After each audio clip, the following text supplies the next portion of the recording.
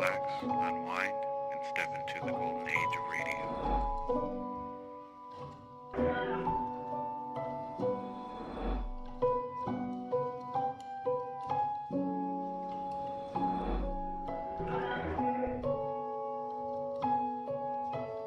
You're now listening to Golden Radio Hour.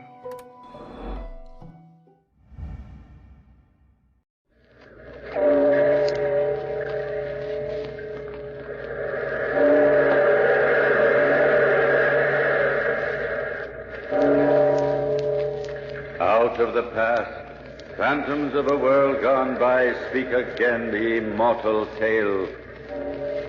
The Red Hand.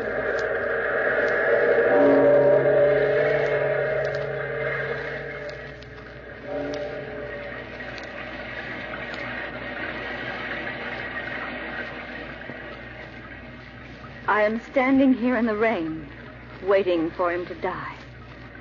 And in a moment now, the sound of the trap dropping open will echo over the shining wet street, and he will be dead.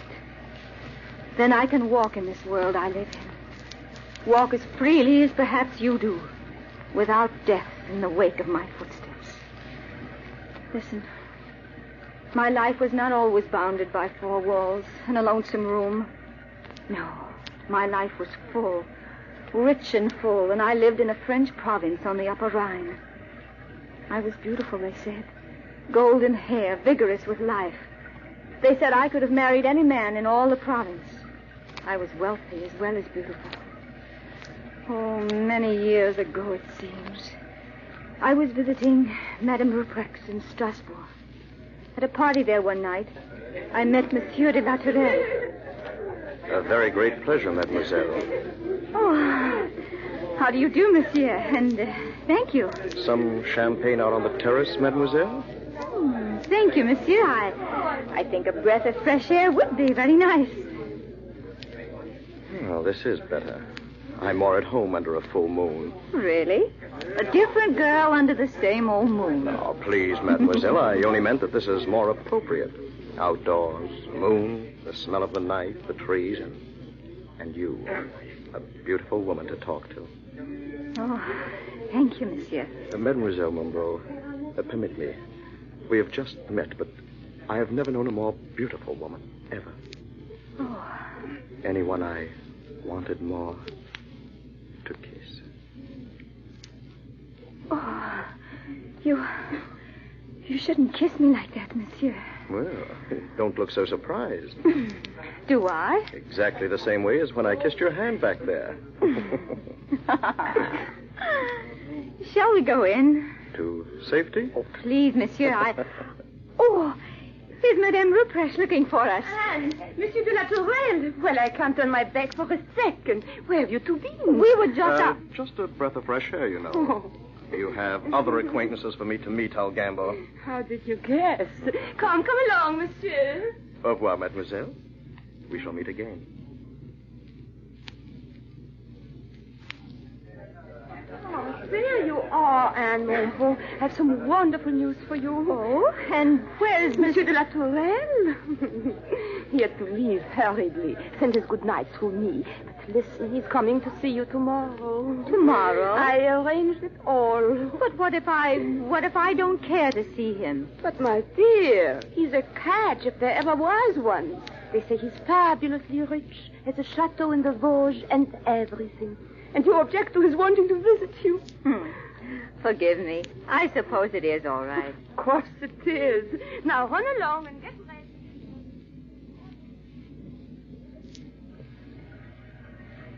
Well, Monsieur de la Tourelle did come to see me the next day. And the day after that. And within a week, he'd stolen my heart. Oh, I was delirious with this new kind of happiness. So we were married. And my husband took me to his chateau, Les Rochers, tucked away in the scenic Vosges Mountains. Oh, those first few weeks were wonderful weeks. And foolishly, I believed they would never end. At first, I only sensed something was wrong. He would leave me alone for days and nights on end. I was not allowed to go outside the walls. The servants spied on me. Neighbors who came for an occasional visit were told that I was ill, that I was unable to see anyone at all. could not understand my husband's attitude. And then one evening, my only friend, my Norman maid, Amant, told me a letter for me was in my husband's study. It was the first letter I'd received since the first day I came to Les Rochers. It is true, madame. I had no business to look inside the desk drawer, but I did. And there I saw the letter. Addressed to me? Yes, madame. But why? I was told that I'd never received a single letter here. Oh, forgive me, madame, but that is not true. The letter is there. It is that, well, Monsieur de la Tourelle is keeping it from you. But how could he? Why? Amand, you must help me to get that letter. I will, madame, gladly. Now, while Monsieur de la Tourelle is not at home. Quiet, Amand. Hold the light higher. Hurry then, madame, while I close the door. Good. Now this way. Desk is over here. We can get the letter and be gone before anyone... Hold the light higher, Amand. I can't see. What happened? The candle, madame. Oh. It blew out the portiere. Heaven's name, what can we do now? Take the letter to your bedroom. Then bring it back later. No, that would be dangerous. You go get a fresh light. I'll stay here and wait for you. But, madame, suppose he should... Do as I say. He returns tomorrow. Now, hurry. If you wish, Hurry and be quiet. I'll close the portiere. The candle mustn't blow out again.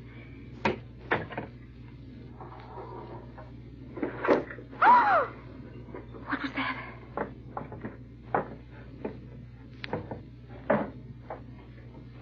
Easy there, Lefebvre. Not so much noise. Oh, my husband. Well, we should have buried this man where we killed him. He's heavy. Here. Whoa. Do you want us to be discovered? Fine thing if we had the gendarme from Strasbourg down in the district investigating.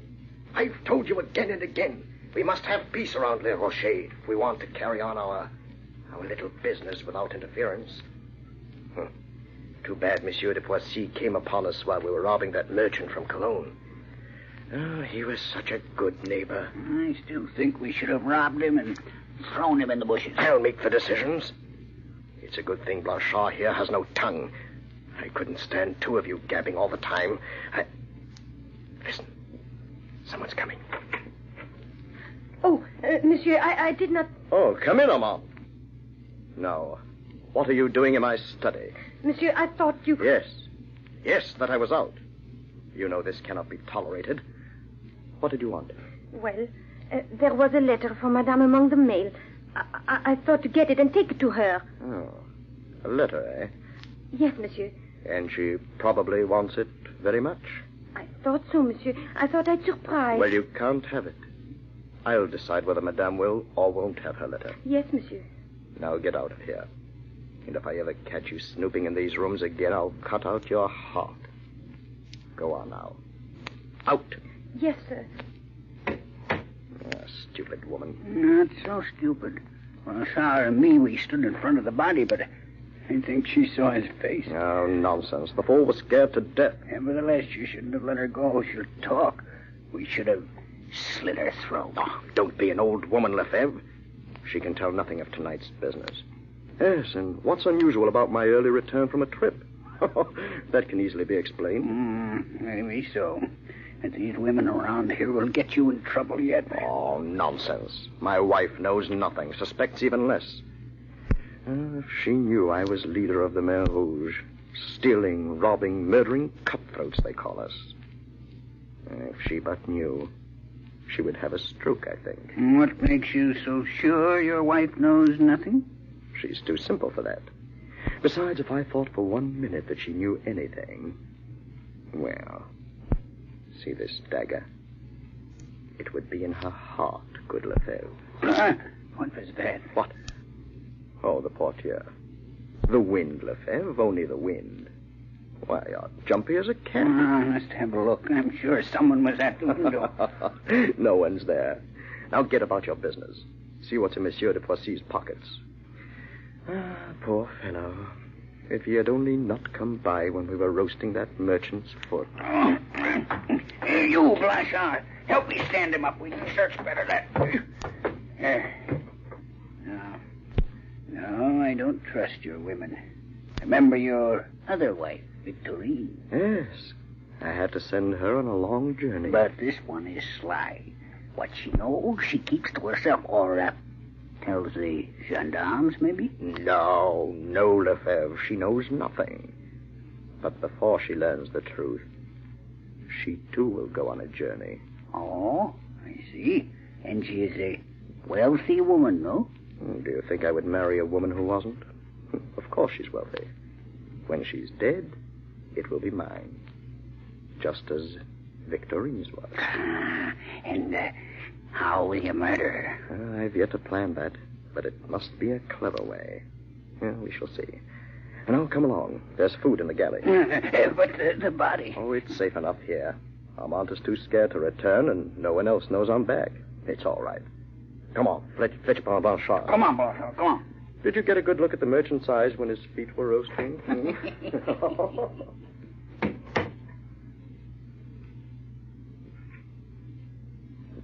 Madame, where are you? Here, over here, behind the portieres. Are you all right? Yes, I'm a little faint. I heard them go off. Oh, I was so frightened they would discover you. If they had. Here, give me a hand. Help me up. Oh, what's that? A body. A what? Give me your hand, Armand. There, steady.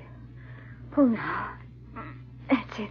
Oh, what is it, Madame? I felt the cough. Cough? Yes. Poor Monsieur de Poissy. De Poissy? He murdered. Oh, quickly, Armand. We must leave here tonight. My husband is the leader of the Main Rouge. Main Rouge? You mean... It can't be. Yes. They stood boasting of exploits while I hid behind the portieres. Oh, Madame, your life. It is in very great danger. And yours, Armand. Anyone who knows about the Main Rouge. Death. Yes. Oh, we must leave tonight now. Oh, Madame. At once. Hurry. We must leave at once.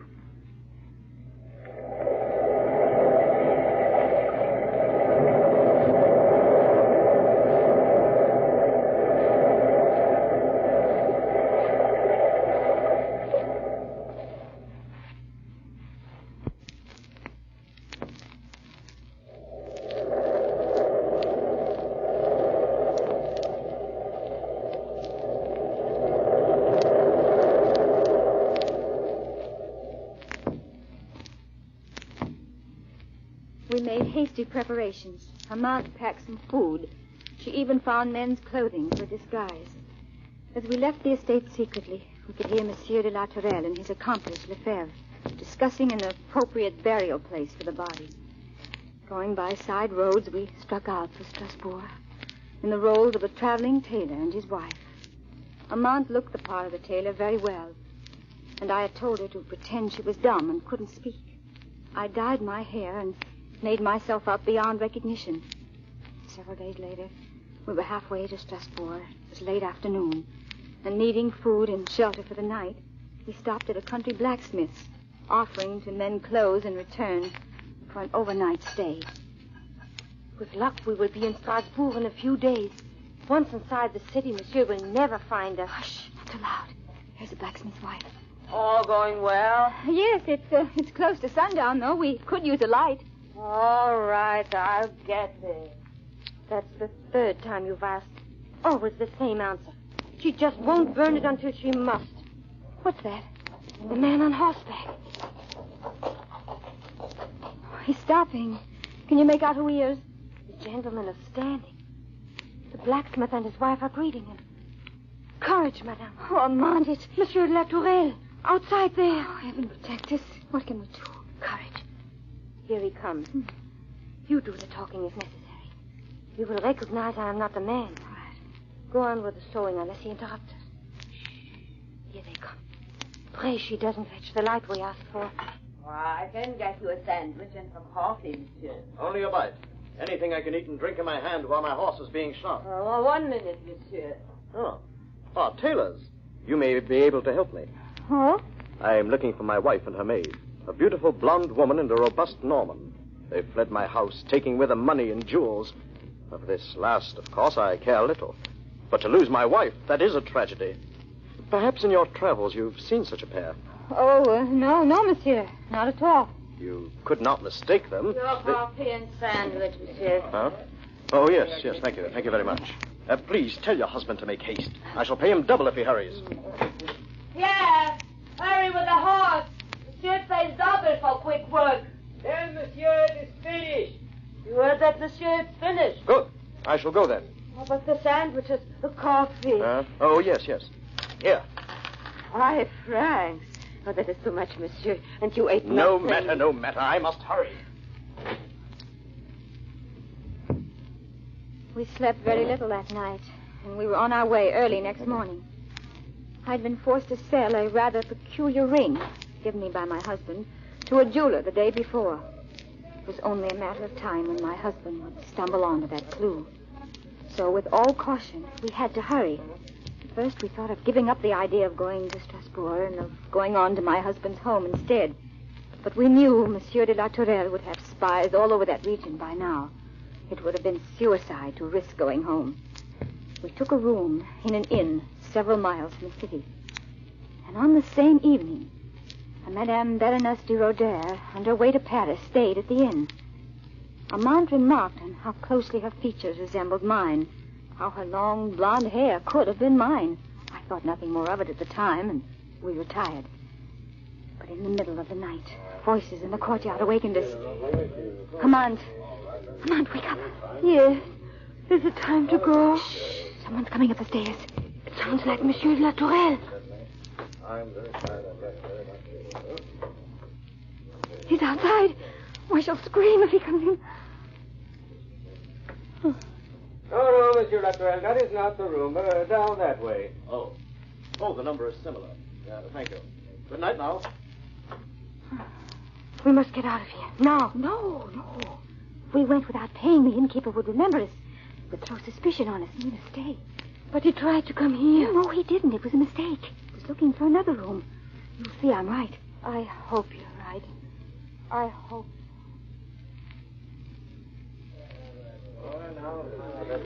Monsieur, we want to pay our bill. Oui, madame, oui. Is that correct?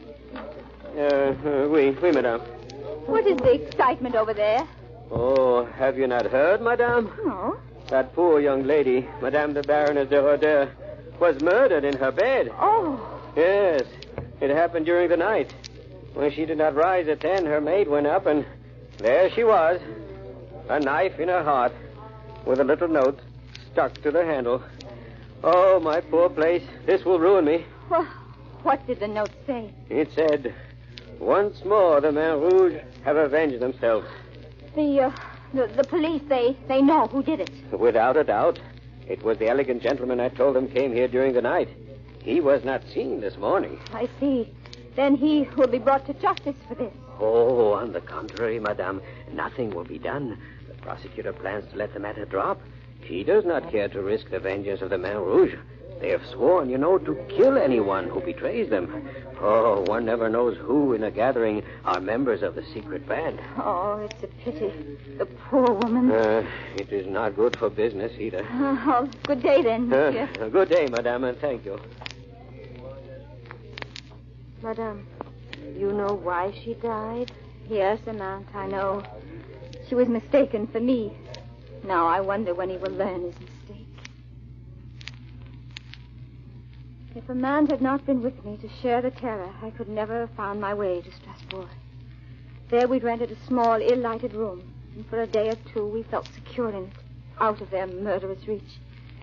We saw no one, we went nowhere. But at last the time came when our money was gone, and Amand went out in search of a job. When she returned... Madame, the pay is not much, but it will help until you can get some money of your own. These people you're to work for, they sound like good folk. You should be very happy. I won't see you every day. Oh, Amand, how can that matter? But it is not that which worries me. Well, then, what is it? I had some trouble today. Remember the jeweler to whom you sold your ring? Yes, of course I do. He is here, in Strasbourg. He saw me. I am positive he knew who I was, because he followed me. I felt sure I managed to lose him. But now I can't be sure. Oh, Amand, then it's not safe for you to leave here again. Where that jeweler, he's working for my husband. Yes, madame.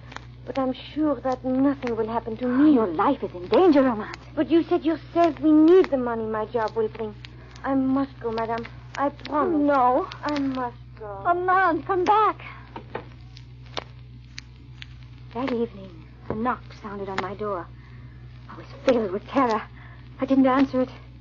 Then slowly the door began to swing open. Madame Latourelle. No. You have the wrong room. Go away. You are, Madame Tourelle. I know you are. No. Do not be afraid of me. I haven't come here to do you harm. What do you want? My name is Baron de Ritter. Oh, you are... Yes, my wife was the Baroness de Ritter. She was murdered by the Main Rouge. I had nothing to do with it, Baron. Believe me, I know you're innocent, madame. I have come to help you. How did you find me? The jeweler, your maid, I've been searching for you for weeks. But how can you help? It's simple. I would find this man, this de la Tourelle, and see that he is hanged for the murder of my wife. He's in hiding. He has many accomplices. Only you can help me find him. But how can I do that? Your husband knows now that it was not you he murdered, but my wife. He would find you if he can and kill you, too. Yes, it is my life. He wants my silence. Then we must seek him out before he can find you. But how? What could It would mean risking your life, madame. Perhaps even death. Perhaps death would be better than this hiding. What shall I do? Then you will help me. It's very simple. All you must do is leave this room and walk about Strasbourg. Someone of the Main Rouge will see you. You'll report to your husband, and then he will come out from his hiding place to kill you. And if he succeeds... I will take every protection to see that he will not succeed. But there is still the risk. Before you answer, madame, I must tell you. Yes? Your maid, Amand. Tonight she was stabbed in the heart. Oh, Amand. Poor Amand. Now, what is your answer? I will do it, Baron. When do I start? There is no need to wait. Tonight, madame. Tonight. All of Strasbourg seemed silent. Sleep that night. And even the air was still with a solemn hushness. I walked along the dark streets. The flesh on my back crawled with terror. For constantly I pictured my husband creeping behind me to strike. On and on I went, forgetting to feel tired, forgetting everything except that soon it would be over, one way or the other. Any moment might bring death, or a free life. The night grew cold. Now and again I turned to look back, searching the shadows for even a glimpse of the Baron and the gendarmes who were following me. Never once did I see them. I could have sworn they were not there. I turned the corner. Monsieur de la Tourelle. Yes, it is I, Anne. That knife, shining in the light. You're going to kill me. Yes, I'm going to kill you. Gendarmes, seize him! There, Monsieur de la Tourelle. Your murderous career is over. Gendarmes, take him away.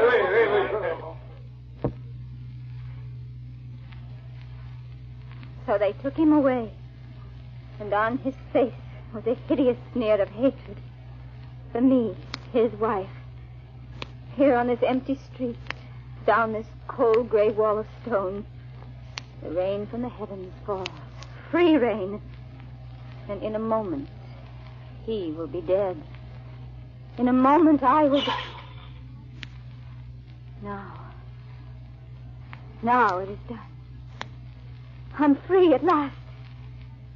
Monsieur de la Tourelle. My husband. Oh, if I could have helped you. If you had wanted my love or my help. Poor Monsieur de la Tourelle. Poor man. You did not really live. For you never knew the happiness of goodness or the serenity of kindness in your soul. So may you feel the sweet, free rain upon your heart.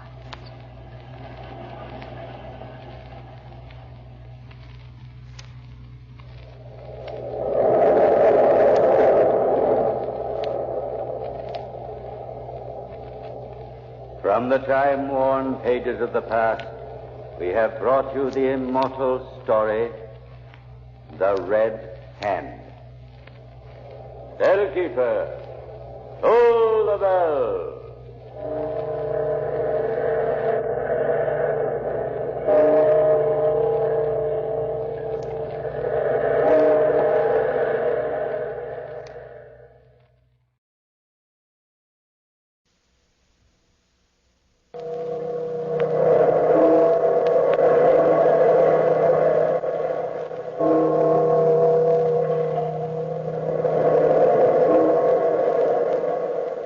Out of the past, phantoms of a world gone by, speak again the immortal tale, the Moonstone.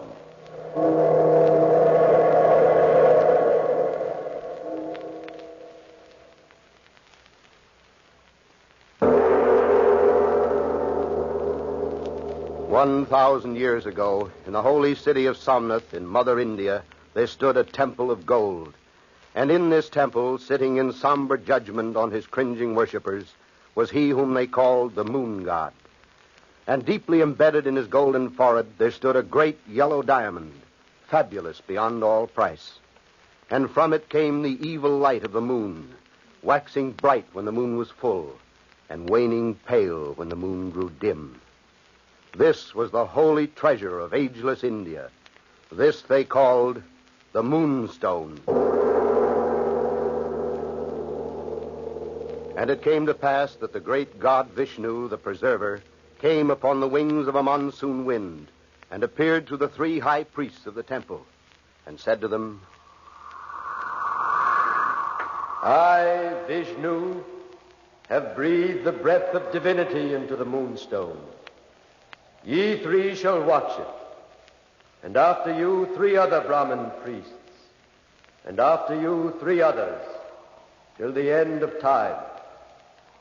And he who lays hands upon this sacred gem, and thus defiles it, shall come to evil and disaster, and those of his house and name who follow him. This shall be my curse.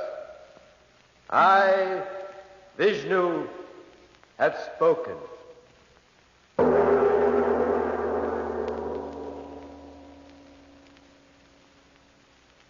I, Gabriel Betteridge, house steward in the service of Julia, Lady Verinder, have heard the legendary tale of the Moonstone.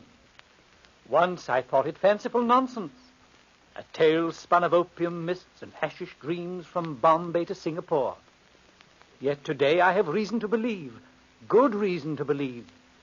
For here in quiet rural Yorkshire, far from the heathen temples of India, I have seen the Moonstone and known its evil heritage. This is the tale I would tell you. It begins in Somnath, India, in the year 1799. The English army was lined up before the ramparts of the city, preparing for a final assault. The night before, a group of officers toasted the coming attack. Among them, Sir John Herncastle, the profligate cousin of my Lady Julia and uncle of Miss Rachel Verinder. Another drink, Sir John? Aye, Fairbairn, fill the cup to the brim with wine. Shall we drink to victory, then? No, let's drink to home this time. Home? Who the devil wants to go home? There's no one waiting for me there anyway. But, Sir John, you have a cousin in Yorkshire. Lady Julia Verinder, a pox on the hag. She wouldn't even receive me. Seems that the smell of a gentleman adventurer is too much for her nostrils. She turned you away, then? Aye, called me wastrel and profligate. But I'll be revenged on my dear cousin. I'll be revenged, mark you. Come, gentlemen, lift your cups to victory. Aye, and to the Moonstone, the greatest prize of India.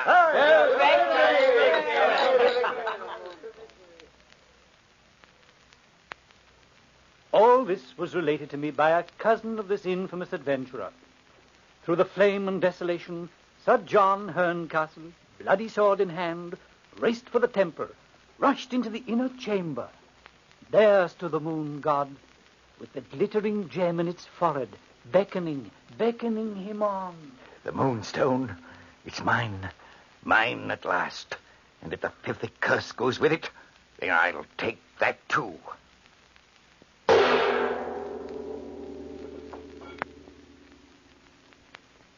Less than a year later, they found Sir John lying in a pool of blood outside a tiny inn in Rangpur in Bengal province. His throat had been slashed with 3 deep gashes. 3, mind you, although 1 would have been more than enough to do the trick. As to the Moonstone, it had disappeared. And then it was that young Franklin Blake, a cousin of Sir John, came to our house in Yorkshire and sought an immediate audience with Rachel Verinder, daughter of my Lady Julia. It's been a long time, Rachel. Yes, Franklin, it has. Why haven't you been down to see me? Oh, legal business and the pressure of work. You missed me then, Rachel?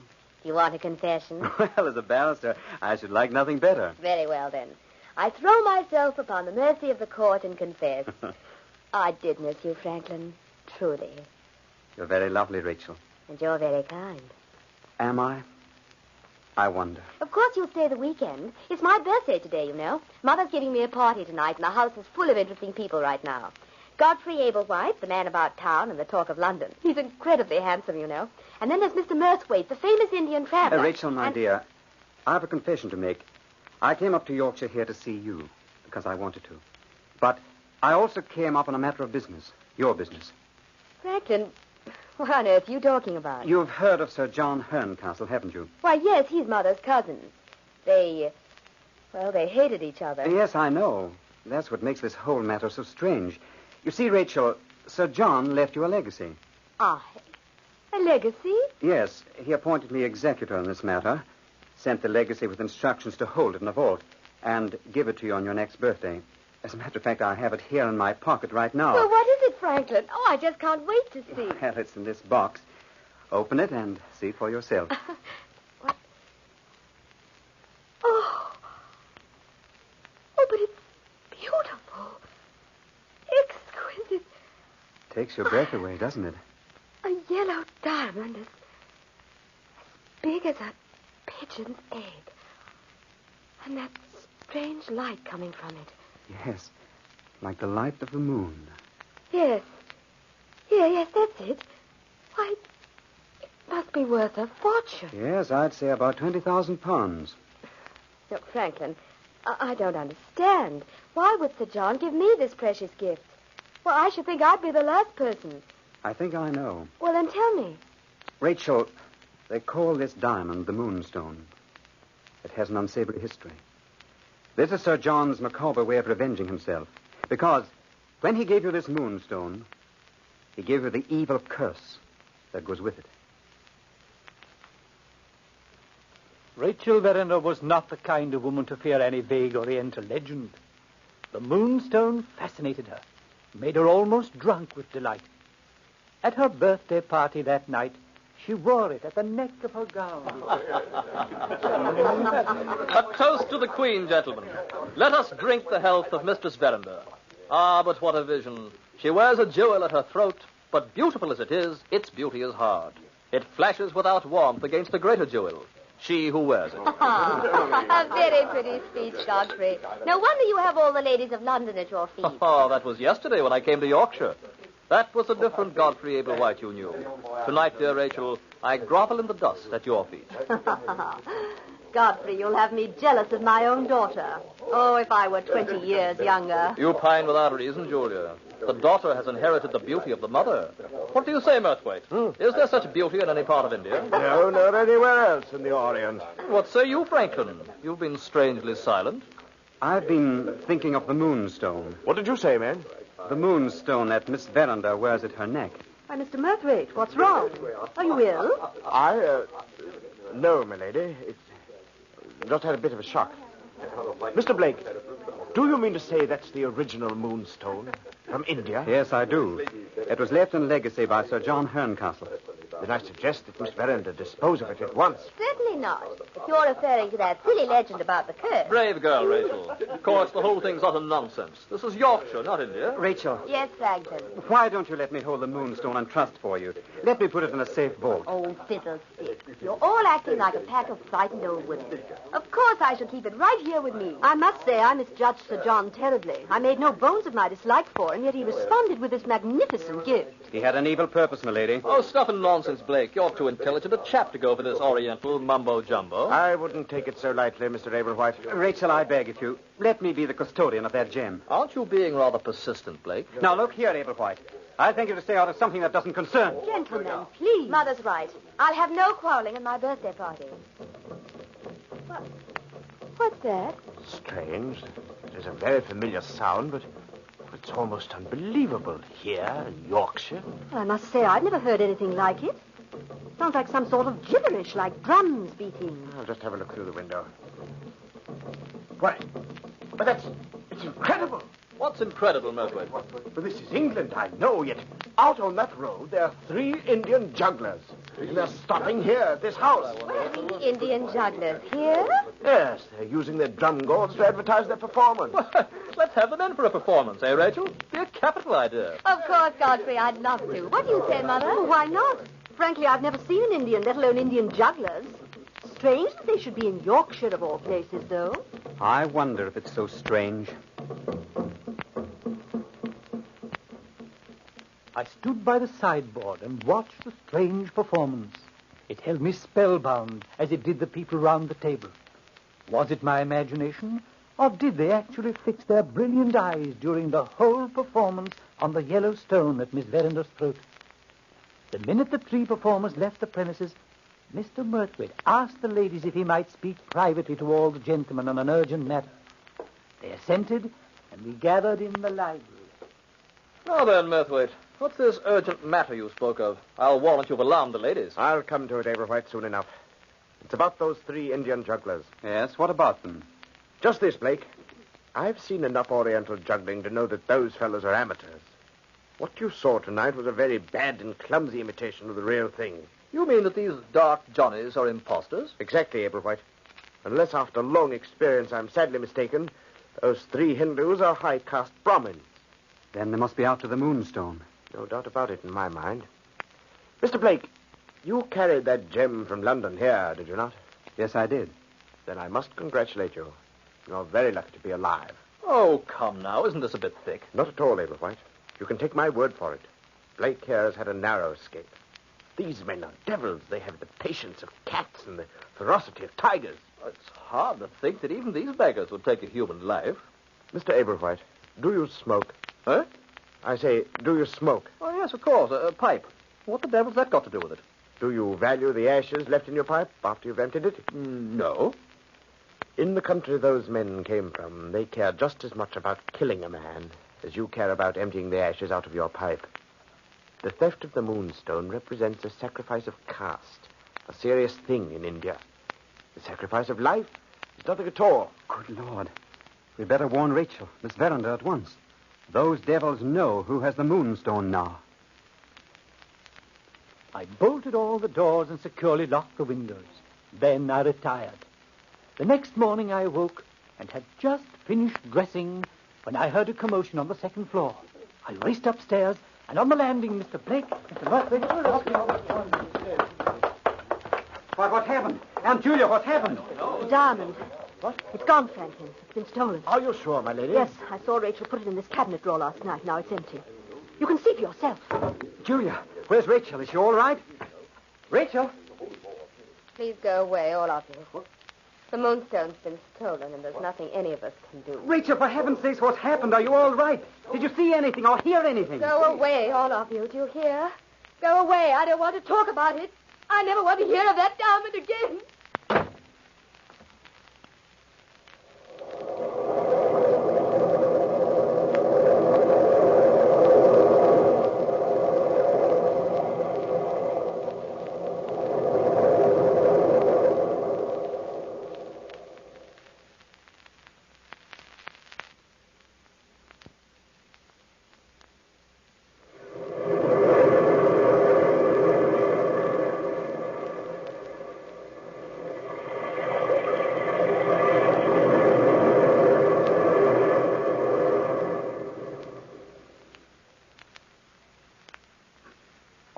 were struck with Rachel Verender's strange attitude. She locked herself in her room, and we put it down to some kind of feminine reaction at the loss of so precious a possession. Franklin Blake immediately sent for the authorities, and in a short time, Sergeant Cuff of the detective police arrived. Immediately he summoned us all to the main hall. Now then, none of you saw anything or heard anything. Not a thing. What about you, Miss Verinder? The diamond was stolen from the small sitting room adjoining your bedroom. I don't care to talk about it. Miss Verinder, I'm afraid you'll have to. Look here, Sergeant. Can't you question my daughter a little later? She's had a terrible shock. You can see that. Oh, very well, m'lady. You may go to your room if you wish, Miss Verinder. Thank you. Now then, did anyone hear any noise during the night? No. You seem pretty positive, Mr. Murthwaite. I am. I didn't sleep a wink last night thinking of that blasted Moonstone and the curse that goes with it. I don't take any stock in these Oriental stories, Mr. Murthwaite. Perhaps you don't, Sergeant Cuff. But I can assure you that the stone will bring trouble wherever it goes. Look what it's done to this household already. Yes, look what it's done to Rachel. She isn't the same anymore. She's so changed. I think it's very simple, Sergeant Cuff. Just find out where those Indian blighters are and apprehend them. No need for that, Mr. Ablewhite. I know where those Indian jugglers are. You do? Where? They're locked up in the village jail and were there all night. Local constable arrested them on suspicion when they returned from this house yesterday. Well, then they couldn't have stolen the Moonstone if they were in jail. Precisely, Mr. Blake. They couldn't. They have a perfect alibi. And the steward here, Gabriel, says he locked every window and door besides. Precisely. The thief is someone in this house. Perhaps in this very room. For 3 days, Sergeant Cuff grilled all the servants and guests, but came up against a blank wall. Meanwhile, the 3 Indians were released from confinement and promptly disappeared. Finally, Sergeant Cuff went back to London, accompanied by Franklin Blake, who had urgent legal business to resolve. Months passed, and Rachel Verinder drew more and more within herself. She spent days in her room and would receive no one. Lady Julia did everything to bring back her daughter's once sunny disposition, but it was no use. It was obvious to me that such a radical change in Miss Rachel could not come about through mere grief at the loss of the Moonstone. It was as though she had been affected by some kind of slow-working curse. And then, one day, a visitor came to the house. Rachel, What is it, Mother? you have a visitor. I'll see no one. Dear, it's Franklin Blake. He's come all the way from London. Franklin? Here? Yes. Very well, Mother. I'll receive him. Come in, Franklin. Thank you. Please don't stay too long. Rachel hasn't been well. I'll leave you two. Rachel, Hello, Franklin. why haven't you answered my letters? I sent you 5 or 6. Don't you know? No, I don't. Something's happened to you, Rachel. You're changed. Your feeling for me was warm before the night the Moonstone disappeared.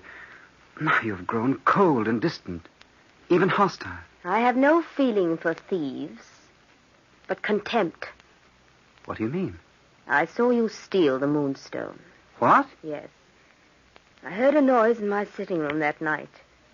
I opened the bedroom door just a little and peered through. I saw you rifling the cabinet drawer where the Moonstone lay. There could be no mistake. Rachel, I could have exposed you to the police, Franklin, but... Well, I loved you once. If you were willing to throw away that love for the Moonstone, that was your sordid affair. I decided to let you have your evil bargain. Rachel, I didn't take the Moonstone, I You swear. were there, Franklin. I saw it. Are you going to deny it? No. No, I'll not deny it. I was there. I wanted to take the diamond and hold it for you, to direct the danger towards me, to keep you safe. But the diamond was gone. Someone had been there ahead of me. A likely story. Then you don't believe me. No. You're only trying to brazen your way out of it. Rachel, you must believe me. Please go, Franklin. Please go at once. Franklin Blake went straight to Sergeant Cuff in London and told him everything. But Sergeant Cuff, like a hound in the chase, was on a new scent. A certain notorious moneylender and jewel fence, one Septimus Luker, was the key. Sergeant Cuff reasoned that Luker was the only man big enough to handle a gem the size and the price of the Moonstone, and kept his place under constant watch. Then one night, he went down to see Luker and took Franklin Blake with him.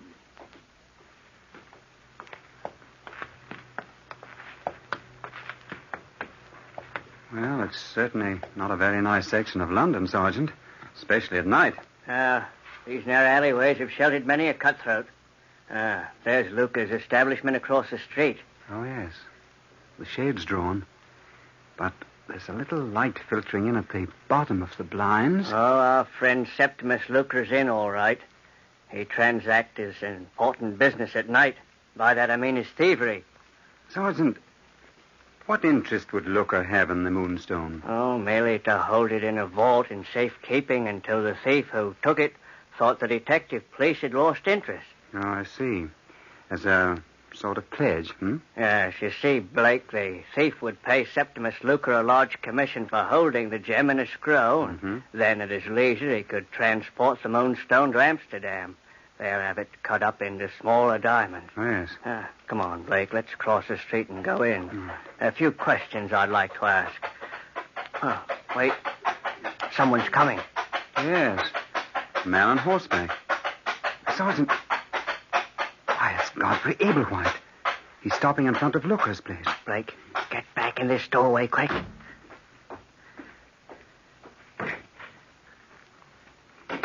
He's gone in. So, it was Godfrey Ablewhite who took the Moonstone from Rachel's cabinet. No doubt about it. Makes proper sense, too. Everybody in London knows that Ablewhite is desperately in debt. Gambled a fortune away and now can't meet his creditors. Come on, let's go in.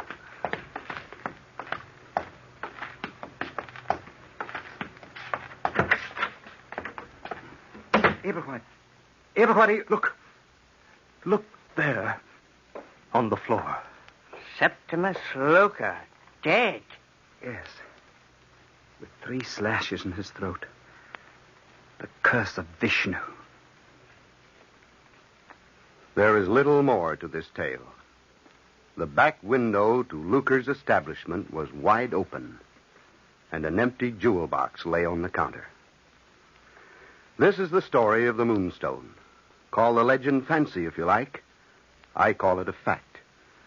For on the very day that Franklin Blake and Rachel Verinder were married, a dispatch from India noted that the Moonstone had mysteriously and in the night been restored to the forehead of the moon god in the ancient temple at Somnath.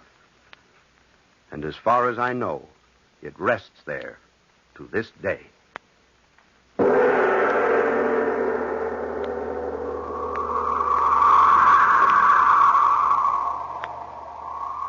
I, Vishnu, have breathed the breath of divinity into the Moonstone. Ye 3 shall watch it, and after you 3 other Brahmin priests, and after you 3 others, till the end of time. And he who lays hands upon this sacred gem, and thus defiles it, shall come to evil and disaster, and those of his house and name who follow him. This shall be my curse. I, Vishnu, have spoken.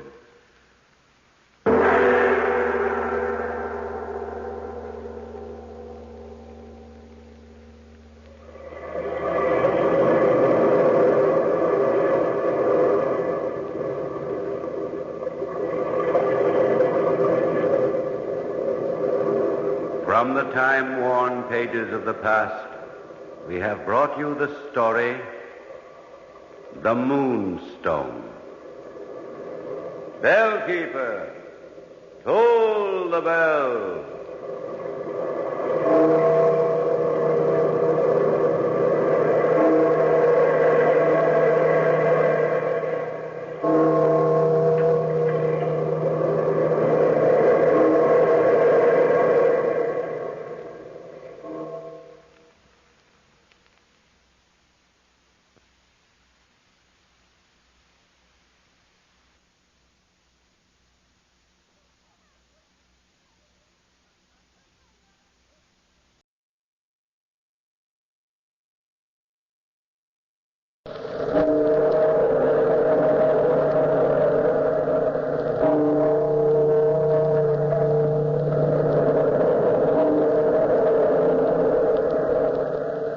Out of the past, phantoms of a world gone by, speak again the immortal tale, the ghost's touch.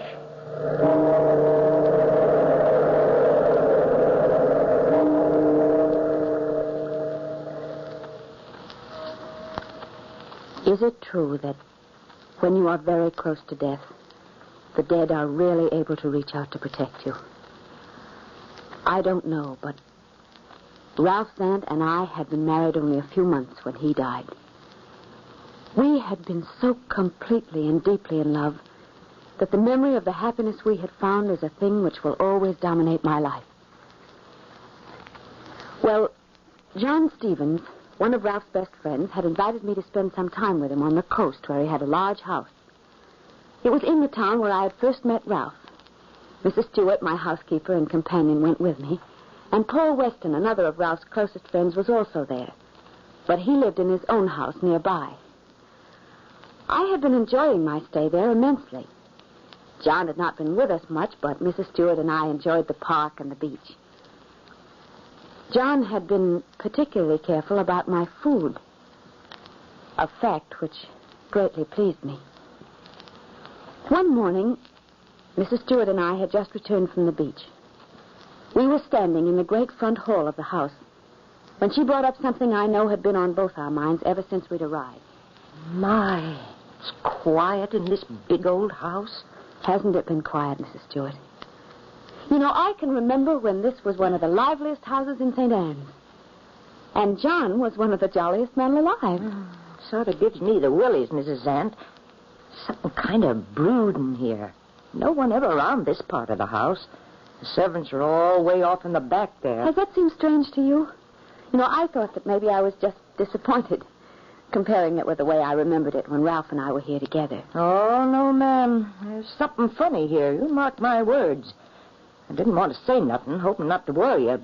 But Mr. John has acted so strange, too. He's a lot more thoughtful than he ever was before. And then there's that funny smell.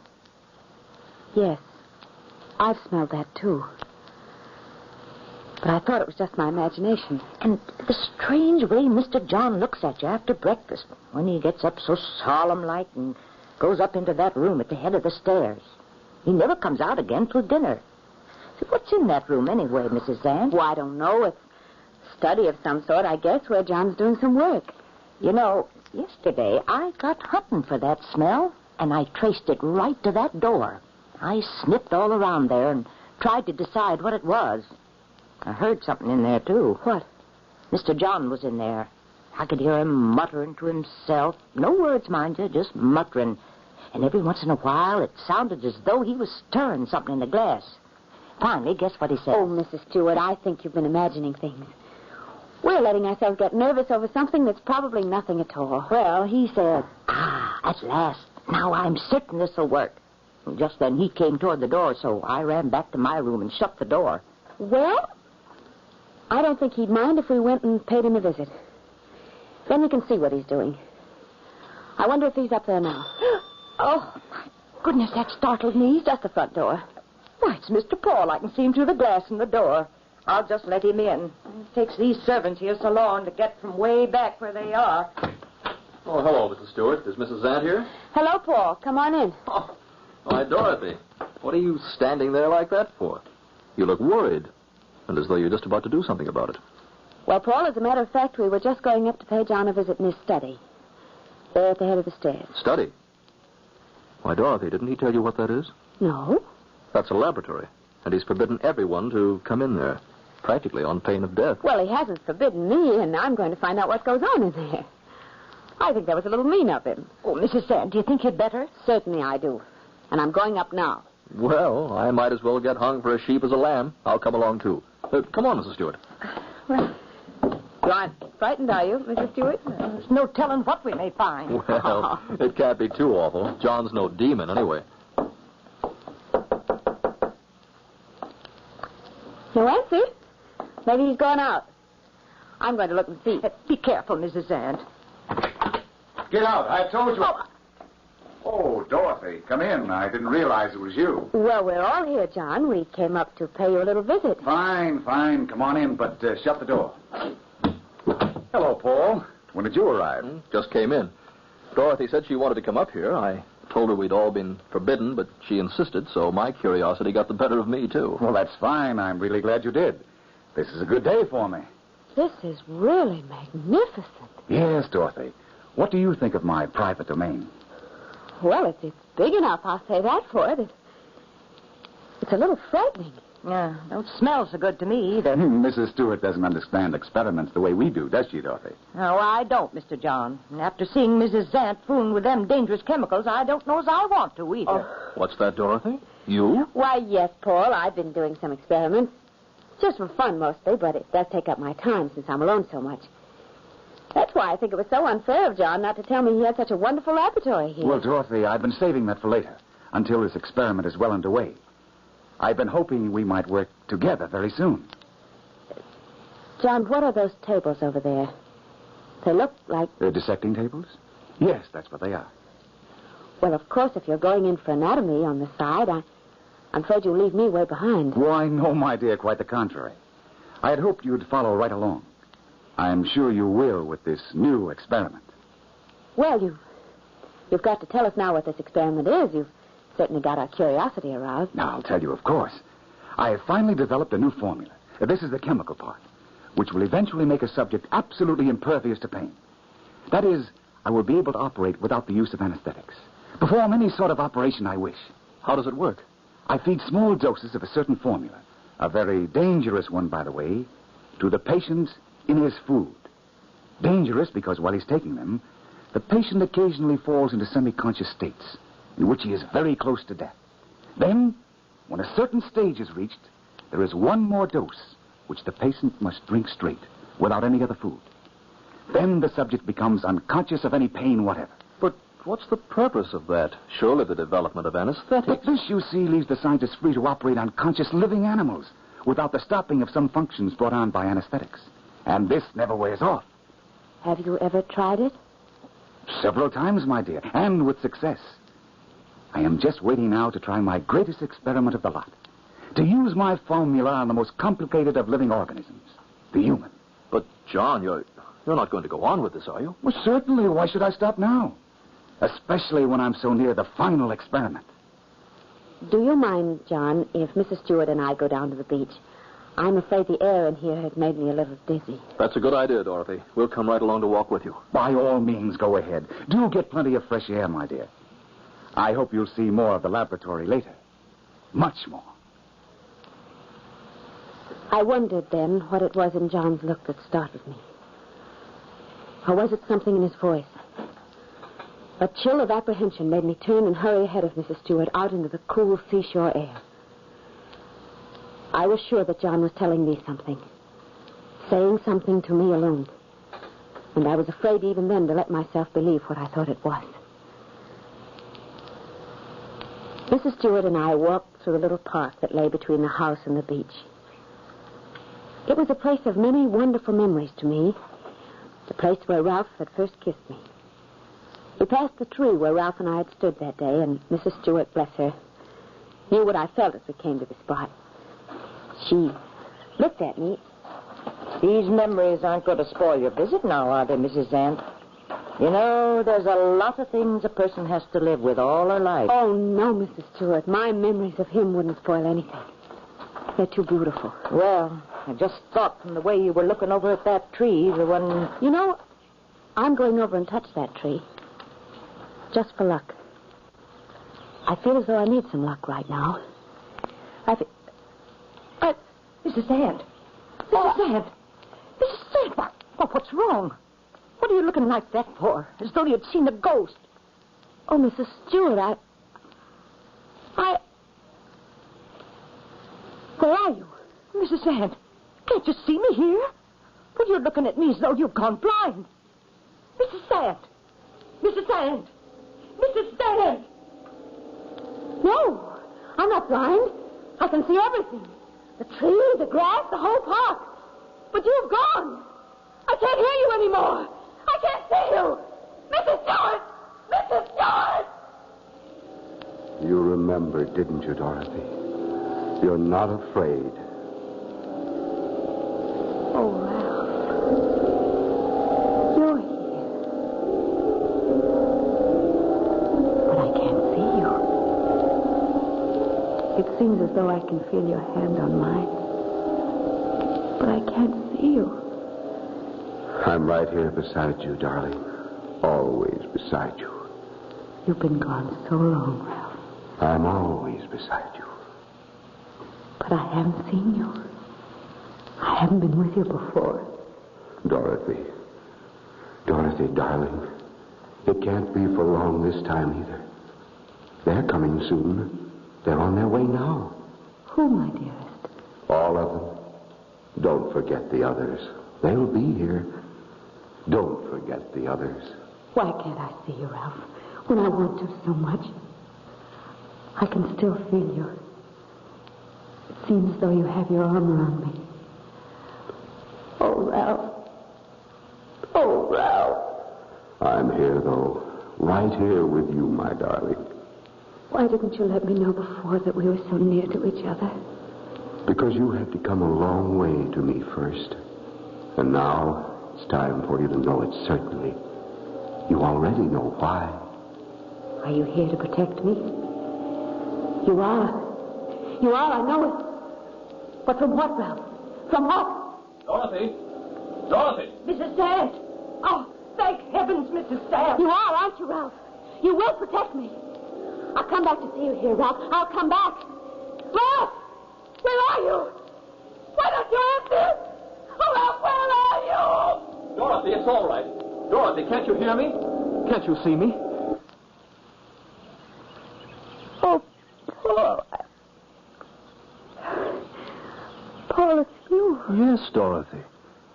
Do you feel all right? Mrs. Stewart. Oh, Mrs. Sand.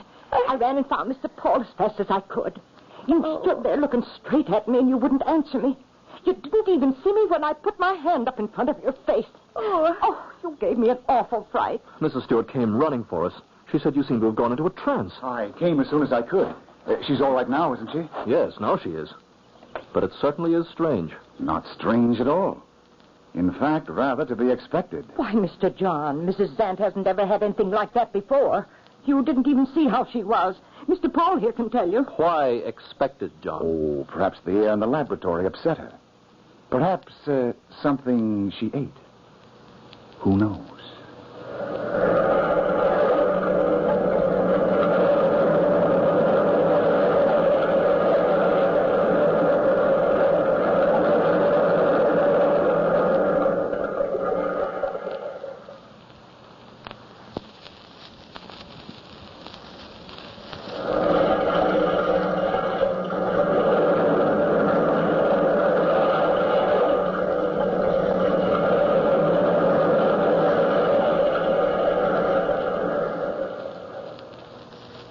The shock of Ralph's passing away hasn't really left her yet, has it, my dear? I think we're imagining things. I'm afraid that perhaps the food my cook has been serving has been a bit rich these past few days. I spoke to her about it this morning. You all right now, Mrs. Zant? Oh, quite all right, thank you. I think we'd better go down to the beach. I'll come along with you, Dorothy. If you'll excuse me, I must get back to the laboratory. My dog has been acting rather strangely in the last few minutes. Something very interesting may develop. Will you excuse me? Certainly, John. We'll be back shortly. Don't hurry.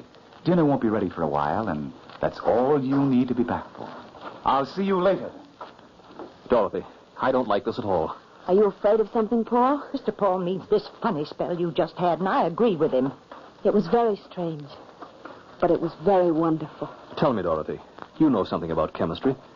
Would it be possible for John actually to do what he says he has done? Well, there are a great many strange things that can be done with chemistry, Paul.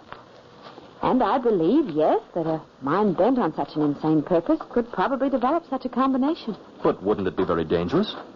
You're thinking of that spell I just had in connection with it, aren't you? Well, he did say some strange things there in the laboratory. And you may be very right, too, Paul, in suspecting him. I may already have been... Dorothy. Oh, Mrs. Sand, no. Please, let's go home today. But, Dorothy, if you think... No, Paul. Something happened when I was standing under that tree.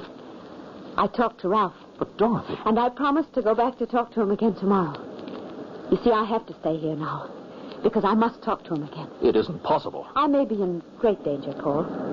Even this minute, here with you on this sunny beach, I may be very near to death. But I want to see whether what I believe is true. Because perhaps I am so close to death that the spirit of the man who loves me can reach across the narrow space that divides us and protect me. If that is so, I will have discovered more than 1,000 insane experiments can prove. You see, I have to stay now. But, Dorothy, hasn't he protected you already? Hasn't he warned you? No, Paul. He's waiting for something. Something else. I think I know what. Didn't he say? No, but there will be more. He told me to come back. He wouldn't have done that if there weren't more, would he?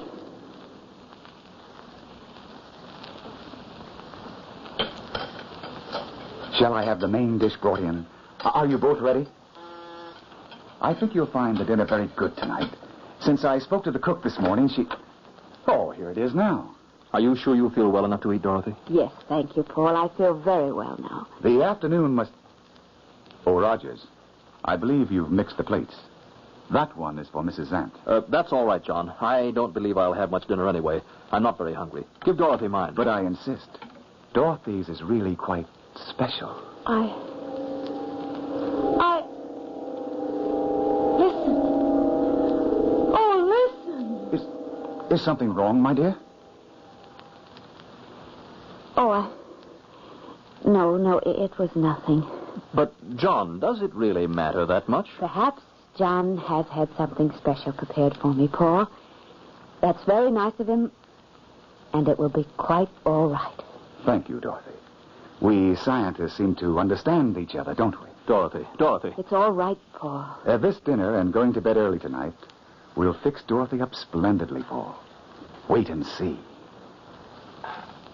Suddenly I had felt Ralph close to me again. It gave me a new confidence, a knowledge that whatever happened now, I was protected. I tasted nothing strange about the food, but I hadn't noticed anything in the meals before either. Ralph was waiting, I was sure now, until John became bold enough to spell his own destruction. The next afternoon, nothing could have kept me in the house. John had been in the laboratory all morning. And when I looked in, I noticed with a shudder that one of the operating tables was covered with clean white sheets. I went quickly out to the tree where I had been with Ralph the day before. It seemed a long time before I again felt that strange, numb feeling, as though my life had almost left my body. But... Dorothy, my darling, you are here, under our tree. How could I help coming, Ralph, when you promised that we'd be together again today? I didn't promise, my dear. I couldn't promise that much. But remember, my darling, I am always near you. Ralph! Ralph, where are you? You aren't here anymore. What was that? I'm frightened, Ralph. Look. The grass is all beginning to burn and turn brown. Our tree is withering. Ralph! What was that? That great black mass coming toward me. Dorothy! John, where did you come from? I can only see your face staring at me out of that awful darkness. It's all right, isn't it, Dorothy? You're going to be all right. Oh. You said so last night. And you know it's true, don't you? What's true? I don't know anything now. Where's Ralph? Oh, John, why are you frightening me this way? Ralph! Ralph! You're going to be all right now. Aren't you, Dorothy? All right now. You're all right now, aren't you, Dorothy? Oh, it's one of those spells again, Mrs. Zant. I'm frightened. Mrs. Stewart and I came out to walk with you, Dorothy. We found you here again, just standing here, not seeing anything. I'm going to call Mr. Paul. I don't like this. It frightens me. Mr. Paul will know what to do. Shall we go back to the house, Dorothy? You'll feel better in a minute. No, John. Let's just wait here a minute. Mrs. Stewart will be back with Paul. But everything is ready at the house. I have some work waiting. But, John,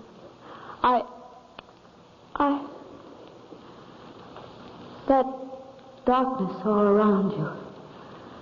I can't see anything but your face again. You will follow me back to the house, won't you, Dorothy? That's it. Of course you will. Yes, John. Of course. I'll come with you. Everything here is brown and burnt. Park has grown so withered. It's horrible here now. Come on, Dorothy. We'll go slowly. Come along with me. One step. One step. That's it. Come along with me. Look at those birds over there. They're such big black birds.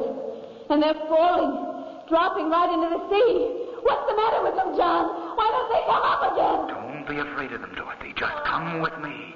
One step. One step. And look, those awful things. Snakes. Snakes. Huge ones. And they're not moving. John, they're dead. Nothing here ever stays alive anymore.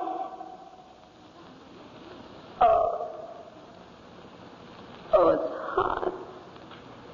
It's hard. It's burning hot. It doesn't matter now, Dorothy. Nothing will hurt anymore. One step. One step. Here's the door. The door to the house. Wait. Wait while I open it. But John, it's open. It's open and it's all dark in there. So dark I can't even see your face anymore. John, where are you? Right here, Dorothy. Come up the stairs. One step. One step. But everything is so confused. I can't find the stairs. I can't find anything. It isn't real.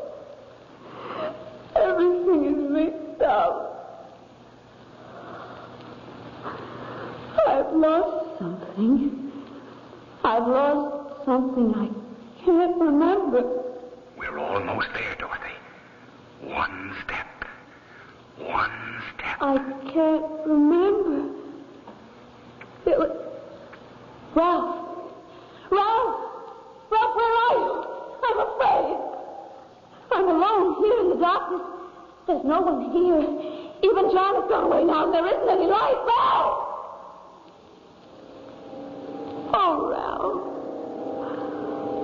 Oh, Ralph, you are near me. I can feel you here now. I'm not alone. It's near now. It's almost time, my darling. Here, let me hold your hand. I can feel your hand on mine, Ralph, but I still can't see you. It's so dark in here. Come on, Dorothy. The stairs are there. One step. One step. Oh, Ralph, your hand is helping me along. Hold me tight. In here, Dorothy. Right in here. This is where we'll work, isn't it? It's the laboratory, Ralph. This horrible, evil-smelling laboratory. Ralph, I'm afraid. Why don't you speak to me? Now we're all right, Dorothy. Now we'll work together, won't we? I'm thirsty. I'm so terribly thirsty. That heat. The park is so hot. It's all burned up. I'm thirsty. Here, drink this, Dorothy. Oh. This will cure your thirst. You'll be all right. Nothing will hurt anymore. I'm not afraid now, Ralph. I'm thirsty. Why can't I have a drink? It'll be all right. That's right, Dorothy. Drink this. Let me hold it up to your lips. I'm so thirsty. I'm going to... Don't let go of me, Ralph!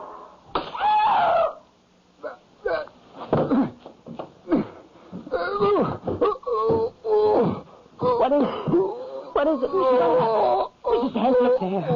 Lord, what's got him? He's choking to death. Something's strangling him. John. John. He's dead. Oh! He was just holding that glass to your lips, Dorothy, when we came in, and suddenly it shook out of his hand as though someone had grabbed hold of his wrist. A powerful hand. It was like as if a ghost had reached out and knocked that glass out of his hand. Someone did, Paul. Ralph. But no one was here. It couldn't have been... Oh, Mrs. Sam. I was protected. I knew I would be. Ralph was able to reach across and save me, Paul. I know it.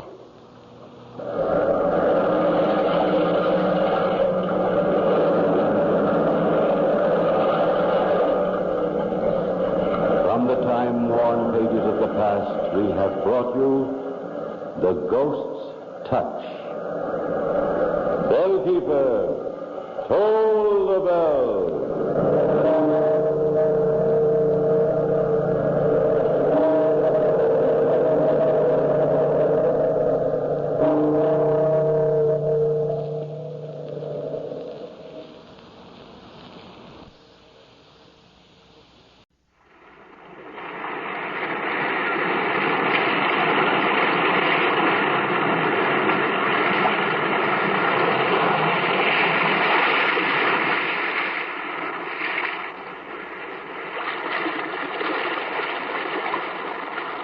The weird circle.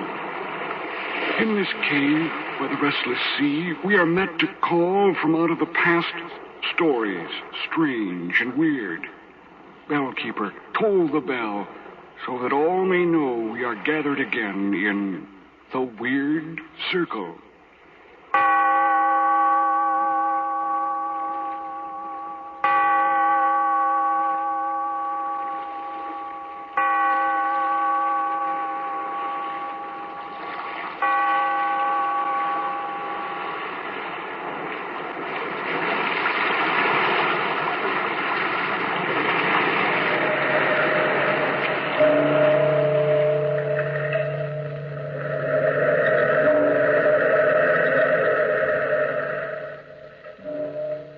Out of the past, phantoms of a world gone by speak again their immortal tale. The Thing in the Tunnel.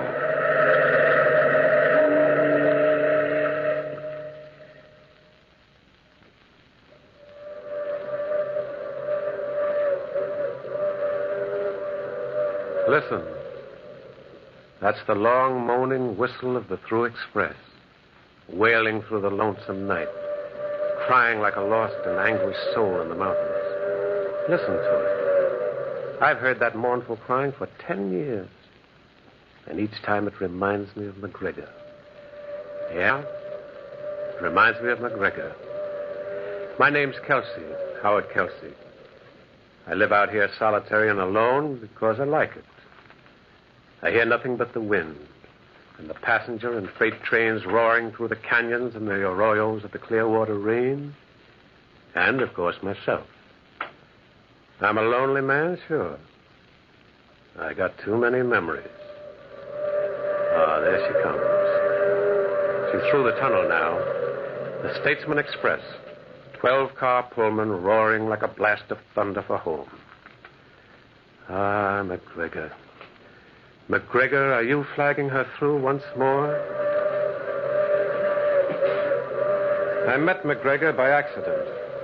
In those days, I was new to this country, and I lived here with a fellow named Pike, an old-time prospector. He had a voice of sandpaper and a heart of stone. He didn't like me, and I didn't like him. But prospecting kept us together for a time. Nonetheless, we went out separately, and sometimes 2 or 3 days went by before we saw each other again.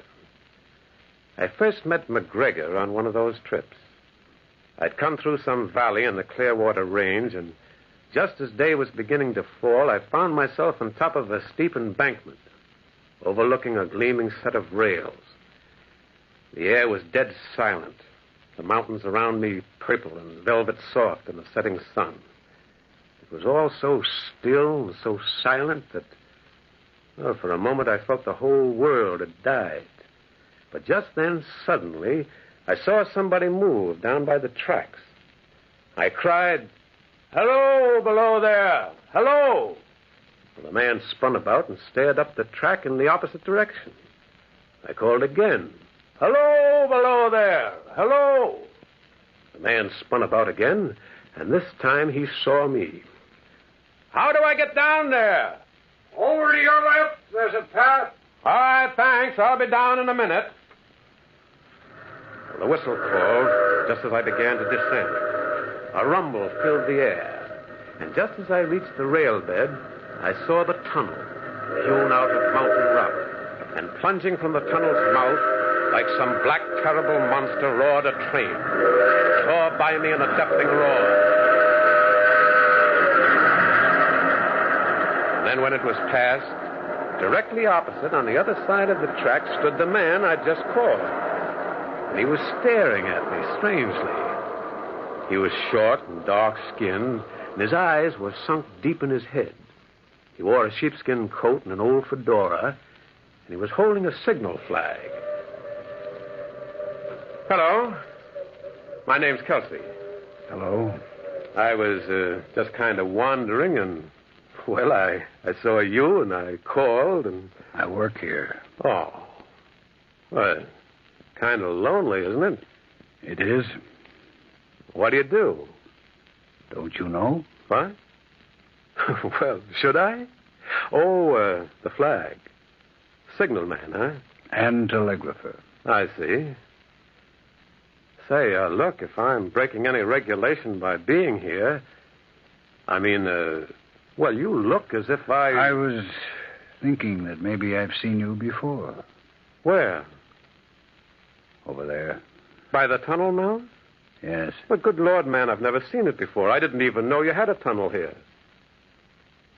Well, don't you believe me? I think so. My name is McGregor. I'm glad to meet you, McGregor. My signal shack's just down the road. I've got some coffee inside. I'd be glad to share some. Like you said, it's lonely here. Very lonely.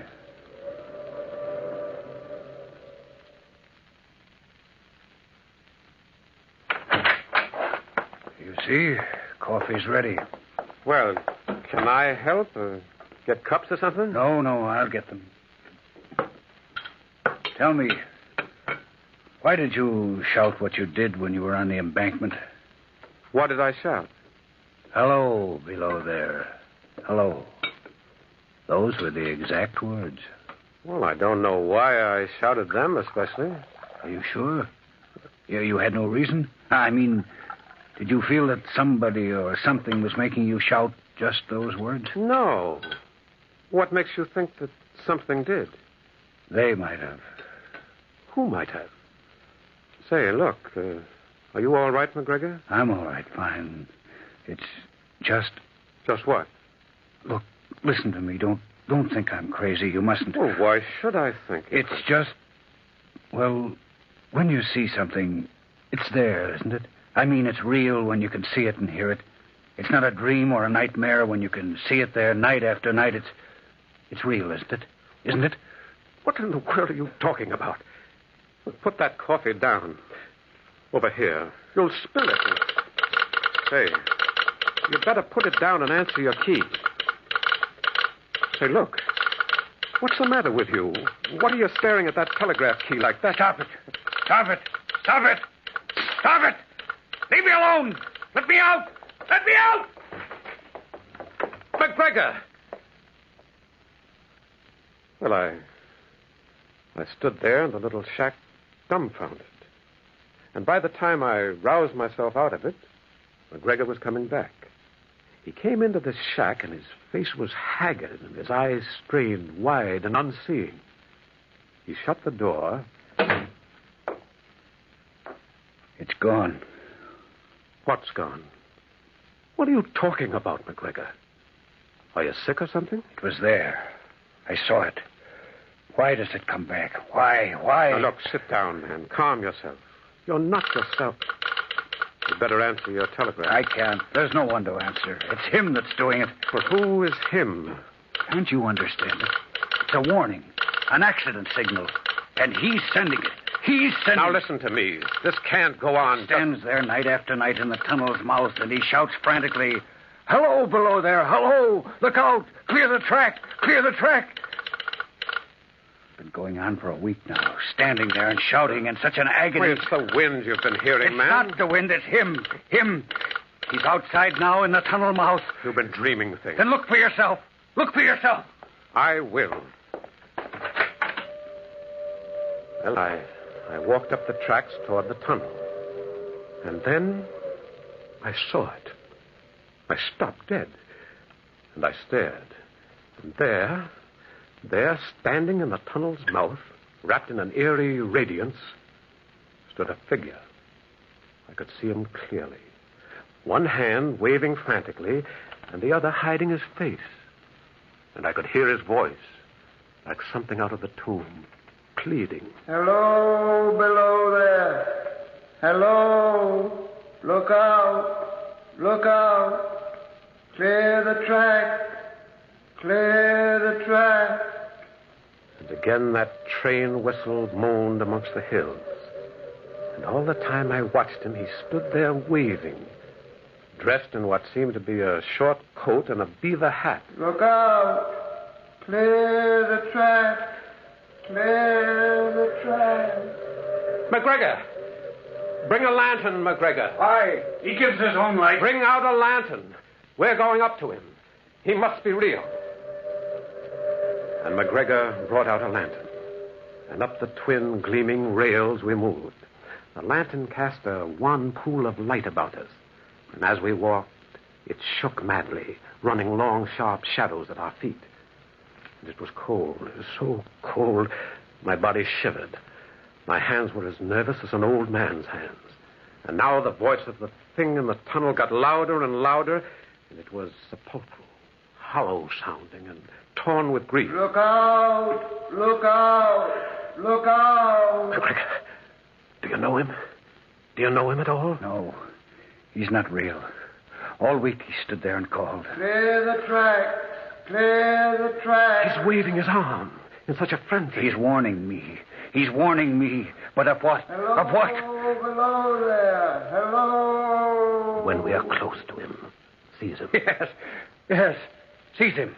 I'll seize him. Stop it, McGregor. Do you hear me? Stop. Yes, I'll stop. I'll stop. Pull yourself together, man. We'll be near him in a few moments now. I'll try. That whistle.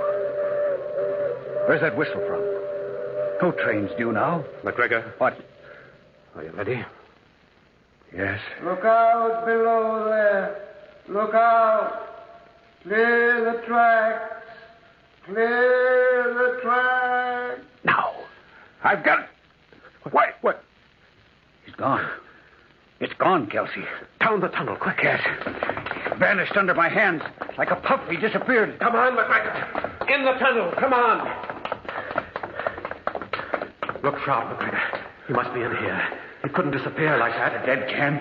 The dead can. Stop it, McGregor. Now look about. Do you see anything? You won't find him. You won't. He's not real. You won't find him. You won't. He's dead. He's a ghost, a spectre, a vision of death. He's the dead trying to warn me. But of what? Tell me of what? Of what? Of what? And we did not find the thing in the tunnel. After a while, we went back to the signal shack. McGregor, I said. Yes? How long have you worked here? Some 6 months. Why? What brought you to this? I needed a job, and there was one here. The other signalman before me was killed. Killed? Yes, a train caught him. Captain Beaver, that was his name. What? Eh? What was his name? Captain Beaver. That's what they called him, and I can't... What's the matter? Didn't you notice, McGregor? Notice what? His hat. The thing's hat. What about... Kelsey? Yes, McGregor. It was a beaver hat. A beaver. He's there again. I'm going outside. Wait, the lantern. I want to see. Hello, below there. Hello. Clear the track. Clear the track. Look, McGregor. Look, his hat. It is, Beaver. I never noticed. Look out. Look out. Then it's him. The other signalman come back from the dead. But why? Why? What's he trying to warn me of? Tell me, Kelsey. Tell me. What is the dead trying to say?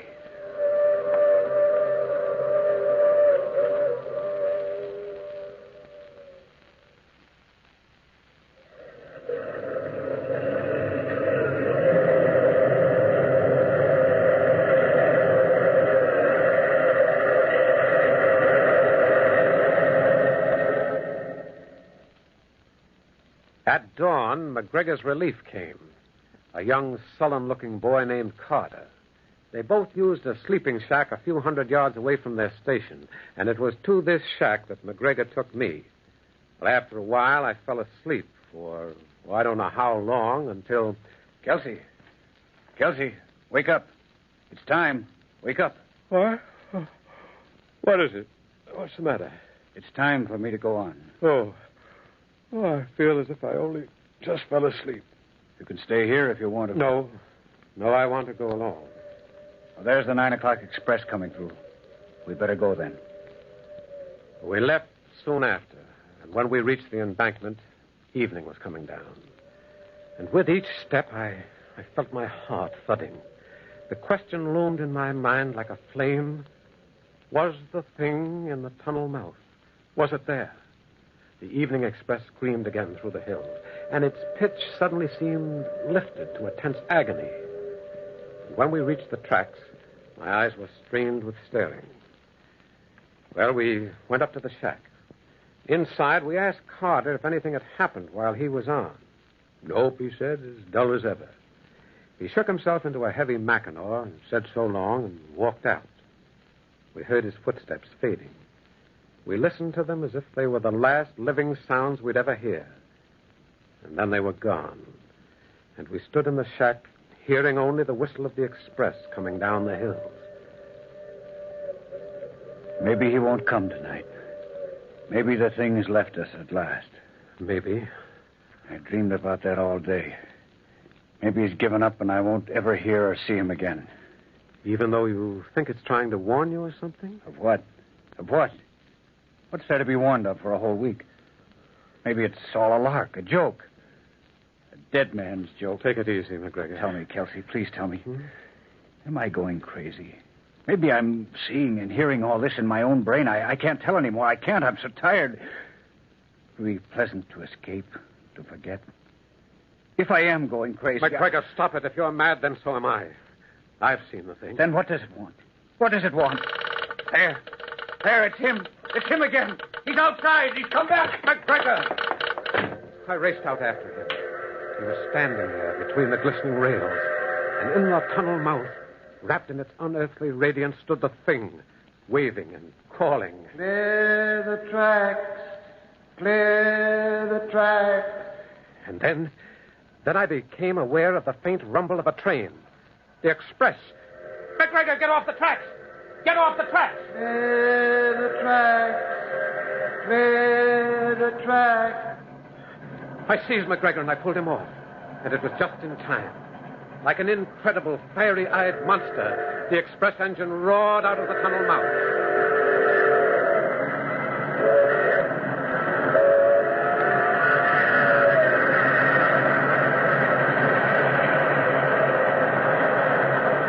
Thunderously, multiple eyes it plunged past. And then, unbelievably, it happened. I saw the rear cars as if they were toys, suddenly flung, hurtling off the tracks.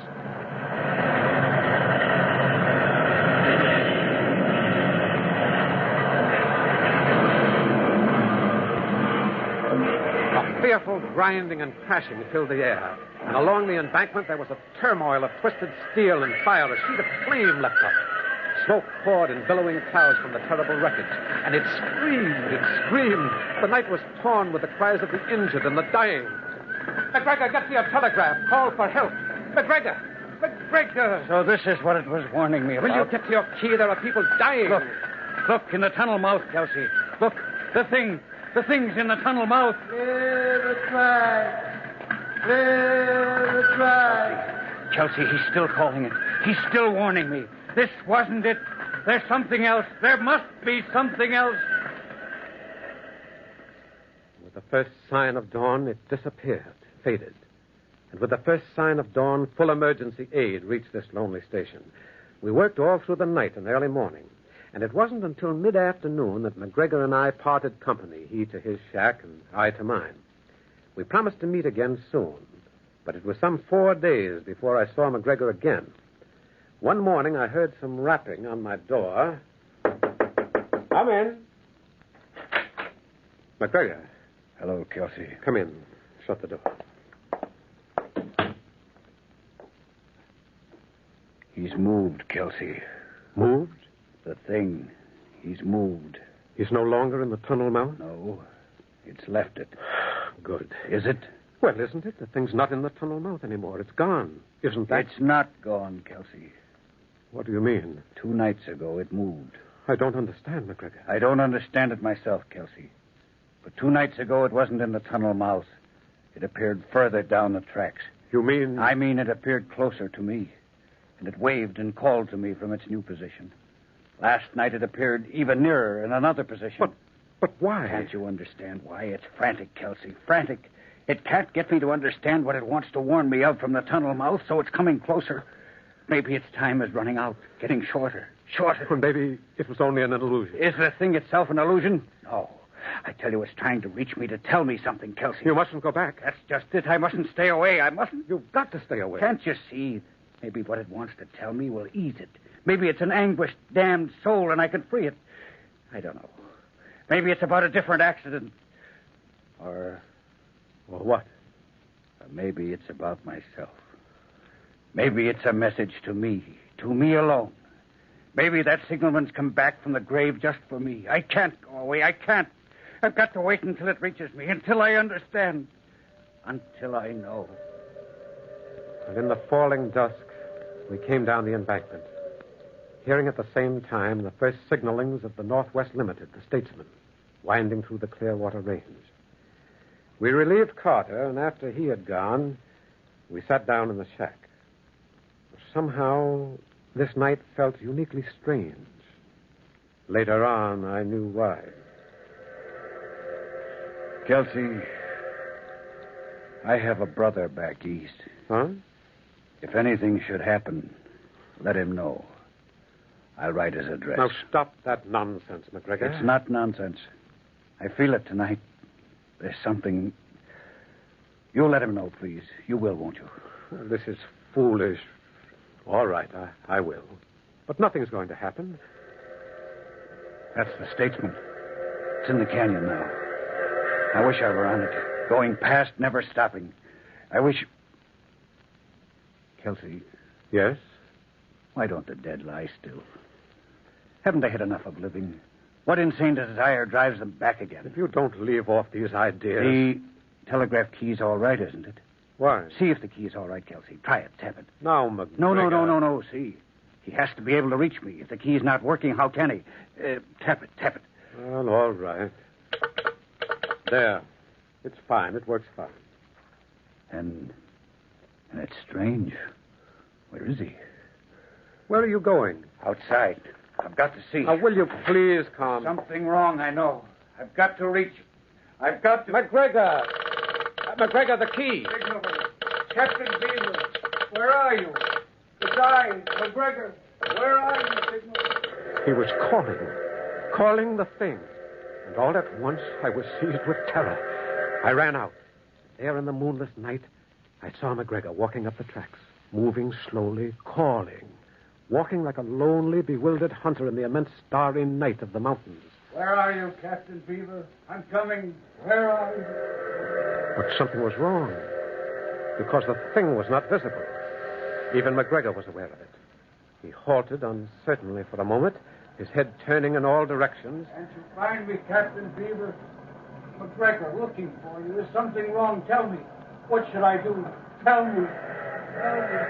The train, McGregor! The train! And then suddenly, as if it were a trick of magic, the air flared luridly beside McGregor, and the thing stood there. McGregor touched it. Captain Beaver, I'm here. What is it? Tell me. What are you trying to tell me? Look out. Clear the track. Clear the track. And again the whistle blasted the air. I saw McGregor staring, fixing, face to face with the thing, as if he were listening. I saw the thing waving and shouting, but all at once I did not hear its words. And I knew that it was speaking to McGregor. Now I know what the thing was trying to warn McGregor of. And McGregor knew it, too. He found it out too late. The train and his own death. saw McGregor's face contort with horror as he listened to the thing. And then suddenly he spun around, staring wild with fear at the tunnel. And plunging, like a cyclopean-eyed monster, the train roared down. The whole picture in that moment burned into my brain. The thunderous locomotive, McGregor transfixed with horror, and the eerie, gesticulating thing. And then the engine was upon him.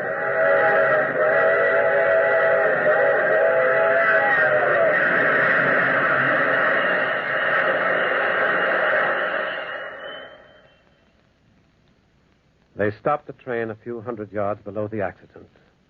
But there was nothing much to find, and less to recognize. I stood unmoving for a while. This was what the thing had tried to warn McGregor of. This. His own death. The kind of accident that had occurred to the thing itself once upon a time. I remember still the last time I saw it. It stood where the train had struck McGregor down, wrapped in its own radiance, holding its bowed head in its hand as if weeping, grieving that its warning had so tragically failed.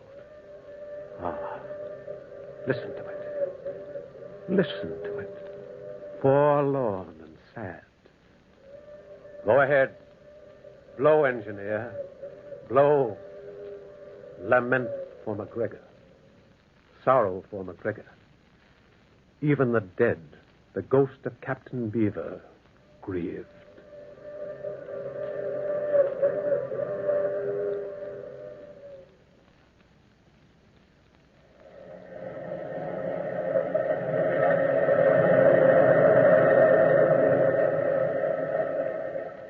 From the time-worn pages of the past, we have brought you the story, The Thing in the Tunnel. Bellkeeper, toll the bell.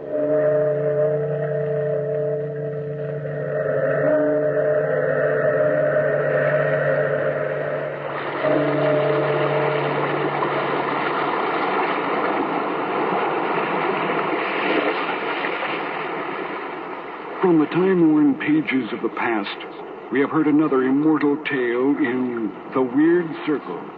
Bellkeeper, toll the bell.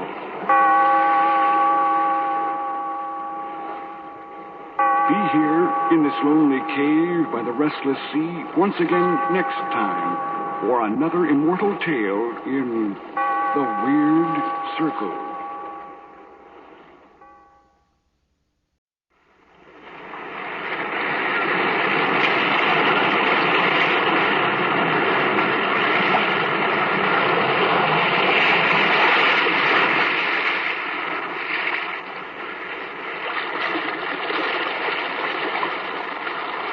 Weird Circle. In this cave by the restless sea, we are met to call from out of the past stories, strange and weird. Bellkeeper, toll the bell, so that all may know we are gathered again in the Weird Circle.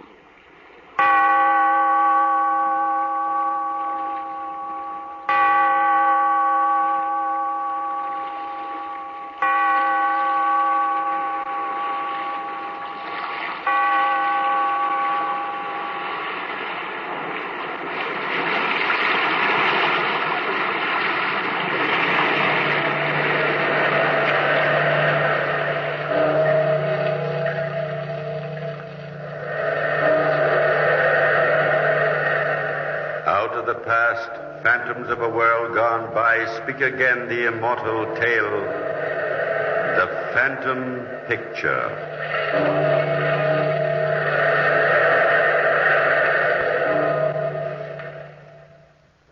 And gentlemen, as you know, here are the works of our greatest Italian artists of today.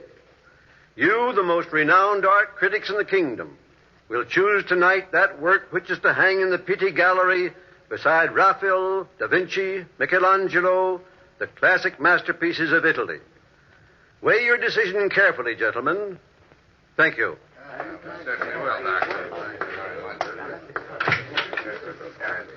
Hello, you wanted to see me? Yes, Dr. Gano. Please close the door. Yes, but what... Hurry, please. See here, stop pushing.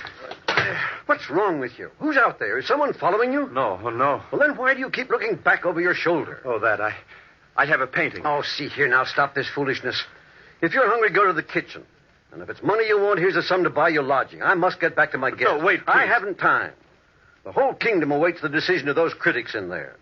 The choice of the painting which will hang in the gallery beside the masters is being made by them. Paintings. Masters. They call that art? They don't know what real art is. Here, look at... Oh, really now? This is no amateur competition. Amateur. See here, who are you? And why do you keep looking out of that window? Is this a stolen canvas? No, it's mine. You don't know me, do you? But maybe you will when you see my painting. Watch closely now. There. Oh. Now do you know me? Take a good look. What is it? Study it. Can it be it? Why, it is a face, a human face. Yes. It's ghastly. Drop the cloth. See, you can't take your eyes off it. Now do you recognize me? No. Look again. Study the painting carefully. Such a subject. It's vulgar. This is a painting worthy to hang in the gallery. This is a really great work of art, my greatest. No painting with a subject like that can be a great work of art. It is a masterpiece, I tell you, and you must buy it. Buy that? Yes. Why, you're positively mad. Why, I can't buy that. It's too frightful. You must. I need the money, Dr. Gano, now, tonight. You're the only one can help me. But No, wait. Before you answer, I must tell you all this. It's driving me mad. I must tell someone. I'm hunted, traveling by night, sleeping in haystacks in the hills by day, foraging for food up in the mountains, not daring to risk showing myself in town. And all the time haunted by this face you see here, hours on end. Waking up at night to see it staring at me. Seeing it in the food I eat. I tell you, it's driving me insane, I tell you.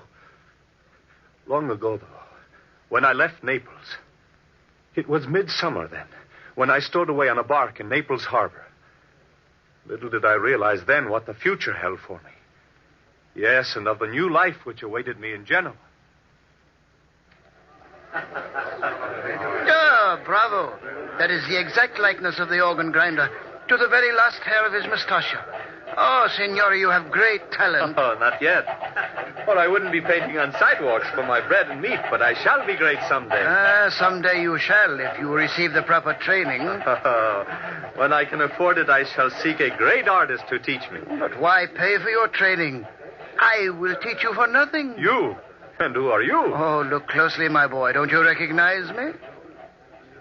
Are you... Is it possible you are Pasquale, the celebrated portrait painter? None other. And you will teach me for nothing? Oh, how can I ever thank you? Oh, don't. Come along now. Where to? To my studio, of course. You are a pupil of mine. Come along. It's not far. A simple but comfortable place on the edge of the city. Away from all the noise and confusion. Away from colonnades and mammoth terraces. Where a man can really work. Oh, I still don't understand why you're doing this. Well, it's really very simple. I'm an old man now. Old and famous. And I have more orders for work than I can possibly take care of. It's about time I hired an assistant. You mean I am a lot of hard work. You see, my heart is not what it should be. I can't work like I used to. Yes, you'll have to work hard. Oh, I can do that all right. Just think, a chance to study under the great... Don't forget, though, I shall use you to good end. Yes, you look like a clean-cut young fellow. Maybe you will have a good influence on my son, Filippo. He's 19. About your age, I would say, and a thoroughgoing rascal. Your industry will set him a good example, I hope. I shall do my best, sir. And then, too, before long, you may meet my daughter, Bianca, when she returns from the seminary. Come along. Come along, or we shall be late for dinner. Oh, Ottavio. Yes? Come here for a moment. Oh, good morning, Pascal. Oh, you're looking better this morning. Oh, and I feel better after that last attack. What did the doctor say? I must take it easy, that's all. Heart won't stand excitement. Oh, how is that portrait for the DeProst family coming? Oh, it's almost finished. Another 5 hours, perhaps. Well, let it be for now. I have a rush portrait to do for Gaetanos to hang in the palace at the Strada Balbe. You get on it right away. Bianca will sit for you. Did you rather away? Where is she, anyway? Oh, she's out picking flowers, I suppose. That's all she seems to do since she came back from the seminary. That and read books. Oh, she has the soul of a poet. Besides, the walks in the fresh air are good for her. Oh, so you like her, don't you?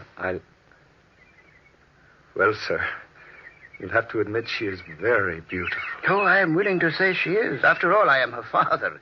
But it's good to have other people agree with me, especially young, handsome men. Oh, yes, she is a good girl. I'm proud to be her father. I wish I could say the same about Filippo. Oh, Pasquale, you mustn't say that. But it is the truth. He came home drunk again last night. Lost some more money at gambling. There just doesn't seem to be anything we can do with him, does there? Oh, I'm sorry, sir. Oh, there, it's all right. You've tried your best. You run along now and find Bianca. And be sure to keep your mind on the painting. Yes, but you are already famous, Pasquale. Must you accept another commission? Oh, one does not do murals in the Vatican every day, Ottavio. Nor have pictures hung in St. Peter's. And besides, we are in sad financial straits at the moment. Oh, Pasquale, why didn't you tell me? What? No, it's Filippo. Came home drunk again last night. And another spree. This time he sold all the paintings in the studio. All of them? Yes, debts. He'll have us all beggars with his high life. Well, Pasquale, I have never told you, but I have been sending some of my work out to Florence under an assumed name, of course. I took the name of Katya. Ottavio. Well, I have a little something saved, and you know how I feel toward Bianca. If you would... No, I would not think of it. I'll put a stop to this once for all, even if I must have my own son jailed. And you're sure you want me to make the trip? Oh, yes, indeed. You should complete the plans and estimates and be back from Rome within 2 weeks. And then when it's all settled, we'll tell Bianca. So what about Filippo? Don't you think... No. You get started. I can handle him myself. Yeah, there he is coming up the walk now. Oh, I wish my health permitted me to go with you. But remember, the painting for St. Peter's should be similar to my Madonna, which hangs in the Church of the Annunziata here in Genoa. I won't forget. Say goodbye to Bianca for me. Yes, I shall. Goodbye to you. Now, a safe journey and hurry back. I tell you, Filippo, this is the last straw. If you don't get the money back for those paintings, I shall turn you over to the police. You wouldn't dare. Oh, yes, I would, and I'm going to. No, you won't. That would cause a scandal, and you're too famous to want that. You have been using my good name all your life to run up debts, leading a wild life. Haven't you any sense of dignity? Why don't you earn your own way? You're a healthy young man. You're an old fool to think I would do that. Filippo, I'm still your father. You're still an old fool. I don't mind the life I lead so long as I don't have to work for a living. My own son. I could kill you with my own bare hands for talking like that. Father, stand back. What are you going to do? My own Get back. son. Get back. Let me go. Let me go, I tell you. Let me go. Try to attack me, will you? That ought to show you. Father, get up. Father.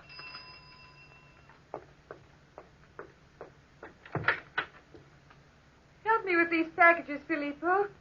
There. Where's Father? Filippo, what's wrong? Where's Father? In there. On the floor. His heart. Oh, no. Father, speak to me. Oh, what happened? I heard Octavio quarreling with him. I hurried in and found Father lying there on the floor. Octavio. Oh, no. How could he? No, he couldn't do that to me. Not to my father, no.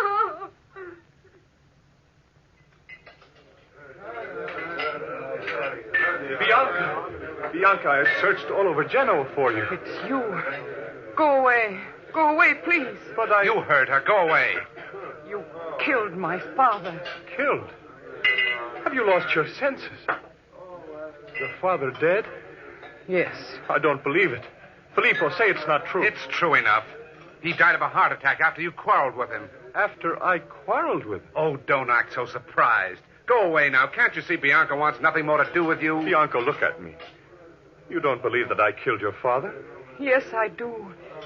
And my heart, here, it's dead. No, don't say that. It can't be true. You don't really believe I it. have nothing more to say to you. Now will you leave? Nothing more to say. You, Filippo. You're responsible for all this. You and your lies. Yes, you even told me you knew nothing of Bianca's whereabouts when I met you on the street. If I hadn't followed you here, I might never have seen Bianca. No, I wouldn't have seen her.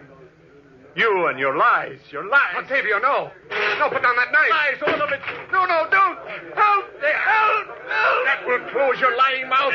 There. Choke those lying words. Put down that knife. Octavio, stop it.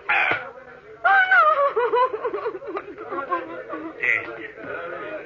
You've killed him. Flee. Get out of here. You've killed him. His face staring at you. Yes, at you. Out the door, quickly.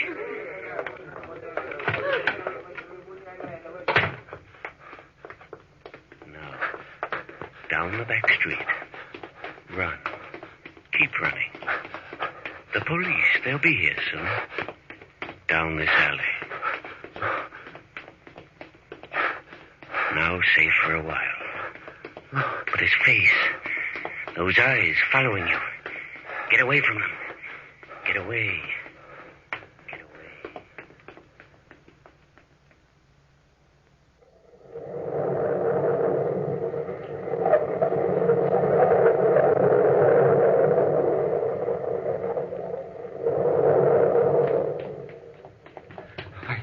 I want a room for the night. All right, sir. We have one left on the third floor. Does it face the street? Yes, the corner room. Did you want one facing the court? No. I can't stand to be hemmed in.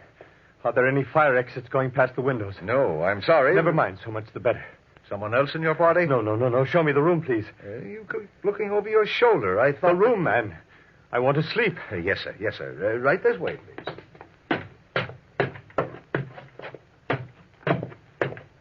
Here it is.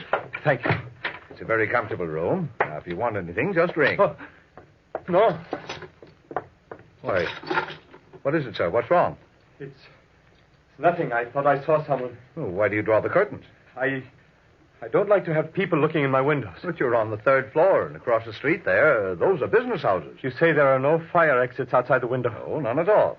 That will be all. Such a clear night, you really need some air, and such a beautifully full moon. I'll look after my own health if you don't mind. I said that will be all. I'm sorry, sir. Good night. Oh, just a minute, sir. How far are we from the center of town? 6 miles. The Apennines are that way to the west. We're on the outskirts of Genoa here. Thank you. Good night. You want to be called in the morning? No. I'll be up early. Very well, sir. Good night. At last. Alone in this room. I'm safe here. The police will search. But they will not know who killed Filippo. They will not know unless... Bianca will tell. You didn't think of that, did you? You must leave. You must get out of Genoa. Now. At once. Yes. Now at once I must. Back to the mountains. I'll be free in the mountains. And the face, it cannot follow me there. No, it cannot follow me there.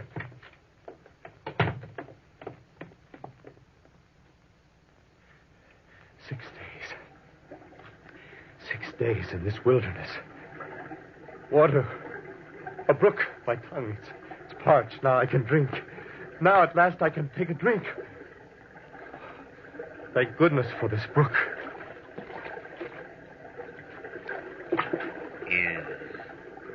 Is that a scar on your face? No, I have no scar. Look closer. There, on your right cheek. It is. It is a scar. But it can't be. I never had one. No, you didn't, did you? But remember, he had one. Yes. Behind you. Look. You! No, there's no one there. But the reflection in the brook. That is my face. The scar. In my hair. Blonde. My hair was always dark. But his was light, remember? He had blonde hair. A scar. My hair turning. It haunts me. His face. Everything about him, even out here. I must get out of these mountains before I go mad. A town. A city in the distance. A campanella. It must be Florence. I must risk going down. I can't bear it up here any longer. I can't bear it. I can't. Dr. Bichetti. Yes, come in. Here, sit down. Cigarette? No, thank you. You mind if I smoke? No, Doctor, No, don't be nervous. I'm your friend. Doctor, look at me. Yes, I am. At my face, look close. Well? What do you see? Refinement. Under a heavy beard, of course. Is that all? No marks of any sort, such as a scar? No scar. Are you sure? Positive. Then, Doctor, tell me. You're a great doctor. Why do I see a scar on the right side of my face every time I look at myself? How long have you seen this scar? 2 weeks, a month. I've lost track of the exact time. It's horrible. The way it keeps haunting. Yes, I begin to understand. Has an unusual occurrence overtaken your family? Someone close pass away? No. What business is that of yours? I came here to ask about the scar, not to be cross-examined like a... There. Now, I only want to help you. I am sorry, Doctor. Pass away. Family. Oh, yes. My cousin, he died last month. And did he have a scar? Similar to the one you mentioned, I mean? No. Yes, he did. But perhaps Our minds are delicate mechanisms, sometimes hard to control. You undoubtedly were very attached to your cousin, were you not? In a way, we saw a great deal of each other. And no doubt you think of him often. Although why you should imagine that you see... How long since you've worked? I see by the form the nurse gave you to fill out that you're an artist. Several months. No, I can't be sure, but that may explain this phenomenon in part. You should keep yourself occupied. Suppose we start by recommending work.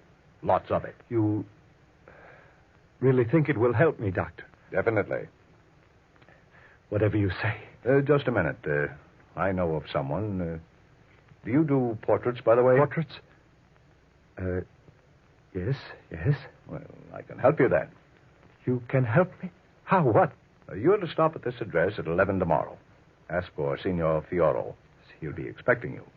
He's had every artist in Florence do his portrait. Insists his likeness will hang in the palace before he dies. He's a very exacting sitter. Good luck. Doctor, I don't see why you trust me this way. I am a doctor. I like to think of myself as being one to help a fellow man. Now, you need help. Otherwise, you wouldn't be here. But what about your fee? After all, I just can't... You can take care of that after you've proven yourself with Signor Fioro. Yes, after you've satisfied the Signor with your work. One moment more. Now, Signor Fioro. Steady. Oh, that'll be enough for today. One last touch. No, There. Oh, no, I must dress now. I have a dinner engagement. I'll have time to sit tomorrow at 2. You know, Octavio, you're a gifted portraitist. The outline was very satisfactory. Now, let me see how you progress with the details. Wouldn't you rather wait to see the completed work? Oh, no nonsense. I'm proud of it thus far. Let me see it. If you insist. Oh. No. Well, that's not me. I tried to... What have you done with my portrait? Signor... What have you done to it? Answer me. I don't know. You don't know. You've ruined it. That's what you've done. You've ruined the only picture I've ever considered buying. Look at it. Signor Fioro. Go ahead. Just look at it. Now, is that me, I ask you? Is that me? No, sir. Are those my eyes? Is that my nose, my mouth? Do I have that scar? No. That picture is frightful. Take it out of here.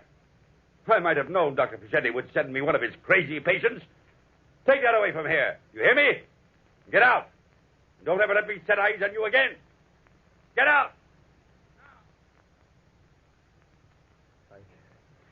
I fled from the man's place, Dr. Giano, into the hills beyond Florence. There, in a simple hut, I set to work to erase forever from my mind the phantom face which haunted me constantly. I set to work to reproduce it on Signor Fioro's canvas. All the ghastly details of the face which stared up at me from the floor at that Osteria in Genoa, where my victim fell. Protruding eyes, the jagged scar, the teeth glistening like fangs. I poured all the skill of my art, all the power of my emotion into this last desperate attempt to free my soul. And here is the finished work. It represents the hours of torture and agony I've undergone. My atonement, my penance for my crime. You can see it in every brushstroke. You must help me, Dr. Jono. You must buy it. You must. One moment. Those lines, that distinctive brushstroke, the excellence of detail. Why, this resembles... Why, this is Caccio's work. You recognize it, then? But of course. Then you are the one who sent those canvases from Genoa. You are Caccio. Yes, Doctor. Now, will you help me? Now, will you buy... But we have some of your work in there being judged. Oh, they are of minor importance. I must have the money. Wait, now. Listen to me. Listen closely. You are a famous man. No. No one but you knows my real identity. Ah, but I'm not the only one who knows your real identity. Who else? I must not be seen here. Wait. Don't run away. I know you're innocent. I believe everything you've told me. I knew your story even before you came here, but I didn't interrupt you because I wanted you to corroborate. Who told you? Bianca. You know Bianca? As a connoisseur of art, should I not know the daughter of the great Pascal? Wait here now. Don't go away. I'll be right back. Bianca? Bianca, come here. No. Yes, Dr. Jono. Come here, my dear. Bianca, he has come back. Ottavio. Bianca. Ottavio, don't speak. I know all the facts now. I know Philip was lying. Then you will not turn me over to the police for the murder. Listen to me, Ottavio. We must go to the police. We must go to them and tell them everything. And I will stand by now. That is wise, Bianca. Ottavio is a famous artist. The people love his work. The police will be convinced that he has done penance enough when they see the painting he has painted. By your face, I see that you've suffered much, Ottavio. Come with me to the police and free yourself from your pain. To be really free. A free man. I will stand by you. I know you will be free. I have regained my strength already, Bianca. Do I have anything to fear if you will stand beside me?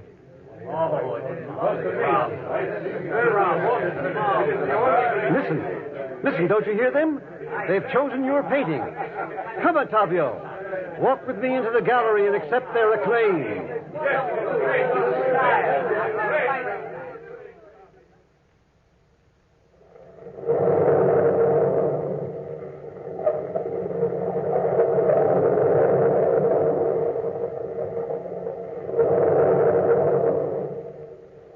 From the time-worn pages of the past, we have brought you The Phantom Picture.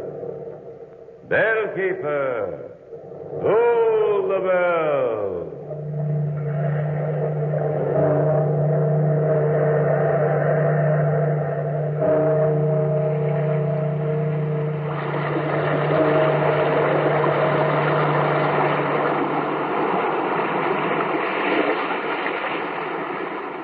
From the time-worn pages of the past, we have heard another immortal tale in The Weird Circle.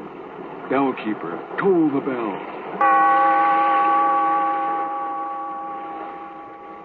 Be here in this lonely cave by the restless sea once again next time for another immortal tale in The Weird Circle.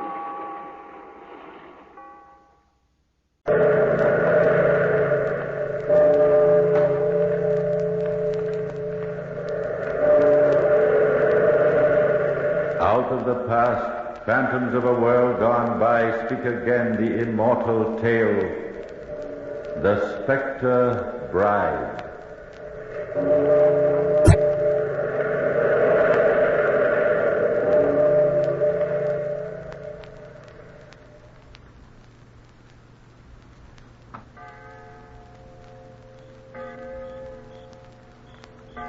But, Mary, darling, tell me what's happened. You're trembling. Oh, Charles, what are we going to do? I keep telling myself we live in a world that doesn't believe in ghosts.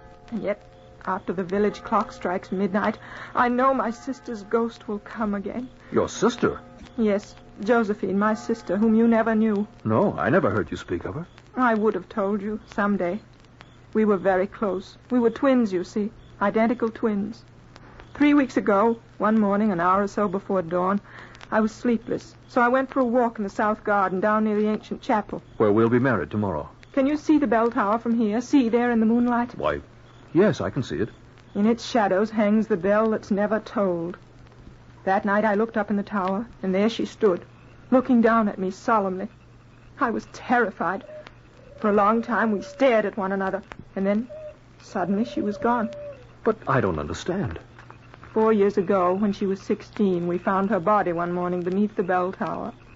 Her face was drawn with terror, and we never knew why she'd gone to the tower or why she'd fallen from it. It was on the eve of her marriage, just as tonight's the eve of ours. Oh, my darling, is this all that frightens you? Believe me, it was only some illusion of the moonlight. No, you see, I've seen her twice since then. 2 weeks ago tonight, she stood under the elms, just yonder, near the chapel. I saw her quite clearly as she walked down the path and disappeared in the darkness. For a time I was so frightened I could hardly move. At last I followed her. But before I reached the highway, the carriage drove away. What carriage?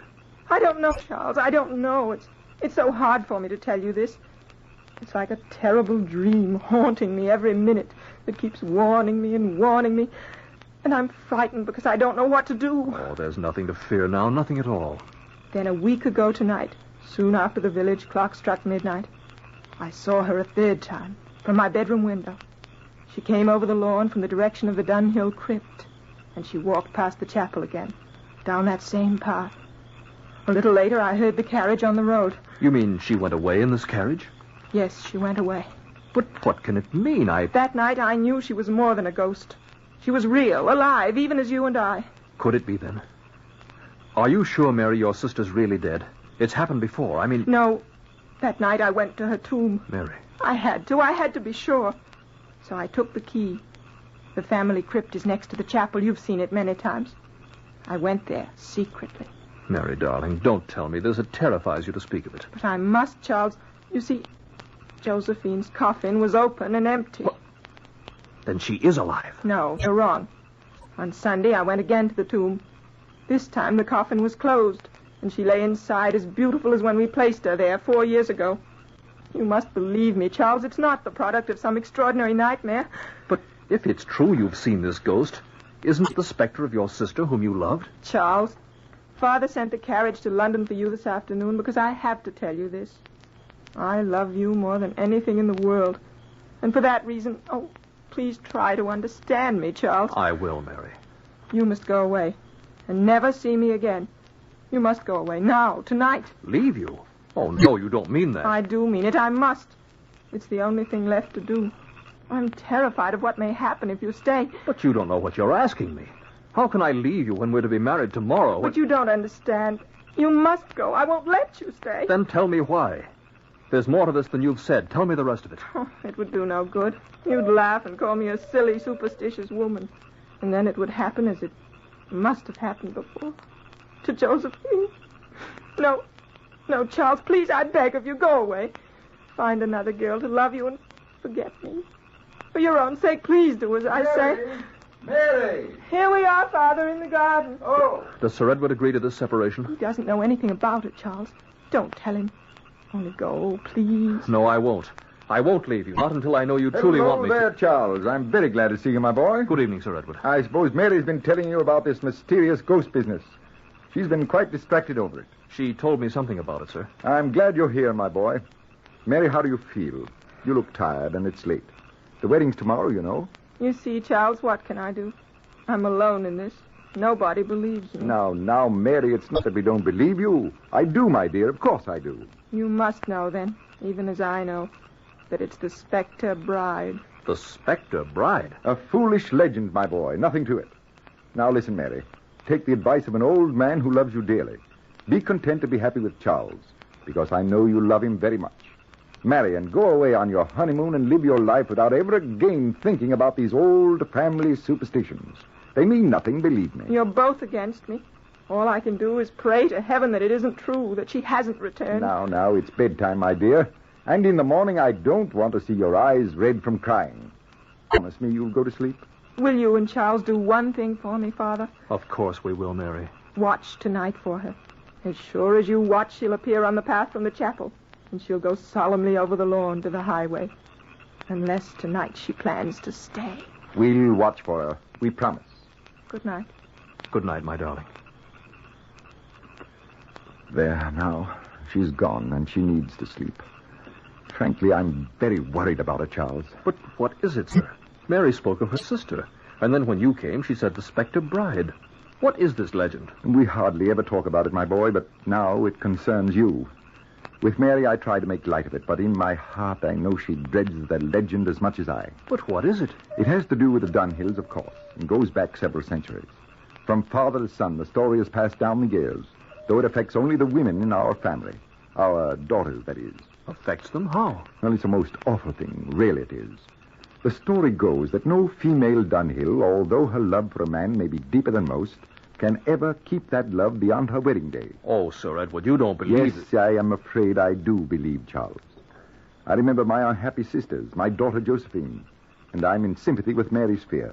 But what can I do? And how does the Spectre Bride figure in the legend? With her, whomever and whatever she is, the dreadful curse began. She is the spirit of a woman who takes the body of another woman, a corpse, of course, and goes abroad with one purpose, to destroy love.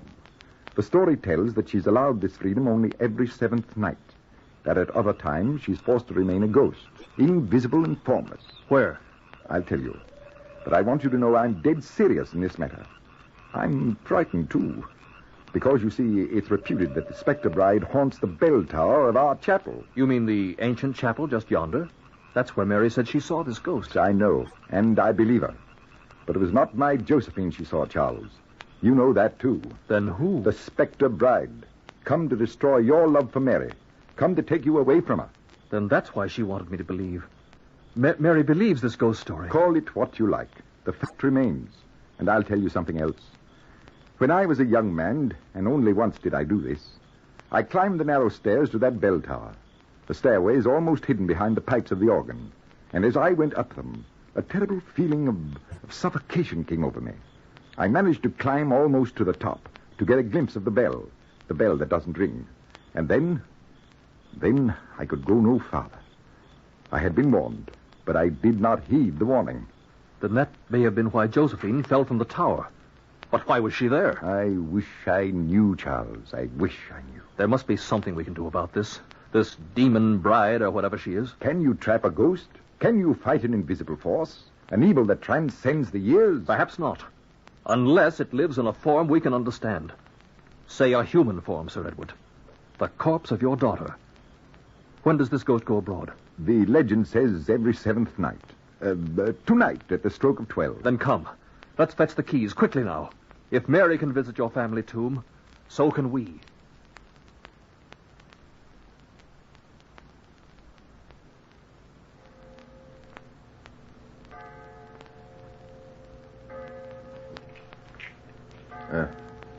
Here, Charles.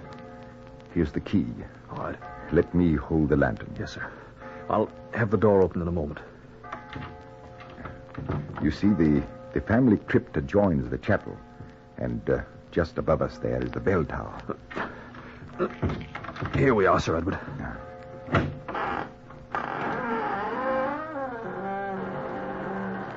Josephine's coffin is the silver one near the north end of the crypt. Come along. Charles, look. Is that her coffin, then? The one that stands open? Yes. Open. Hold the lantern high. The coffin's empty, just as Mary said. Then it's true. Heaven help us, it's true. But where could she be? It's only a minute or two after the time of midnight. Gentlemen. Are you looking for me? Charles. There, in the doorway. Who are you? Why, I'm Josephine Dunhill, am I not? Josephine. Come to life again. My daughter is dead. Her spirit is at peace with the living. You are not Josephine. You are the Spectre Bride.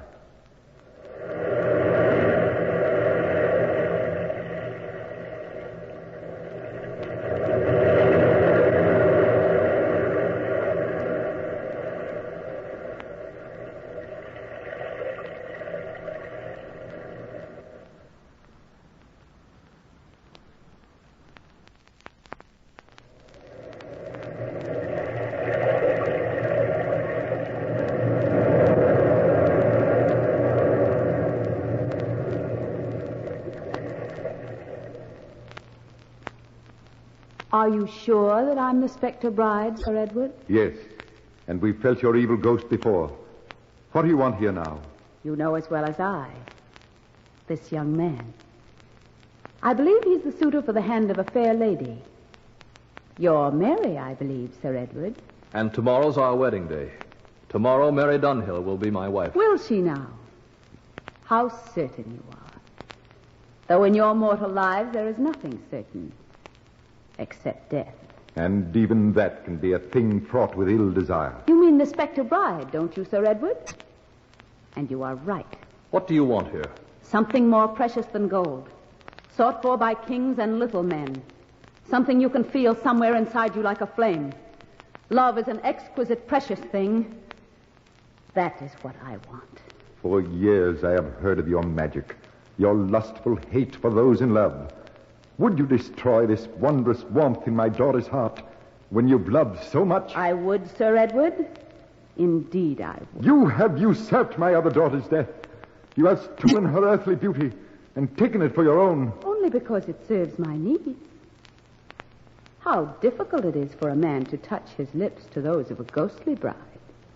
How uneasy the chill runs down his spine. You see, this form I have, this body of Josephine, makes desire for the Spectre Bride run stronger, and she is kissed with fervor and with joy. Leave us alone. We have had enough of your murderous intent. I implore you, let us manage our cursed lives alone. When my own was taken from me by a jealous thrust by a Dunhill? No, Sir Edward.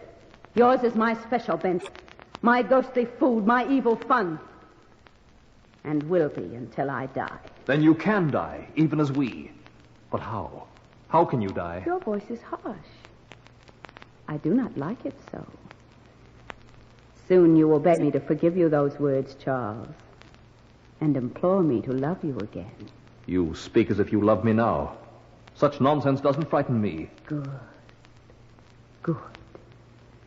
And I do love you, in my own fashion.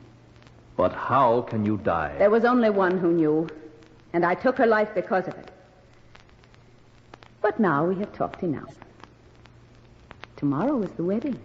Charles, she'll bring disaster to us. Tomorrow the guests will fill the lawns. The wedding will occur, Sir Edward, as you planned. What do you intend to do? Only what I've done so many times before. Nothing can stop me, my Charles. By tomorrow you will not care for this arrangement you have made with that Dunhill. You will care only for me. You will love me more than you thought a mortal man can love a woman. And I shall love you, too, in my own way, until my fancy tires. That is how it shall be. Good night to you both. Come back, you devil. Sir Edward, she's gone. It's no use, Charles. But where is she going? Quick, Sir Edward, follow her. No, for your own sake, leave the manor house. This very hour. It's my duty to warn you. She'll steal your love. No matter how strong you think you are, she'll wage a power no man can face without submitting. Tomorrow, just as she says you will, you'll worship the Spectre Bride even more than your life. I don't believe it, Sir Edward. No woman, spectre or not, can force a man to love her. I'm not afraid for myself. Then for whom? Don't you see? If she cannot win me away, then she'll destroy the woman I love. She'll destroy Mary, Sir Edward. Come along quickly, then, to the manor house.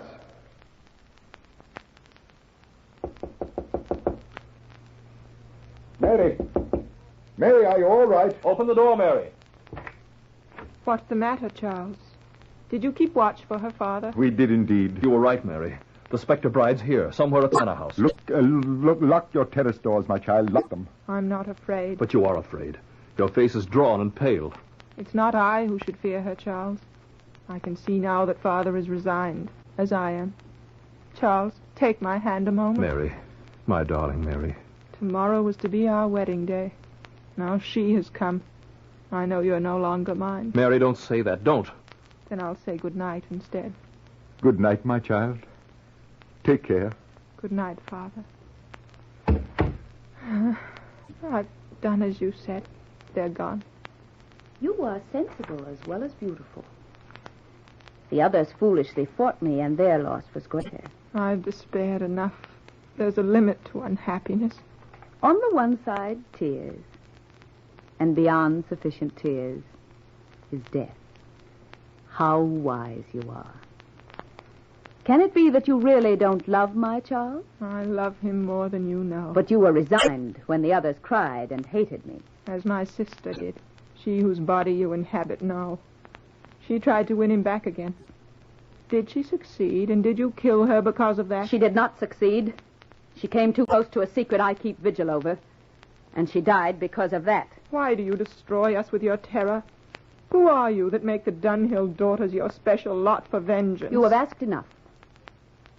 I'd rather you lived a life of my incessant torment than kill you now because you feel this curiosity. What do you want me to do? Leave me to enjoy your sorrow.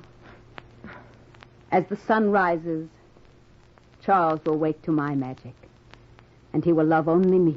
No. Ah, here is your wedding gown, the lovely veil. I shall wear them well, and Charles will marry the Spectre Bride because he desires her more than anything in the world. Since I am your twin, he will not want to tell Sir Edward who I am, and I will stay his bride until I tire of his undying love. I hate you with all my heart. Poor, foolish mortal. Were you less serious, happiness would be easier. Good night. When you love again, we will meet.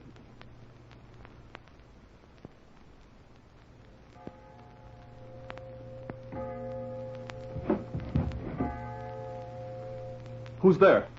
Charles, it's I, Mary, here on the terrace outside your window. Mary, I thought you were asleep. I've been sitting here in the dark waiting for her. The Spectre Bride. Charles, there's so little time. Will you help me? Do you love me still? I'll always love you, Mary. Always. But the dawn will come, and then it'll be too late. Listen to me. I can't give you up. I can't. There must be a way to stop her. Help me find the way, Charles. I will, darling. Anything. But how? I'm not sure. For an hour I've been hiding in the garden. You see, she came to my room, and she plans to marry you tomorrow. For by then you'll have knowledge of her magic charm and gladly love her. Oh, no, you can't believe that. It will happen. I know it will, because it happened before to Josephine. Listen to me closely. There's not a moment to waste. It was the morning of the wedding day, and William Tilfer came to tell Josephine he loved another woman. And that was what we had feared would happen. You mean the Spectre Bride? She stole his love from my sister. Josephine couldn't stop it. That day she asked me not to tell Father what had happened.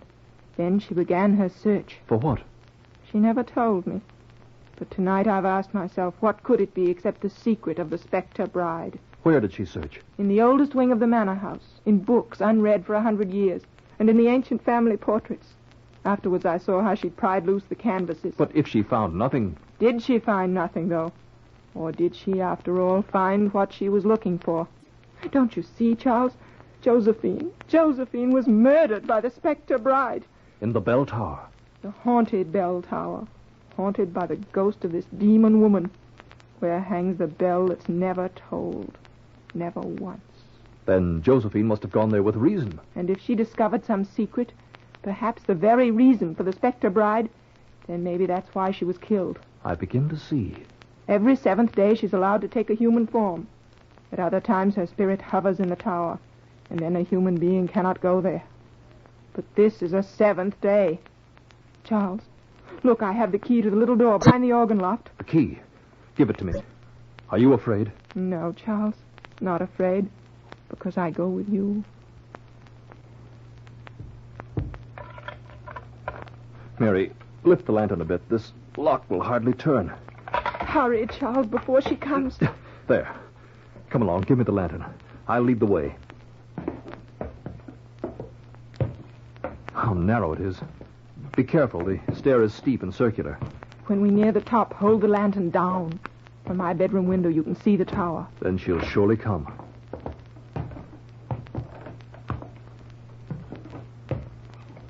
I pray to heaven we're doing the right thing. I pray we are.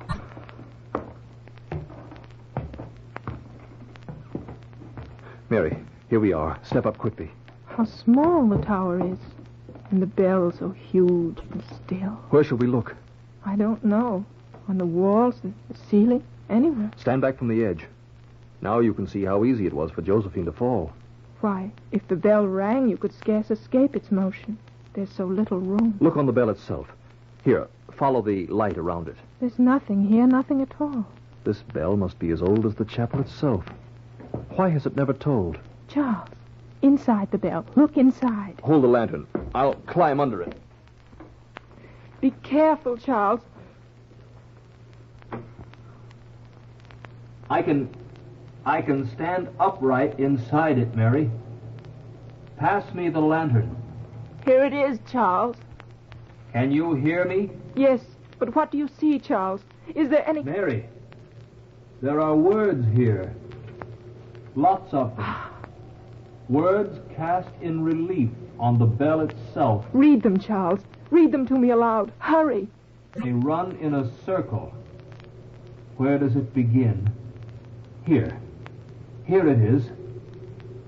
Silent be this bell until the time when one of my kinsmen, whose love is greater than the sorrow of losing it, shall ask forgiveness of Margaret Tulliver for John Ashley Dunhill, who because of his jealous love did slay her in this tower on our wedding day, 1365. Only then will this bell toll, and the spectre of my bride be deposed, and her evil curse expelled. This is the legend, then, that Josephine searched for, and died because she found it. Charles, come out. There's someone on the stairs. Take the lantern. Quickly now. Keep me safe from her. Don't be afraid. Stand back against the bell. You have invaded my tower. Is it yours now, Margaret Tulliver? Or does it once again belong to the Dunhills? You have found the legend. And for my ancestor, I beg your forgiveness. He died with remorse for what he had done. And I live with a love in my heart far greater than the sorrow of losing it. Hold the bell still. Stand against it before it moves. Mary, come here to the stairs. What are you afraid of, Margaret Tulliver? Afraid the bell will ring? I never loved him, your John Ashley Dunhill. But he loved me with all his heart and soul. That night here in the tower, I told him that I could never care for one man any more than the rest. And he took me fiercely by the shoulders, and I screamed and went falling to the ground below. And then I cursed him and swore to destroy his jealous love, to always destroy the love of a woman, Dunhill. But when he died, he knew he had left a way to you, because the bell will ring and unbind you from the earth. Look, even now it moves. Can you hold it still with your spectral charms? Charles, keep back. Come down, Mary. Let her hold back the sound alone.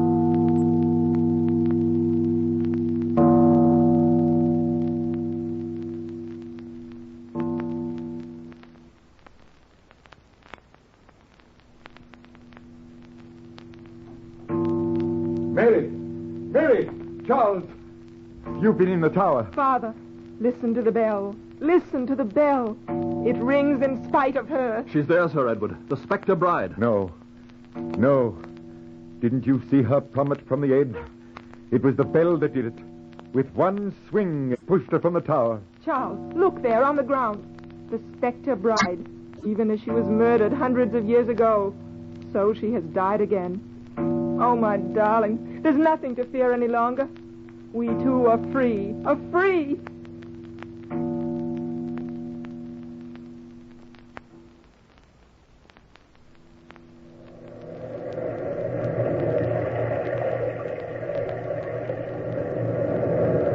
From the time-worn pages of the past, we have brought you the story, The Spectre Bride. Bellkeeper, toll the bell.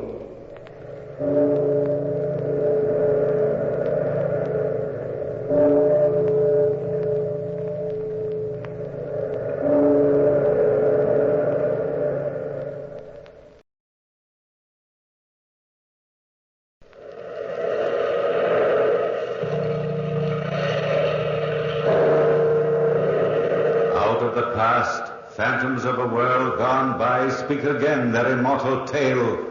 William Wilson.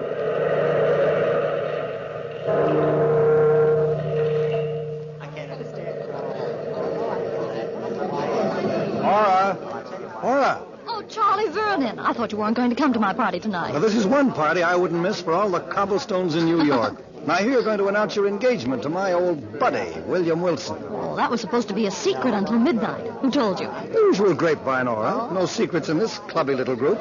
Now, where is Bill now? In the library. He hates crowds, you know it. Well, he wanted to be alone for a while. What was that? Come on, Nora, let's find out. Well, I think it's in the library, Charles. Bill!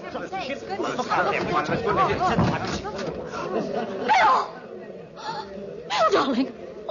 He's wounded. Get a doctor, somebody. I'll call the doctor right away. What happened, darling? If I were a detective, I'd say he tried to bump himself off and Oh, be missed. quiet, Charles. Oh, Bill. It does look like attempted suicide, doesn't it? It's all so strange. So strange. Well, nothing strange about this setup, old boy. Gun in your left hand, a bullet hole in your left side. Pretty neat. Are you enjoying it, Charlie? Well, I can't say that I'm not. I came to suffer through your wedding. Who knows, I might stay and enjoy your funeral. Really, Charles, your sense of humor's out of place. You hate me, Charlie, don't you? A boob like you never could stand a guy with brains. Brains? Those muscles in your head are so twisted they look like handcuffs. Why did you do it, Bill? All right, you've got to believe me. I didn't do it. Oh, who did, Bill, and why? Come on, William Wilson. We want the straight goods for a change. But I didn't. You might die, mister. Put your cards on the table. Cards on the table. You wouldn't believe me if I told you. None of you would. It all started back in college. When you and I were rooming together at the fraternity house, Charlie. It was one night you were sitting at the desk studying, and I was trying to shave. I was peering in the mirror at myself. Why are you getting so slicked up, Bill, old boy? Got a date. With Dolly Maysfield? Cute little something, isn't she? Oh, Bill, she's not your type. Well, she's good for laughs. You don't need laughs every night. Well, what would you suggest? Oh, gee, Bill, if I had your dough, I'd work hard at college and meet a nice girl and think about getting married. Ouch. I almost cut myself. Oh, I mean it. About getting married, Bill. So you mean it. What do you want me to do? Bury myself? Well, no, but... Oh, gee, take me, for instance. I know I'm a dope, but I got just enough money to see me through college. Yeah, I know. The $3,000 your old man left you. You're a boob to spend it in this place. You'll wind up with a blank bank account and a dirty piece of parchment to show for your trouble. You've got the wrong slant on life, Bill. I have. Listen, stupid. You've been seeing Aura St. Clair for 3 years now. She's alive with money. If you'd get on to yourself, you'd spring the question, put her in double wedlock, and get your fingers on that money. I'm in love with Aura, Bill. Love. Rot. I'd never touch a cent of her money. You're crazy, Charlie. Well, old boy, I don't want to be late. Hey, Bill. Have you met the new boy in the house? What new boy? A freshman just came in today. Sounds fascinating. What about it? Well, nothing, except he's got the same name you have. Are you kidding? No, I just thought you'd be interested. There can't be two William Wilsons. If there is, there won't be for long. Boy, what an ego you have. But great Scott, fella, you waste more time talking than you do anything else. Yeah, which all adds up to the fact that you want me to stay home and study tonight. Nothing doing, Charlie. I got a date with my Dolly. Night. That was the first time I ever heard of the other William Wilson. The knowledge that he existed rankled in my soul. That evening, as I stepped out into the hall and walked halfway down the stairs, I was stopped by my double. He looked just like me. Rather like a poor imitation. I felt from the first that he was my evil genius. He didn't act like a freshman when he said, "Hello. I've been waiting for you here in the hall." "You've been waiting for me? Who are you?" "I'm your namesake. You can call me Wilson. There's nobody home at the fraternity house except you and me and Charlie. I thought it would be a good chance to get acquainted with you." "I'm sorry, I'm busy tonight." "Bill." "Where do you get that Bill stuff?" "It might be worthwhile getting acquainted with me." "What do you want, anyway?" "I'll walk you down the stairs." "Don't trouble yourself, Wilson. You might be better off never knowing me. I might be, but... Save it, I said. See you some other time, Wilson. Charles! Oh, Charlie! There's something I can do for you, lady? Oh, yes, I'm Aura Sinclair. I promised to call for Charlie Vernon tonight. Would you call him for me? Well, you're Aura St. Clair. Oh, yes. Well, all right. Would you tell Charlie I'm here? Well, I would if I could, but he's not in. Oh, but he promised Imagine him forgetting a date with a nice girl like you. Oh, that's strange. Do you know where he is? Yeah. I mean, well, gee, Miss St. Clair, I don't think I ought to tell you. Is he out with another girl? Well, now that you've guessed it, I guess I'll have to say yes. I see. I'm sorry. I don't look like that. Suppose I see you home. Oh, that's not necessary. It'd be a pleasure. I'd do anything for Charlie. Come on. Bill. Is that you again, Wilson? Yes, it's me, Bill. Don't you think you ought to stick around here this evening? Don't you think you ought to mind your own business? Maybe you are my business. What? Stop ribbing me, fella. I don't like it. Come on, Miss St. Clair. Think you and I'll have a lot to talk about. This is awfully nice of you. What? I don't even know your name. William Wilson. Don't forget that, my sweet. The one and only William Wilson. That's how I met Aura. We spent the entire evening together, Charlie. We had a lot of laughs. It was well past midnight when we said goodnight to each other. And I was about to go home when I remembered that I hadn't even called Dolly Macefield to tell her I couldn't make it. Knowing Dolly's temperament, I decided to drop up to her apartment, even though it was late.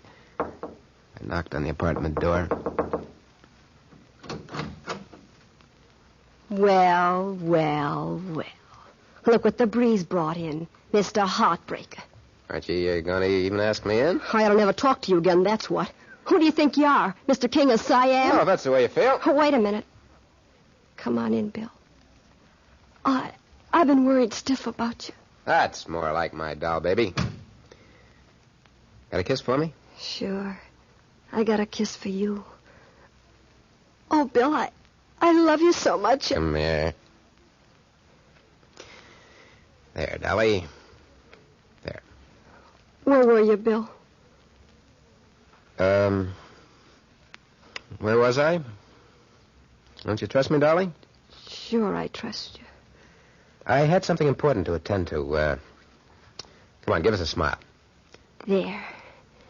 I like to see you smile, Dolly. I like it a lot. Oh, I do most anything for you, Bill. I'm glad to hear that, because I've got to ask you a favor. Anything you want. I want you to stay away from me from now on, baby. You and I are through. Through? Oh, Bill, what are you talking about? Don't joke with me. This is no joke. I'm serious. I'm giving it to you right from the shoulder, kid. But you're joking, aren't you? No, I'm not. I found the girl I want to marry. She's class, Dolly. Real class, with plenty of money. You get me? You'll never marry her, Bill. She'll find out what a cheap four-flusher you are, and then I'll tell her. I'll tell her a lot of things about you. You pretending to have so much money and borrowing from me all the time. Pretending to be such a big shot when you got holes in your shoes. Shooting off your mouth. Shut up. Shut up, Dolly, before I make you shut up. Nobody's going to tell anybody anything. That is, if you're smart. And I think you are. Okay. I know what everybody thinks of me. But I made up my mind to marry Aura, and nobody was going to stop me. I saw Aura every day and every night after that for the next 3 weeks. Things went according to plan. I thought I was rid of Dolly Macefield for good until... Well, you remember that night, Charlie? You and I and Wilson were sitting around the living room of the fraternity house chewing the fat. It was all Wilson's fault. I knew from the first time I saw him he was my evil genius. And you were saying... I just can't understand it, Bill. I've been calling Aura every night, but she won't talk to me. Yeah, that's how women are, Charlie. Why don't you tell him why, Bill? Keep out of this, Wilson. It won't make any difference now. I said mind your own business. You are my business, Bill. What are you talking about, Wilson? Ask Bill why you never saw Aura the night she was to call for you. Ask him. Go on, Charlie. Bill? Well, what did Bill have to do with it? What difference does that make now? It's all over and done with. Aura's not interested in you anymore, Charlie. She told me so herself. You dirty double-crossing. Sit down, Charlie, and cool off. Why don't you write Aura a letter and tell her the truth, Charlie? Oh, what's the use? But I'll get even with you someday, Bill Wilson. Don't think I won't. I'll answer it. Hey, you make a good doorman, Wilson. I told you, Charlie, to grab the girl while you had the chance. You didn't tell me you were going to stick a knife in my back. The smart guy gets what he wants in this world. Is William Wilson in? You have to be smart, Yes, like me. He's in the living room. Thanks. Bill? Oh, Bill? Well, look who's here. If it isn't the doll baby herself. Hello, Bill. Hello, Dolly. Meet the boys. This is Charlie Vernon. The doorman is my double, William Wilson. Hello. How do you do? How do you do? Tell you what I'll do for you, Charlie. I'll give you the doll baby here in exchange for Aura. How's that? That's fair. You make a man sick, Bill. Bill. Bill, I gotta see you. Well, you see me. How do I look? How alone, I mean. I told you not to bother me anymore. Oh, please, Bill, if you've any pity. Pity? Sure, I got pity. Where'll we go? Anywhere you say, Bill. How about the river? How about a nice walk down to the river? Sure, Bill. That's a good place for what I want. That's just about perfect.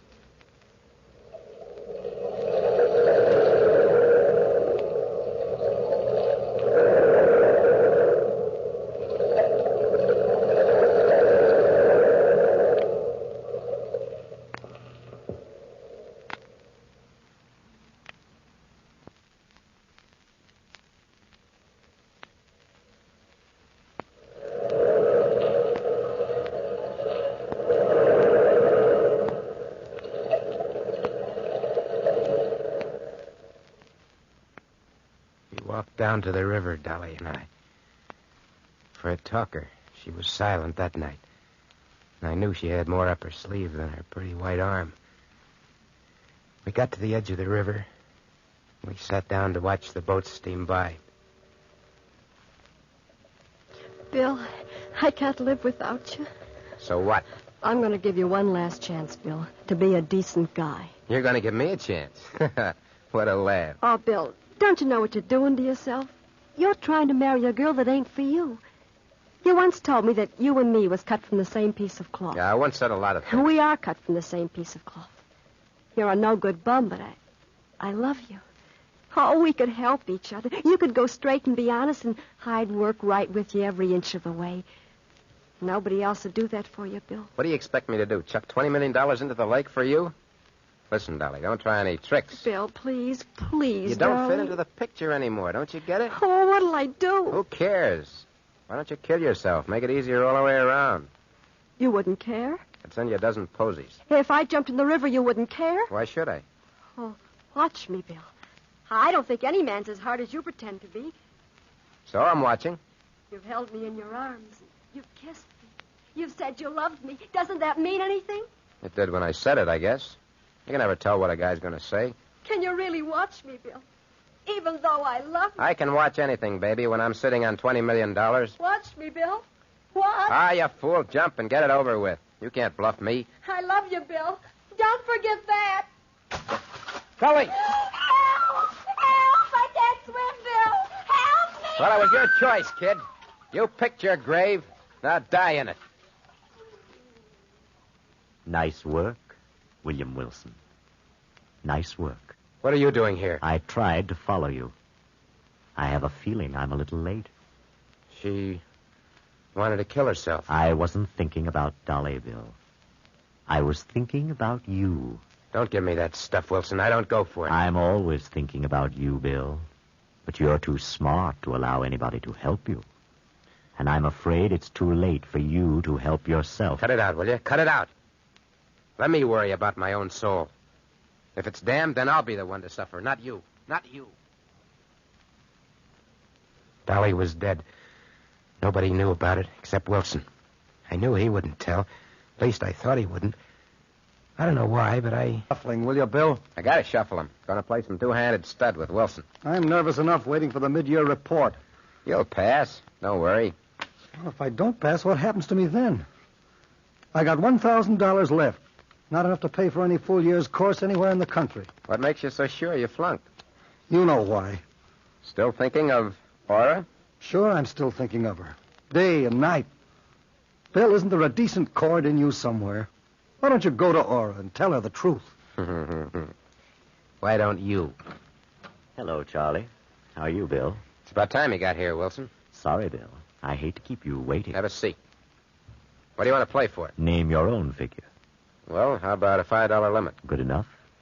Want to sit in on a hand, Charlie? No, thanks. I couldn't. Game of stud would be good for you. Take your mind off your troubles. The stakes are sort of high. Or maybe you'll win some money. Heaven knows you need it. Okay.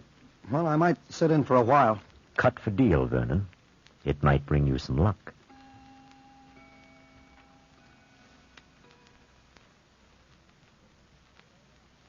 Don't you ever lose, Bill? Not very often, old boy. Not very often. Want to bet again? Easy, Charlie. Quit now while you've still got $600 left. Well, I can't quit now. I can't. I tell you, I gotta win. I gotta. Let's double the stakes. Double it, triple it. Any way you want, Charlie, old boy.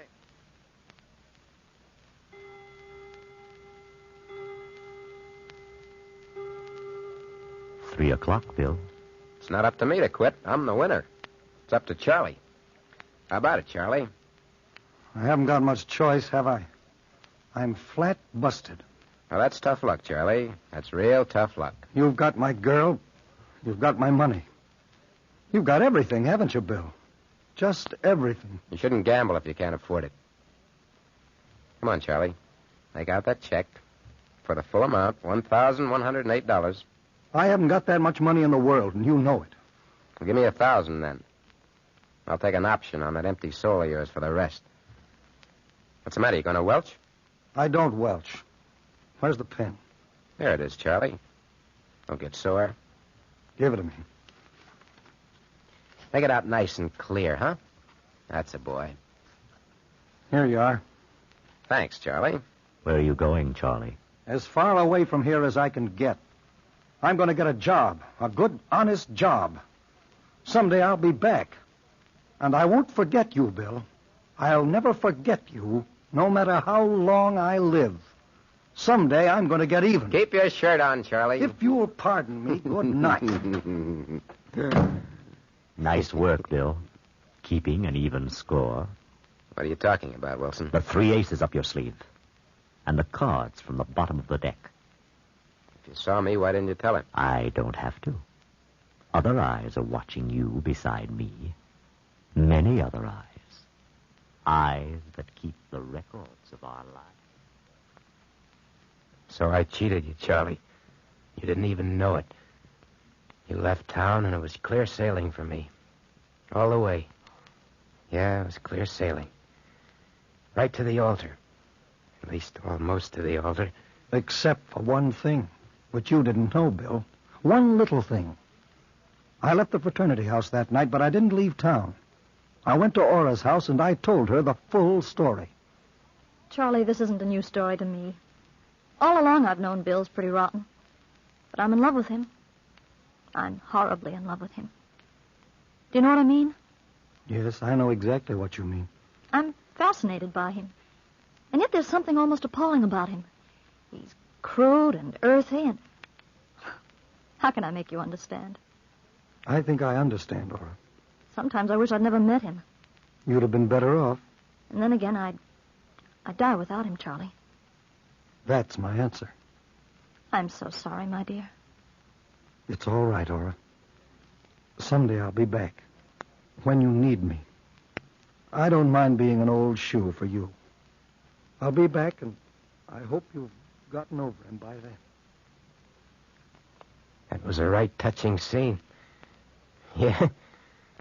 Maybe you still got a chance, Charlie, if that doctor doesn't get here soon. But you still haven't told me who... Bill, what happened tonight? Well, I graduated from college, and you and I became engaged.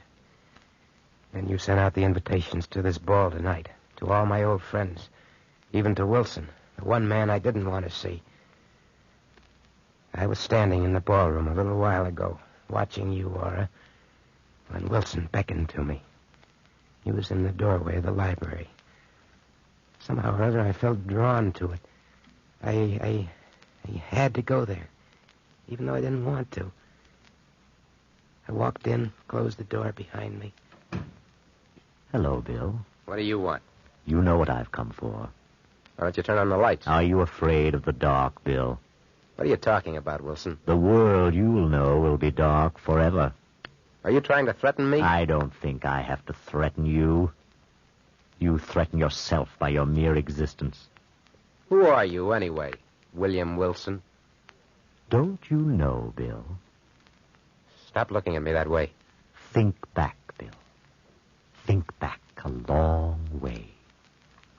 Remember Dolly? I don't want to die, Bill. I just want to threaten you. I don't want to die. I love you. Remember her screams and your laugh? Remember what Charlie said? You'll pay for this someday, Bill. You'll pay for it. I warned you. I've warned you many times. And I never told on you.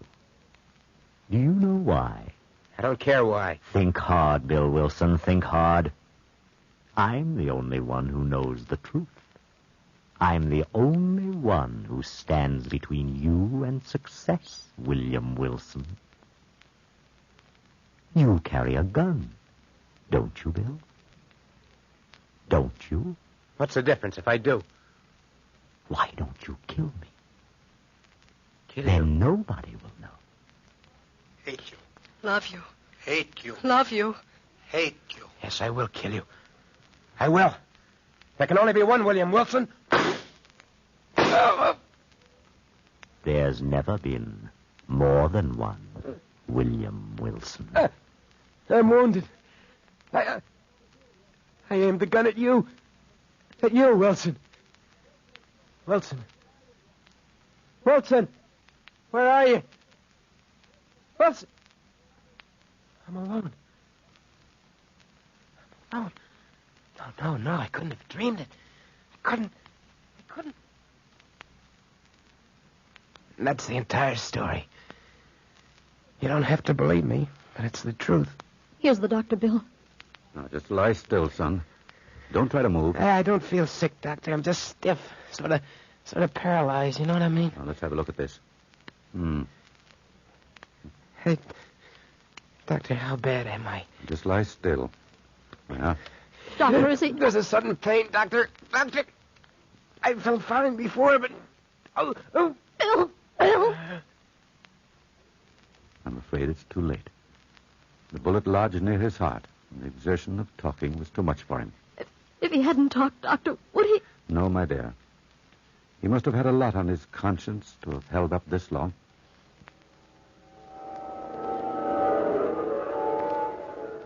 William Wilson, I'm waiting for you. Come along, Bill. Wilson, what are you doing here? Just waiting for you, Bill.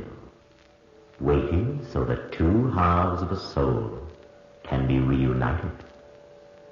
Come along, Bill. Take my hand. Your hand. So dark here, Wilson. So very dark. Yes.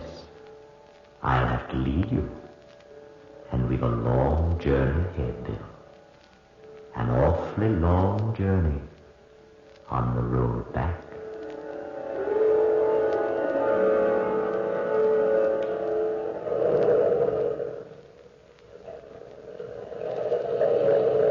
From the time-worn pages of the past, we have brought to you William Wilson.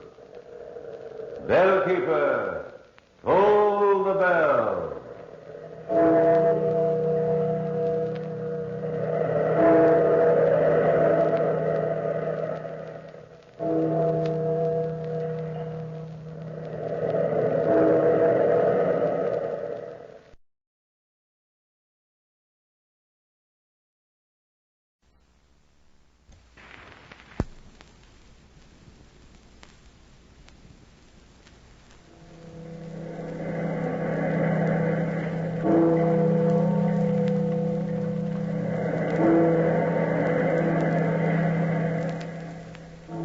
Out of the past, phantoms of a world gone by, speak again the immortal tale, the mysterious bride.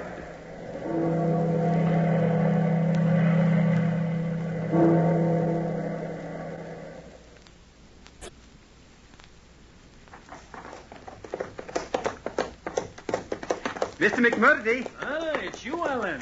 Where the deuce are you off to at such neck-break speed? Did you see her, Mr. McMurdy? Did you ride past her? Did I see who? A young lady. I was riding after her. She was walking this way. I saw no one, Alan. Oh, come now, you must have met her. Where did she go? What ails you? I met no young lady. But you must have. This hedgerow is so high and so thick, she couldn't have got out of it. Confound me, I don't understand this. I was in calling distance for her just now on the top of Birkie Hill. She turned and walked in this direction. She couldn't yet have been beyond this point. What did she look like, Alan? I declare I've never seen such a female figure. She had on a pure white gauze frock, a small green bonnet and feathers, and a green veil. She was a fine-looking girl, Mr. McMurdy. You're no making game of me. Did you no really meet her? Alan, I'm a word of truth and honour, I did not. Come, ride back with me, we may meet her.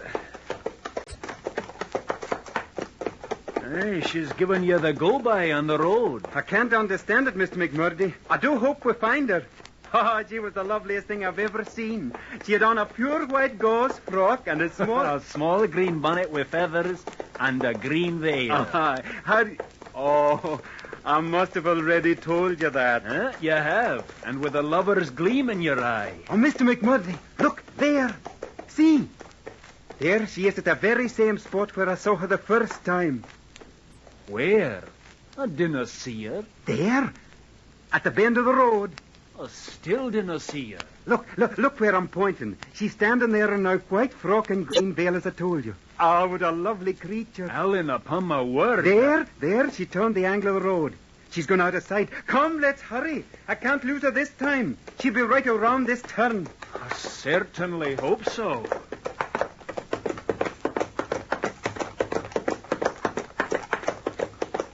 Oh, good heavens. She's gone again. Alan, my lad, you must be imagining. Alan, you look pale as death. What ails you? I remember now. Once I had a dream of the same nature. It ended in some sort of a terrible manner. And I think you're dreaming still. But never mind, Alan. It's quite common for handsome young men to dream of beautiful maidens with white frocks and green veils. But I'm worried about my dream, Mr. McMurdy. It had a very bad ending. What was it? Well, I can't rightly recollect. You know how dreams are. But I do know it was something terrible. Well, perhaps your dinner did not agree with you, and you merely fancied you saw this lady. No, Mr. McMurdy. My boy, you're trembling like a leaf. I did see her, I did. And I've got to see her again.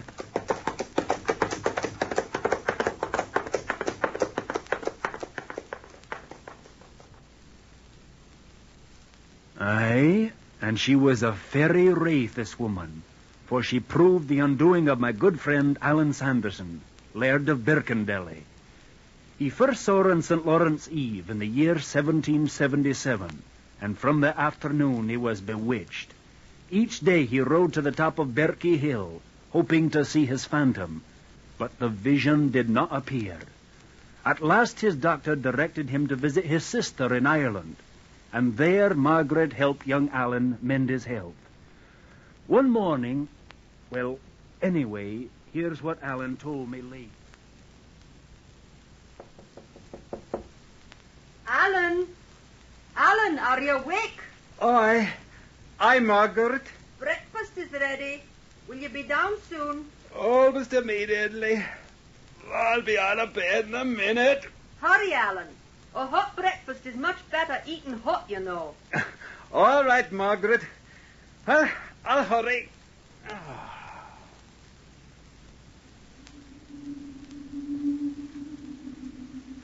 Hello there. What? Who is it? Good heavens. I've been waiting for you. How did you get in here?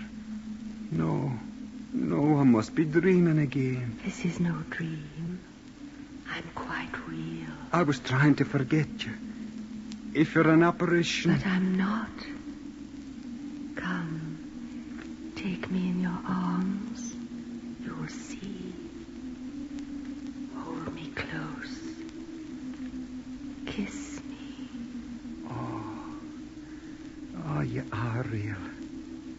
I can't believe it. I love you so. From the very first moment I set eyes on you, I've loved you. And I've loved you, too. You'll never know how much I've suffered without you. No man has ever loved a woman as dearly as I love you. Come down and meet my sister. Your sister? Here? Yes. I came here to Ireland to stay with her for a wee while. Ireland?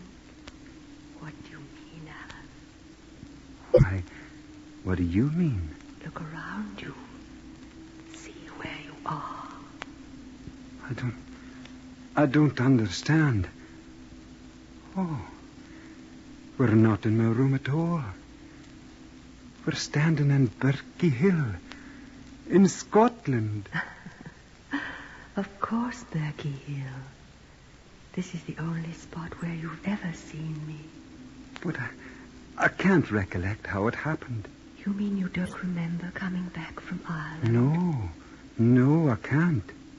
But since we're here, come home with me now to my own house. No, Alan. I can't do that. I can't meet you anywhere but here on Birkie Hill till after our marriage. And I can't marry you till St. Lawrence Eve, 2 years from now. 2 years? But why must we wait that long? I can't explain it, Alan. There isn't time. I must go now. Oh, no. I don't even know your name. My name is Jane Ogilvy. Jane Ogilvy. You were betrothed to me before you were born. I don't understand. It's true. It happened long ago. I came here today to release you if you have the slightest objection. Release me? No, Jane, no. I'm yours forever, I swear it. When may I see you again? On St. Lawrence Eve, and every St. Lawrence Eve, till the day we're married. I don't know how I can live till then, but I'll be here waiting for you. Alan, now that we're pledged to each other, will you change rings with me? Yes, darling, certainly. Here, you take this ring and keep it always. And here's my ring. Let me put it on your little finger. There. Now, Alan, a kiss before I leave you. Jane. Oh, Jane. I'll love you forever and ever. Goodbye, Alan. I'll be waiting here for you on St. Lawrence Eve. Jane, come back. Please come back. St. Lawrence Eve, St. Lawrence. Jane, don't leave me. Jane. Alan, open the door. Jane. Alan, what's the matter? Jane. Huh? What? Oh, where am I? What is it? Alan, it's Margaret. Get dressed and come downstairs. Your breakfast is ready. Were you having a nightmare? Oh, yes, sister, yes. I must have been dreaming. I'll dress and come down right away. A dream? No, it couldn't have been. It was too real. And her ring, it's on my finger. Then it wasn't a dream. It wasn't a dream after all. Well, good friends, do you still hold the foolish belief that there's no such thing as ghosts and spirits? If poor Alan was puzzled to account for some things in the course of his dream, he was much more puzzled to account for them now that he was wide awake. He dressed himself and hurried down to the breakfast parlour, where he joined his sister Margaret and Lucky Black, the old woman who had known his family for so many years. Good morning, Margaret. And Lucky, I'm very glad to see you. Eh? Who is this now? Lucky, it's Alan, my brother. Alan? Aye, so it is. The way he stands there with his dark eyes and his black hair, he might be his father, or even his grandfather. Come over to my chair, Alan. Let me take your hand. Alan, are you all right? Yes, Margaret, I'm all right. Though my head's in a sort of a whirl. Alan, You're all a tremble. Are you ill? No, I'm all right, thank you. You've got to be very careful about dampness and night vapors. I watched by the bedside of your poor mother, night after night, till the fever finally took her off. You're sure you're not feeling ill? No, I tell you, I'm all right. Alan just had a bad dream, Lucky. When I went up to awaken him, he was screaming as though he'd seen the old Nick. Bad dreams, Alan. You have bad dreams, too? It wasn't a bad dream, Lucky. When I got to your door, I heard you calling the name Jane. Jane? What's this about Jane? Oh, it's nothing. What's for breakfast, Margaret? Here's a cup of hot tea. I'll get the oatmeal. What else did you dream, Alan? Tell me quickly. Lucky, I tell you it was nothing. But you said her name was Jane. Yes. Was it Jane Ogilvy? Alan, your teacup. How did you know her name? Heaven save you. Tell me the rest of your dream. There is no more. I tell you there's no more, save... Save what? I'll not see her again to St. Lawrence Eve. Heaven protect us. Lucky, what's the matter? St. Lawrence Eve. Then it's true. True for him and all his kin. What are you talking about? Margaret, don't let him go. Keep him here in Ireland. Find him, Margaret. Find him. What do you mean? I tremble to think on his fate. May the Lord preserve him from it. Oh, the old woman's death. That ring. What is that ring I see on your left hand? Let me look at the ring. Oh, Lucky. Oh, the poor old woman, she's fainted. What in the world? Alan, let me see that ring. Oh, Alan. Burn it. Burn it. It's not a right ring. Burn it, Alan, now. My dear sister, I am saying too. It's a very pretty ring. It was given me, and I set great value by it. For heaven's sake, destroy it and renounce the giver. I'll do no such thing. If you want peace, if you have any regard for your soul, destroy that ring. But why? If you saw with your own eyes, Alan, you'd know it's not a ring befitting a Christian to wear. Destroy it. Destroy it, Alan.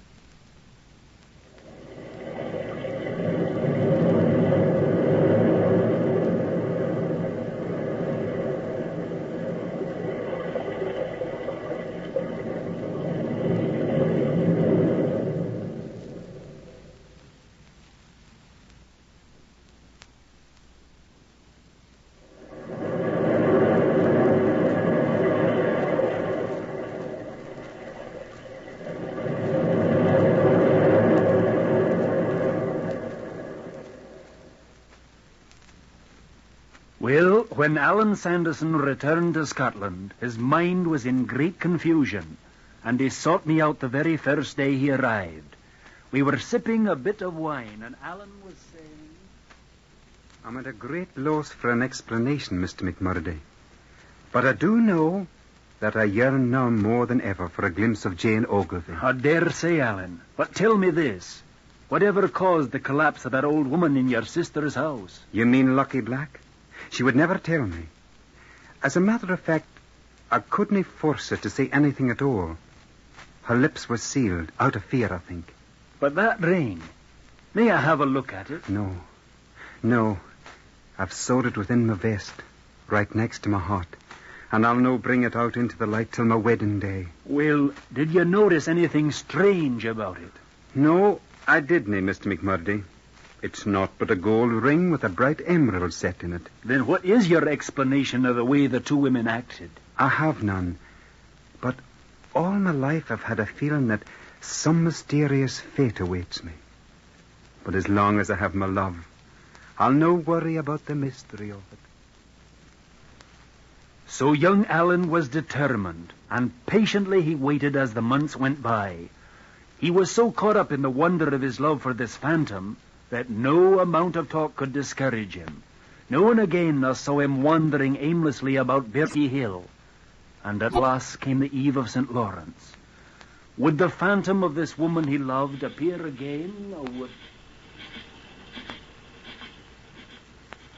Jane Ogilvy. This is the magic night.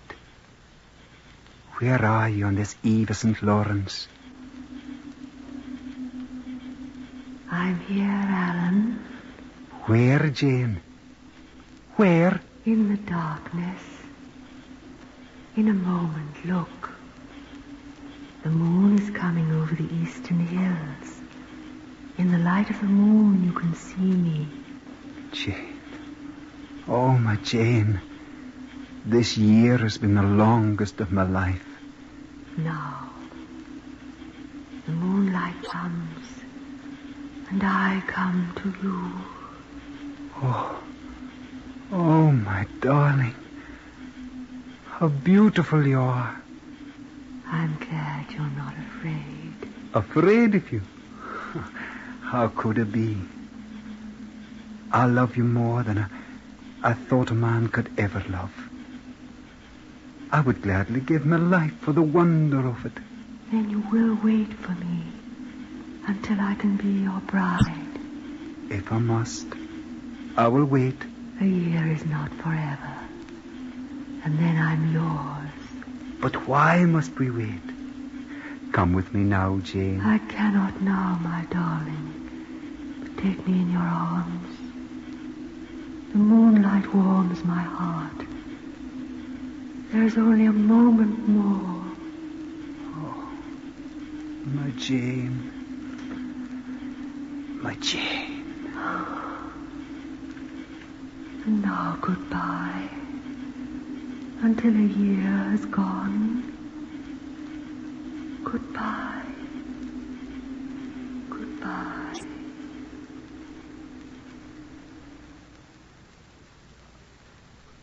And so before Alan Sanderson stretched another year, separating him from this spectre girl he loved.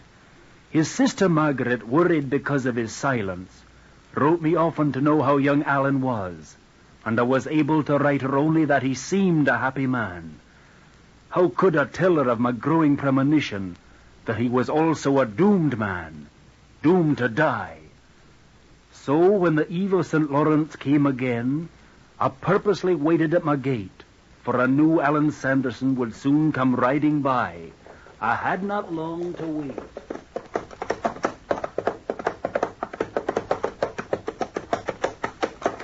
Good evening to you, Mr. McMurdy. And greetings to you, Alan. You see before you the most impatient man in the world. Do I know? And why, may I ask? Because tonight's the night. Tonight's the eve of St. Lawrence. So it is. As if you didn't know. Aye, I suppose I did know, my boy. Tonight we're to be married, Jane Ogilvy and I. Alan, it is not too late. Take the advice of an old man and dinna go to Berkey Hill. Oh, come now, Mr. McMurdy. I have waited a lifetime for this night to come. But I'm afraid for you, my boy. Because I'm in love? No. Tonight's our wedding night. Then the saints protect you. You didn't know Jane Ogilvy as I do. She loves me, Mr. McMurdy.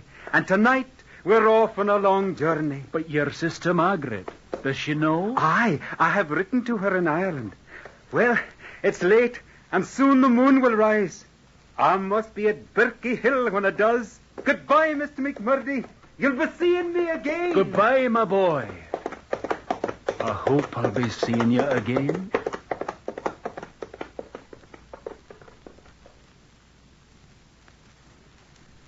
And he rode away toward Berkey Hill, a doomed man. And I was not surprised the next morning to receive an urgent message from Alan's sister Margaret, who during the night had come to Scotland. The note asked me to meet her at Alan's house, and when I arrived, the poor girl was in a pitiful state. Oh, Mr. McMurdy, I'm so glad you've come. Have you just arrived from Ireland? Yes, but I'm afraid I've come too late. Too late? Aye, Mr. McMurdy.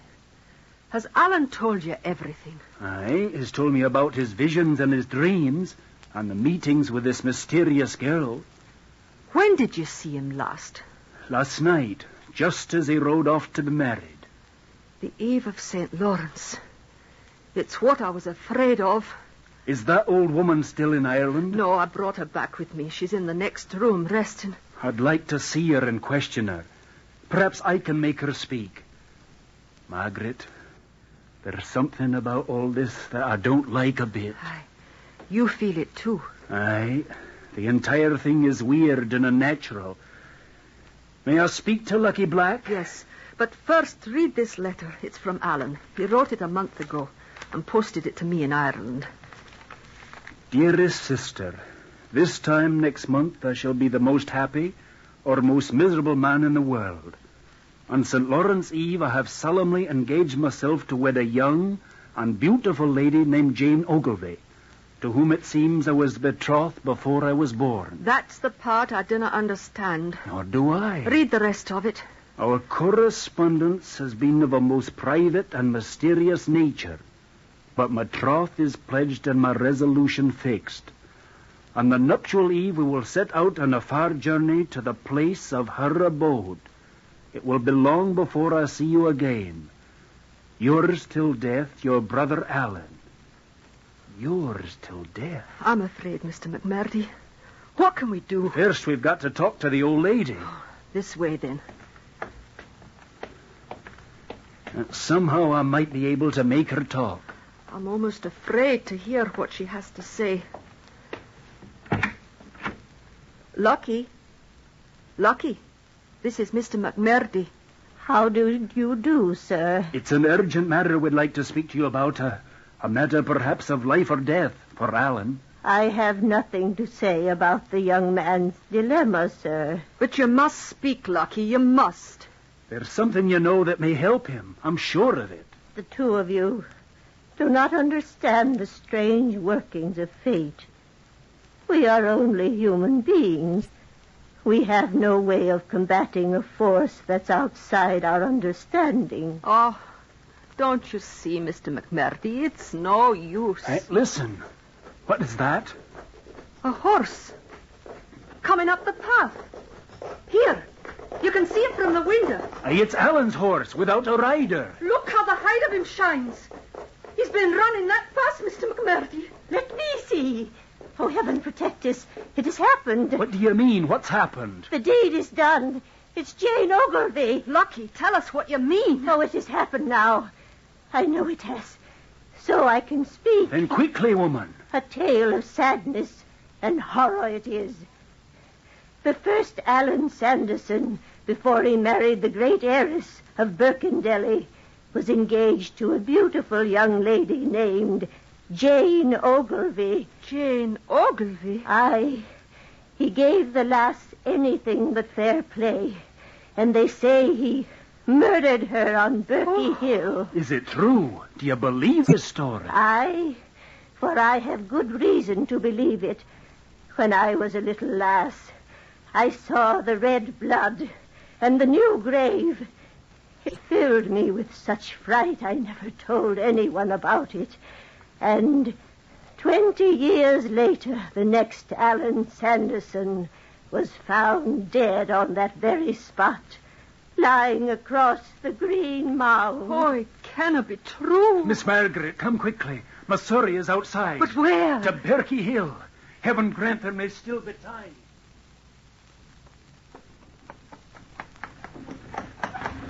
This is the road where your brother saw her the first time. And just around the bend is Berkey Hill. Oh, Mr. McMurdy, I'm afraid. Gee up! Look! Mr. McMurdy, look! Whoa there! Aye. Oh. Aye, Miss Margaret. Oh. We're too late. Oh, Alan! Oh, my poor Alan! Just as his father and grandfather died, there he lies on the green mound of his father's grave. Oh, but why? Why? He's the last meal of his line, Miss Margaret, and the Sanderson name dies with him. It is a blessing in disguise. Take me away. I cannot bear to look at him. Now the phantom will haunt the eve of St. Lawrence no longer. The wicked people of the world will now have a lesson on divine justice, Miss Margaret, written for them in lines of blood.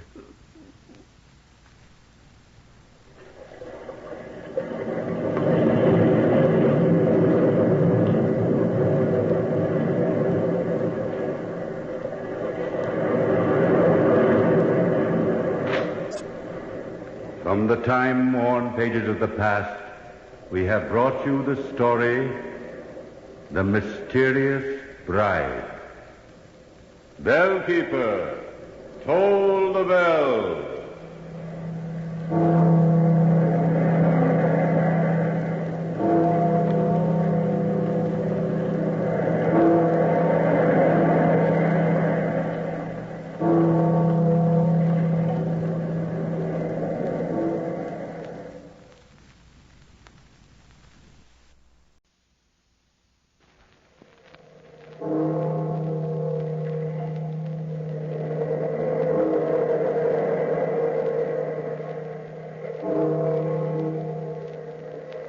Out of the past, phantoms of a world gone by, speak again the immortal tale, the Possessive Dead.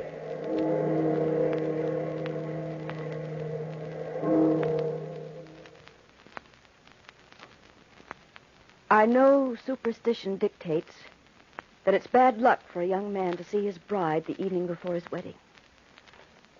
However, Michael and I were two lonely people in a big, wintry city, and we were not at all addicted to belief in superstition. We had known each other since we were children, and I had loved Michael as long as that. He, on his part, claimed to have loved me even longer. It was the warm kind of love, the kind that grows on you and stays, believing and never wavering. Yes, Michael and I did see each other the day before we were to be married. In fact, we went shopping together. We entered one of the dusty little shops Michael loved so much. It was warm in there, musty, and sort of attic-like. Ooh. Oh. Well, it's warm in here anyhow. But what a funny little place. So much stuff. I never saw so many old things together in one place. And look. Look, Michael, the shopkeeper. He looks exactly like a gnome. Baldest head I ever laid eyes on. Good afternoon, sir. Good afternoon. Can I help you? Oh, thank you. We're just looking around. Anything in particular you'd like to find? Well, to tell you the truth, I was looking for an odd piece, something unusual for a paperweight. A little curiosity of some sort. Well, just look around, sir. Perhaps you'll find what you want. Oh, thanks. Say, there. That looks like just the thing. Oh, no, sir, no. I'm sure that wouldn't do. Oh, why not? It's beautiful. That's the most beautifully modeled foot I've ever seen. It's not heavy enough for a paperweight, sir. And besides, you wouldn't want to pay that much just for an ornament. Well, it can't be too expensive, especially if it's not heavy. Bronze, isn't it? No, not bronze. Huh? Oh, here, I'll take it off the table. It shouldn't be there anyway. Oh, that's lovely. Must have been near some perfume, too. Smell that scent. Well, Michael, it seems almost real. Perhaps you'd like one of these little plaster gods, sir. Something Chinese or Mexican. They're very nice. Let me see the foot. It's $50, sir. $50? Oh, don't be ridiculous. Oh, Michael, perhaps the man doesn't want to sell it. But I like it. I'll never pay $50 for it, though. But that's the price, sir. Now, you see, you don't really want it. Perhaps one of these glass globes would do. Let me see that foot. Very well, if you insist. But don't drop it, sir. For heaven's sake, don't drop it. Oh, why should I? Oh. Michael, what happened? You dropped it. You dropped the foot. It... What, Michael? What's wrong? Here, I'll pick it up. No, don't, Eleanor. Don't touch it. Michael! It moved in my hand. It what? Oh, it must have been our imaginations. It does feel almost alive, though, doesn't it? No, Michael, I felt it, too. That foot moved in my hand as I picked it up. I'll sell you that foot for $1, sir. All right, it's a bargain. No, Michael, please don't. Please, Michael. First, though, tell me what this foot is made of. That, sir, is the foot of the mummy of the Princess Himonthus. It was stolen from her tomb 1,000 years ago. And probably stolen from the museum 10 days ago. Very well, sir. Here's your $1. Michael. Sounds interesting, doesn't it, darling, to own a mummy's foot? A paperweight that moves under its own power. Come on, darling. Don't you feel a little sorry for poor Himonthus? Losing a foot like that? No, Michael, no. There's something horrible about that foot. Something we shouldn't have anything to do with. And he was so anxious to sell it to you after... Come on, darling. Don't let your imagination run away with you. It couldn't really have moved. We just thought it did. You know, this will be a good story for Harry tonight over dinner. Where is it he's taking us? The Greystone?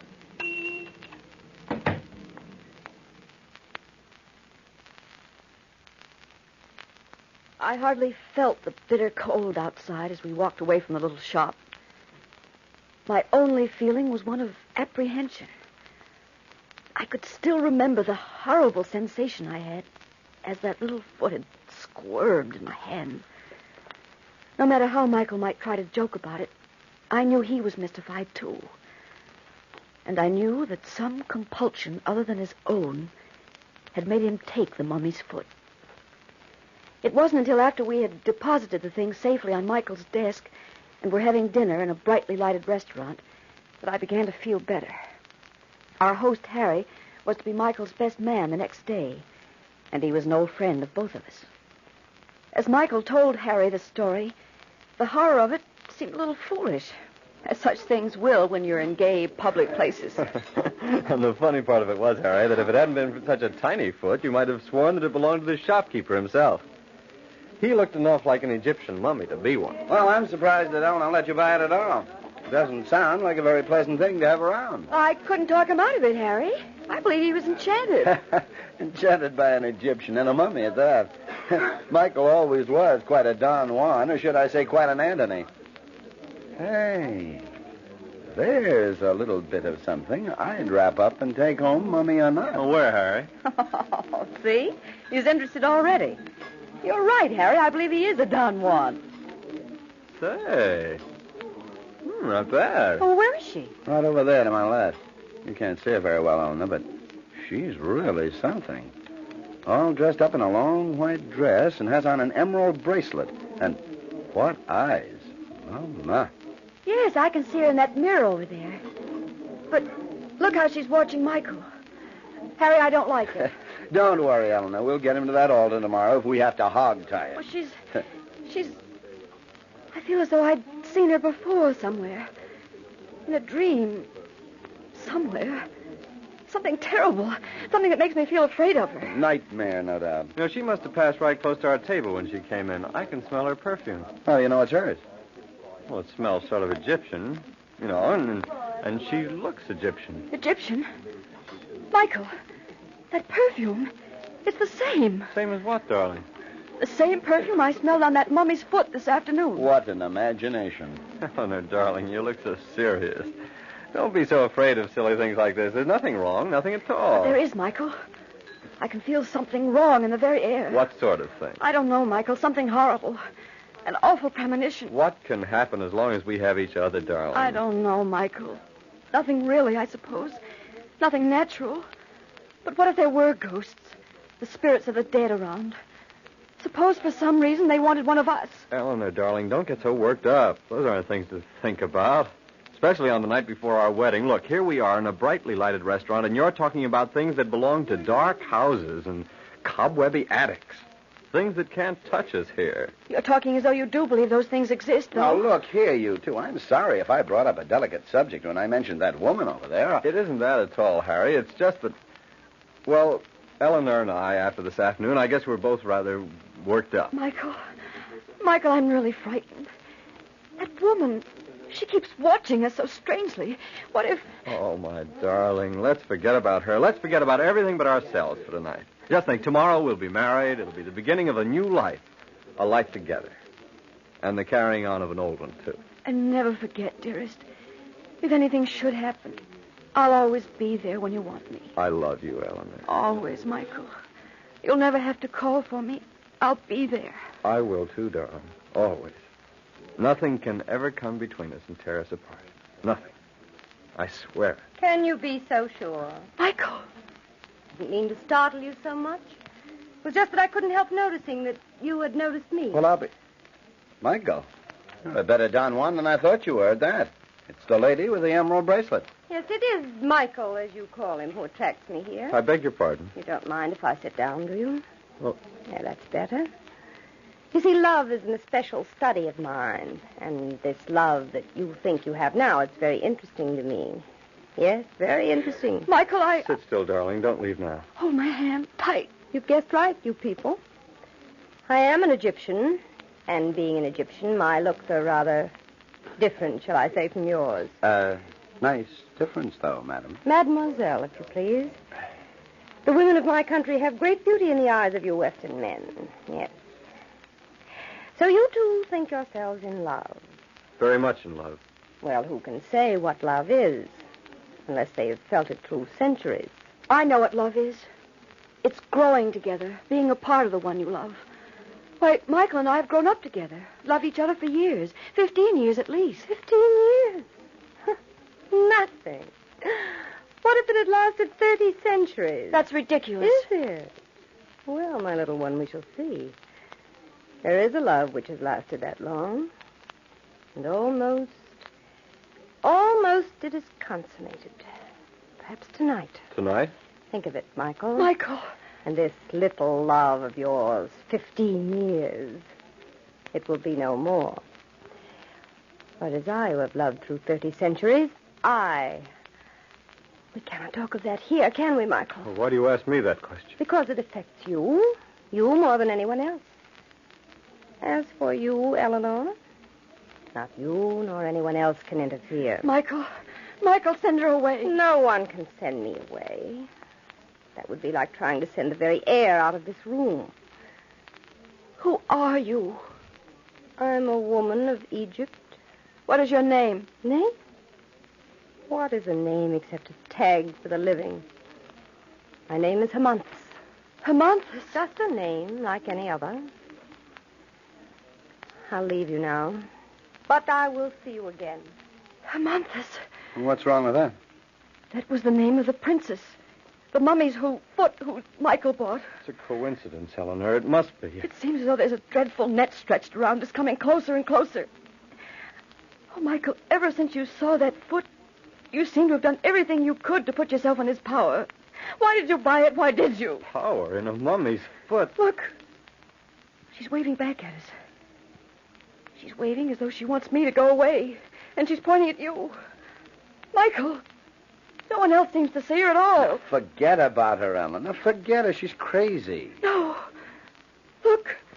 Michael, Harry, look. What? Look how she's walking. She limps. Almost as though one of her feet was missing.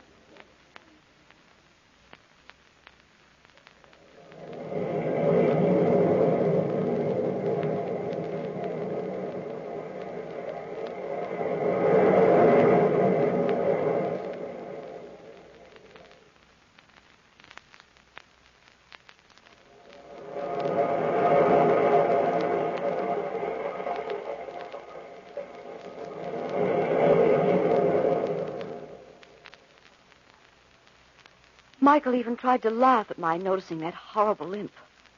But I could see that he was wondering, too.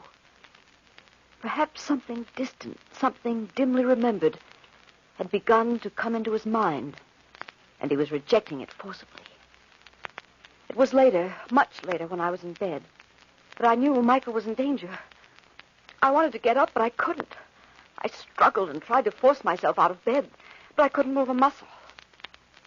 Finally, after what seemed hours, it seemed as though I was in the deepest sleep. But everything about me was very clear. Perhaps I had got up after all, for it seemed all at once that I was in Michael's room, and she was there talking to him.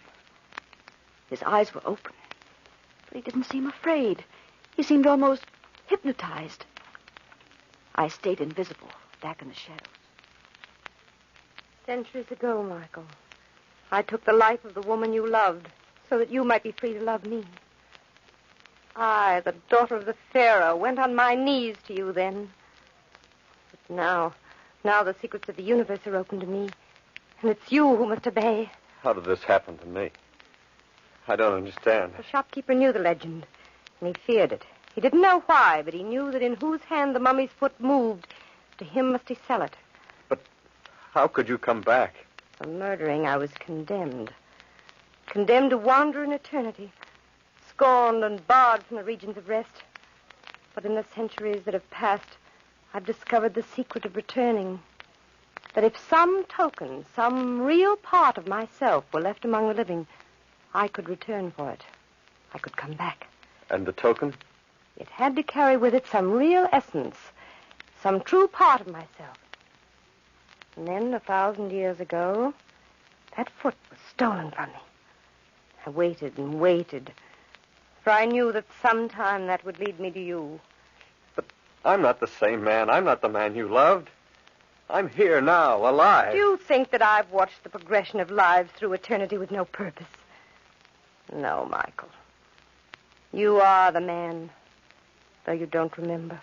You have the same life. You have only a different body. You have the same honest and beautiful soul you had then. It's your life, Michael. Your life and your soul. That's what I'll take with me. I couldn't hold you before, but I can take you now. Come, Michael. I do not need to touch you now, but it's better if you take my hand. We have a long journey to make. Go away. No. Oh, if I could only move, if I could get up, if I could do something. What's holding me? The journey's long, Michael, and we must hurry. If I must force you, I must. Leave me alone.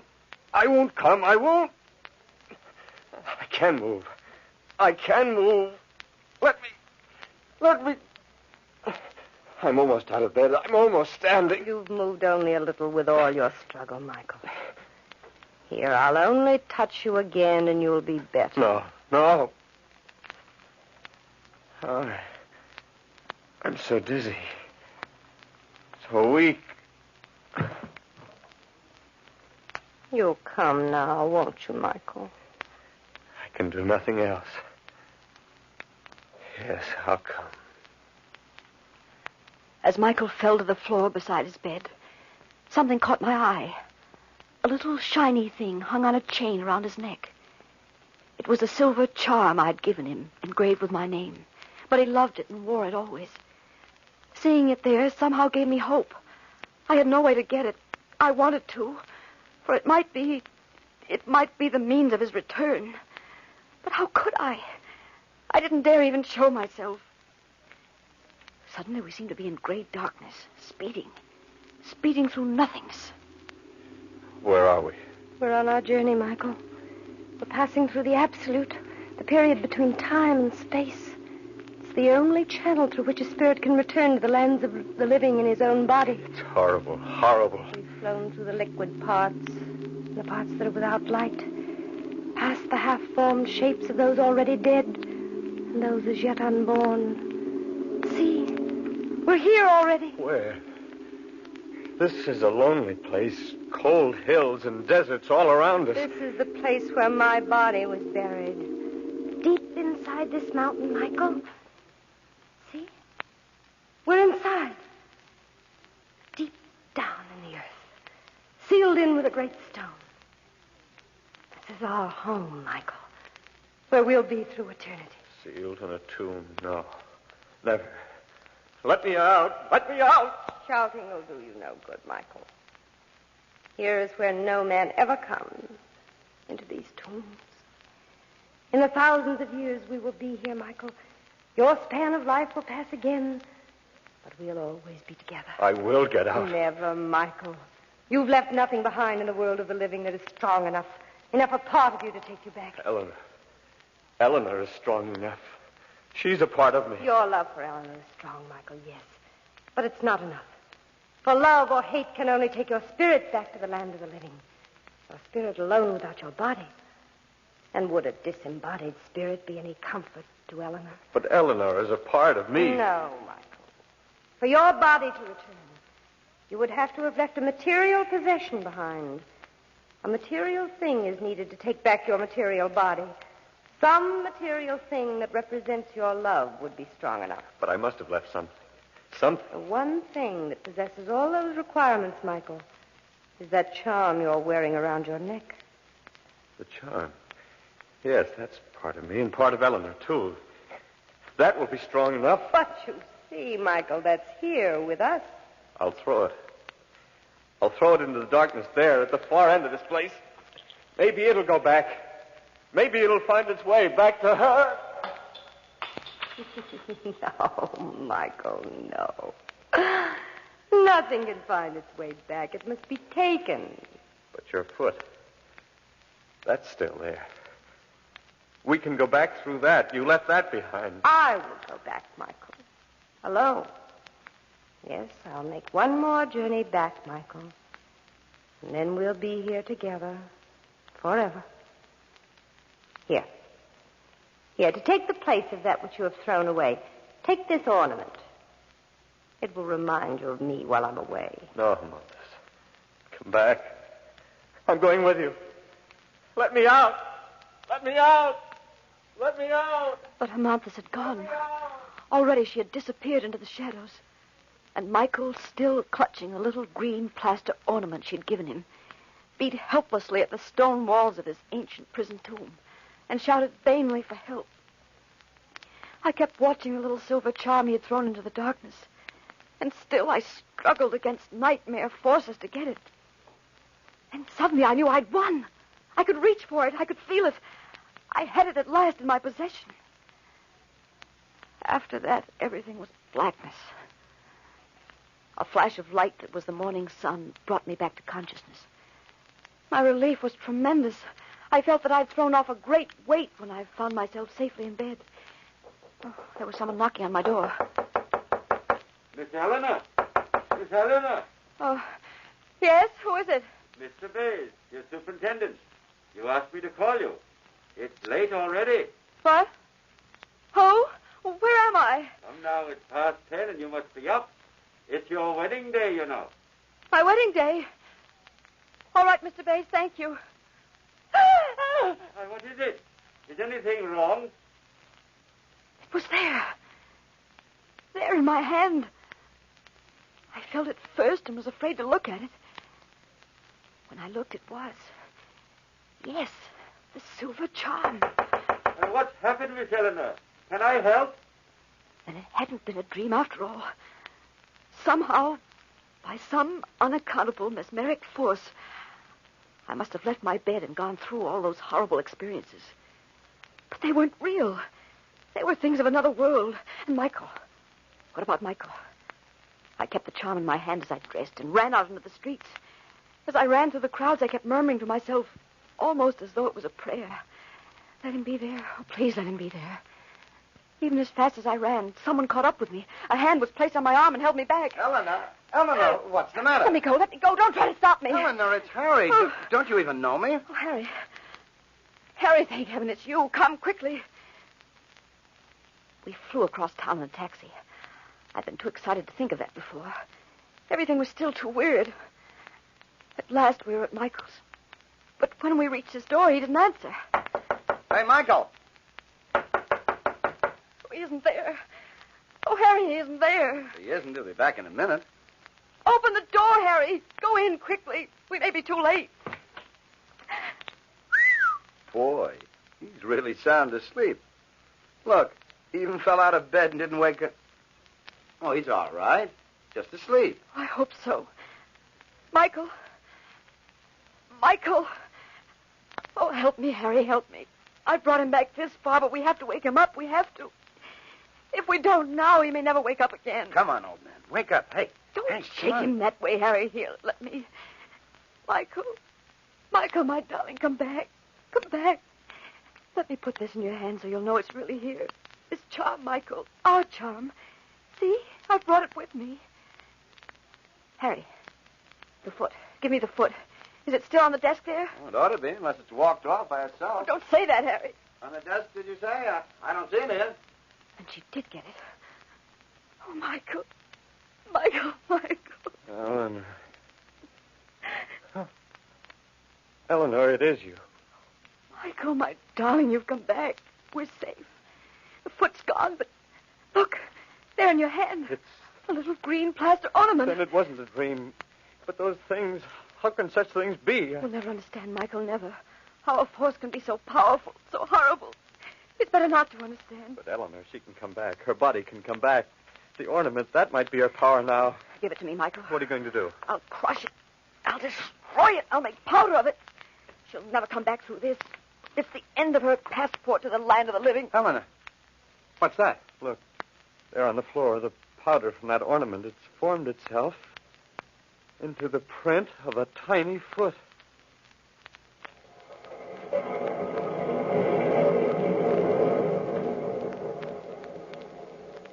From the time-worn pages of the past, we have brought you the story, The Possessive Dead.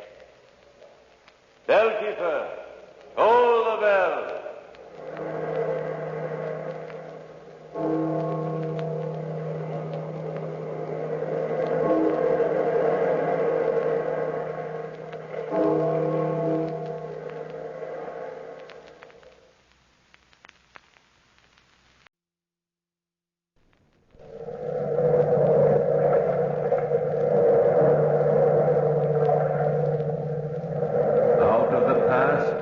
Phantoms of a world gone by, speak again their immortal tale. What was it?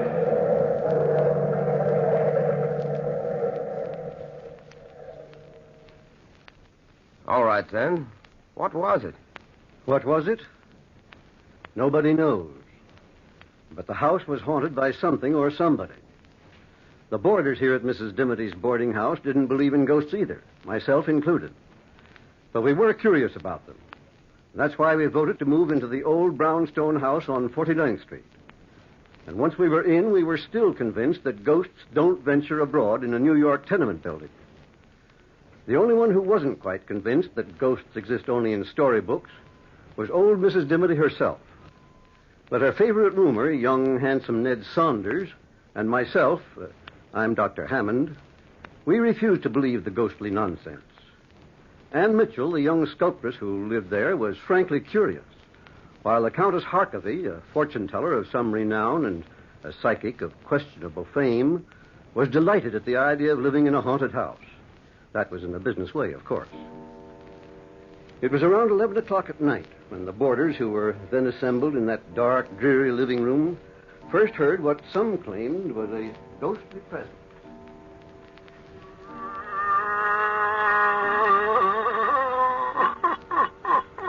Listen to that, Dr. Hammond. I hear it, Ned. It's an uncommon sort of sound for the wind. That is not the wind, Dr. Hammond. It is the cries from the spirit world. I feel it in the marrow of my bones. No, say, Countess, can't you feel things in a more comfortable place? Bone structures always struck me as a most uncomfortable place to have a feeling going on. Listen, all of you. Listen. Oh, skip it. Ned, will you pass me that magazine on the shelf next to you? I think any kind of reading will be preferable to listening to old psychic ears rambling. Sure thing. Here you are, dear. You really think this house is haunted, Countess? Yes, I do. It would be a fortunate thing for your business if the United States of America could be made ghost-conscious. Dr. Hammond, you'll live to regret that remark. The Countess will take you seriously. I am serious. And talking of taking things seriously, when are you going to start taking me seriously, Anne? When you start to make a living, Ned. Oh, someday I hope I won't have to try and sell my sculptures. All art is conceived out of the fires of struggle. Well, I'm tired of struggling. Oh, if I could just create something out of the ordinary for an art exhibit, I could make a couple of $100. I've been working 3 months for an idea, and I haven't done a thing. My poor dear Anne, as long as you doubt the extraordinary, how can you create it? She's got you there, Anne. Yes, she has, Dr. Hammond. Well, what would you suggest as a good subject for Anne to sculpt, Countess? Well, a denizen of the other world, perhaps? Oh, sure. That's rather a hot place for a girl to venture in order to sculpt the devil, isn't it? Don't speak so lightly of his satanic highness. No one knows where the devil's hand may be next. How about sculpting me, Anne? I'm an extraordinary young man. That you are, darling. Extraordinarily broke, at any rate. Oh, the woes of the world revolve on that ugly stuff called money. People take money much too seriously, Ned. Well, frankly, Dr. Hammond, if I had some of it, I wouldn't take it at all seriously. I'd scatter it around the world like a veritable windmill. Oh, frivolity. That's your trouble, my dear friends. Frivolity. You feed on it. Here in this very house is a poor, earthbound spirit, and yet you ignore it. Come, Countess, you don't expect us to take it seriously? I expect nothing. What do you expect us to do? Call the spirit in and ask him to sit for me? Possibly, Anne. Possibly. Come, Countess, you're joking. I have never been more serious in my life. I think we ought to hold a seance and command the spirits to enter the room. That would be interesting, at least scientifically so. Oh, nonsense, Doctor. Besides, Mrs. Dimity'd never stand for it. Ever since she moved us into this house, she's been scared stiff of the very idea of spirits. Have you seen the amulet she's been wearing? Yes. She carries it around like a sword. Why don't we ask her? Oh, we were just talking about you, Mrs. Dimity. Oh, dear. I tell you, I just can't stand being alone in my room. I just know something was in there with me, Anne. I just know it. The spirits probably have been attracted to you, Mrs. Dimity. I've always felt you're strongly psychic. Oh, don't say it, Countess. Don't even think about it. It was all a mistake, moving into this house. All a mistake. I've just never been as nervous. Dr. Hammond, feel my pulse. Feel it. It's practically non-pulse, so to speak. Well, I wouldn't take it seriously, Mrs. Dimity. We all know there are no such things as spirits. You see, we've been talking about the ghost for so long that at times we half believe, but that's purely imagination. It wasn't imagination at all, Dr. Hammond. You know very well there are only 5 of us living here. You 4 were downstairs, and I was alone upstairs, and, I did hear footsteps in the hall. I opened the door, and I felt something cold touch me. Ah, you see, I knew it. Oh, listen. It came from upstairs. Listen, all of you. Ah, and was that also the wind, Dr. Hammond? I don't know, Countess. What do you think, Ned? Well, I think the Countess' idea of a seance is a good practical suggestion. I'm all for it. A seance? Oh, dear. Yes, let's give it a try. Well, we're all agreed. Yes, come on, Les. I think it's a good You're idea. in charge, Countess. Now tell us what to do. Well, now, for the first thing, bring your chairs into a circle, please. I think I want to Now, hold hands. Will someone turn off the lights? I'll get the switch. Good. Now we're in the dark. Quiet, please. Quiet while I summon the spirits.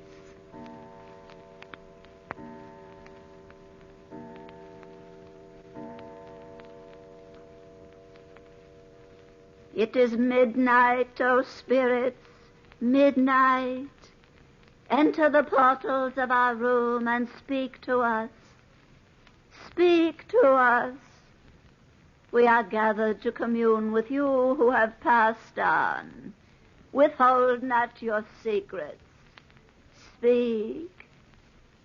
Speak. It is I, Countess Harkavy, asking you to descend to this mortal plane. Answer me. Answer me. If my Uncle Ezekiel's in the room and wants to talk to me, I'd talk to him, Countess. Yes, Mrs. Dimity. Ned, stop squeezing my hand. I'm not squeezing your hand, Anne. Or whatever you're doing, stop doing I'm not doing it. anything. Ouch, doggone it. What's the matter with you, Anne? You're so coy, pinching me now. I'm not pinching you. My hands are in my lap. Well, who's ever sitting next to me? Stop it. Dr. Hammond. I'm sitting across from you, Anne. Mrs. Dimity. Oh, dear. I wouldn't have the courage to squeeze anybody's hand at this point. Ouch. Well, whoever it is. Turn on the lights, somebody. Turn on the lights. No. Somebody's got hold of my hand. Don't turn on the lights. The spirits have entered the room and are attracted to you, Anne. To you. Oh, please turn on the lights, please. I'll do it, Anne. I'll do it. Oh, let go. Oh, there. Oh. There's nobody sitting next to you. That's a vacant chair. But I felt it. Anne, did you imagine it?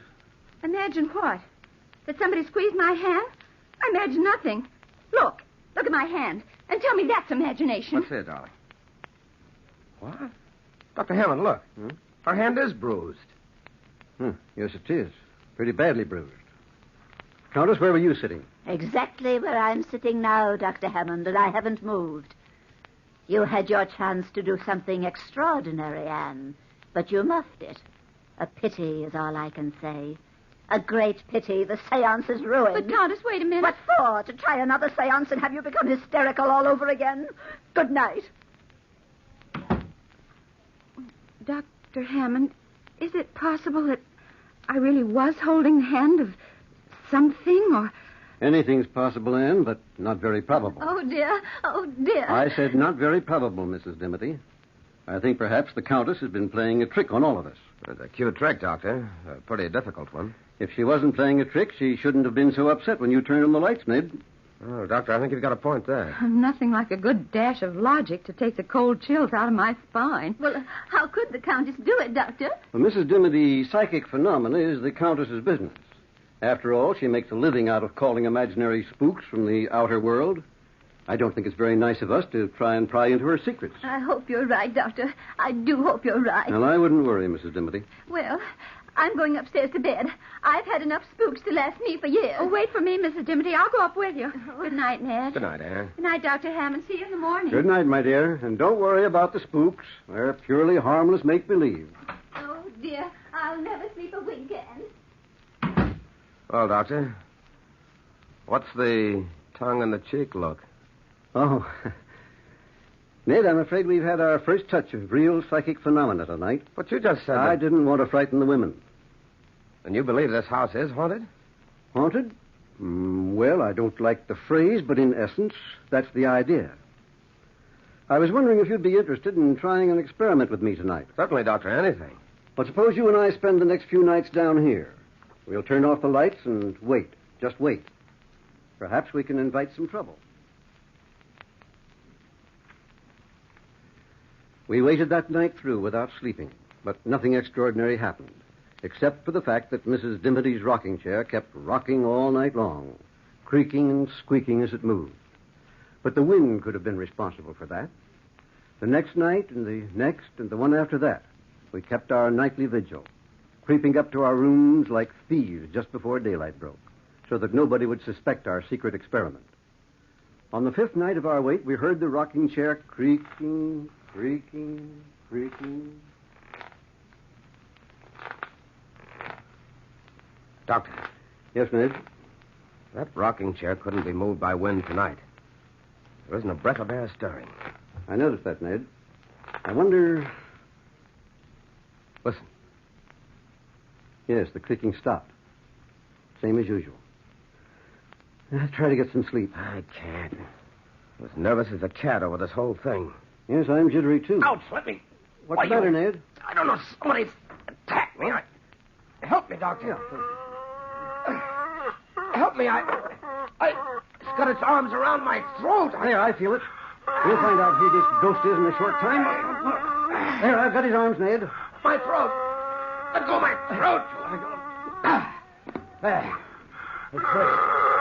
Can you hang on to him alone, Doctor? I think so, but he's as strong as an ox. No, you don't. Listen to him, will you, Doctor? His voice certainly doesn't sound human. Turn on the lights, Ned, while I hang on to him. We'll find out who this practical prankster is. I'm afraid to let him go, Doctor. I can handle him, Ned. You turn on the lights. Hurry, Ned, hurry. All right, of course. There you are. No, wait. No. Doctor, where is he? He's right in front. I've got him by the arms. I'm hanging on to it. Well, this is amazing. Amazing, Doctor. Well, we can't see it. It's invisible. Help me, Ned. He's trying to escape. Help me. If I could only see him. There we are. I've got it. I've got it. But what is it, Doctor? What is this thing?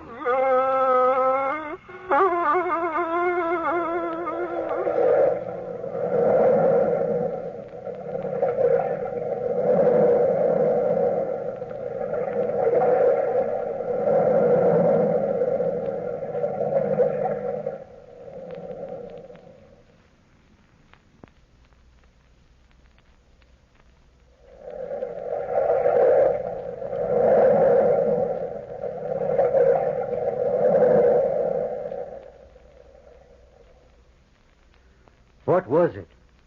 I didn't know as I held the grisly thing in my arms. It struggled and sobbed and moaned exactly as a beast would struggle and moan. An invisible beast. That was the horror of it. An invisible beast.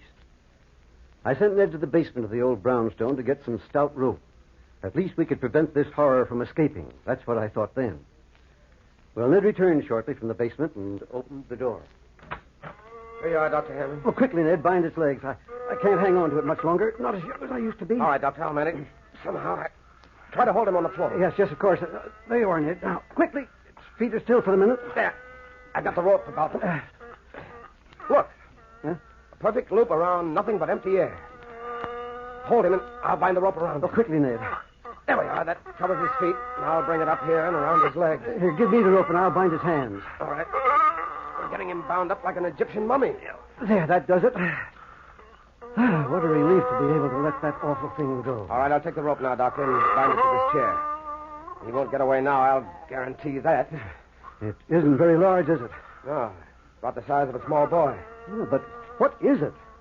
Have you ever encountered anything like this before? Well, frankly, Ned, never. Look at my hands, bitten and bruised. I wonder if I'll ever be able to move them again. What are we going to do with the darn thing now? I don't think that's our responsibility, Ned. I think we'd better call the boarders together and let them in on the secret. Would you like me to get them, Doctor? Yes, wake them up. But don't tell them why. Just ask them to come down here, and I'll throw this rug over the chair so that they won't see the ropes right away.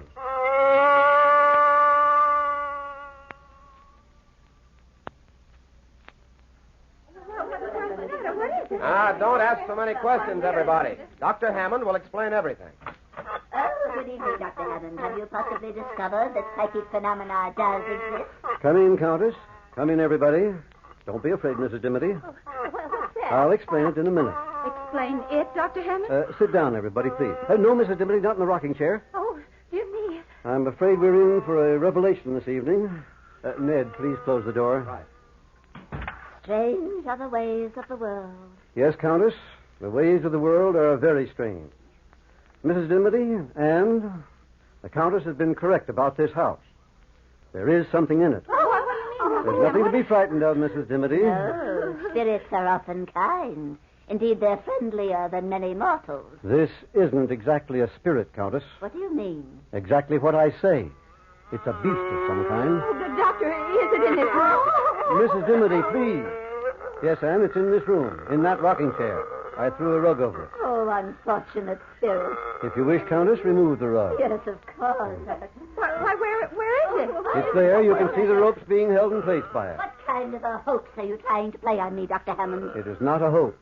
There's a living, breathing something bound in that chair. But it's invisible. Oh, why, that's incredible. It's more than incredible. Would you mind if I touched it? I don't see why I should. It's not my beast.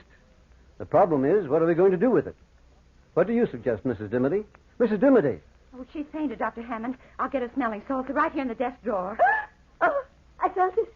I felt it, Anne. I felt it. A captured spirit. I must tell my co-worker, Dr. Zarkox, right away. He'll be so thrilled, so thrilled. I'm not sure that we ought to tell anybody about it. Are you, Dr. Hammond? Ned's quite right. We should not. Oh, but Dr. Zarkox is the only living person constantly in touch with the spiritual night and day. Day and night, constantly. The smelling salts should be in here someplace. Oh, here they are. Until we find out exactly what it is, I don't think we ought to divulge the secret. Heaven knows what we've stumbled into. You're right, Ned. Here, Mrs. Dimity, take a deep breath of this. And how do you propose going about finding out what it is? Breathe deeply, Mrs. Dimity. Well, I was thinking it might be possible for Anne to make a plaster cast of it. Oh, that's a gay idea, Ned. Breathe deeply, Mrs. Dimity. You'll be all right.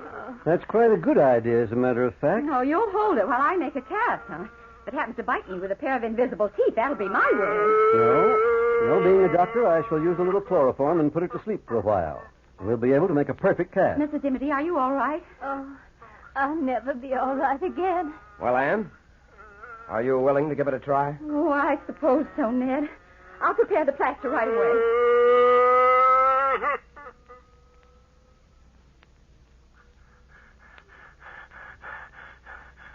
There we are, Anne. The chloroform has worked perfectly. Whatever it is, it's asleep. Before you start with the plaster, I should like to listen to his heart with a stethoscope. Certainly, Doctor.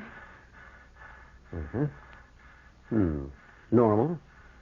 A little faster than is normal for a human being, but maybe we're not dealing with a human being. Yes, Doctor, that's very possible. Ned, would you hand me that container near you? Certainly, Anne. Here you are. Thanks, Ned. Well, Dr. Hammond, are you ready? Yes, Anne, whenever you are. We might as well start. 2:00. We ought to be through by 7. And so Anne started to work to cover that invisible form with moist plaster. We watched her spellbound. The hideousness of the rough object which soon met our eyes was appalling. Anne's hands shook perceptibly as she forced herself to complete what she had started. Minutes changed into hours.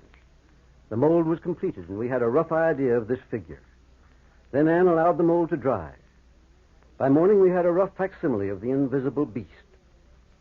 How can I describe what it looked like, when it looked like nothing so much as a demon out of hell itself? Yes, shaped like a man with long, sinewy arms, but it was small, only 4 feet or so high.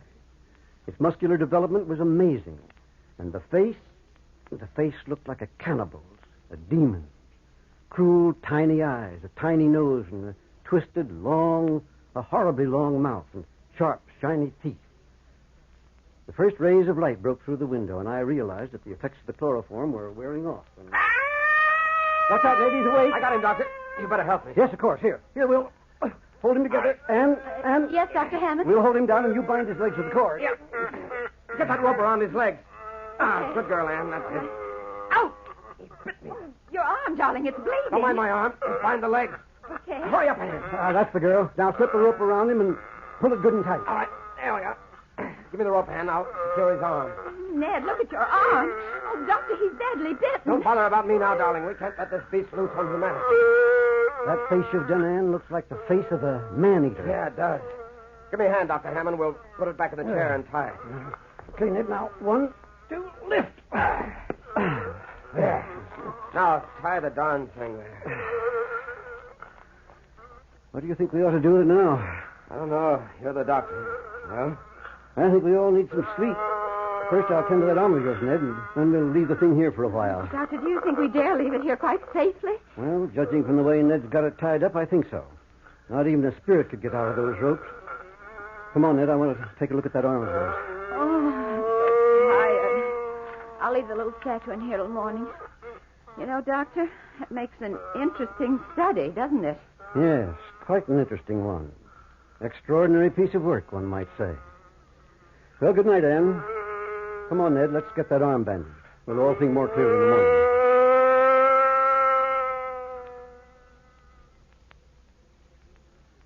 We thought we could think more clearly after some sleep. And so the days went by. Ned and Anne and I stayed with that invisible beast constantly. I took test after test. Its heart condition, its breathing, every test I took baffled me completely. For this invisible beast reacted to every test exactly as a reptile would react.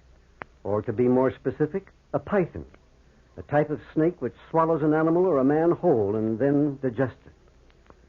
As the days passed, we realized that since this was living matter, it must eat. We tempted it with every kind of food imaginable, tried force-feeding it, but the animal never swallowed one bite of food. And then one evening, all of us were collected in the living room when those horrible sounds started. Oh, I tell you, Ned, it's hungry. Anne, darling, we've tried feeding it. But you've got to get it out of this house. I can't take it any longer. Capturing a spirit will evoke the anger of the gods. My advice to you is to let it go. That's not very good advice, Countess. Whatever this is, it would be fairly dangerous loose. Oh, isn't there anything we can feed it? It must be suffering horribly, Doctor. No food or water for 2 weeks. Yes, Anne, there is something we can feed it, but unfortunately or fortunately, we can't. What are you talking about, Doctor? Human flesh, Ned. This creature is a man-eater, an invisible man-eater. There's only one thing for us to do. Call the police and the medical society and turn it over to them. There's nothing more we can do. Oh, you'll regret this, Doctor. You'll regret it. You can't evoke the anger of the spirit world without payment in full. Anne, will you make the call? Certainly, Doctor. I'll go with you, darling. Don't tell them anything about it. Just ask them to come over here immediately.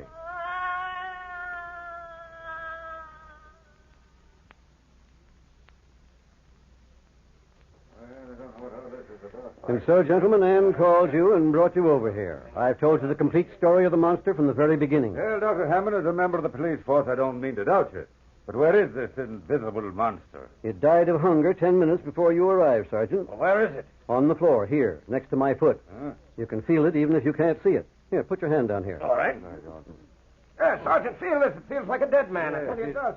Look at that. Sure, Doctor. What kind of a trick are you trying to play on it? Trick, Sergeant? Take my word for it, it's no trick. You felt it yourself. Many people know how to make a mass of material appear invisible. Chemistry can give you a lot of explanations of that kind of a hoax. It's no hoax, gentlemen, on my word of honor. It's no hoax. Tell us a better story. Come on, boys, let's get out of here. Let's get out of here. We enjoyed your fairy tale, Doctor, but we can't swallow that one But, whole. gentlemen, ask any one of us in this room. I swear to you, it's the truth. Look in the corner at that statuette. That's an exact replica of the invisible beast. Now I get it. You're trying to get some free publicity for the art exhibition at the museum. No, gentlemen. I made that plaster cast myself from the invisible monster. Dr. Hammond's telling you the truth. Yeah?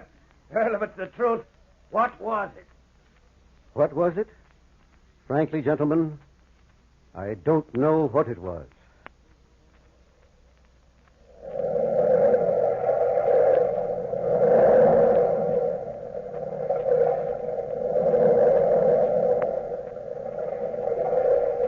From the time-worn pages of the past, you have heard, what was it? Bellkeeper, toll the bell.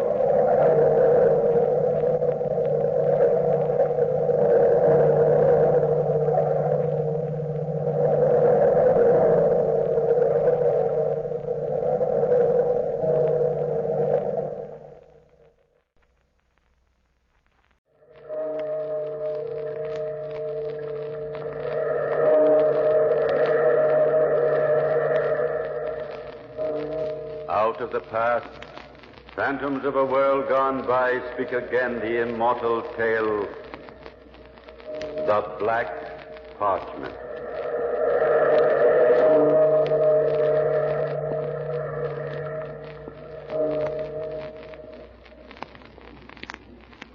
In all this malevolent world, there cannot be one who is more accursed than I, Raphael Roland. For I must decide within the next few moments whether I should die in order that someone else might live. Time was when I wanted to die, but the mocking gods had their little joke, and so I lived. But now it is so hard to die, for I am rich and powerful, and even the library of my home in which I sit reflects my glory. This is no time to die. Then my life should have slipped from me. That night when I walked along the banks of the Seine, penniless and broken and lonely. The voice of the Seine was a soft voice, and it beckoned to me, promised me peace. Then my life should have slipped from me. But the mocking gods had their little joke, and I was interrupted. Why was I ever interrupted? Oh, what's that? Someone's in trouble. Where are you, man? Speak up. Here. Just get over. I can understand. Help me, or I will be swept away by the current and drowned. Hang on, old man. I'll be at your side in a moment. Castle of the Rock. Oh, do not slip when we will both be lost. I'll manage. Now, grab hold of my arm. That's it. While I cling to this boulder. I am too weak. Try now. There, I have your arm. Don't worry, I'll get you up. There you are. Now, do not talk, old man. Catch your breath first. You have saved my life. Saved your life? Yeah. Well, yes, I did, didn't I?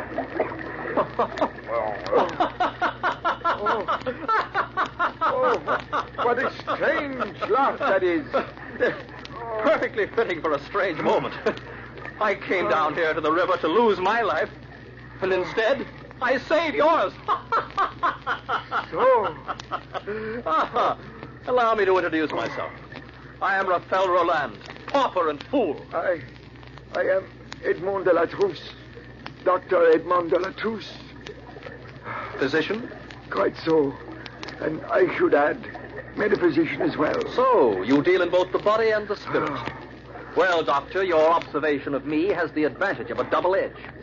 I have found life too bitter to endure. And I have found life too sweet to give up. A life which you have saved for me. Come to my house. I should like to repay you. What can you give me? My need is too great. Come along, my son. I am older than you, and that much wiser. My house is nearby. Perhaps I can fill your need. Oh, very well. What have I to lose? Exactly. Perhaps I can repay you beyond your wildest dreams.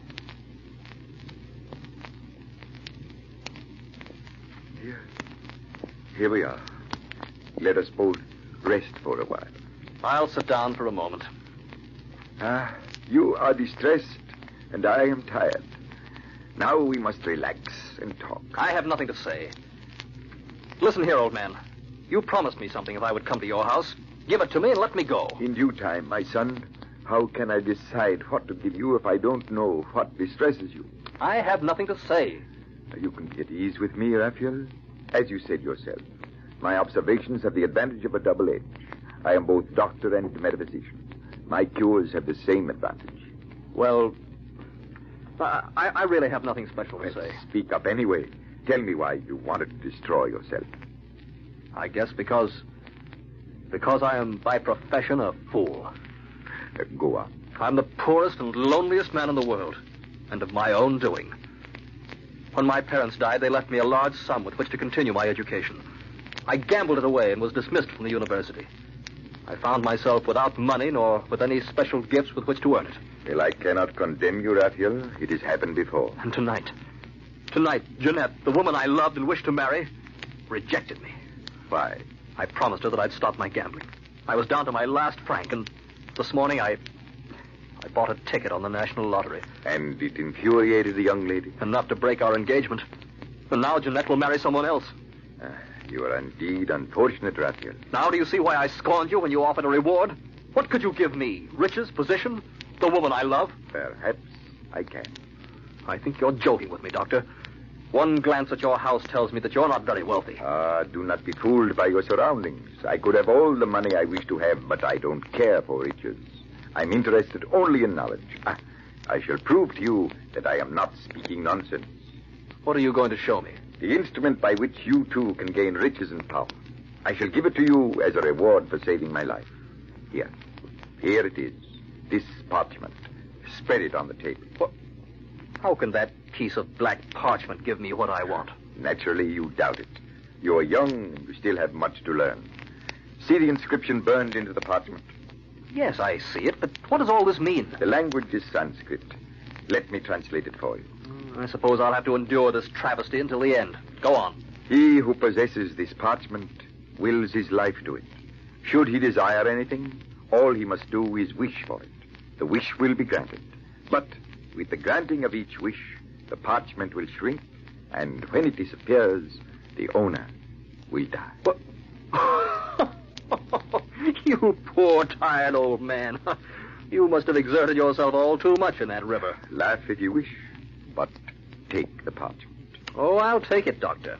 I shouldn't want to hurt your feelings. Perhaps I can sell it and earn myself a franc or two. Or perhaps I can use it as a doormat to wipe my feet on as I go in and out. I took the parchment and fled from his house. Inside my own room, I threw the parchment down and sagged into a chair. Within me, mixed emotions fluttered about. Did the parchment represent a devilish joke or a great metaphysical truth? I suddenly became insatiably curious. I spread out the blackened skin. It was about the size of a tablecloth. I laughed at the thought of it, growing smaller and smaller as it consumed my life with each wish I made. And then... Now, who could that be? Come in. So you're back, monsieur. Well, good evening, Madame Boulard, my dear, dear landlady. Now, don't you mix me up with your pretty phrases. I've come to speak to you very frankly. Do tell me. Well, I'm listening attentively. I want the rent. The rent? Oh, now you can wait for that a day or so longer. Can't you, Madame Boulard? I have waited long enough. But I can get the money for you easily. In fact, all I have to do is wish for it, and it's yours. Monsieur Roland, you are a nuisance. Either you are brooding or you are hysterical. In fact, I can get all the money I want by just wishing. Then you better make a wish before morning. I intend to have you evicted tomorrow. Oh, don't trouble yourself. I'll make the wish right now. I wish to have 7 million francs. There.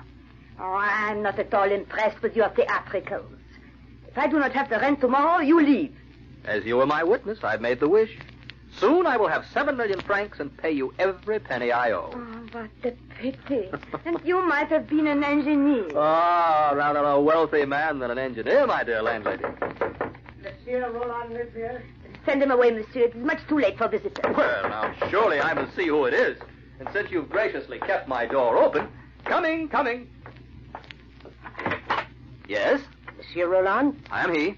I bring you happy news, monsieur. Here, sign this. What's this all about? You have won, monsieur. You have won. Won what? The National Lottery. Just a moment ago, they had the drawing. I was dispatched to find you at once. You have won first prize. First prize? You are rich, monsieur. 7 million francs. Monsieur, I heard it. I found it came true. Where are you going? My strange fortune had frightened Madame Boulard, and it also frightened me. I could not get the black parchment out of my brain.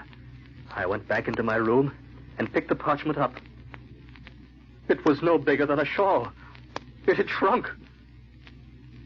The next day, I was calmer. I began to sense my new power. Perhaps there was a way to make Jeanette change her mind. That afternoon, I went to her home. She was surprised to see me. Raphael, I thought we'd agreed not to see each other again. But I had to see you, Jeanette. I'm rich. We can be married and live like aristocrats. All Paris knows that you've won the lottery, Raphael. But money has never mattered to me. Oh, Jeanette, I promise you, I'll never gamble again. I'll invest. I'll go into business. We'll live such a happy life. Oh, no, Raphael, it is too late. I've tried hard to love you, but I cannot.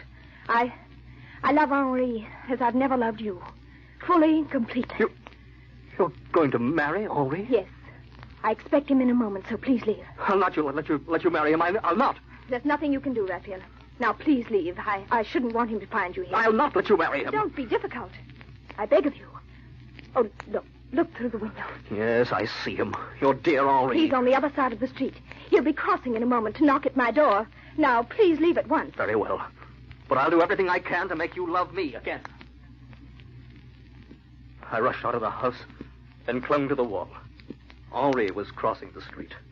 The black parchment was focused in my mind's mirror. And then I made a wish. Slowly and surely I intoned it. May he never reach her side alive. I trembled with expectation. In a matter of seconds, Henri's fate would be decided. I turned my face away, for I could not look. But I heard it all. My wish had made me a murderer. I went back to the boarding house and tried to shut myself away, but I could not rest. The black parchment lay on my dressing table. I reached it in a bound and then choked. No longer was it as big as a shawl. It looked more like a napkin. My life was shrinking away. Who's there? Madame Boulard, I wish to speak to you, monsieur. All right, come in. I want to say that I am sorry for the way I acted last night, monsieur. I am not concerned about the rent anymore. Pay me when you like, and... Oh, What's the matter? are you ill, monsieur? Well, no. You've aged so, monsieur. You've aged. Look at your hair. My hair? Your hair is turned gray.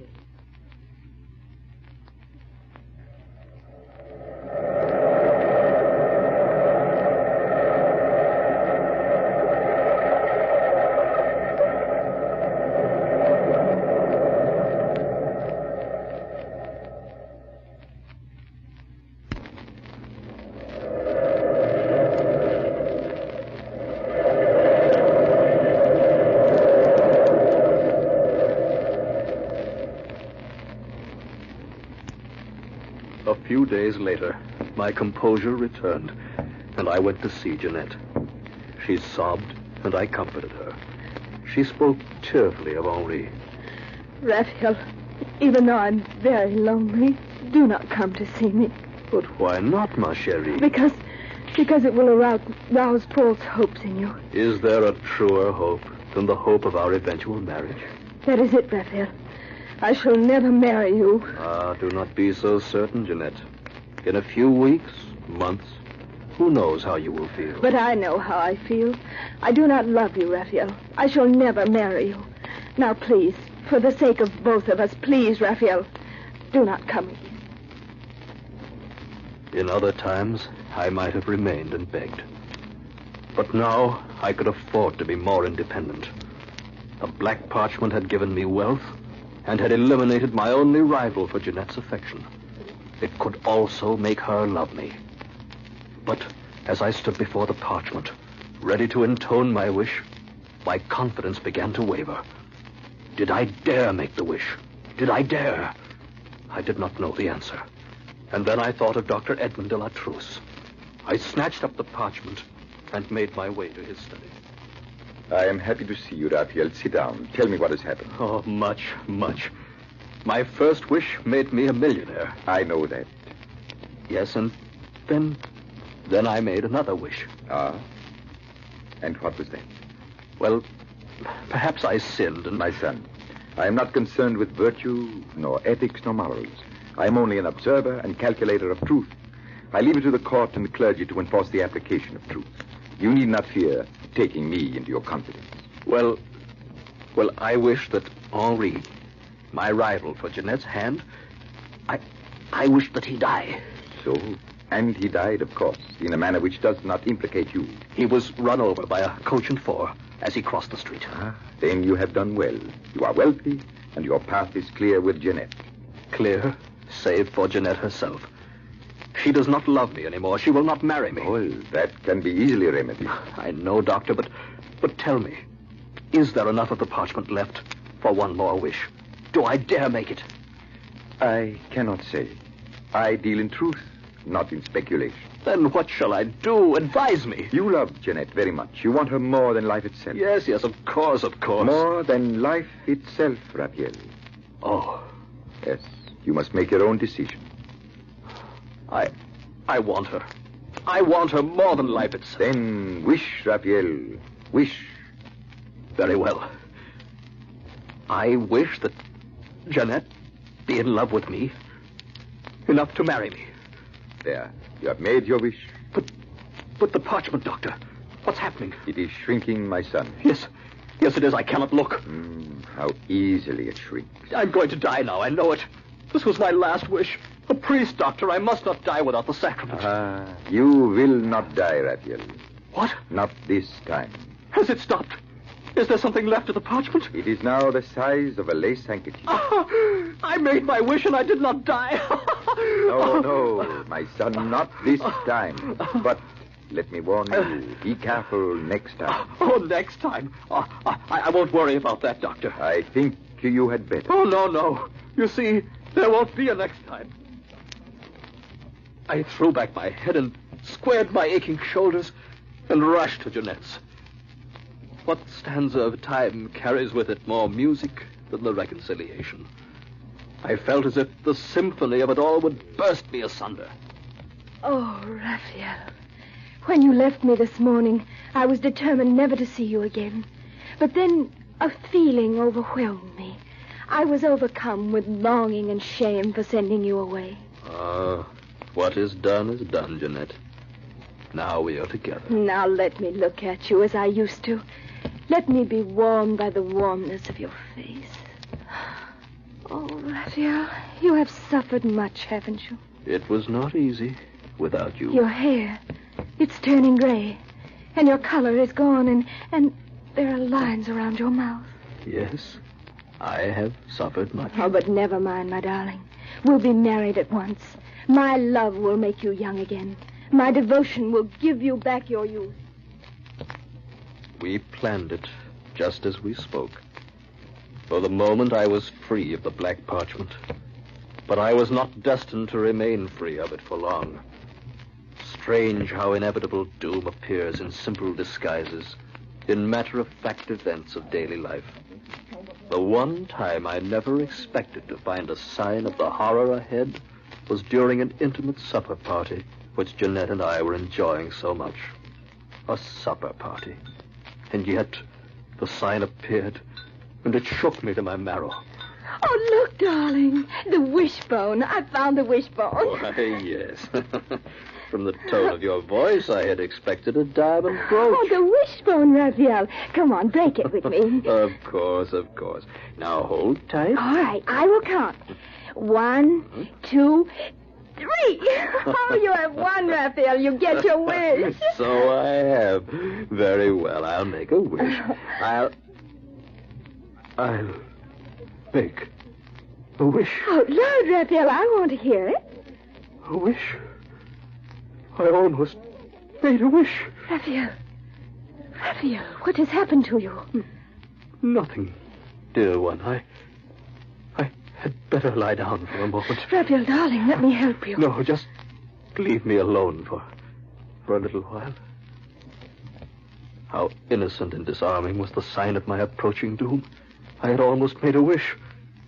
But even though my wish might be in jest, the parchment would be in earnest.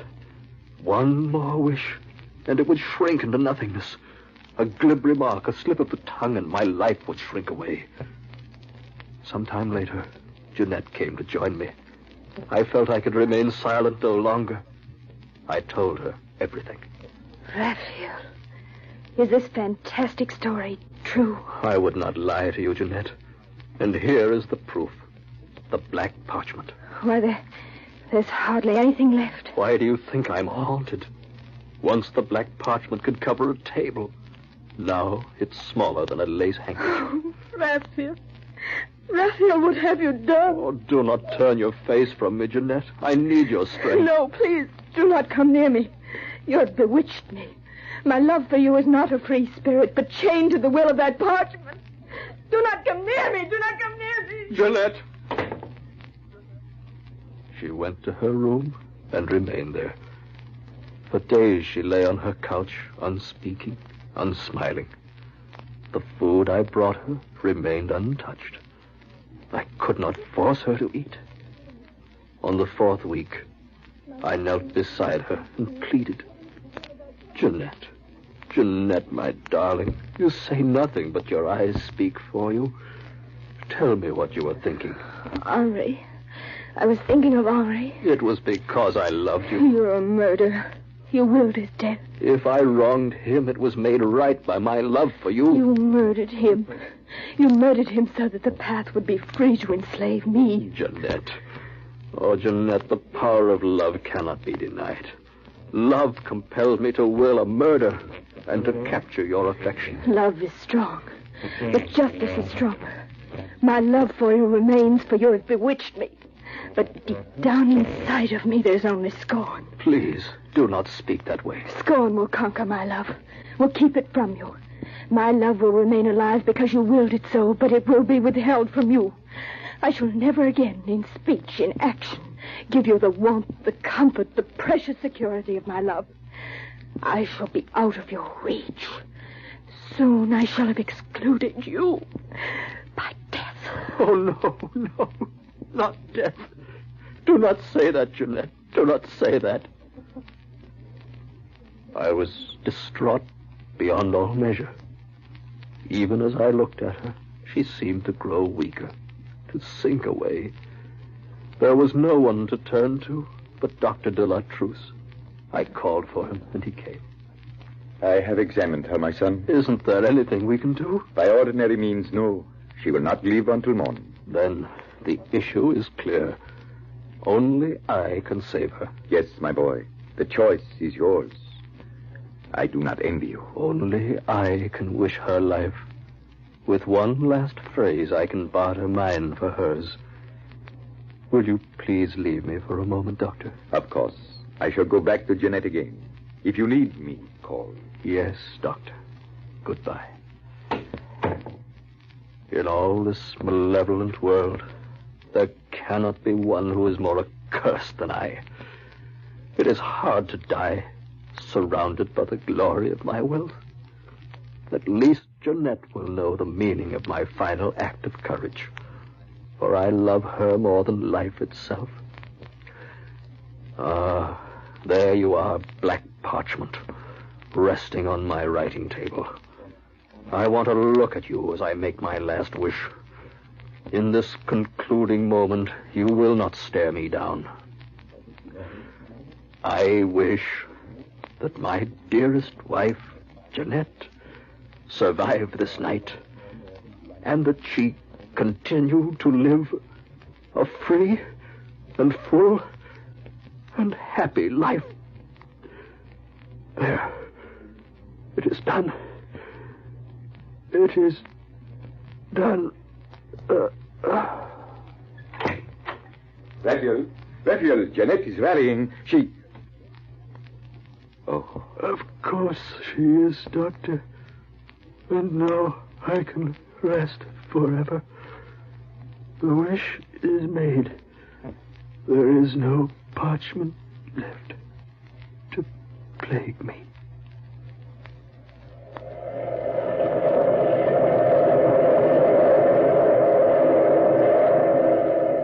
From the time-worn pages of the past, we have brought you the immortal story of the Black Parchment. Bellkeeper, toll the bell.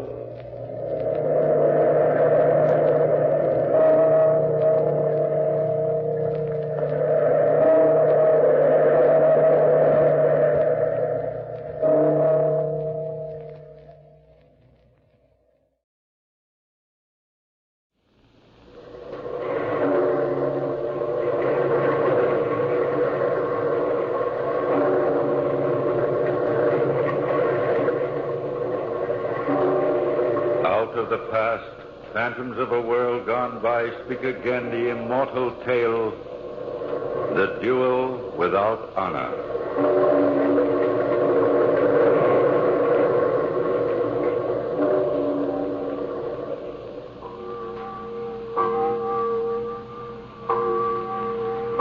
It's time to go now, Major Alexis. He must rest. Yes, Father. This way. Has he told you nothing then about himself? Here at the monastery, we never ask questions. Oh, how much he's changed. As radically as my opinion of him. Once I disliked him intensely, Father. Oh, not Captain Zadomirsky. Oh, yes. Sit down, Major. Or perhaps you'd rather not tell me. Oh, no. No, I'd like to tell you. It was when Zadomirsky came to Valines from St. Petersburg. Dashing, self-confident, a skilled duelist with pistol and saber. And he had a way with women. Yes. Yes, that brought about much of his disfavor with his fellow officers. Of course, you're probably unfamiliar with military matters, Father, but we had an unwritten law in our garrison. Officers, regardless of rank, with seniority of service on the post, had an unchallenged field with the women of their choice. A sort of a method for eliminating squabbles among the men. Well, there was a Lieutenant Stam on the post who had coveted the vacancy which the captain had filled. He had known the captain at St. Petersburg. It happened that Stam had courted the most beautiful girl in the region, Mariana Ravensky, for months before Zadomirsky's arrival. And so, naturally, when the captain began usurping the lieutenant's place with Mademoiselle Ravensky, there was bound to be trouble. And things couldn't possibly go on that way for long without Stam taking action, which he finally did. He went direct to Mariana.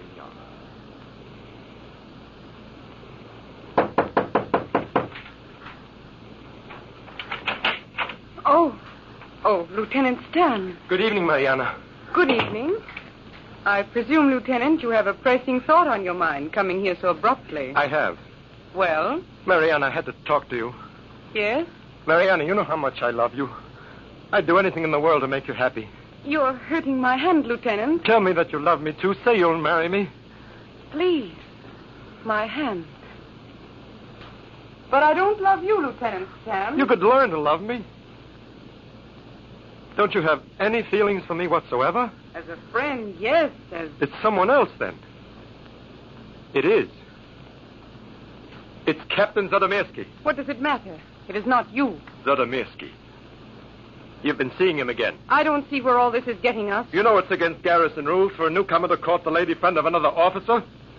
Yet you've been seeing him frequently since he arrived from St. Petersburg. Am I to be tied by ridiculous military rules, too? It is an unwritten law of the garrison. If Captain Zadomirsky has the courage to break so ridiculous a regulation, am I to forbid him to see me? Is that much more to his credit? He is a sensible man. Then you have been seeing him, as I suspected. How much more of this inquisition must I stand? Of course I've been seeing him. I find him a very interesting man. And a rich officer. Yes, but that matters little.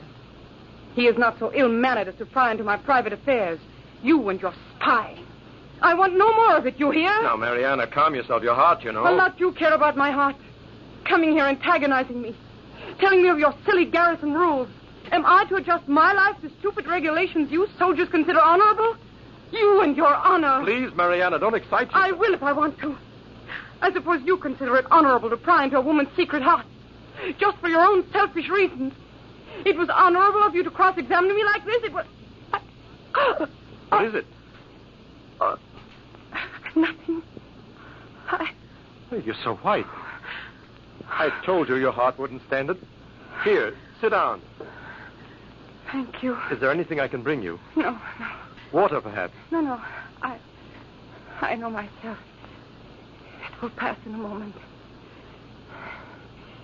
See? I feel better already. You must be more careful. Please, Lieutenant Stam. Go now. But, Mariana... Go. All right, Mariana. But let me tell you something. If I can't have you, no other man can have you either. Leave this house. Very well, Mariana. Good night.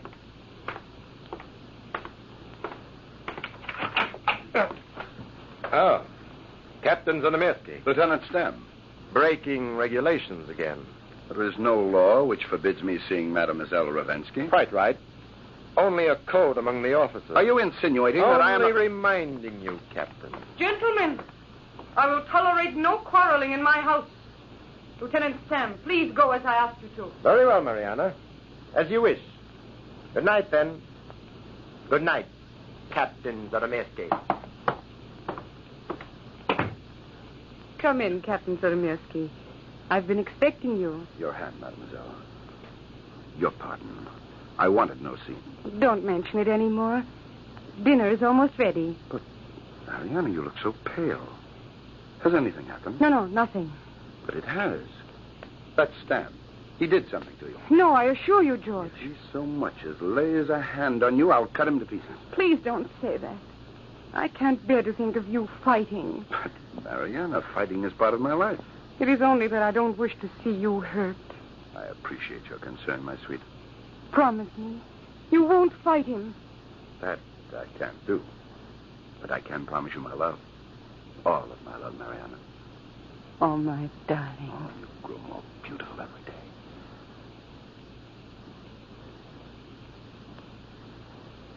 I confess it was then I became as incensed with Captain Zadamirski's flagrant disregard of garrison customs as the other officers were. But Zadamirski went on seeing Mariana. It was inevitable that the antagonism between him and Lieutenant Stam would break into open hostilities. I remember how bitter Stam was that night it happened. We were in the officers' quarters, passing time before dinner, playing at cards.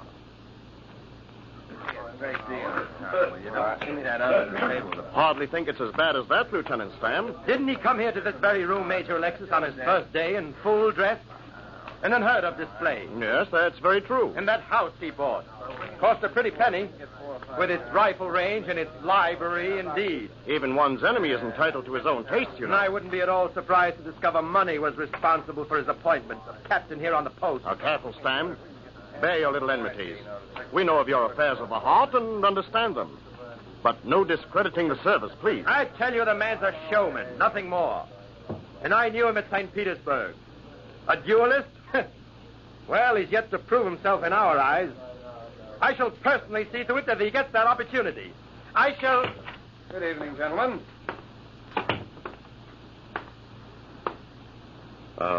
Good evening. I came for dinner. If I'm interrupting a game, I... Oh, no. Nonsense, Captain Zadamirski. Come, sit down. But I don't mean to interrupt. You came at an opportune moment, Captain. We were just talking about you. Oh? About your skill as a duelist. Of course, I had to tell of your exploits at St. Petersburg. I sincerely hope I can live up to any reputation you have helped build up. You misunderstand, Captain. While these gentlemen extol the virtues of dueling, I'm not quite in agreement with them. Dueling is an accepted practice here, is it not? When one's honored the state, yes. Professional dueling, no. Then I don't think I see what objection... Let me demonstrate. A pack of cards, please. Here you are. Thank you. There. Draw one, Captain. But what do you... Draw one. Go ahead. I'll match it. That's it. What have you? King of spades. Here's mine. An ace of hearts. Too bad for you if we've been betting. Forgive me. A little trick of palming I learned long ago. Now, do you see what I mean? No, not exactly, but... You have a shooting range, Captain, haven't you? I have. You practice with a pistol. Daily. And with a saber and foil, whenever I can find a worthy opponent. That's exactly the point. You practice regularly. Why? Well, why does a gambler practice card tricks? To become proficient. to be able to outwit amateurs. And I practice to become a skillful duelist, is that it? Something like that. Gentlemen, am I to stand here and be insulted? With one as skillful as you, Captain Zudemirsky, dueling becomes not a redress for an insult to your honor.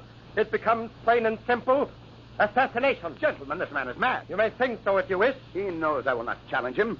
I am a match for him in any of the weapons of individual combat. He knows that from St. Petersburg. He knows it would really be murder to force him to fight me. Major Alexis, I appeal to you. Well, what can I do, Captain? I am a newcomer here. I bear no malice toward anyone. Yet he finds it proper to insult me, knowing I cannot challenge him, an amateur, as it were, and live with my own conscience. Well, what have you to say to that, Lieutenant Stam? I have not refused to accept any challenge he might give. But the odds are all against you. If we fight Captain Zudemirsky's way, yes. Well, how else do you propose to fight? Speak up, Stam, and stop smiling so smugly. I maintain the captain is courageous only when he fights on his own terms, with his own weapons, in ways familiar to himself. Name your weapons. Name your methods. Patience. That is what I'm about to do. Then we shall see whether you're quite so eager to fight. No conditions you impose can stop me from bringing you to account for your insult. Then I propose that we use pistols, to be fired with the barrels not more than 6 inches from each other's hearts. What? One of the pistols to be loaded, the other to contain only a cap. Oh, this is absurd. Those are my conditions. Major, I appeal to you. Is this dueling? It is madness, I think. This poor fellow is... Well, I know what has twisted his mind against me. I'm afraid, Captain Zudemirsky, you've brought this upon yourself. You know our customs here and your attitude about them. I'm sure the men will all agree with me. Yes, of course. There, you see? Very well, I accept. I am afraid of no man living. Very well. I shall be your aide, Lieutenant Stam. Have I a friend to second for me? Count on me, Captain. As regimental doctor, I must be there anyhow. Thank you, Dr. Belayev. What is the place? The tomb of the 2 brothers. Very well. The time, I presume, is dawn? It is. I shall be there. Promptly at dawn.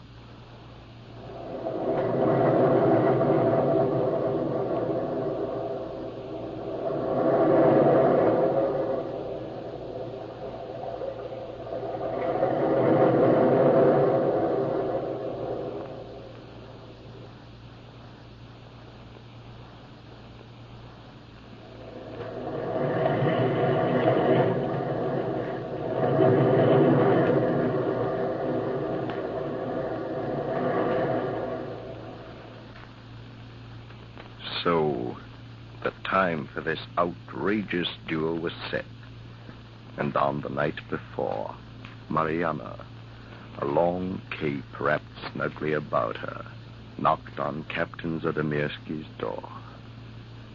The night was dark, and from the sky fell sheets of silver rain.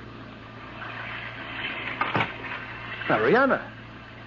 Well, aren't you going to ask me in, George? Yes, of course. Come in. You're drenched. Here, let me take your coat. There. Come inside. There's a fire in the library. I was writing some letters. Oh, George. Well, what is it, Mariana? Why are you here? You'll catch your death of cold out in this weather. Oh, midnight. No, sit over here. There. Now, tell me what's wrong. Please, George, stop acting. I know. No? No, what? About you and Stam, about tomorrow. Why didn't you tell me, George? Why? Oh, I hope to spare you. Spare me? When I may not see you again, ever? Don't you suppose I want every minute with you I can have? I only thought... Oh, George. George, I love you so much. I can't bear the thought of anything happening to you. Please, Mariana, don't upset yourself. George, please. Please don't go through with this. We can go away from here, anywhere. But, darling, my honor is at stake. Honor? What is honorable about this so-called duel? There's nothing more than wanton destruction of human life. Please, George. Must I beg you to come away with me? Mariana, I can't. But your life belongs to me now, too. Or don't you think that much of me? In the name of heaven, Mariana, stop torturing me. I love you with all my heart, but can't you see me, a skillful duelist, to refuse Stam's conditions?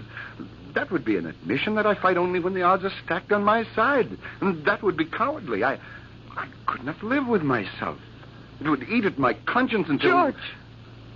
George, I command you not to go through with it. Diana, I love you even more for what you're trying to do, but I can't do what you ask. What? Even you would be ashamed of me. Could you possibly love a dishonorable man? I suppose you're right, George. I wouldn't love you the less. But you would come to hate me. George, whatever happens, remember, I shall always love you. Always. I will think of you every minute, Marion. Goodbye, my love. I'll be waiting for you at my window tomorrow. Waiting and watching for you to write back to me. Until tomorrow, then, darling. Until tomorrow.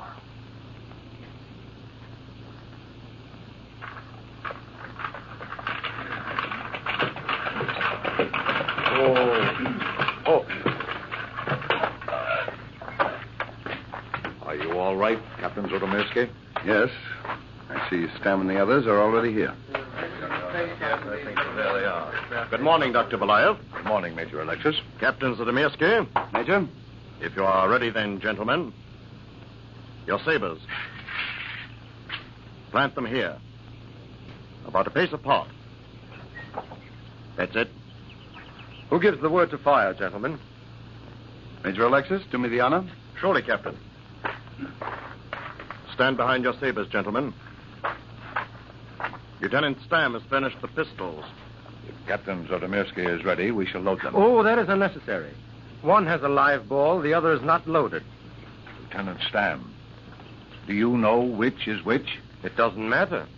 Zodomirski can choose first. This one, then, gentlemen? Take the other, Stam. Ready, gentlemen? We are waiting, Major. You are very brave, Zodomirski. One.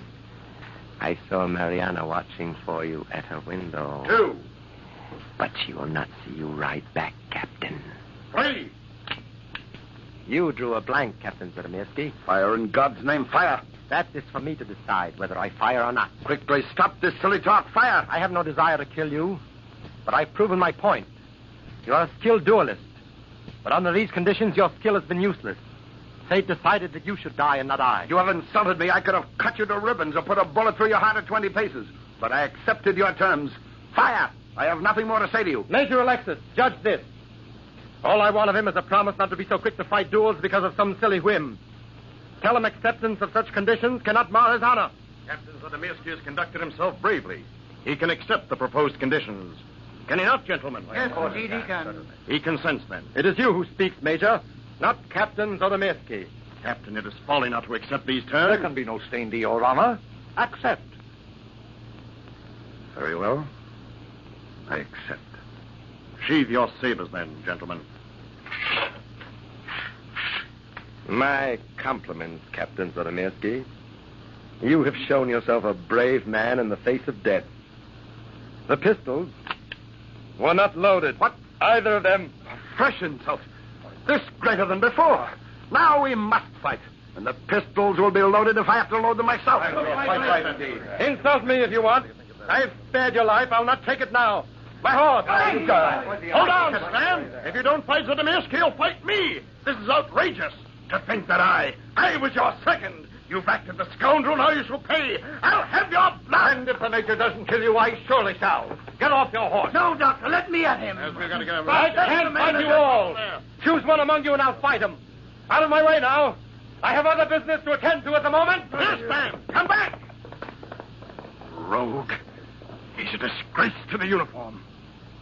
Major, I propose we see that he resigns. This is a serious offense.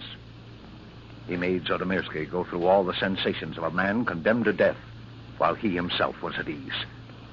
I can complete the necessary ill health certificates for Stam's release.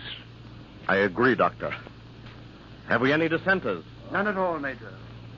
Captain Zodomirski, our humblest apologies.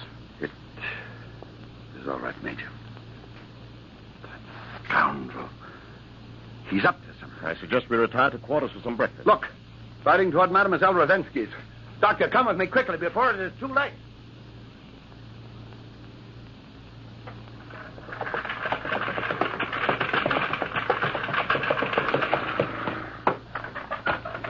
Hurry, Doctor, hurry. She's not at the window. Something has happened. Follow me. Mariana! Mariana! Mariana. Speak to me. Stand by, Captain. Let me see her. Is she... Yes. Her heart. Some great shock. It was a chronic ailment, I understand. No. Mariana, speak to me. Captain, help me lift her to the bed. Can't be. It's not true. Come away now, Captain. Come. He did it. Stam. I see it all now. The duel. The whole thing planned so diabolically. He never meant to fight. This was his intention all the time. To ride past her window. To make her think I was dead. He knew her heart could never stand that shock. He knew. Oh, come away, Captain. Come away. He knew. He shall pay for this. I'll make him pay for this if it's the last thing I ever do. Come back, Captain. Where are you going? I'll make him pay. I'll make him pay.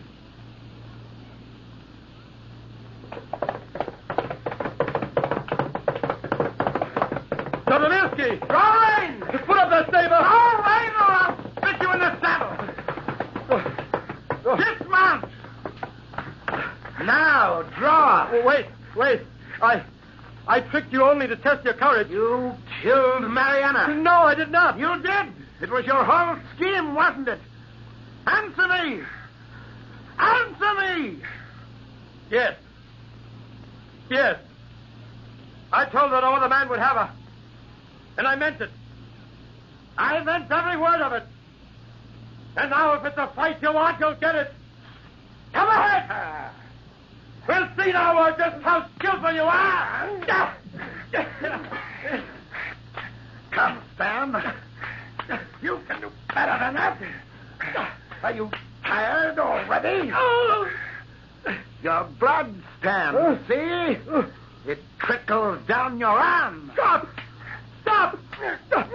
My blade! I'm dissolved! Pick it up. Mercy! For the love of heaven, mercy! Mercy? I'll give you mercy. No! The same kind you gave Mariana. No, stop! Now, who is courageous? No! Stand up like a soldier. No!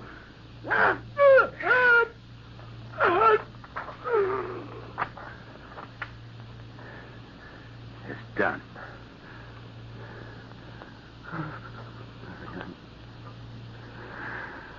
Gone forever. Mariana. I can't believe it. I can't.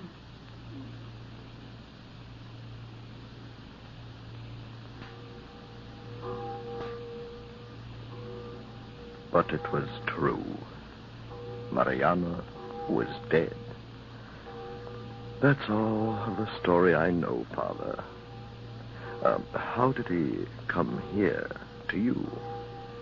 One day, not long ago, we found him unconscious on the road outside the monastery.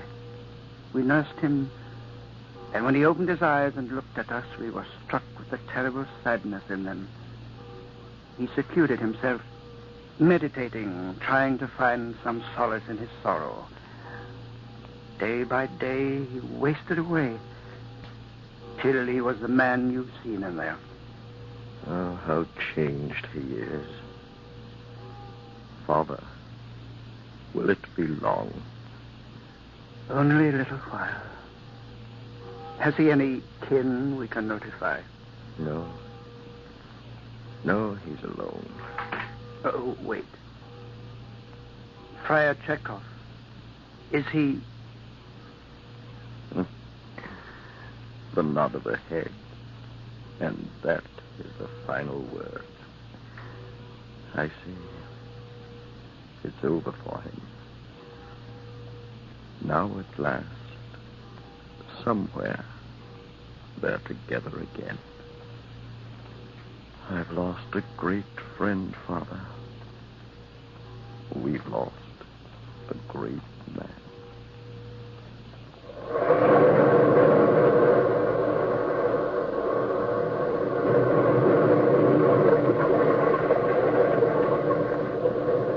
From the time-worn pages of the past, we have brought you the story, The Duel Without Honor. Bellkeeper, toll the bell.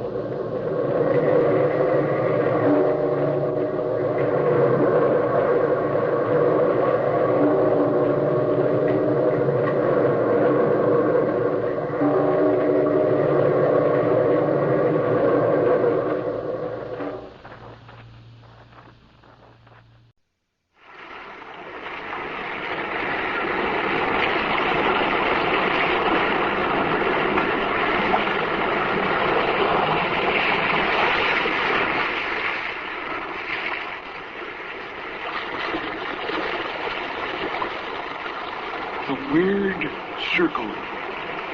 In this cave, by the restless sea, we are met to call from out of the past stories, strange and weird. Bellkeeper, toll the bell, so that all may know we are gathered again in the weird circle.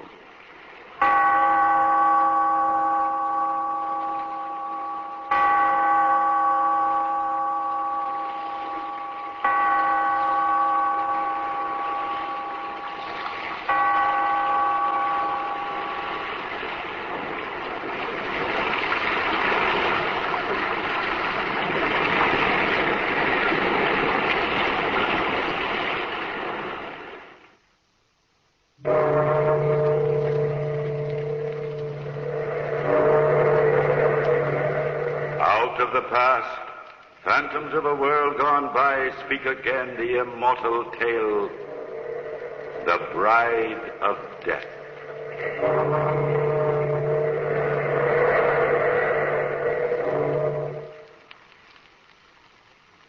This is the story of death, of a fearful prophecy fulfilled, of a love that could lead only to madness. The first ingredient was death, the cold, sharp steel bite of a Scottish claymore. In a narrow street in a town near Donachburg, an old, half-forgotten Highland feud had flared again. Death peers over the shoulders of three young clansmen as a force twice their number beats them back. Stop a moment and see which one he chooses. We're badly outnumbered, my lord. Don't let them force you out. Keep your back against the wall. Watch out for them. Keep your sword up, Kenneth. We'll beat them off yet. The traitors cut out. Oh, Kenneth, my lord, you're bleeding.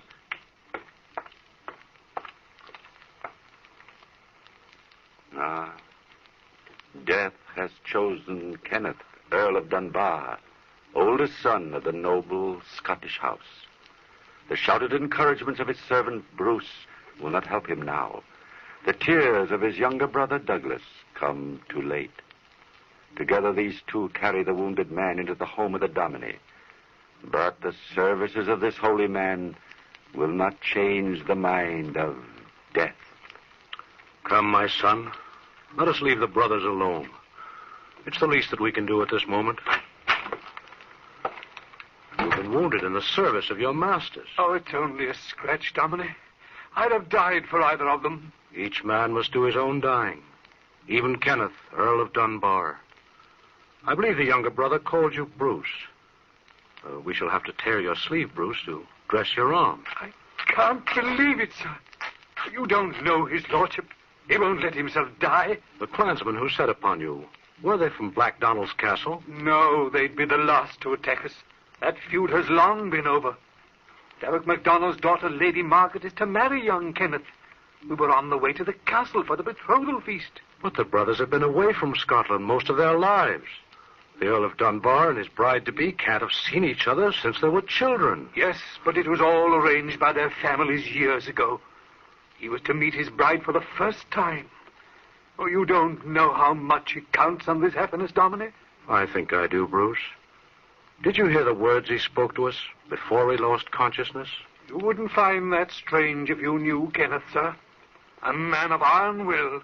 There was an uncanny look in his eyes as he said it. Living or dead, he said. He'd seek her out and have her for his own. Living or dead. The death knell. He's... Yes, Bruce. Your master is dead. The betrothal feast will never see its guest of honor. Why, my son, you're trembling. Suddenly, Dominic, I'm afraid. You didn't know this man. I tell you it'll take more than death to stop Kenneth, Earl of Dunbar. Nevertheless, death was the first ingredient. It was in the mind of Lady Margaret as a girl that the fearful prophecy was planted. But even today, neither her father nor her Aunt Mary know it is there. But it was the second ingredient. It was fear. No, Father, you can't make me do it. I will not marry the Earl of Dunbar.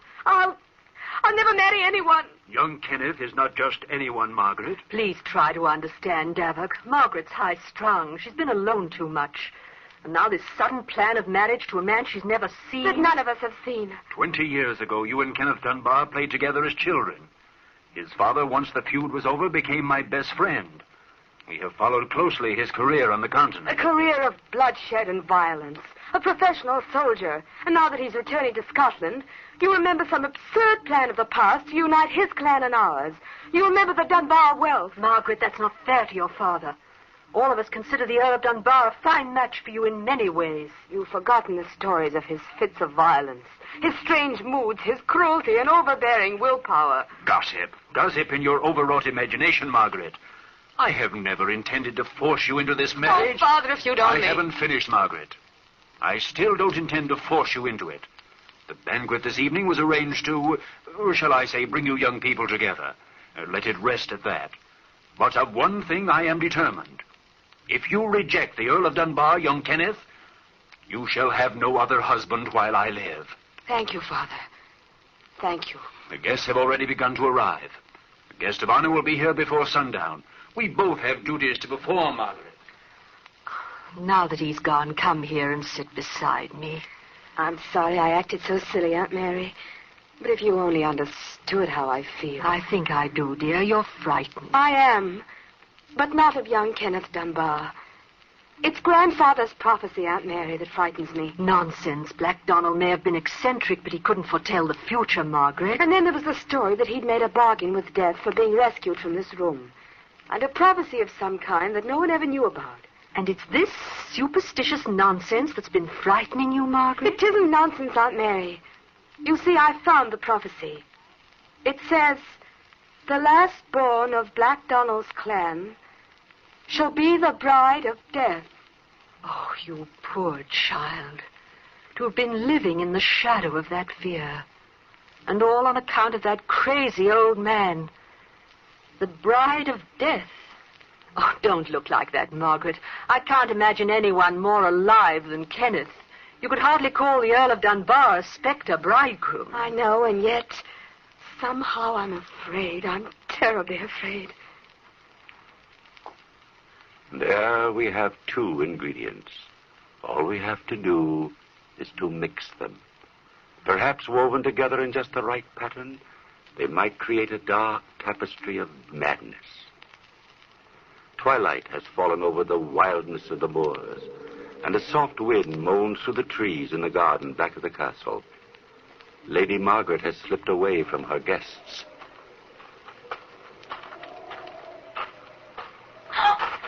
Forgive me if I do not rise, Lady Margaret. I have traveled far to get here. I'm very tired. Oh, I'm sorry I was so silly. But it was rather startling. I hadn't seen anyone come into the garden. I came through the little gate at the far end. But we never used that. I mean, I didn't know anyone knew of it except myself. It's all overgrown and with the moor beyond. I remembered it from many years ago. My home once lay across the moor. But then, why, of course. Oh, I should have seen the resemblance to your father. You're the Earl of Dunbar. You're surprised, Margaret? No. Somehow I knew you were my friend. But you're different in a way, Kenneth. Quieter, more gentle than I'd expected. There is much that can change a man, Margaret.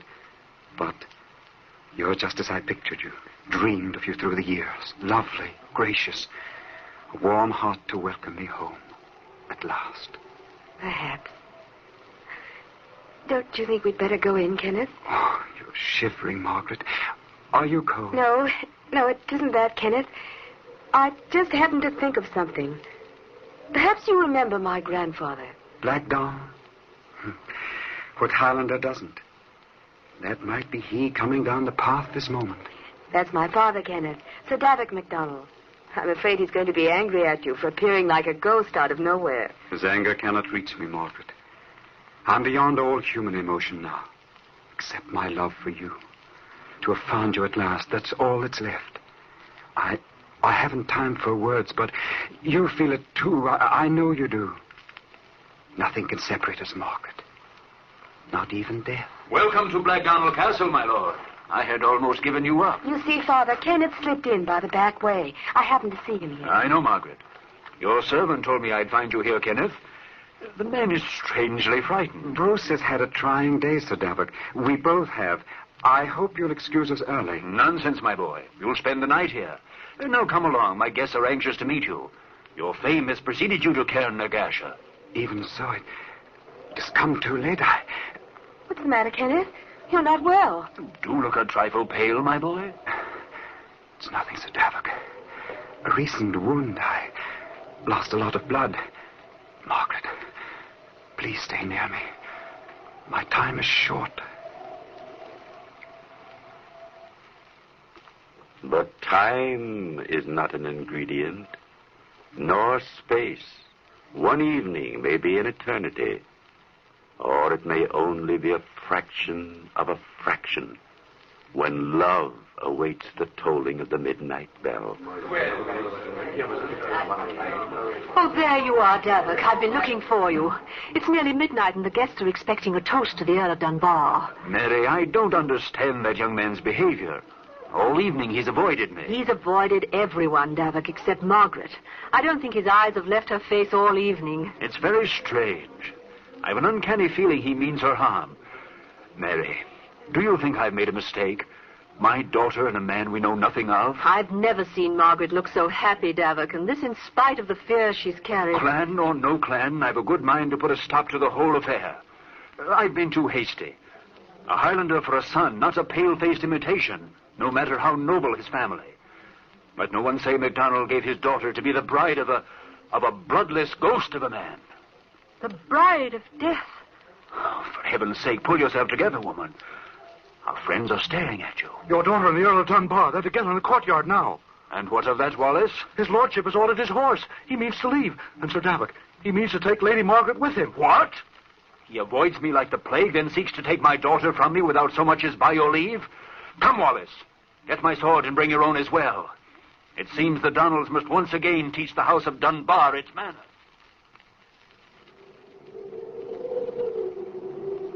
There he is, Sir Davik. Lady Margaret, too. The servant already mounted. Over there by the gate.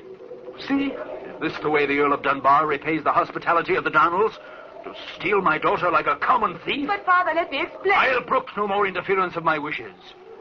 Join your aunt and wait for me. And now, sir, what have you to say? Only that I shall return and take your daughter with me. By Black Donald, sir, that you'll never do. You and your henchmen shall know the anger of my clan from this day on. The anger of the Donalds cannot reach me now, Sir Davik, nor any other human being, except your daughter's love. Oh, I must go. Before the final stroke of midnight, I must leave this place. And it is well you do, young man, if you value your life. I place no value on that which I no longer have, Sir Davik. Go tomorrow to the great kirk in the town, and you shall understand my meaning. You are mad.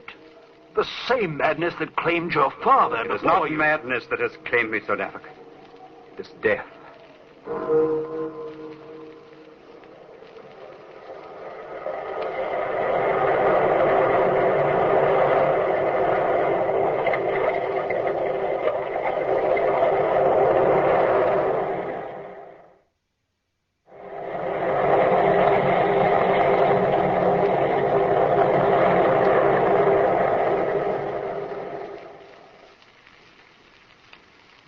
ingredients have gone into our story but one.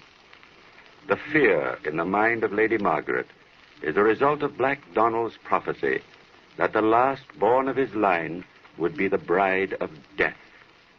The fulfillment of this dire foreboding seemed close at hand when her promised bridegroom, Kenneth, Earl of Dunbar, was stabbed to death on the day of his betrothal feast. Had this been known to Margaret, his first appearance before her might have brought madness with it. Instead, it added the ingredient of love. But now Sir Davik MacDonald, Margaret's father, has added the most potent ingredient of all. His anger at his noble guest's behavior brought forth truth, always a dangerous ingredient. To Black Donald Castle, it has brought terror and the dark suspicion that the Spectre bridegroom will return to claim his bride. Lady Mary, is there no change in her condition? She hardly looks alive. No, Davik. None of your doctors have been able to rouse her. From midnight last and all through the day I've been by her side, here in her bedchamber. She hasn't moved or spoken. The events of last night have affected her mind, Mary. I wish I'd never heard of the House of Dunbar. If this ghastly story is true... If, Davik. In your mind, you're as sure as I am that we entertained a ghost last night. Else why should Wallace have ridden to town for you this morning? It's time he returned. Deep in your heart, you know the fear of all of us who love Margaret. I could see it in your eyes when you returned from the courtyard last night to blurt out that awful story before your guests. It was a mistake, I admit it, Mary. But how was I to know that Margaret had discovered Black Donald's prophecy? How was I to know her horror of being the bride of death? You should never have promised her to a man we hadn't seen. You knew the reputation of Kenneth Dunbar. A strange, wild Highlander with an iron will that has given him life even in death.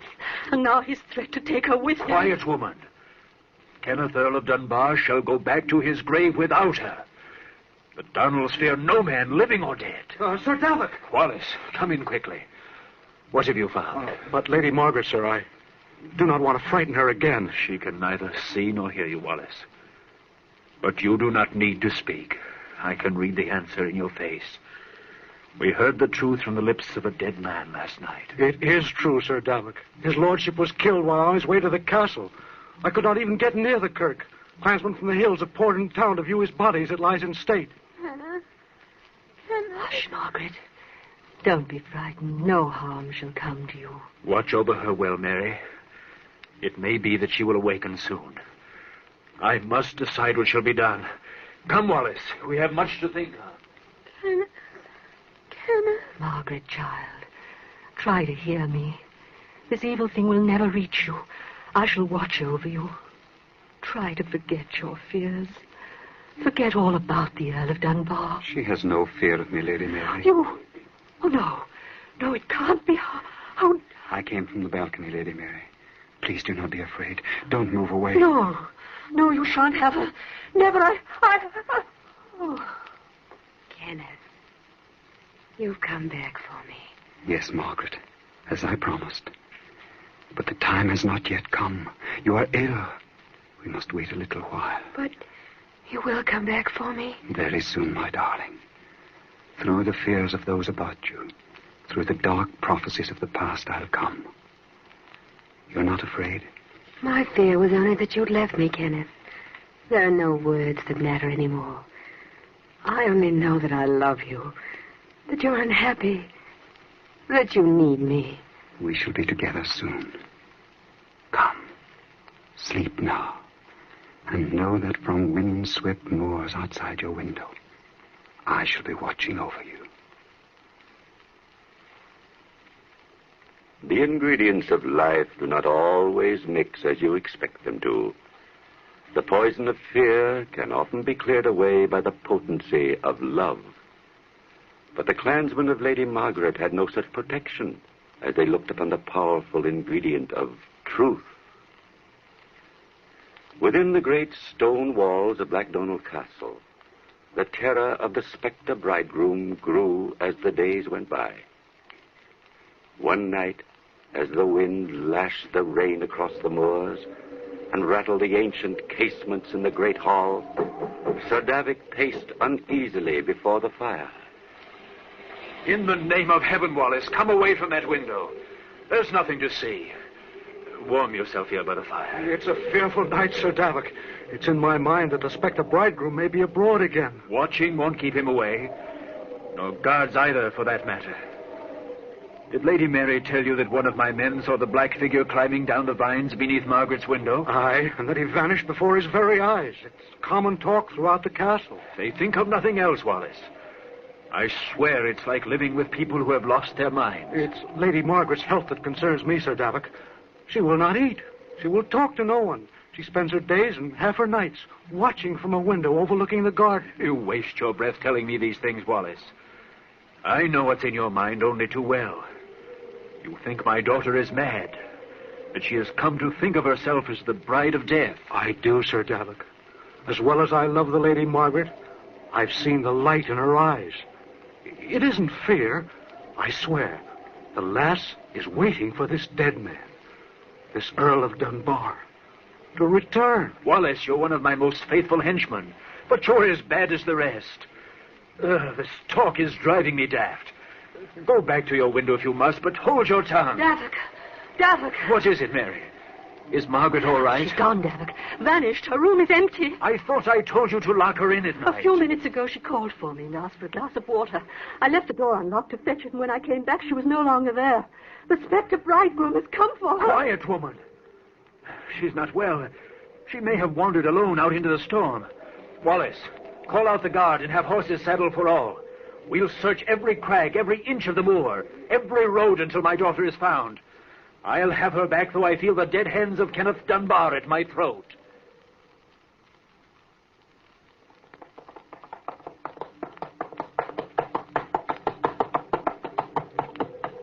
Hold, Wallace.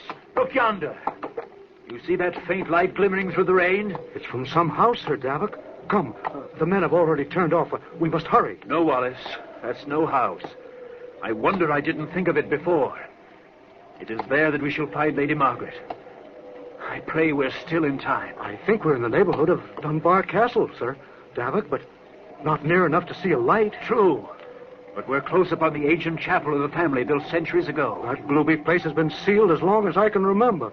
No one's been near it for years. You're mistaken. Within the week, the place has been occupied. You forget that Kenneth, Earl of Dunbar, was buried there. Come, Wallace.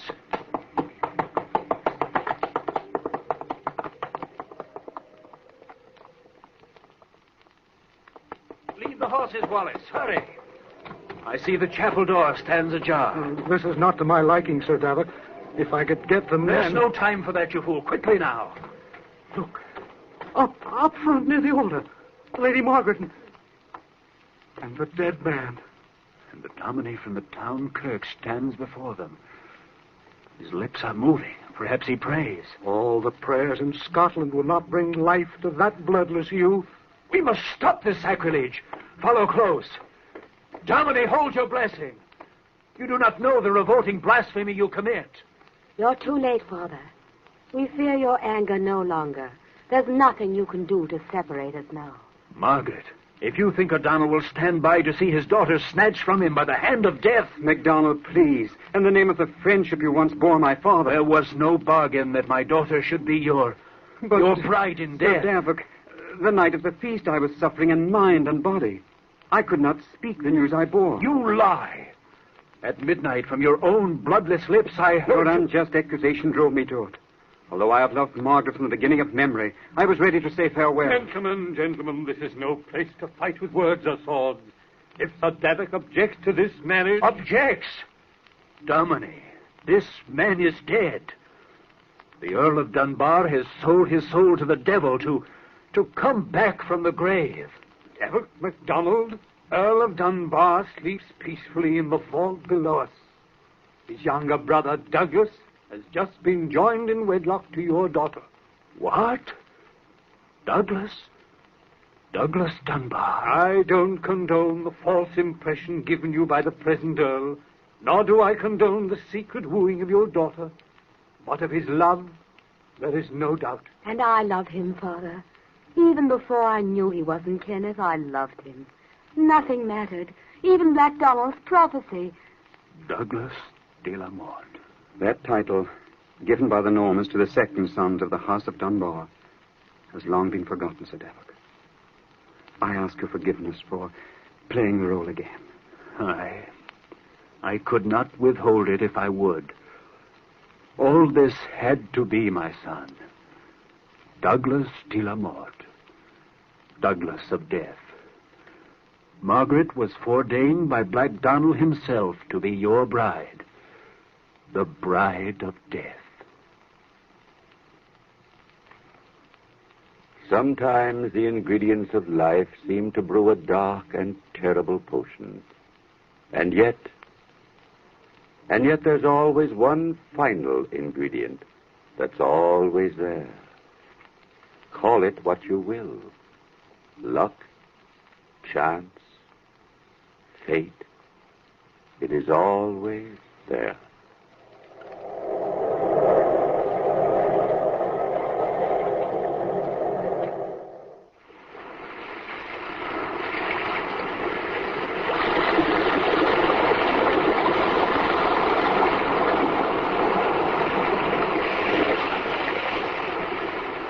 From the time-worn pages of the past, we have heard another immortal tale in The Weird Circle.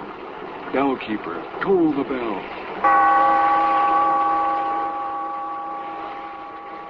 Be here in this lonely cave by the restless sea once again next time for another immortal tale in The Weird Circle.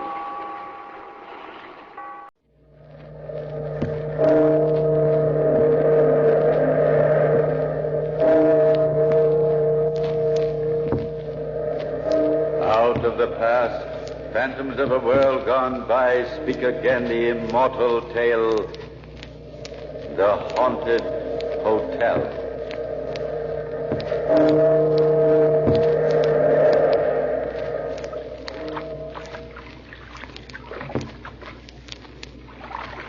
Venice is a beautiful city. Its climate is ideal, its buildings picturesque, its atmosphere charming. But I felt almost physically incapable of pleasure as the oarsman tied his gondola to the castle hotel mooring. For in my brain there was just one thought. It kept flying around and around like an imprisoned bat. Why is Philip dead? Why is Philip dead?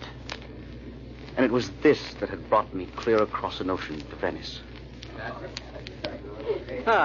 Good evening, senor. You have a reservation for Henry Westwick? Yes, senor. It was you who requested the northeast room on the ground floor, was it not? That's right, overlooking the canal. You are lucky. In the very next mail, another American named Miss James asked for the same room. Oh? But, of course, you had the priority. Oh, I'm Miss James. Does that mean I can't have room 14? Sorry, Signorina, I am afraid so. Unless, of course, you can persuade Mr. Westwick to trade with you. Yours is number 15, next door to the young man here, but without a view of the canal. You wouldn't like to exchange, would you, Mr. Westwick? I wish I could be more gallant, Miss James, but I have a special reason for wanting 14. Boy, yes. Take these bags, room 14 and 15. Just follow the page, senor, signorina. Thank you. A special reason? You sound so mysterious. Well, as a matter of fact, I'm here to solve a mystery. Really? Well, please tell me about it. Oh, that is, if you don't mind. No, I think I'd like to, Miss James. Just to make up for not being able to switch rooms with you. 6 weeks ago, my brother married. It was very sudden. He'd met this Countess Nerona and her brother Rivar while traveling through Italy. Fallen deeply in love with her. And they came here to spend their honeymoon. Oh, I thought the hotel opened just last week. Oh, it did. This was formerly an old castle. Philip rented it for a month. He was scheduled to leave the day before remodeling began. But something happened? He was only here 2 weeks when he died. How shocking. Not only that, but when I wrote to his wife for more particulars, I got no reply. She and her brother seemed to have vanished off the face of the earth. It took me a month to wind up my business affairs, but I'm determined to stay here until I find out exactly what happened to Philip. How? Why? Yes, I can understand how you'd feel about your brother, Mr. Westwick. But you haven't told me the reason you want room 14. Oh, that was the master bedroom. I've got a hunch. If Norona left any clue, it would be there. Here are your rooms, sir, madame. Well, good night and very good luck. I'll see you around tomorrow evening, won't I, Miss James? I think so. After all, we Americans have got to stick together. And, Henry? Yes? My first name's Elaine. I went into my own room, shut the door, and immediately that overwhelming sense of depression closed in on me again. For a few minutes there in the hall, Elaine's warmth and vitality had dispelled it. Now, alone, in the very place of my brother's death, I felt more than ever confused and discouraged. Where to start my search? I didn't know.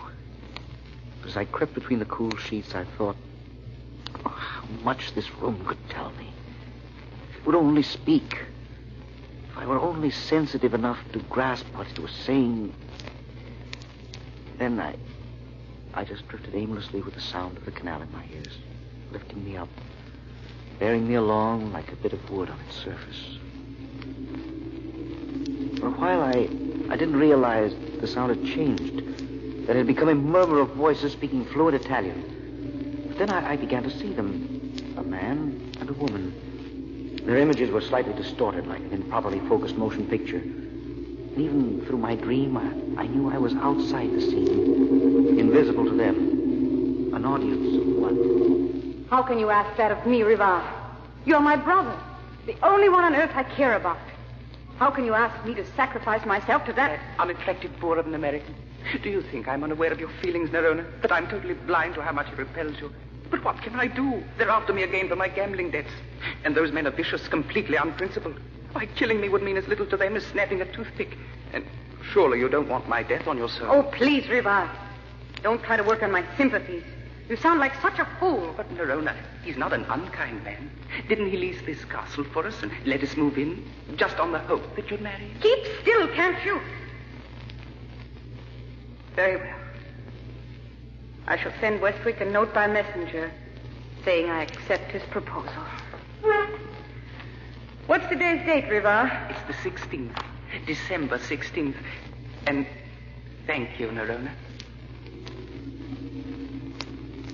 I don't know which happened first. The screen going blank or my mind refusing any more of the vision. But suddenly I found myself sitting up straight in bed, my eyes wide open, my hands digging convulsively into the quilt on each side of my sweat-soaked body. Oh, a horrible nightmare, I thought. And perhaps I could have accepted it as such, except for one thing. In the dream, there had been a wastepaper basket near Nerona's desk, with a newspaper lying on top of it. And while I could not see the Countess nor her brother clearly, the date on that paper had been quite plain. December 15th. And my brother had written to me that his fiancée was so eager for their marriage she had inadvertently dated her acceptance a day ahead. That detail had left my mind completely. Could this dream have been an extension of reality? Emotions undergone so vivid they had left their impress on the walls to be returned to whomever would receive them? I did not sleep much the rest of the night. I spent the next afternoon in a thoroughly fruitless search for some clue to Nerona's present whereabouts. Was rather glad by 8 o'clock to shower and change clothes at the hotel.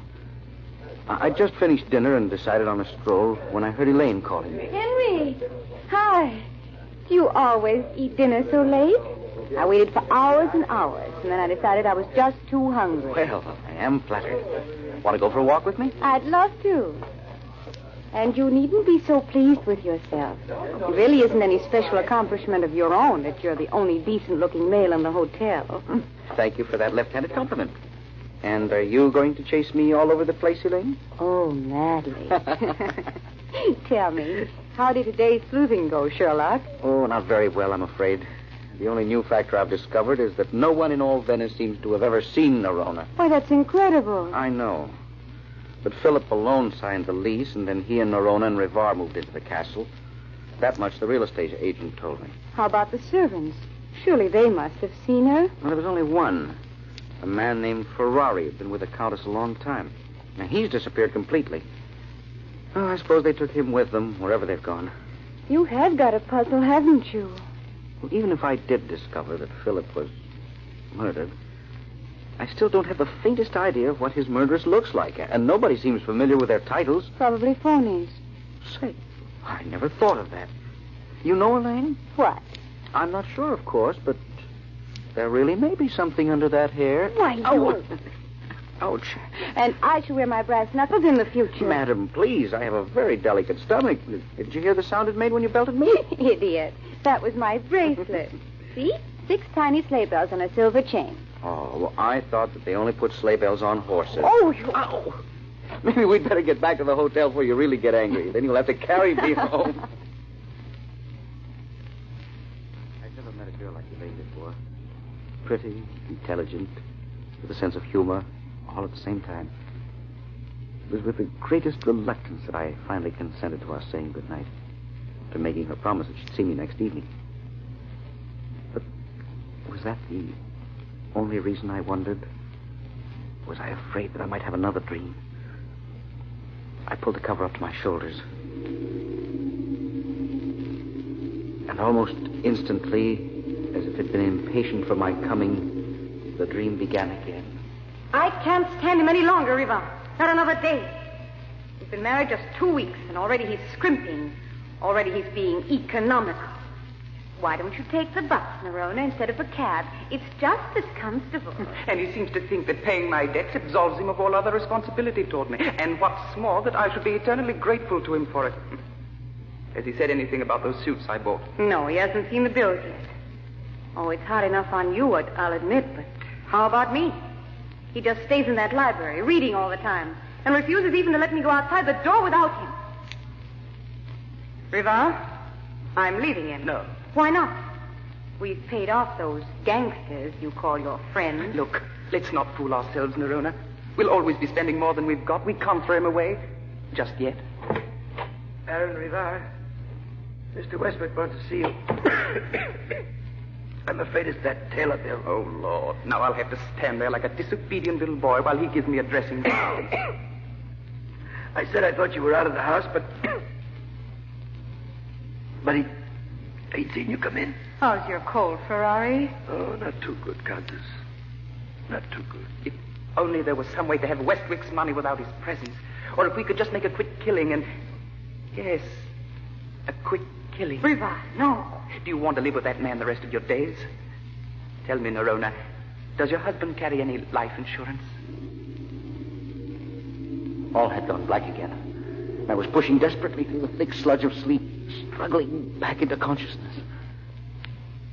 It was nearly dawn. The world from my window looked cool and clean and quiet. I was so shaken I could barely dress. But I knew only a long walk would calm my shivering nerves. And besides, there were a few telegrams I had to send. Telegrams which might clear up the mystery of Philip's death.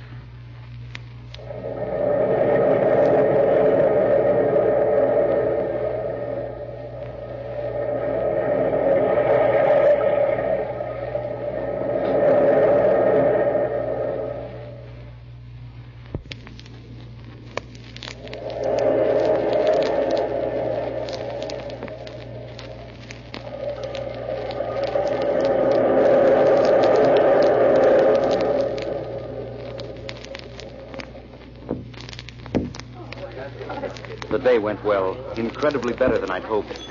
And yet, getting my key from the desk that evening, I realized I was right back where I started. I walked down the corridor and hesitated in front of Elaine's door. Should I knock and say hello? Or wait till I was dressed for dinner? And that problem was quickly solved. Good evening. Well, how did you know I was here? Well, ours are the only rooms at the end of this hall. I heard you walk by and stop, and no sound of a key. For a moment, you had me worried. I thought you were psychic. Oh, I am. Didn't you know? I'm the 7th daughter of a 7th son of a 7th son. They slipped me in because they thought they were getting in a rut. Really? Oh, then I don't have to tell you what I found out today, do I? Oh, you know it already. Oh, come on inside, you horrible creature, and stop keeping me in suspense. Now, tell me all about it. Well, I feel like a pawn in a chess game, Elaine. The minute my side forges ahead, something occurs to checkmate it. Like what, for instance? Well, like discovering Philip had been insured for $50,000. $50,000? I telegraphed all the insurance companies in America today, and one of them cabled the information immediately. Why, Henry, you're brilliant. Whatever gave you the idea? Well, I've been having... It was just a hunch. They gave me the name of Philip's examining physician here in town who filled in the death certificate, and I checked up on him this afternoon. Yes? No. Straight as a die. Got the best reputation of any doctor in Venice. Now, he swears my brother died of bronchitis, and, well, I'm sure the insurance examiners weren't any too cheerful about handing out $50,000, especially with only one premium paid on it, but they believed him. Oh, that means a dead trail again, huh? I'm afraid so. Oh, Henry, I wish I could help you. If there were only something I could do. I'll tell you what, Elaine.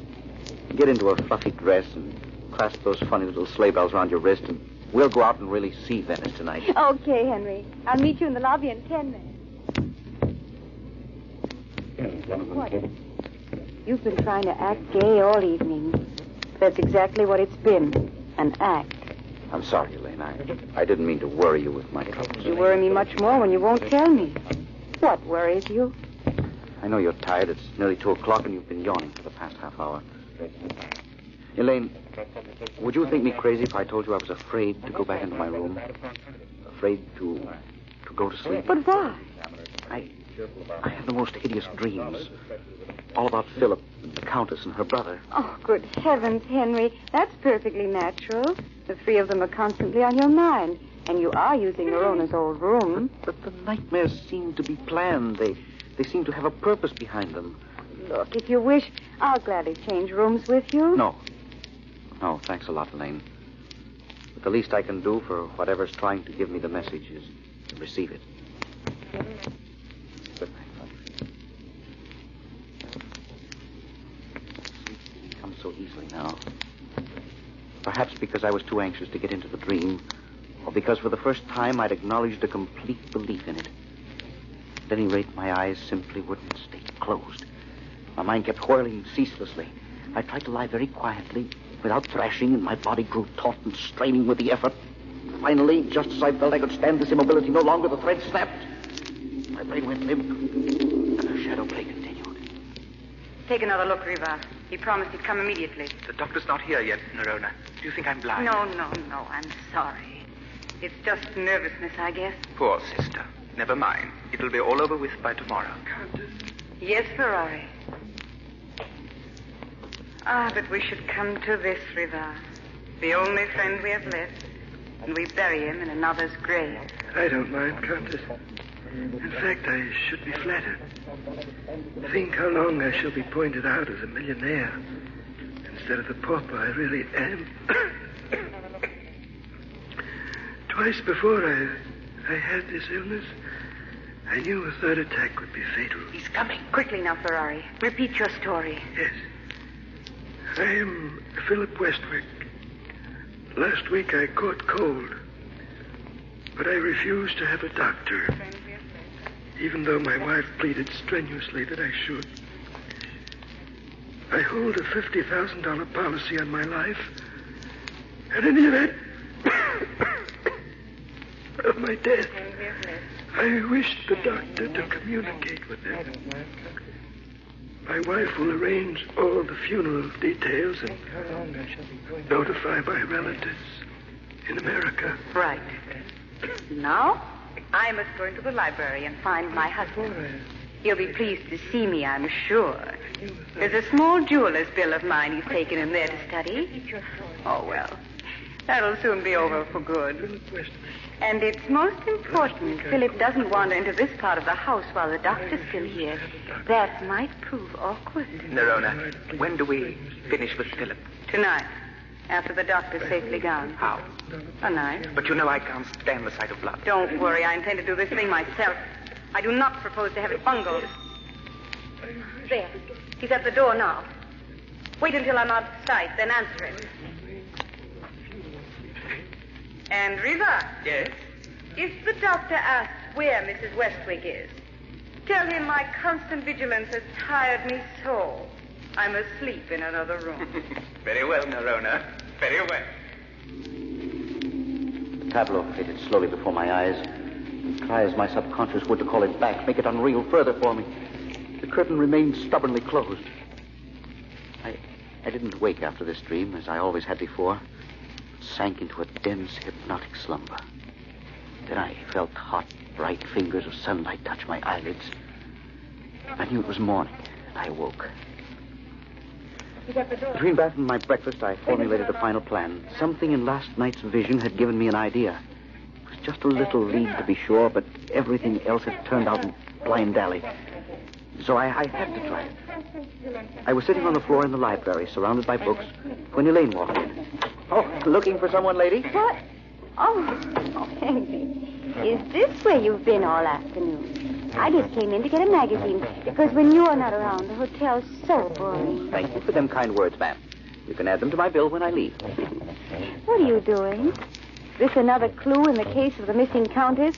Or have you simultaneously lost your mind and found a new variation on paper dolly? It's a clue, I think.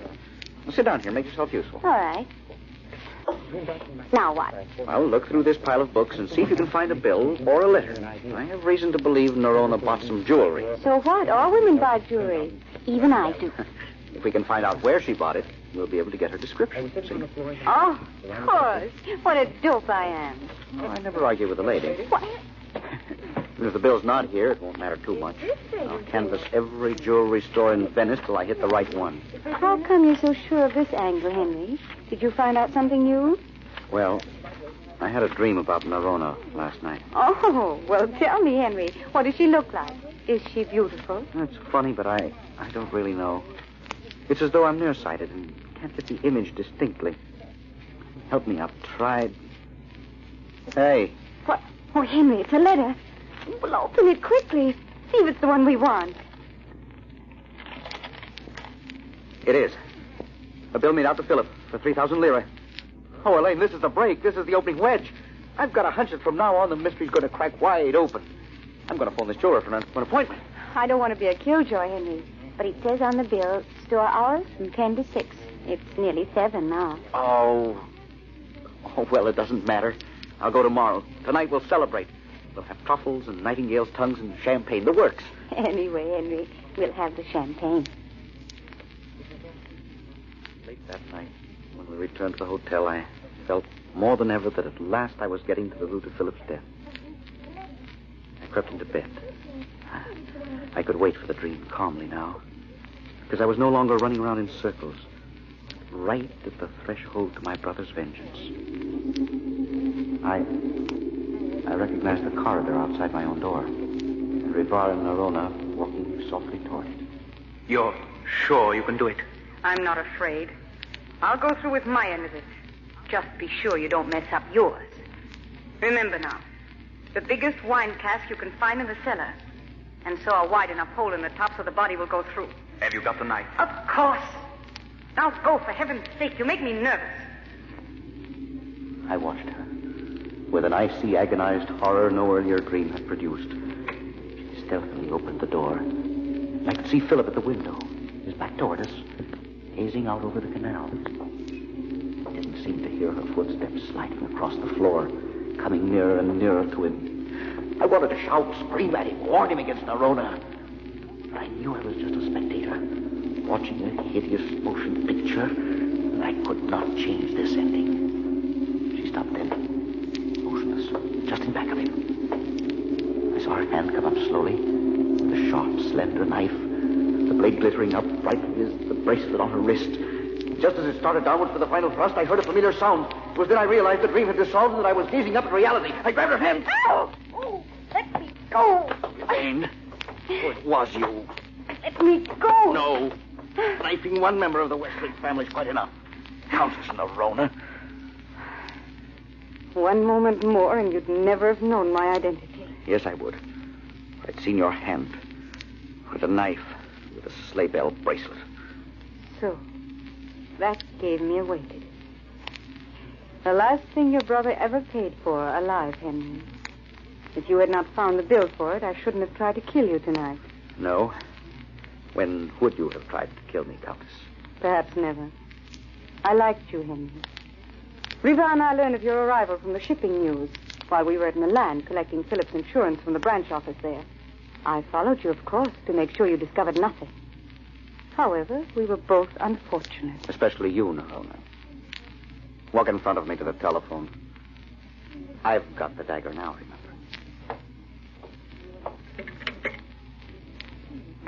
Night clerk, will you please call the police, tell them there's a murderess in room 14? Yes, thank you. Go on, Nerona. What about your American accent? It's quite perfect. I really am a countess, even though from an obscure town in Luxembourg. And I was given the appropriate education. I could speak 6 languages fluently at the age of 10. However, one cannot turn titles into bread nowadays, and so we had to live by our wits, Riva and I. Come in. Senor Westwick, they are here. Shall I send them in? No. I shall go out to them. Henry, take this bracelet to remember me by. Such little death.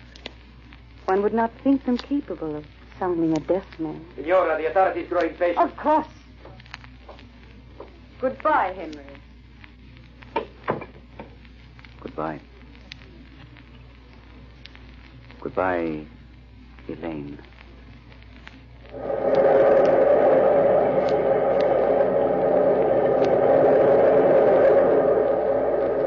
From the time-worn pages of the past, we have brought you the immortal story of the haunted hotel. Bellkeeper, toll the bell.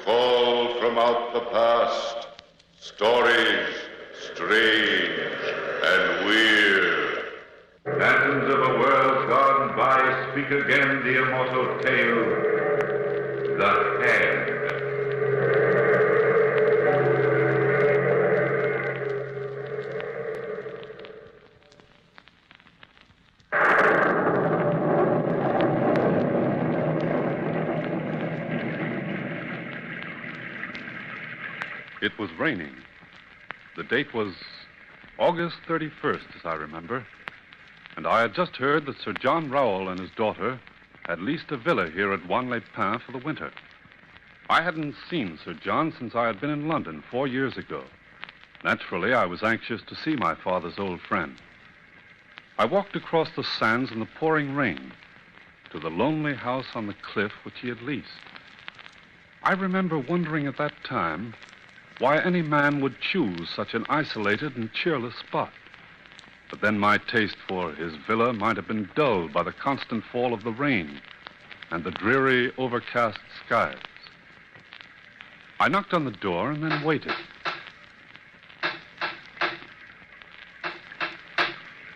It seems I waited some time before his Arabian servant...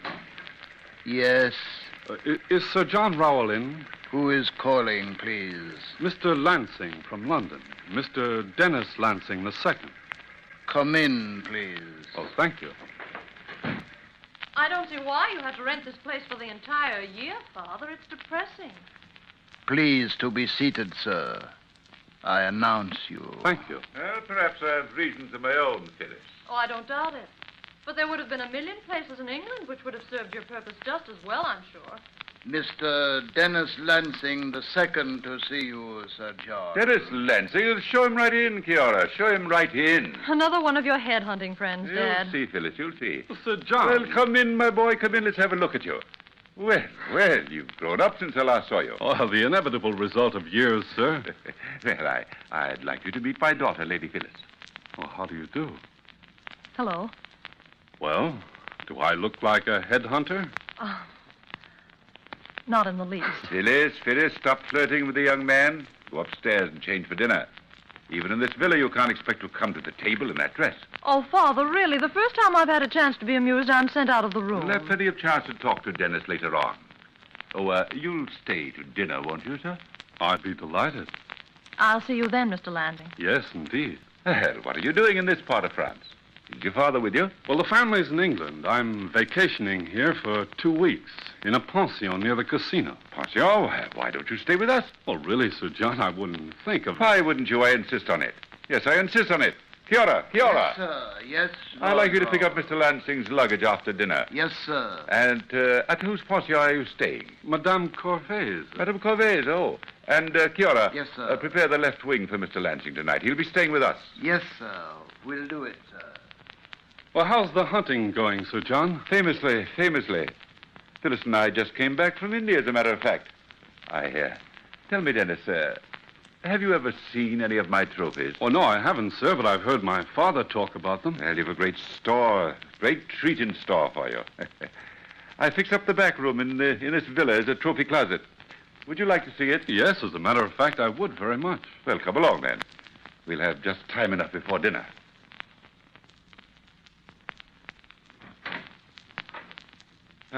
This is the room. Well, let me light a candle first. There. That'll do it.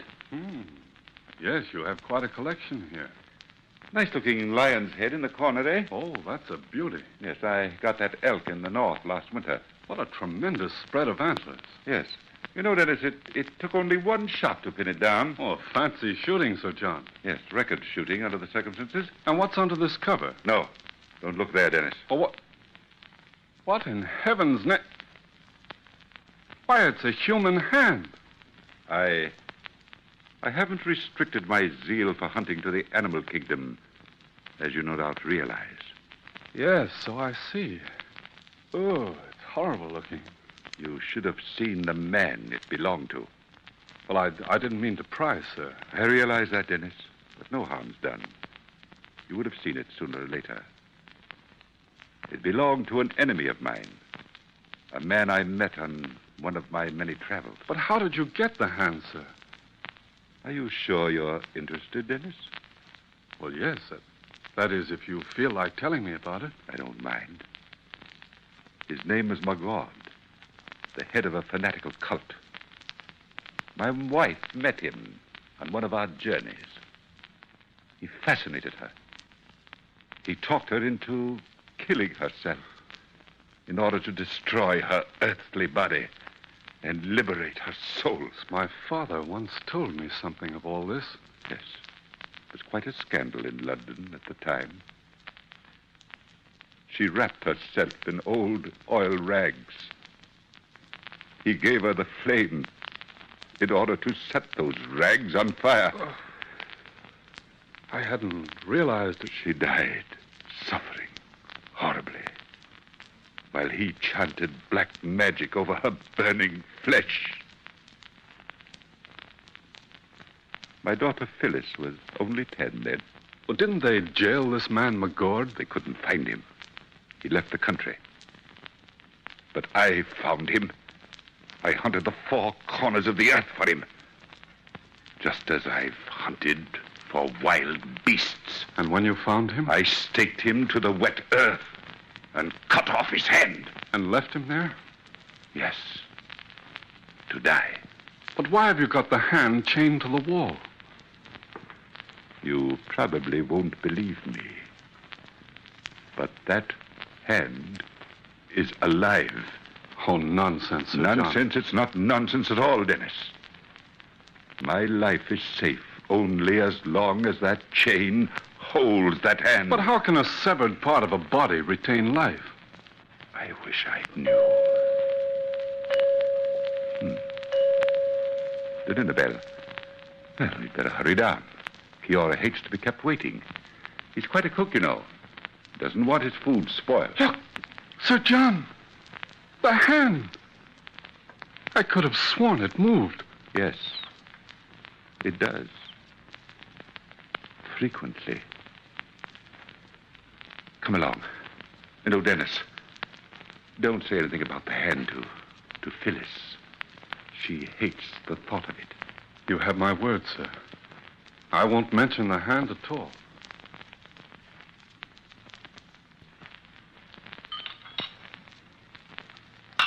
Well, Dennis, what do you think of Kiora's cooking? If this is any sample, Sir John, your man Kiora is the best cook in France. Oh, you haven't tasted anything yet, Dennis. Wait till Kiora makes one of his famous curry dishes.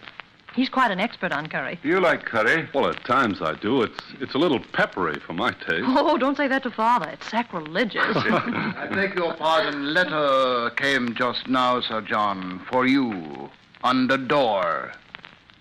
Another one, Kiora? Yes, sir. Another one. I say should move now. Phil, Dennis, will you excuse me? Suppose you young people take your coffee in the parlor. Oh, of course, Father. I will join you later. Kiora. Yes, sir, Sir John. What time was this letter delivered? Oh, here, let me carry your coffee tray for you. Oh, thank you. Now, how does it happen that we've never met in London, Phyllis? Well, the last time I was in London, I was just coming out of pigtails. Oh, I would have liked you in pigtails. You're nice. Tell me more. No, honestly, here, sit down on the window seat and I'll tell you more. I love to sit on this seat and plaster my nose against the window when it's raining. Oh, I like rainy weather. Oh, so do I. Do you? Amazing. We like the same thing. You know, people who like the same thing ought to get married. Oh, silly. Oh, didn't I tell you? I'm going to marry you. You're awfully sure of yourself. Well, I once swore that the first woman who called me a headhunter would be my wife. You are nice. You said that before. If you're going to be my wife, you'll have to broaden the scope of your conversation. You beast! Dennis, it's Father. Oh, what is it? I know you live, but you're chained to the wall. And you won't break loose. Never! You won't break loose, you won't. McGord's hand, that dreadful hand. No. Quickly, Dennis, to the trophy room back here. No. Well, what's happening? You'll see. This way to the left. I'm right behind you, dear. Oh, Father, stop it, darling. You'll only make yourself ill. Beast! Open that door, Dennis, quickly. We've got to get him out of that room. I'll strike you again and again and again. Father! Hold him, Dennis. Sir John! Sir John! Let me go, Dennis. Look at it, Dennis. Look at the hand now. Look at it. It's moving. The fingers are grasping the air. It wants to grasp my throat. Oh, no, Father. Please come away from this room. Please, Come Father, along, please. come along now, Sir John. Come along. Help me with him, Dennis. He's fainting. Oh, Father. Phyllis. Oh, there. That's better. We'll have to carry him ourselves. There now, Sir John. Sir John. It's no use, Dennis. Every time Father goes into the trophy room, this happens. Every time he sees that hand, he has an actual physical fight with it. A fight with the hand? I've wanted him to get rid of that thing millions of times. He makes himself ill over it. It'll destroy him this way. Here, let me carry him to the living room. Can you manage? Yes, I can manage. I think we ought to call a doctor for him, Phyllis. He's in a self-hypnotized coma. Dr. Flaubert.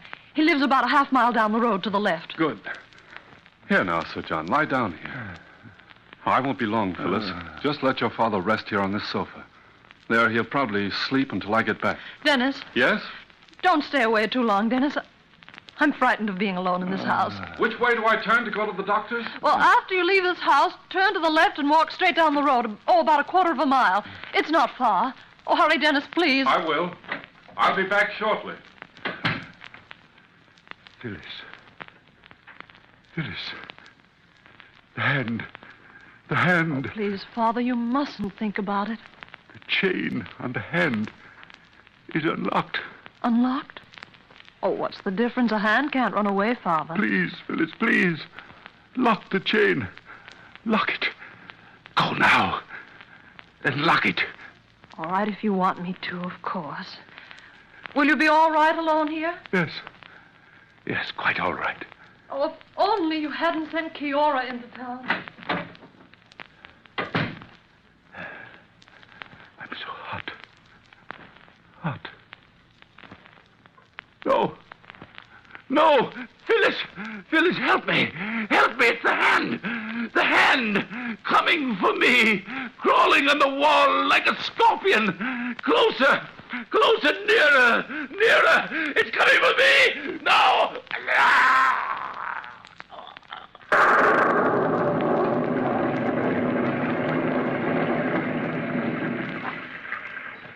Whoa. Whoa. Oh, here we are, Dr. Flaubert. Yeah, the rest is dark. I thought Lord Raoul was waiting for us in the living room. Well, I thought so, too. It is a wet night. Wet night. Whoa. Whoa.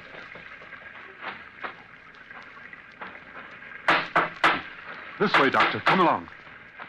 You know, that's funny. There's no light. I left a light on in the parlor. Yeah. Perhaps Lord Raoul turned it off so he could sleep. Well, perhaps. Yes, perhaps. They do not answer, no? No, they don't. Who is it? Who's out there? Phyllis! It's Dennis and Dr. Flaubert. Let us in. Oh, Dennis! Oh, Dennis. Dennis' father's dead. Eddie's been murdered. Murdered? Dr. Flaubert, my father's been choked to death by the hand. Where is he, my dear? On the sofa in the living room. Come along, Doctor. You can take a look at him. I'll light a candle. Yeah. I'm frightened. So frightened, Dennis. Father asked me to go to the trophy room to be sure. The hand was locked safely to the wall. As soon as I left him alone, I heard Dad screaming. When I came back, look, that's what I saw. Let me examine him, mademoiselle. Here's a candle, Doctor. Thank you. There. Phyllis, try to control yourself. You're safe now. Father. Phyllis, now stop crying, my dear. It's so incredible, Dennis. A severed part of a human body being able to commit murder. Murder. Did you see the hand? No, I didn't. It was gone by the time I returned, and all the lights but that one candle near the window were out. Dr. Flaubert, is it possible for that hand to be alive? Under ordinary circumstances, I would say no, Monsieur Lansing.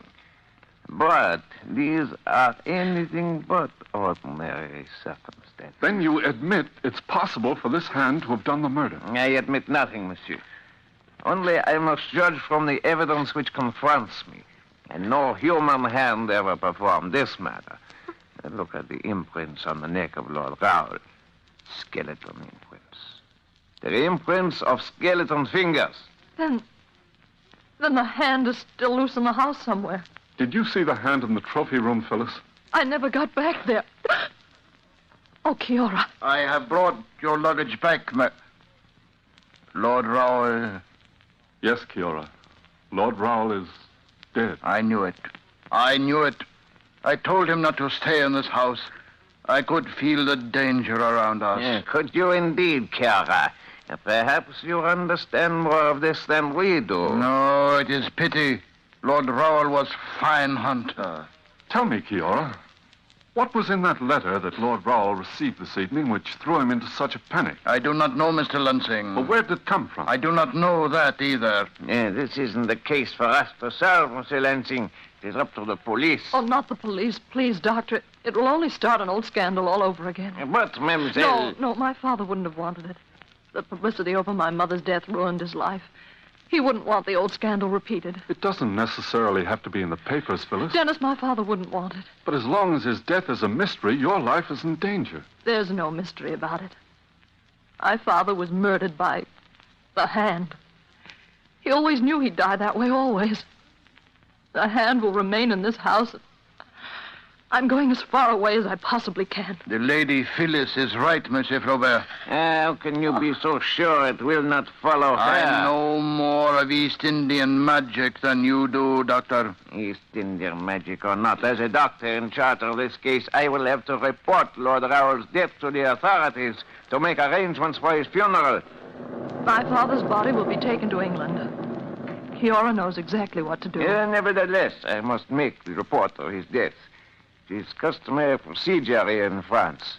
An investigation will certainly follow in the morning. You make trouble for all of us, Dr. Flaubert. Yes, especially for you, Kiora. Bonsoir. Good evening, Doctor. Thank you. I do not think it is wise to stay in this house tonight, Lady Phyllis. Kiora's right, Phyllis. You can return with me to Madame Corvey's. And leave Father here alone like this? But there's nothing more you can do for him, Phyllis. If black magic does exist, I can at least watch over him tonight. But Lady Phyllis... No, Kiora. I'm going to stay right here. If you both want to leave, you can. I won't leave you, Phyllis. If you want to stand watch, I'll stand with you. I make some coffee, Lady Phyllis, yes? Oh, yes, Kiora, if you please. Then I return to town and make arrangements for our immediate return to England. I don't know what I'd do without you, Kiora. Maybe Kiora fix it so we leave before authorities come, yes? If you can, Kiora, I'd be so very grateful.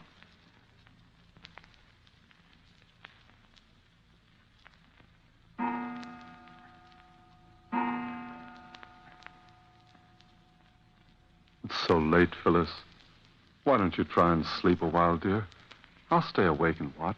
Oh, if only I could sleep. Well, I can put out the candle in the window. If the room's dark, you'll find sleeping easier. No, Dennis. Or whatever you say. I wonder what's keeping Kiora so long. I don't know. I hope he's not in trouble. He's been gone over 3 hours. He won't be back till morning. Are you comfortable? Oh, yes, as comfortable as I... Listen. Hmm? Do you hear something strange? No. Listen carefully. It sounds like mice in the corner. Oh, yes, now that you mention it. Like mice or a scratching hand. You hear it now, don't you? Yes, I do, very plainly. Dennis, look on the windowsill. It's the hand. Crawling like a scorpion towards my father, crawling. It's going toward the light. Dennis, don't touch it, don't touch it. Be quiet, Phyllis. Look at it, look, Dennis. What? Going to try and turn off the light. I've got to grab it. The light, Dennis, the light. I've got it. Light the candles, Phyllis, hurry. I'll light them, hang on to it. Just hold it until I get a taper. What? Oh, there. There. Now we can see. Look. Look at it. Yes, just what I thought. A skeleton hand completely without life attached to a stick. You mean then somebody... Yes, somebody stole the hand, attached it to a stick, and is trying to frighten us. But why, Dennis, and who murdered Father? That's something we'll find out rather soon. Help, Mr. Lansing! Help! It's Kiora outside, calling for help. Quickly, Dennis. Out the front door. Mr. Lansing! Mr. Lansing! Help me with this man! Stay back, Phyllis. Hold on to Kiora. Let me go! I got him! You try holding him! I've got him. Dr. Flaubert, what are you doing here? Mr. Lansing, help me bring him into the house. You'll pay the gods heavily for this, Kiora. He's wounded. Yes, sir. I used knife on him, unfortunately. Bring him inside. Dennis, I don't understand. I think I'm beginning to. Take his feet, Kiora. Yes, sir, I've got him. Feet. Nothing to be proud of. They are the feet of a dog. Close the door behind us, Phyllis. Here, we can put him down here. Yes, sir. You fool, Kiora. I shall imprison your soul for eternity. That is too late, Monsieur Margot. Margot? My father hunted him down and left him to die long ago. Dennis, he can't be Margot. He is, though. He didn't die. He was staked to the ground, Phyllis, but managed to free himself. Kiora suspected the doctor from the first. That's quite right, Lady Phyllis. He kept writing letters to Lord Raoul. He, the only one near enough to drop letters on the door. When he leaves house this evening, I wait outside for him to return. I hide in bushes. I see him and skeleton hand outside window. Then I see light go out inside. Then I grabbed him. And a good thing you did, too. Yes, good. Or you'd all be dead. Dead. Paying for the crime of cutting off my hand. My hand! My hand was cut off, and I was left to die. But, Kiora, Dennis, he has a hand. Yes, Lady Phyllis. Artificial one. Made of wax. I shall get even with you two.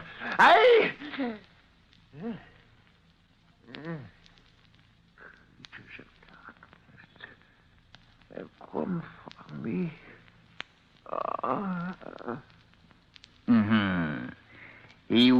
pay in another world for the crime he committed tonight. I go get the police, Lady Phyllis, yes? Yes, Kiora, if you will. I still don't understand how Kiora knew that Dr. Flaubert was really my gourd. The East Indian has a strange but almost infallible second sense. Yes, I'm afraid they have, Dennis. A very strange second sense. Phyllis and I waited in front of the fireplace for 2 hours. And finally, Kiora and the authorities arrived. I told them the entire story, as incredible as it sounded, and was granted permission to return Lord Rowell's body to England. Dennis, can we really go back to England now?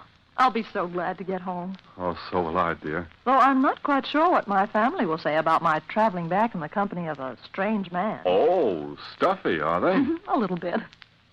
Well, they won't have to worry. We're going to be married just as soon as I have you safely home again. Oh, Dennis, my dear. My darling. Pardon, you may need good housekeeper. Cook, Mr. Lansing. Kiora make very good Indian curry. Good, Kiora. You're her.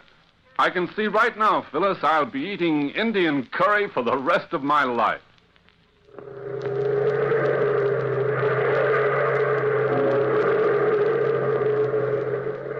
From the time-worn pages of the past, we have brought to you the immortal tale, The Hand.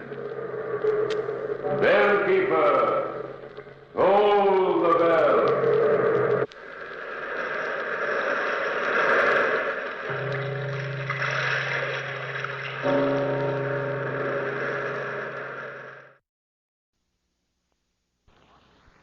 Who are the outstanding writers of weird and uncanny stories? Oh, die Muckersong. All we're listening. Wilkie Collins. Where can I hear these stories? Listen to the Weird Circle.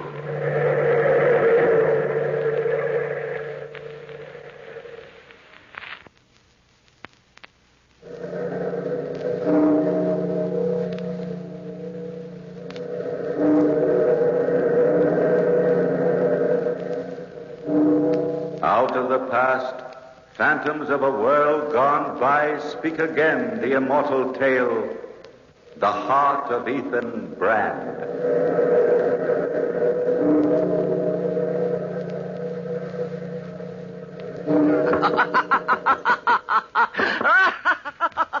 Ethan, what are you doing here? What do you want? I've come to share a joke, Brother Barton. A wonderful, colossal joke. No man enjoys laughing alone, you know. Come in, Ethan. Oh, I don't fancy myself laughing at your jokes. Sit a few minutes. I have a new fireman coming to keep the kill going tonight. I'll have to go out directly and get him started. Don't fidget, Brother Barton. You've a lifetime to tend the fires of the lime kill, while I... My good Brother Barton, I've quite a tale to tell you. In fact, you can't relish the joke until you've heard the strange story of my wickedness. You haven't changed, have you, Ethan? Oh, yes. Much for the worse. I've learned to manipulate men as a chess player would move his pawns. I've made men commit crimes they had never dreamed of. And I've enjoyed every moment of my evil life. Oh, you're still as crazy as ever. What are you talking about? You'll understand when you hear my story. And by the way, Barton, I haven't been able to finish my search. I haven't yet found the unpardonable sin. You're talking in riddles, Ethan. Now, I'm a plain man. Talk to me simply. Don't tell me you've forgotten. Forgotten our long talks as we used to watch the fires of the lime kill together. I'm not likely to forget working side by side with you. I don't recall all you've had to say, though. You talked wild and crazy most of the time. Sometimes when you stood poking the fires in the kill and the sparks flew round and the red glare lit up that cynical smile you always wore, you looked like the devil himself. It was at just such a time, brother, when my face still glowed from the heat of the lime kill, that we began to talk of the unpardonable sin. Think back, Barton. Think back to a certain day when we stood together on the side of Mount Greylock firing the furnace. Stand back, Ethan, while I stow in this log. We don't need it. Fire's going good enough now. All right, then. Shut the door. I like to watch a blazing fire. I guess it's about the only excitement I get. What a life. Why don't you go to the city, Ethan? Get some kind of job there. I don't want some kind of job. I don't want to work just for the sake of working and making money. I'm not made like that. Sometimes I think, brother, you're not made like anybody else in this world. You flatter me, Barton. But there is no doubt that I'm unique. Yes, the only thing that would drive me to labor industriously would be some unusual, interesting motive. A wicked motive, if I know you.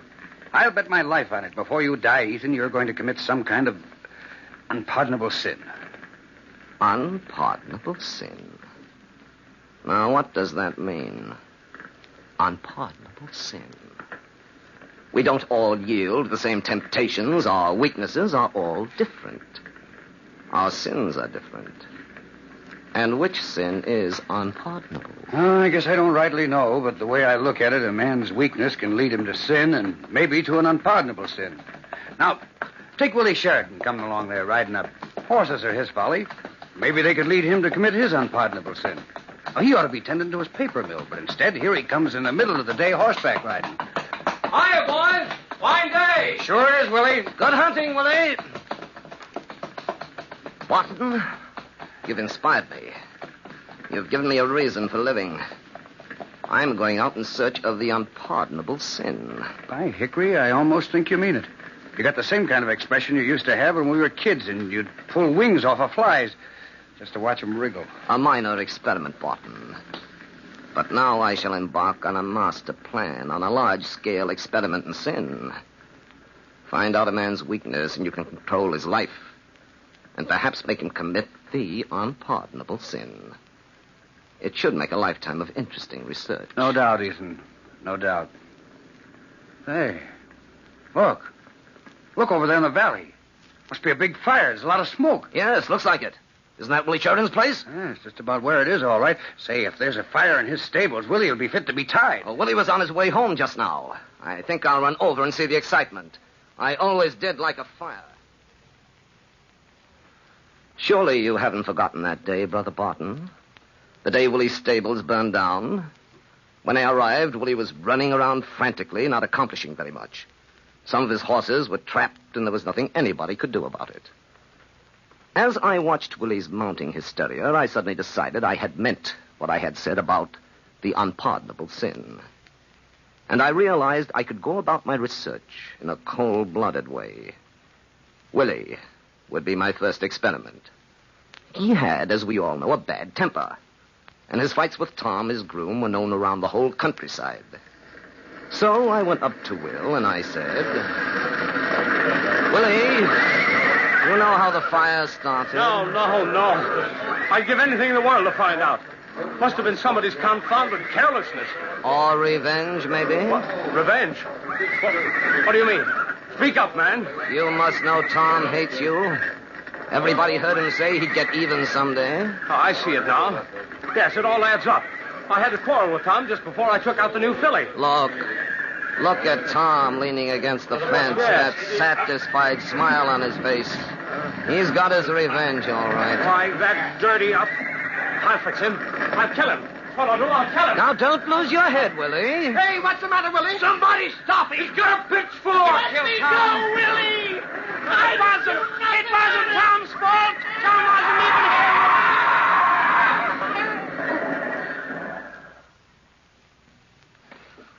Too bad, wasn't it, Barton, that Willie had such a bad temper and loved his horses so much. Those weaknesses led him to murder. As I stood looking at Tom's body, I wondered, was murder the unpardonable sin? But I knew that though the law would punish him, most people would find it in their hearts to forgive Willie. I would have to look further for that unpardonable sin.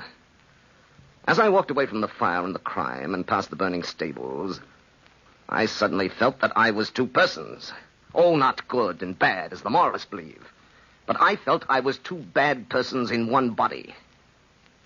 I know it sounds fantastic to your matter-of-fact mind. But to me it was clear.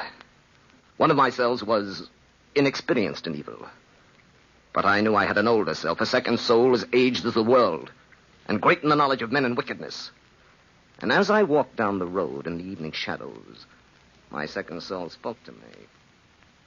Ethan Brand, you're a rare bird. You're cold, calculating, completely without heart. We ought to go far. And if you listen to me, I'll set you on top of the world. That might be interesting. How do we begin? First, you must have money. Not too much to start with. It would look suspicious. Ethan, your old friend Esther will help you. Esther? Esther's only a clerk in a bank. That's what I was thinking. Remember, Ethan, find a person's weakness, and you can control his life. Ethan, you are Esther's weakness. Go to Esther and say... I'm not going to see you anymore, Esther. I want to give you a chance to forget me. Oh, Ethan, I can never do that. Goodness knows I wish I could, but I just can't get you out of my mind and my heart. I guess I've never really explained myself. You see, I'm not the type to be satisfied with a little cottage with a white fence all around and a clothesline in the backyard. I want the best, and I want my wife to have the best. If I had a future and money, I'd ask you to marry me tomorrow, Esther. Ethan, you've never said that before. You've never mentioned marriage. I've never had the right. Oh, Ethan. And now, ironically, the chance of a lifetime has come to me. I've an opportunity to buy a share in a good business. All I need is small capital. But, of course, I can't even think about it. Well, there must be some way to get the money. How much do you need, Ethan? $10,000. Of course, I'd only need it for a short time. Once I had an interest in the business, I could borrow money and pay back the $10,000 in a few months. Yes, of course you could. Ethan, let me help. You know, Mother left me quite a little income. No, I didn't know that. But you don't think I'd take money from you? From a woman? I'm not any woman. I'm the woman you're going to marry. Please, Ethan, please let me help you. All right, Esther. But I wouldn't take help from any other woman in the world. You see, brother, how easy it was to get people to do what you want.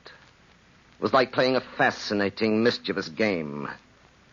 That night, as I walked home from Esther's in the moonlight, my second self spoke again.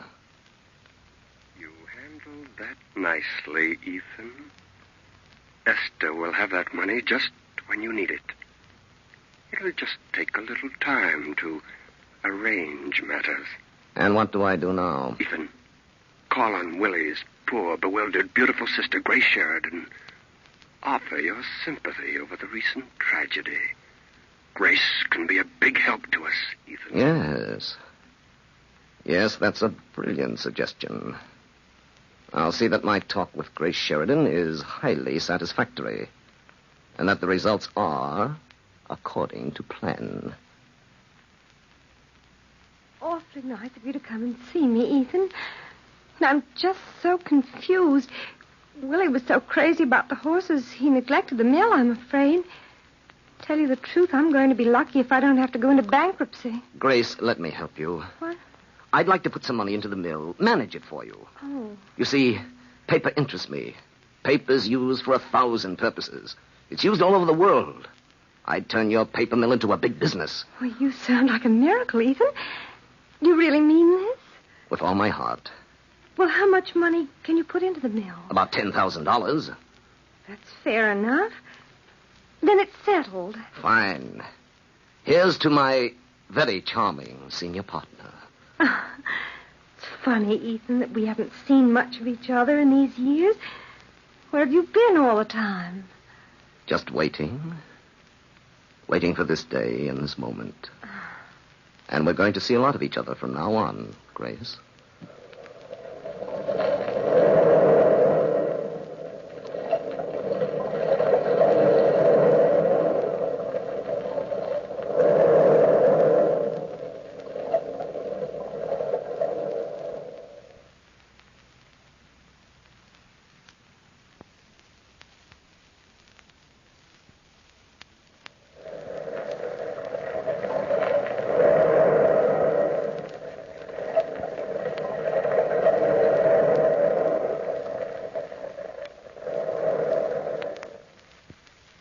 Everything happened, Barton, just as I had planned. Esther brought me the $10,000. I bought the interest in the mill. And soon the long-neglected business was going along far better than we had dreamed. I became a leading citizen. Then one night, as I was turning out the light to go to bed, I heard the voice of my second self. Ethan, it's time you made some political connections. For you and I are going farther than this small town and this state.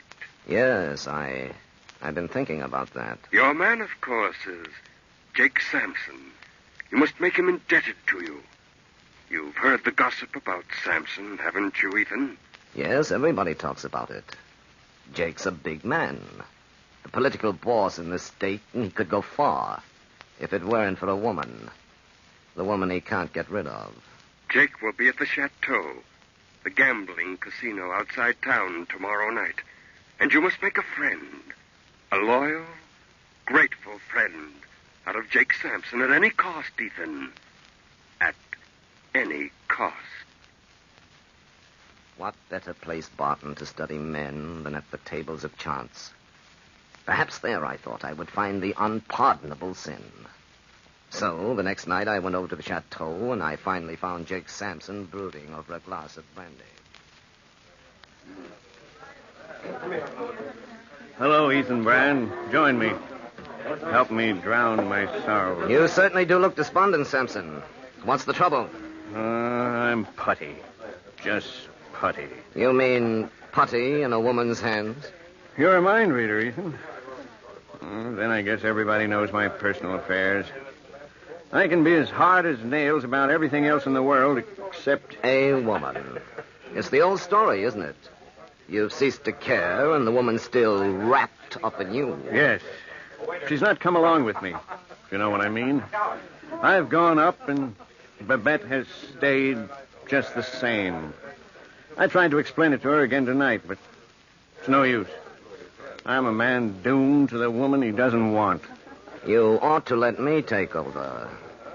I use direct, hard methods. She's right over there, Ethan. That little blonde in a red dress at the roulette table. I see her. Well, Sampson, maybe I can do you a favor. I'd never forget it, Ethan Brand. I'll never forget it. You're not having much luck tonight, are you, Babette?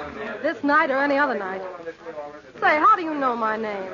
I asked somebody. I think you're very attractive. Oh, save the sugar.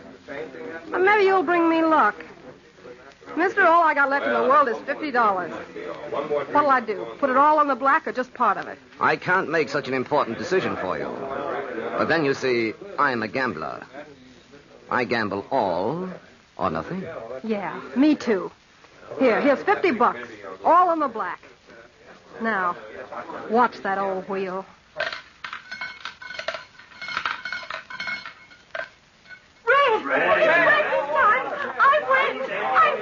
And I've lost everything. Well, goodbye, mister. Hope you have better luck than I have. Oh, just a minute, Babette. I'm going for a walk. Let me come along. Why not? Say, the lake looks cold, don't it? Come on, let's walk down there. All right. Say, who'd you ask about me when you found out about my name? Jake Sampson. I asked him if he minded if I tried to, cut in. What'd he say? Was he mad? No. No, not at all. He said that you and he had parted. Jake seemed glad that I was interested in you. Oh, he was he? Yes, Jake was full of plans tonight. Of course, you know he's going to be married tomorrow. She's an awfully nice woman, and she'll be a big help to... Wait a minute. Say that again. No, don't. I guess I'd known something like this was coming. But Jake ought to told me himself. You had no right. Oh, I'm awfully sorry. Perhaps Jake just didn't have the courage to tell you. Oh, go away, mister. Leave me alone. I want to walk by myself. All right. You won't get lost down there by the lake. It's slippery on those wet rocks. Thanks for telling me. Well, goodbye, Babette. Goodbye. Hurry, Ethan. Hurry, so you won't be caught near the lake. No one must see you running away from the drowning.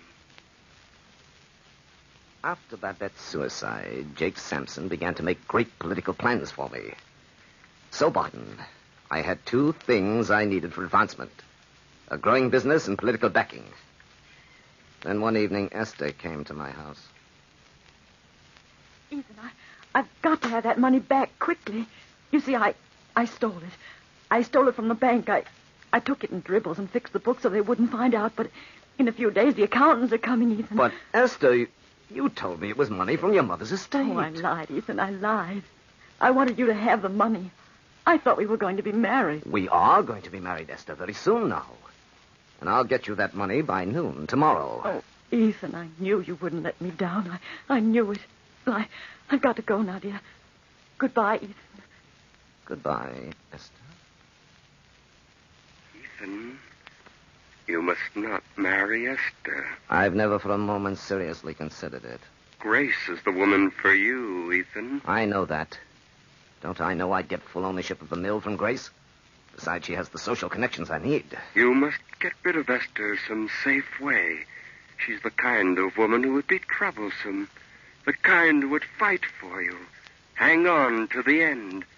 You must get rid of Esther without hurting yourself. Yes, but how? How? Remember your rule, Ethan. Control people through their weaknesses. Now, Charles Townsend, the president of Esther's bank, loves power. Power over people. He likes to make people suffer. He acts quick and he has no mercy. Go to Townsend now, tonight, and say to him...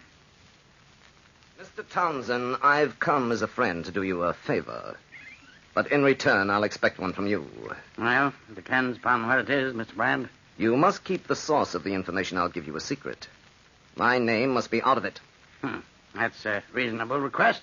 But should you just happen to forget, and just, of course, by accident, mention my name, I'm afraid I'd be forced to take my banking business elsewhere. Why, really, Mr. Brand? Now, what do you take me for? Now, what's on your mind? I just thought you might like to know one of your clerks has stolen $10,000. What? Who? Which one is it? Esther. I'd advise you to get to the bank early in the morning, Mr. Townsend, and check the books. Check the books early. Well, Brother Barton, that brings us up to date. I should be sitting very pretty indeed. Esther is out of my way in the state penitentiary. I'm engaged to Grace Sheridan. I shall be owner of a prosperous mill. And Jake Sampson has great political plans for me. Yes, Barton.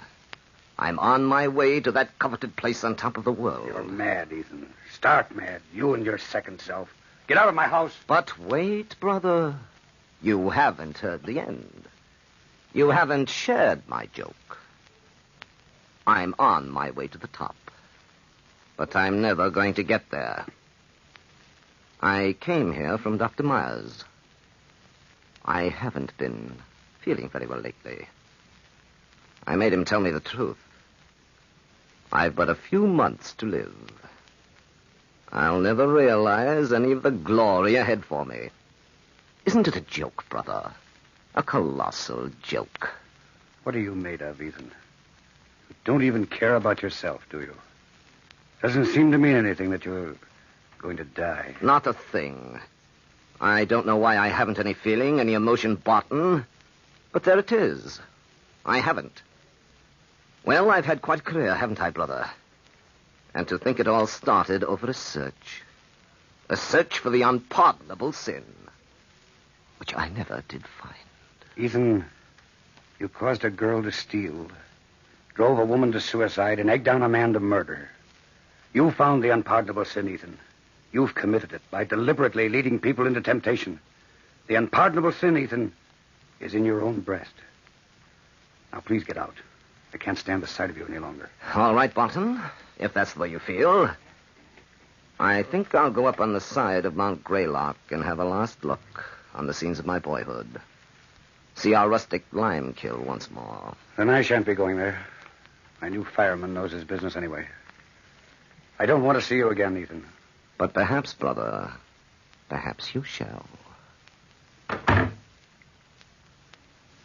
It didn't turn out, Ethan, as we planned, did it?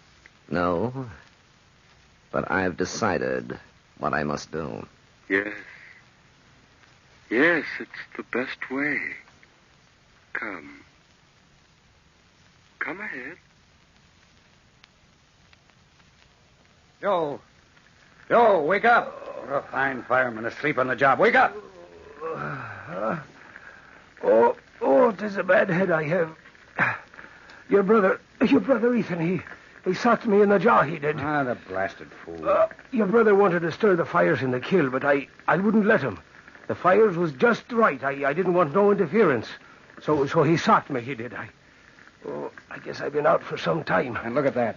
The idiot left the furnace door open. Now I'll wager the fires are out. Joe! Joe! What's the matter now? Come here. Look. Look inside the furnace. The saints preserve us. A skeleton. A white skeleton of a man lying there on the red-hot coals. And here outside the door on the ground is the man's hat. Maybe it's your brother. Yes, it belonged to Ethan Brand. He must have been a madman for sure. Joe, hand me those prongs. Yes. Here they are. What are you finding now? There on the skeleton is a hard object. There's a lump on the breast. Ah, so there is. Why, it's the shape of a human heart. Here, look at it. It's marble. It's a marble heart.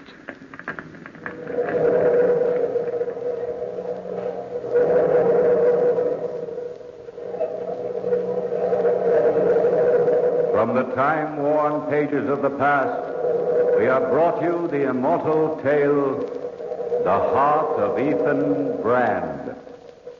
Bellkeeper, toll the bell.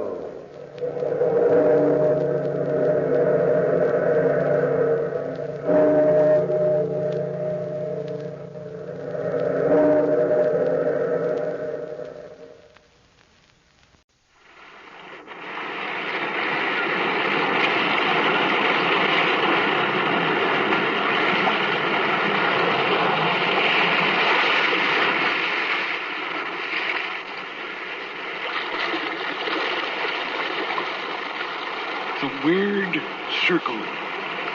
In this cave, by the restless sea, we are met to call from out of the past stories, strange and weird. Bellkeeper, toll the bell, so that all may know we are gathered again in the Weird Circle.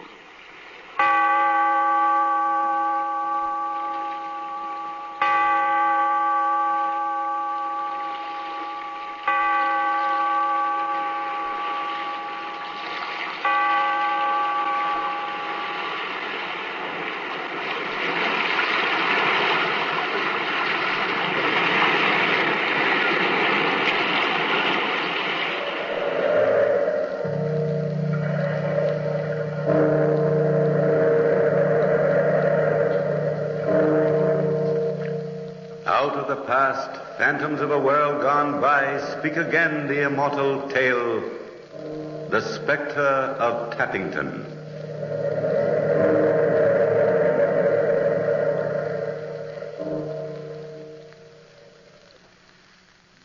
This house, Tappington Everard, called Tapton for short, is an antiquated but commodious manor house in the English countryside of Kent. It was built by our ancestor, Sir Giles Inglesby, who was High Sheriff to Queen Elizabeth. I myself am Tom Inglesby, 14th heir to this forbidding old house.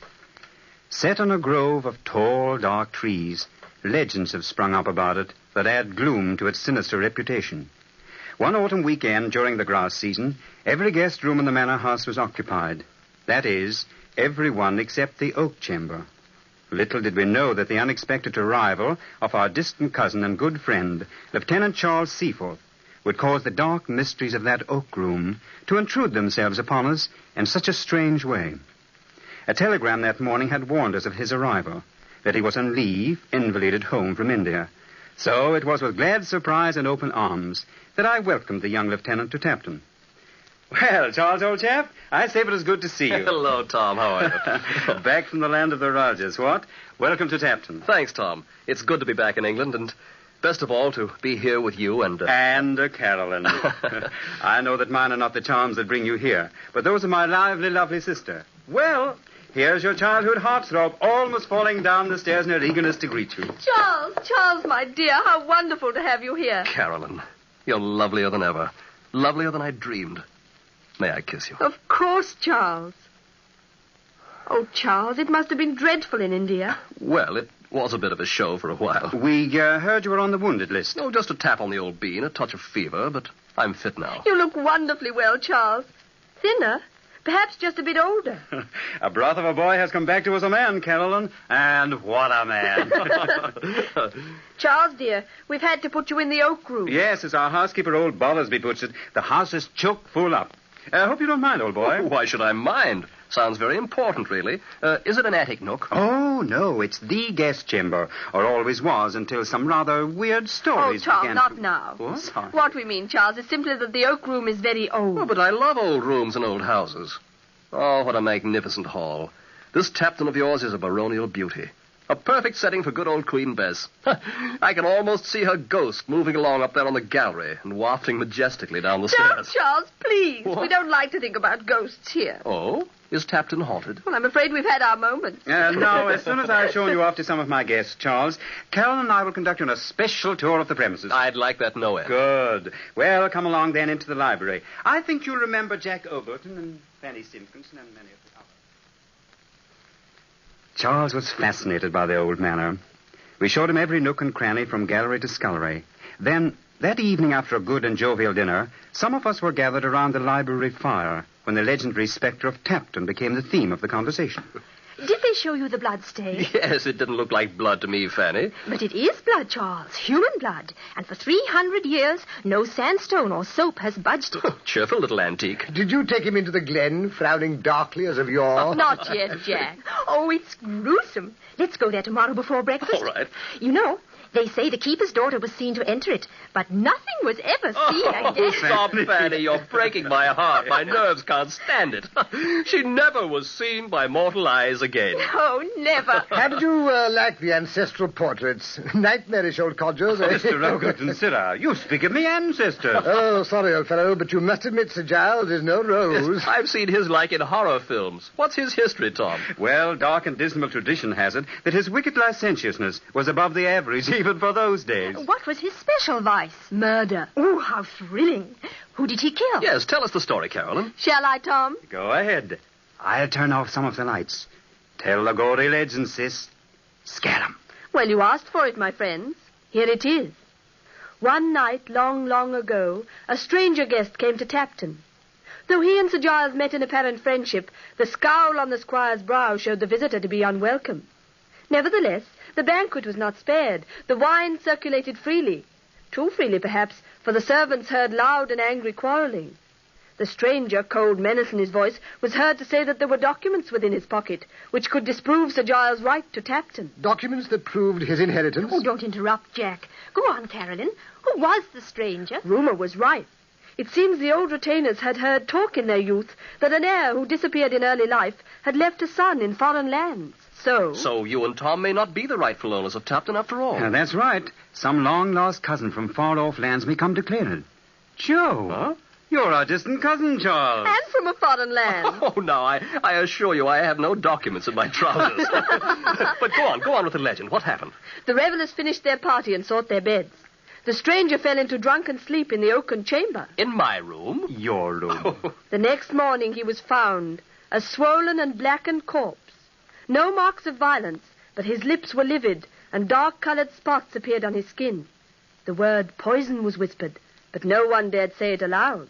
I see. Was it murder? Sir Giles' personal leech pronounced it an apoplexy, and the nameless stranger was buried in haste. It's a ghastly story, Carolyn. Wait, I haven't told you the most curious part of the legend. Huh? The mysterious disappearance of the stranger's trunk. His trunk? His breeches, stupid. The supposed hiding place of the document. Oh. His clothes were all there. Jerkin, waistcoat, cloak, but no sign of those puffed velvet short pants the Elizabethans wore. They say the evil one was in the oak room that night. And I'm to sleep in this self-same oaken boudoir, huh? Well, how about ghosts? Oh, some miracle mongers have it that the ghost of Sir Giles has been slipping out by the postern gate to the glen, searching and digging and wringing his hands. Did they ever find the breeches? Well, years ago, gardeners doing some work in the glen dug up an ancient garment with bits of gold embroidery, and out fell some papers, perfectly illegible from damp and age. Did they really belong to the nameless stranger? Who knows?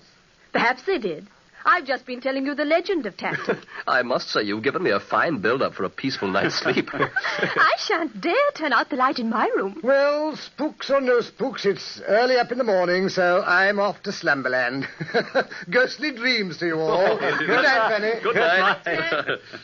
Well, strange cousin from foreign lands, remember the legend. After all, you may be the real owner of the manor. Oh, rot. I don't want your old manor, if I can have its lady. Is this a proposal, Charles, dear?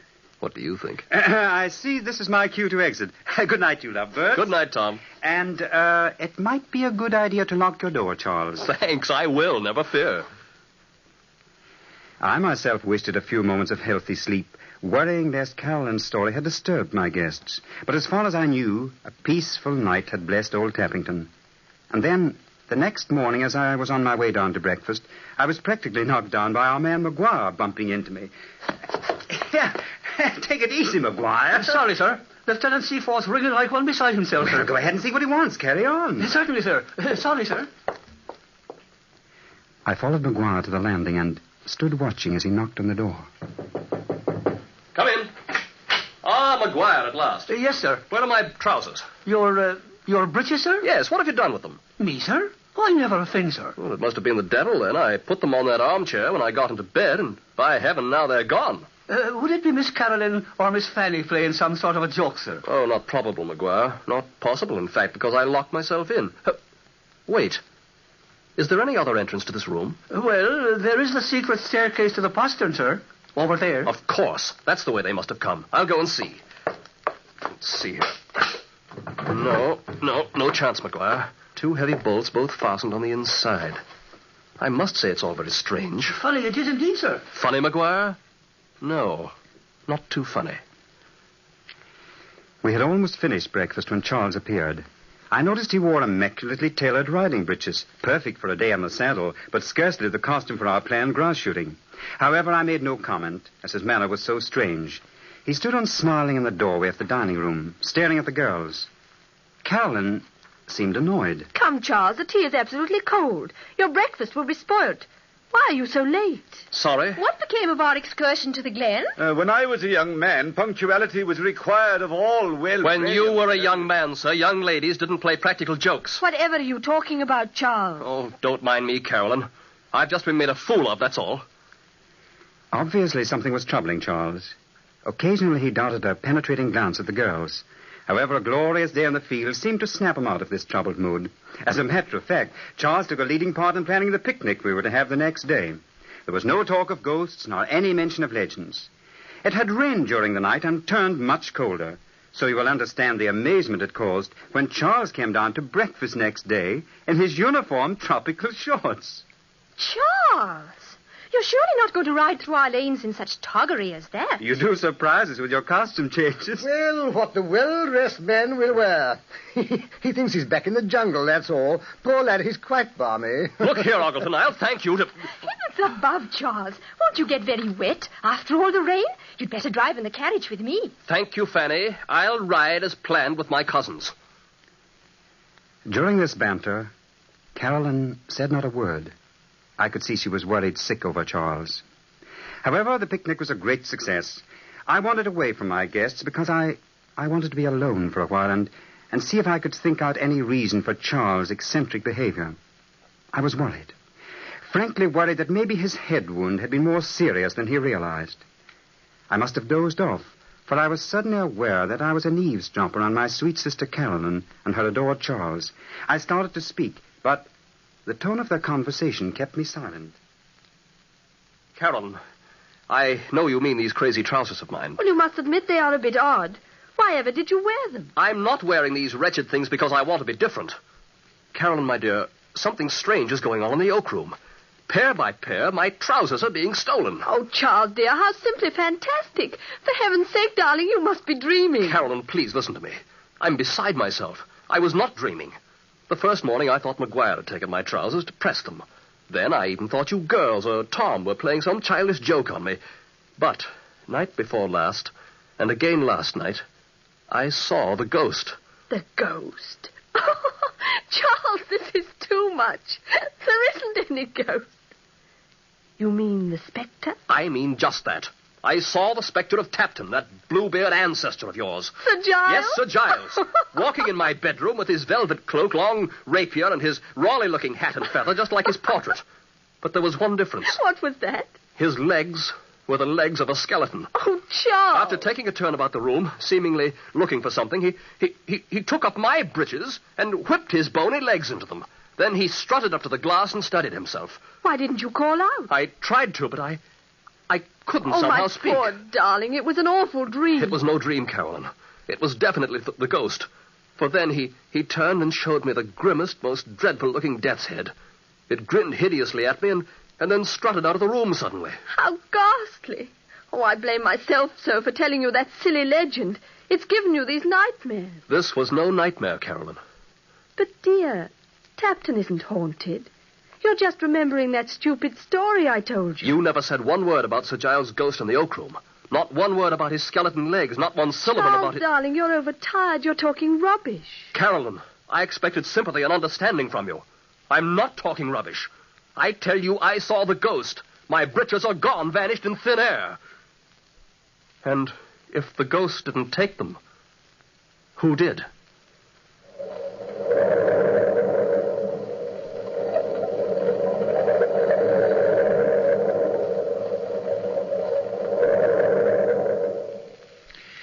I had never thought seriously there could be a ghost at Tappington. That legend Carolyn had told our guests that night had been intended as a joke more than anything else. In fact, since childhood, we have liked to spoof about our family spook. But it was evident that the story of Sir Giles had made a dreadful impression on Charles' mind. His strange costumes had merely amused us, but now even our guests were beginning to wonder. Next morning, as we were lingering at the breakfast table over that last bit of muffin and jam, Ogleton said, I say, what makes Charles so touchy? He bolted from the room just now as if the old boy himself were after him. I'm sorry I giggled at him, but, Tom, I couldn't help it. Full dress uniform at breakfast. Is it shell-shock, Tom? I wish I knew. When I asked him why the fancy dress, he bit my head off. I can still hear him saying, it's the regimental dress of the Royal Bombay Lancers, Fanny. It was regal. Blue tunic, red striped trousers, and gold braid. I haven't seen the like since the coronation. It wasn't funny to Carolyn, though. She was almost in tears when she ran after him. She looked positively stricken. Yes, my poor sister was teary-eyed all that miserable day. As for Charles, though he seemed to be making an effort to be more companionable, it only resulted in his being distantly polite. To add to my own distress in the matter, I learned that Maguire, the valet, had been kicking up quite a bobbery below stairs, boasting that on the evening before he'd seen a ghost. Maguire had overheard some of our conversations, but this claptrap about ghosts had to be stopped. So that night after our house guests had retired, I rang for Maguire. You rang, sir? Yes, close the door. Yes, sir. Now, see here, Maguire. What's this I hear about your having seen a ghost last night? Devil a lie will I tell your honor, but last night I saw a ghost. Oh, what rot. Don't spread such nonsensical stories. Where do you think you saw this thing? Well, sir, we went last night for a bit of a stroll to the glen. We? Myself and one of the maids, sir. Yes. Get on. To see the moon it was, sir. But we saw more than the moon, sir. In the shadows was a terrible ghost. What sort of a ghost, man? A tall gentleman he was, sir, all in white with a shovel on the shoulder of him and a big torch in his fist. Though what he wanted with that, it's myself can't tell, for his great eyes were like gig lamps. The maid screeched holy murder and ran off with herself, and me after her. And the ghost after you, I suppose? No, sir. The ghost vanished in a flame of fire. Now, Maguire, don't try gig lamps and flames of fire on me. You're making all this up. Jove, I believe you're the Spectre yourself. Me, sir? Is it myself, then, that's a play-acting ghost in your honour's thinking? What your purpose is, I can't guess. Stealing Lieutenant Seaforth's trousers and all that. As of a soul, sir, I stole nothing. No, but you're mixed up in some way with their disappearance. 'Tis the ghost, sir. I know it is. I saw him. There isn't any ghost, Maguire. And don't go about frightening my guests with any such tale. That's all for now. Yes, sir. Good night, sir. I felt a strong compulsion then to go to the oak room. I wanted to know if Charles was all right. Immediately Maguire had gone, I left my room hurriedly and ran up the short flight of stairs to the oak room. I listened a moment, then rapped loudly on Seaforth's door. Charles! Charles! Yes, who is it? It's I, Tom. Oh, hello. Come in. I was just about to turn in. What's up? You all right? Of course. Why? Well, Carolyn's told me about this ghostly visitor of yours. Look here, you haven't seen him tonight, have you? No. Forget it, Tom. I'll make out. Don't bother about me. Go on to bed. All right. Cheerio, old man. Just wanted to make sure the goblins hadn't got you. Good night. And then, the very next morning as I was shaving, my door was flung open and in burst Charles. Inglesby, this is now past a joke. Where are my trousers? Good grief, Charles. What's the idea of yelling at me? You've made me cut my chin. Oh, confound your stupid chin. Another pair of trousers are gone again. Oh, heavens, this is too good. Don't tell me the ghost got the regimentals, too. Laugh if you will. They're gone. Now, I've looked everywhere. What have you done with my clothes? I? Charles, I'm as mystified as you are. In all seriousness, Tom, aren't you putting over one of your famous hoaxes? I swear to you I've no hand in this skullduggery. Well, then your ancestor's ghost has, and I've had all I can stand. Now, you'll simply have to lend me a pair of your trousers. Well, take all my trousers. Get out of here. You're in no mood to talk sense. All right, as you so politely put it, I'll get out. And in your trousers. In spite of the ties that hold me here, I'm leaving Captain today. Seaforth, wait a moment. Now I was really afraid that Charles' mind was unhinged. I dressed hurriedly and rushed downstairs. Hearing noises in the library, I went quietly to the door and listened. Darling, please don't leave. For my sake, please. Carolyn, I can't stay, I tell you. As surely as I love you, that spectral anatomy came to my room last night, grinned in my face, and again walked off with my trousers. Obviously, Charles, it's an insane trick. If it is a trick. What do you mean? I've decided it all has to do with the ownership of Tappington. What? Yes. As you and Tom both said, I am your cousin. I have been in foreign lands. But I'm not claiming Tappington. One of you is trying by inhuman means to frighten me to death. Poison. Yes, mental poison. But you won't get away with it. You won't. Stop, darling, stop. How can you believe such things? Oh, Tom, I'm so glad you were listening. Talk to him, please. Charles, old man, you're so wrong. Why, you're my oldest friend, and Carolyn loves you. You know that. Now, come on, forget these black thoughts. Go for a walk and let the sun and the wind drive this fog from your mind. Please, Charles, don't talk any more about leaving. Let's fight this thing out together. I don't know what's got into me. Very well, Carolyn. I'll stay. That's fine. Don't worry, Carolyn, dear. I'll try to be a model guest. See you at lunch then, darling. Oh, Tom, isn't it awful? Whatever will we do? I do love him so. I was mad clear through and determined to scotch this ghost business once and for all. I knew that the oak room had a secret cupboard in the paneling, so that night I decided I must hide there and spy on Charles. I slipped away from my guests and, tiptoeing through the dark gloom of the oak room, I groped my way into the closet. Suddenly, my hands touched soft human flesh. Good Lord. Carolyn. Tom, you scared me so. Oh, we had the same idea, huh? Yes, to protect Charles. Well, of course. But we may have a long wait, sis. I won't mind. Shh, yes. I think I hear him coming. Oh, Tom, I'm so scared. Quiet. Chin up, old girl.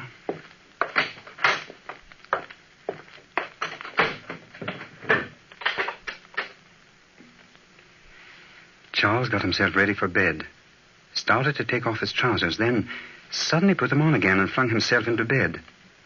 He had left the night lamp on, which was lucky, as thus we could see more easily. After waiting for what seemed hours, Carolyn suddenly clutched my arm. Look, he's sitting up. Shall we speak? No, not yet. He's turning this way. Good Lord, he's asleep. Yes. His eyes are wide open, but they stare senselessly, like dead eyes. He's out of bed. Huh? What did you see looking for? He's got a torch. Why, he's looking at himself in the mirror. Tom, he's going to the secret staircase. He's opening the door. Come along, we've got to follow him. Not too closely. Hurry, please. We hurried after him down the stairs and out to the postern gate.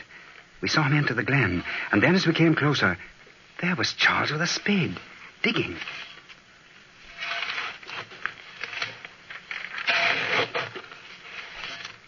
Whatever is he doing? Digging a large hole. The earth is soft. He's been digging here before.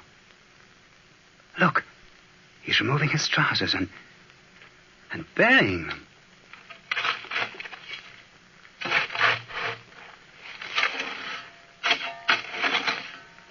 Tom, I can't stand it. It's too gruesome. Let's call out. No, wait a minute. Sleepwalkers have to be shocked out of their trance. I'll wake him as he turns towards us. Well, here he's coming now. Now! Ooh. Oh. Tom, what have you done? You've killed him. But I hadn't killed him, though I had hit him hard, and then I realized. We called for help and carried him to the great hall. He was still unconscious when Dr. Austin arrived. We waited anxiously during his examination. Finally, the doctor came towards us. Well, Tom, our young lieutenant is coming around nicely. Oh, what a relief. Oh, Doctor, is he going to be all right? Of course, my dear. Then it was shell shock, Doctor? Not exactly. I think that head wound and the fever combined to give his subconscious overactive control of his mind. And when I hit him? Best thing you could have done. You put that subconscious in its place. I think it's safe to say that he won't sleepwalk anymore. Oh. Look at Charles. He's sitting up. What? Where? What? Oh, why are you all staring? Why am I here? Oh, my jaw. Don't try to speak, dear. You're all right now. Well, I should say I was. Why, I feel as if a load had been lifted from my heart.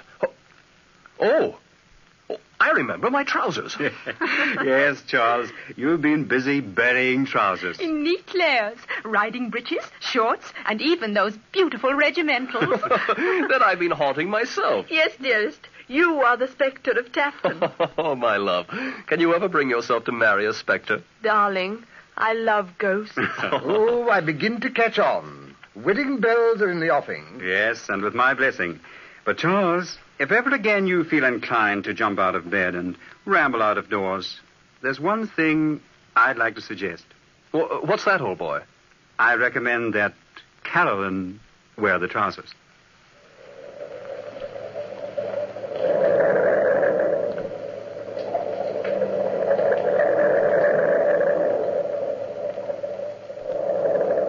From the time-worn pages of the past, we have heard the immortal tale, The Spectre of Tappington. Bellkeeper, toll the bell.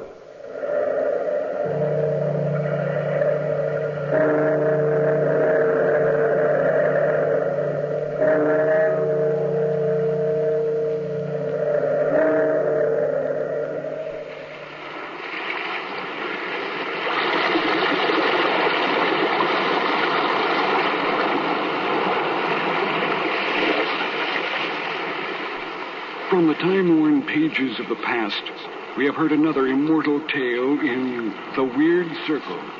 Bellkeeper, toll the bell.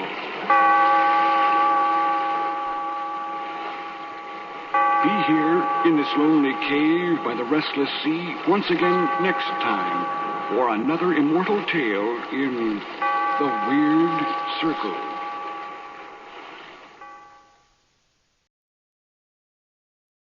By what token can man live after death? By his work.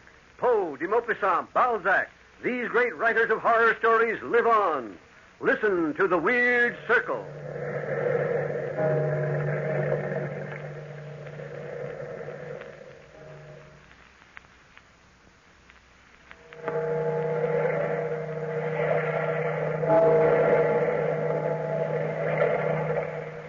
Out of the past, phantoms of a world gone by, speak again the immortal tale, The Lifted Veil.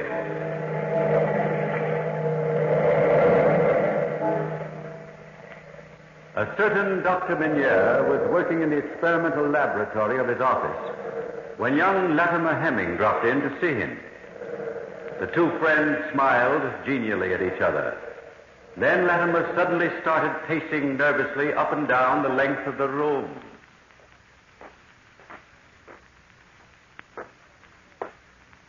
I don't know why I came to you, Doctor. You're the last person in the world I'd expect to believe in psychic phenomena. I don't know about that. What's bothering you, Latimer? Well, it's all so incredible. Frankly, I don't expect you to believe me. Why don't you stop pacing the floor? Sit down quietly in a chair and tell me the whole story. Here. Sit down here. Well, I had a vision, a premonition, a warning. The veil of the future lifted, and I saw into it. Are you sure? Yes, I'm sure.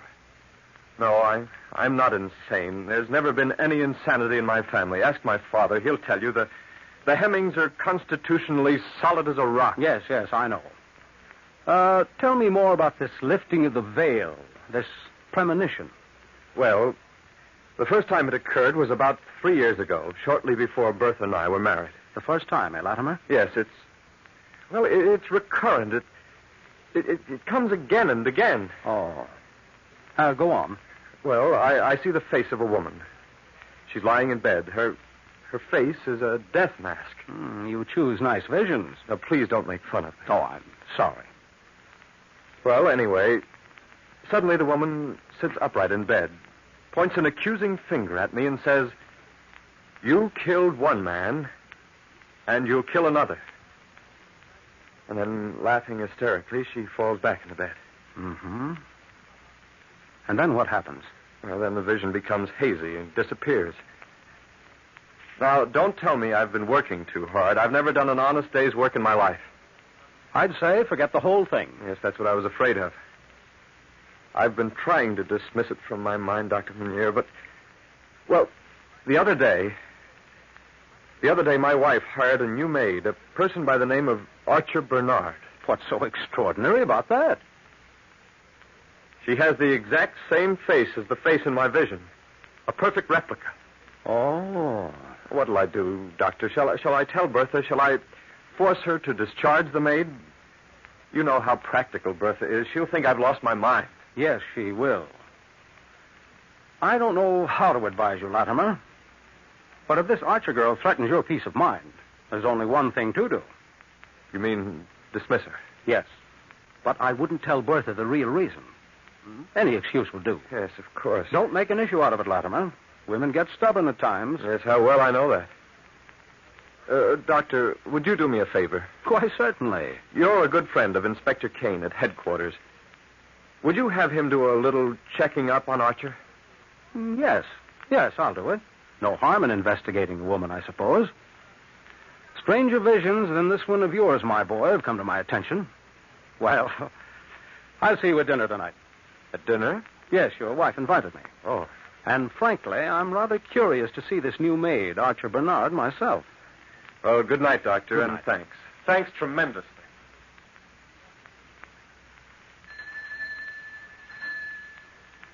Archer? Archer? Yes? Answer the doorbell, will you? Of course. Right away, madam.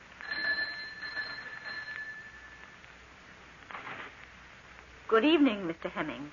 Oh, good evening, Archer. I'm sorry. I forgot my keys. Is my wife in? In the living room, sir. Oh, thank you. Hello, darling. I'm sorry I'm so late. You are late, Latimer. Shame on you. There'll be guests for dinner this evening. What kept you so long? I dropped by Dr. Munier's office. Aren't you feeling well? No, not too well. Oh, poor pet. Is my father coming over this evening? Yes, and please be nice to him. I'll be charming to him. That is, if he'll just stop trying to run my entire life for me. You can't really blame him, Latimer, if he's impatient to become a grandfather. I don't mind wishful thinking, but he's pretty insistent on my having a son. Just keep humoring him. After all, he's worked hard all his life and built up a large fortune. He just wants to be sure there'll be heirs to carry on the name. Bertha. Yes? What is it, dear? You know that new maid, Archer. I ought to know. I hired her. Bertha, I wish you'd get somebody else in her place. She's incompetent. I find her exceedingly capable. Well, she's impudent. Well, I'll talk to her about it. Please, Bertha, if you don't mind. I just as leave you didn't... Darling, if you had any idea how much trouble I've gone to get, well, any kind of help at all out here, you'd realize what a perfect gem Archer is. You concentrate on your father and let me worry about the servant's pet. Yes, but... I won't hear another word about it, Latimer. Now go upstairs and get dressed. Your father and the doctor will be here within the hour, and if you're not prompt, your father will take out his temper on me. So hurry, dear, please. I won't be long. Hurry, dear. You always dawdle so long. I'll hurry. I wonder. Perhaps if I'd told Bertha the truth. Maybe it's all in my mind anyway, but the vision, the premonition, so recurrent. I might try talking to the girl myself. Oh, no, that wouldn't be right. Oh! What are you doing in this room, Archer? Well, you what? I was just straightening up a bit, sir. I thought you straightened my room this morning. It needed straightening again. Oh, did it indeed? I found it quite in order after you were through the first time. And what's this? That, sir? This package. Oh, give it to me, sir. I almost forgot it. Oh, no, don't unwrap it. Please. Why? Well, I... Poison. Yes. Rat poison. What for? Rats in the basement. Your wife asked me to get it. She did. Well, this isn't the basement, Archie. I know, sir. I'm sorry, sir. Take that rat poison and stay out of my room. Yes, sir. Sorry, sir. I wonder. Archer Bernard. The face in my dream. My evil genius.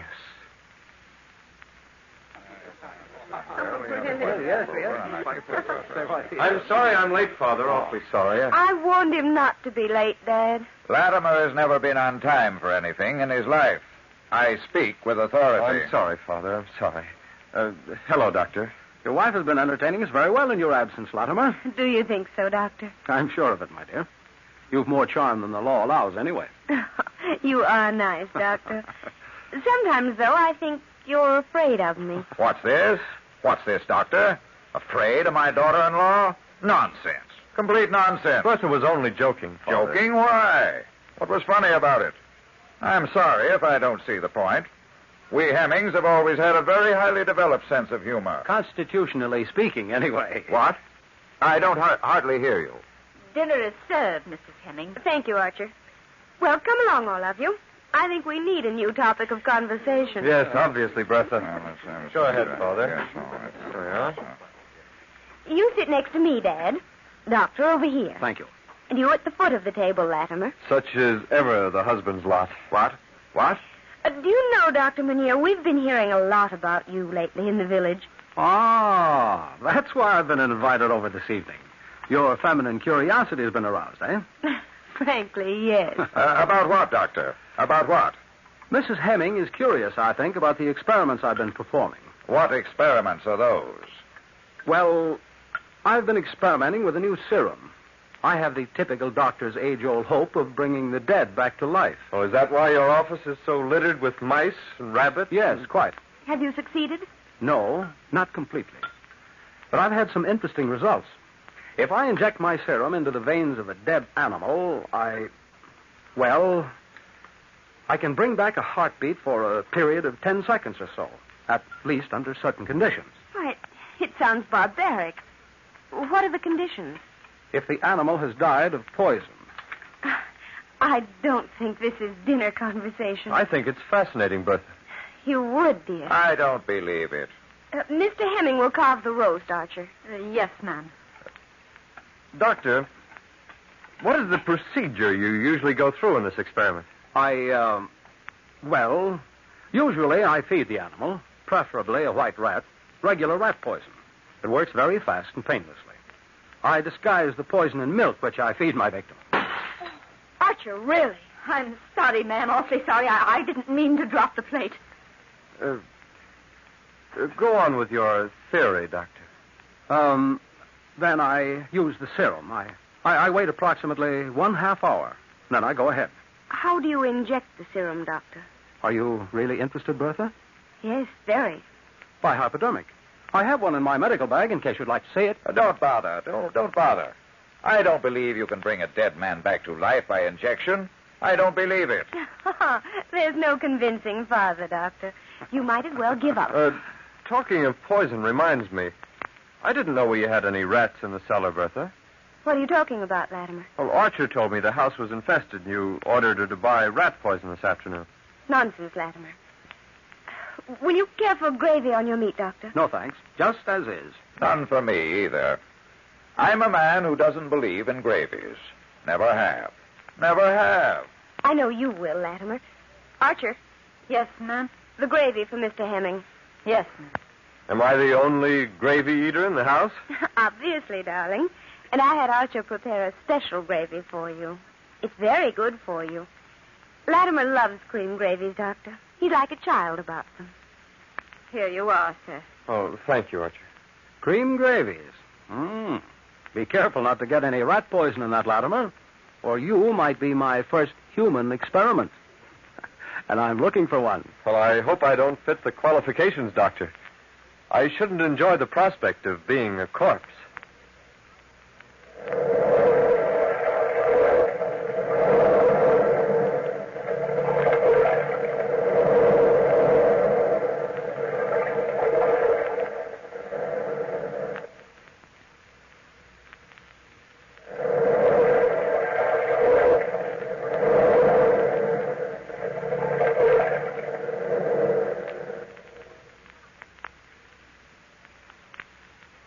It's been a very enjoyable evening, Bertha. A very enjoyable evening. Nothing I enjoy so much as discussing life. Yes, discussing life. You must drop over soon again, Father. Latimer? I wonder where he's gone. Probably to the kitchen. He raids ice boxes at midnight. I'll get him, Bertha. Never mind. He'll come out eventually, if Dad doesn't mind waiting. No, I'll go get him. I don't see how you put up with him at times, Bertha.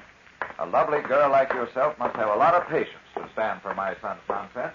He's my husband. Why, you scared me for a minute, Doctor. Did I, Latimer?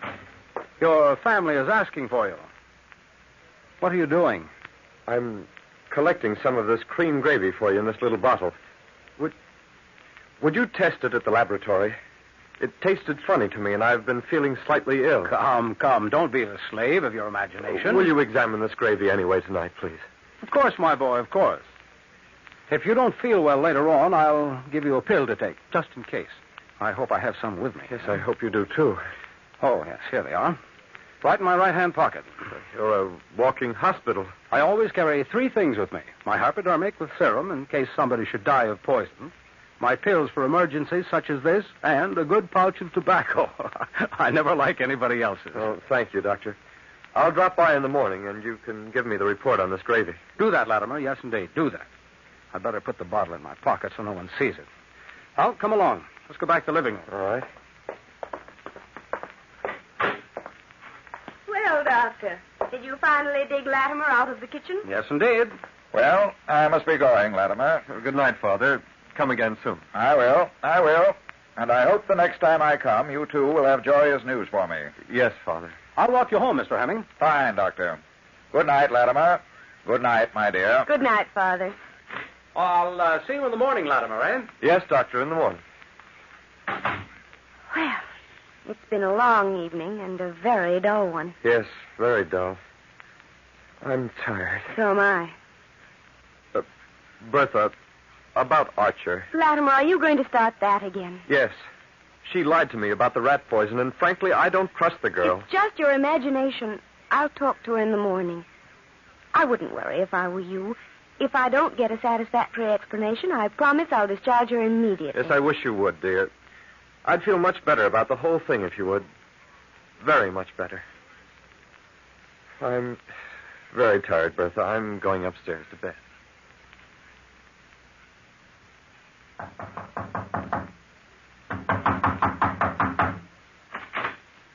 Oh, good morning, Latimer. Good morning. You keep your word, don't you? Up at the very break of dawn. I didn't sleep very well last night, Doctor. I don't wonder. Come in. You see, as soon as my wife and I were upstairs, I had a recurrence of the premonition. You did? Yes. That's very strange. Why? Sit down, Latimer, and I'll show you why. Sit down over here near these 2 test tubes. Over here? Yes, that's right. Now, look. Here are 2 test tubes with colorless liquid inside of them. Yes? In this little box next to the first test tube is some rat poison. Now, as I drop some into the first test tube, what happens? The liquid is turning red. Very good so far. Now, in this jar is the cream gravy you were served last night. As I drop some into this tube, what happens? It turns pink. Which means only one thing. That a small amount of rat poison is present in the gravy. Small amount? Just enough to make you ill, not to kill you. It's a cute little trick. Progressive illness. Nobody would ever suspect poison in that case. It would take about 7 months before you die. Nice girl, Archer, huh? Yes, very nice. But why has this been tried? That's what interests me. Why? Doctor, I haven't the faintest idea. What did you find out about Archer Bernard? Well, I asked Inspector Kane, and he suggested I drop in this morning. Could you go over with me right away? Yes, of course. He has all the information we'll want. Oh, what are we waiting for? Let's go.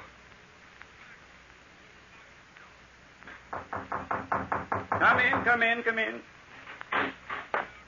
Good morning, Inspector Kane. Morning. This is Latimer Hemming, the gentleman I told you about. Yes. How do you do? How do you do, sir? Sit down, gentlemen. I understand you've inquired about a certain Archer Bernard. Yes, I did. What do you know about her? We ask you first. Well, we've already made quite a thorough investigation of the lady in question. Yes? Her name is not Archer Bernard, but Doreen Macefield. Macefield? Why, that's my wife's maiden name. Doreen Macefield. Why, this Archer woman must be my wife's sister, yes. She's her sister. Dr. Bertha once told me about her sister. Yes, Doreen Macefield was arrested 5 years ago for petty theft. She was released from prison only a few months back. Well, why are you looking for her now? Because at that time she was also suspected of murder. Poisoning? Exactly. The victim was a man, was a friend of your wife. Oh, what happened, Inspector? The evidence was insufficient to indict her at the time, but conclusive proof fell into our hands quite by accident the other day. Your call was coincidental. We were about to go to your house to pick her up. Well, why don't you come along with us, Inspector? Yes, my carriage is waiting outside. Splendid, Doctor, splendid. Poor Bertha, spending her lifetime trying to protect her sister just because she loves her. Why didn't she confide in me? When we see Bertha and her sister together, we'll have the answer to many things.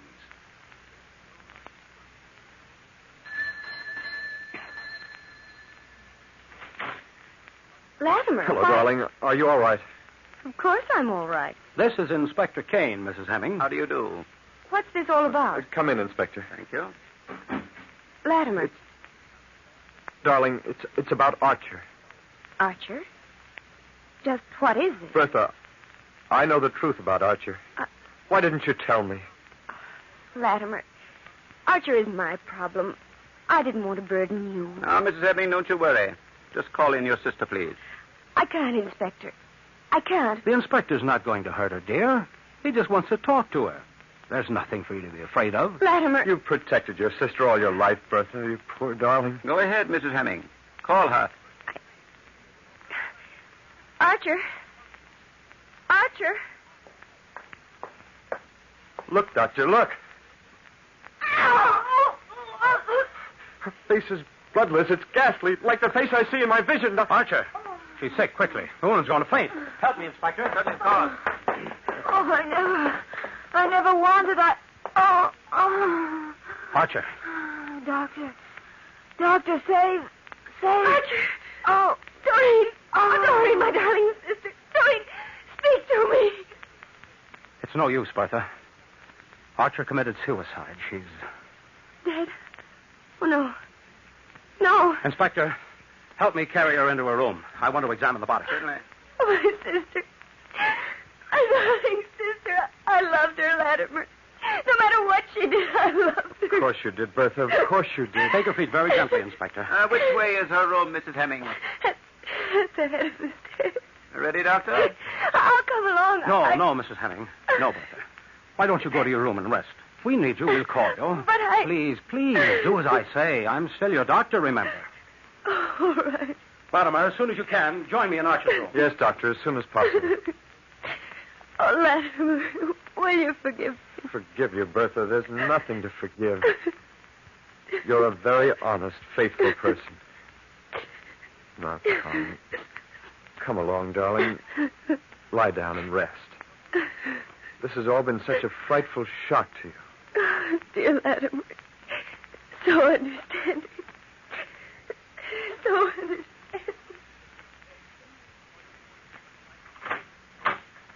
My wife is resting now, Doctor. Good. And you can give us some help here. The half hour is almost over. You mean you're... Archer died of rat poisoning. I feel that this first human experiment will be a definite benefit to the future of science. Yes, but this is not a scientific laboratory, Doctor. No, I realize that, but this opportunity comes once in a lifetime. The doctor is quite right, Mr. Hemming. Give him permission to go ahead. If my wife ever found out, she'd die of horror. There's no need for her ever to know. The half hour is drawing to a close, Latimer. Have I your permission? I should say, has science your permission? Yes, of course, Doctor. Go ahead. Inspector, help me roll up the sleeve. Certainly. Now, what are you going to do? it's a good thing I always carry this with me. Well, first I draw some of my own blood. This way. Doctor... It's not as painful as it looks. Now, I mix my blood with a serum. Like this. Fascinating, Doctor. How much longer have we got till the half hour is completed, Inspector? 3 more seconds. Oh. All right, Doctor. Now. I inject the serum into her arm. Like this. What are you doing, Doctor? Bertha, stay out of this room. Don't you dare experiment on my sister. Don't you dare. Hold her back, Inspector. Easy, my dear, easy. There, look. Look, she's beginning to breathe again. It works. Oh, no. No. Bertha. Bertha, I hate you. No, sister, no. I went to jail for you 5 years ago because I loved you. No. And you abused her. No, darling. It was I that took the blame for everything you did. No, sister, no. Admit it, Bertha. Admit you killed one man. And you wanted to kill another because you hate him. She wanted to kill you, Latimer, rather than have a child. Kill you, yes. Yes, and get your father's money. I was going to tell you, but she poisoned me first. Archer. Archer. Oh, I can sustain her life no longer. Archer. Oh, I'm sorry. Archer Bernard is dead. She lied. I'll try to leave the room, Mrs. Hemming. You'll be wanted at headquarters. It's not true, Inspector. It's not true. I'm afraid it is, Latimer. When the dead return to life, they have too short a time to lie. Bertha, I'm sorry to have to tell you, Mr. Hemming, but we have suspected your wife for a long time. We could have proved her guilt without a voice from the grave. Come along, Mrs. Hemming. Bertha. Doctor. The veil. The lifted veil. The premonitions come true.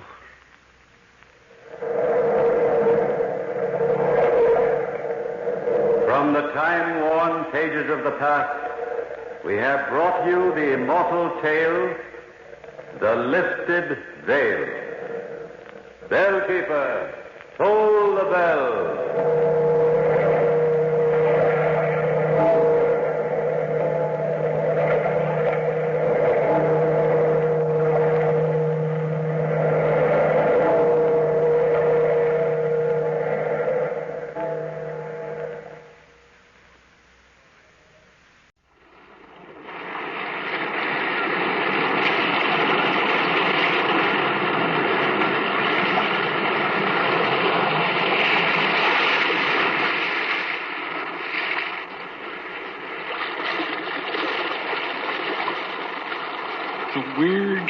Circle.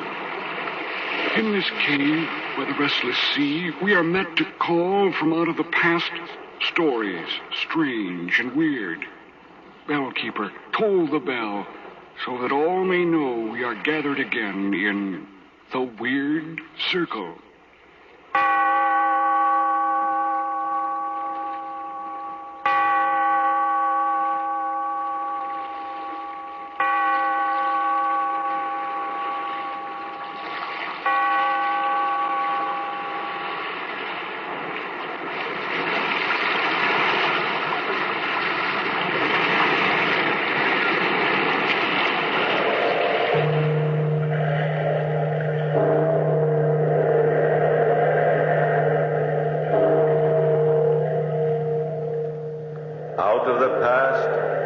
phantoms of a world gone by, speak again the immortal tale, the telltale heart.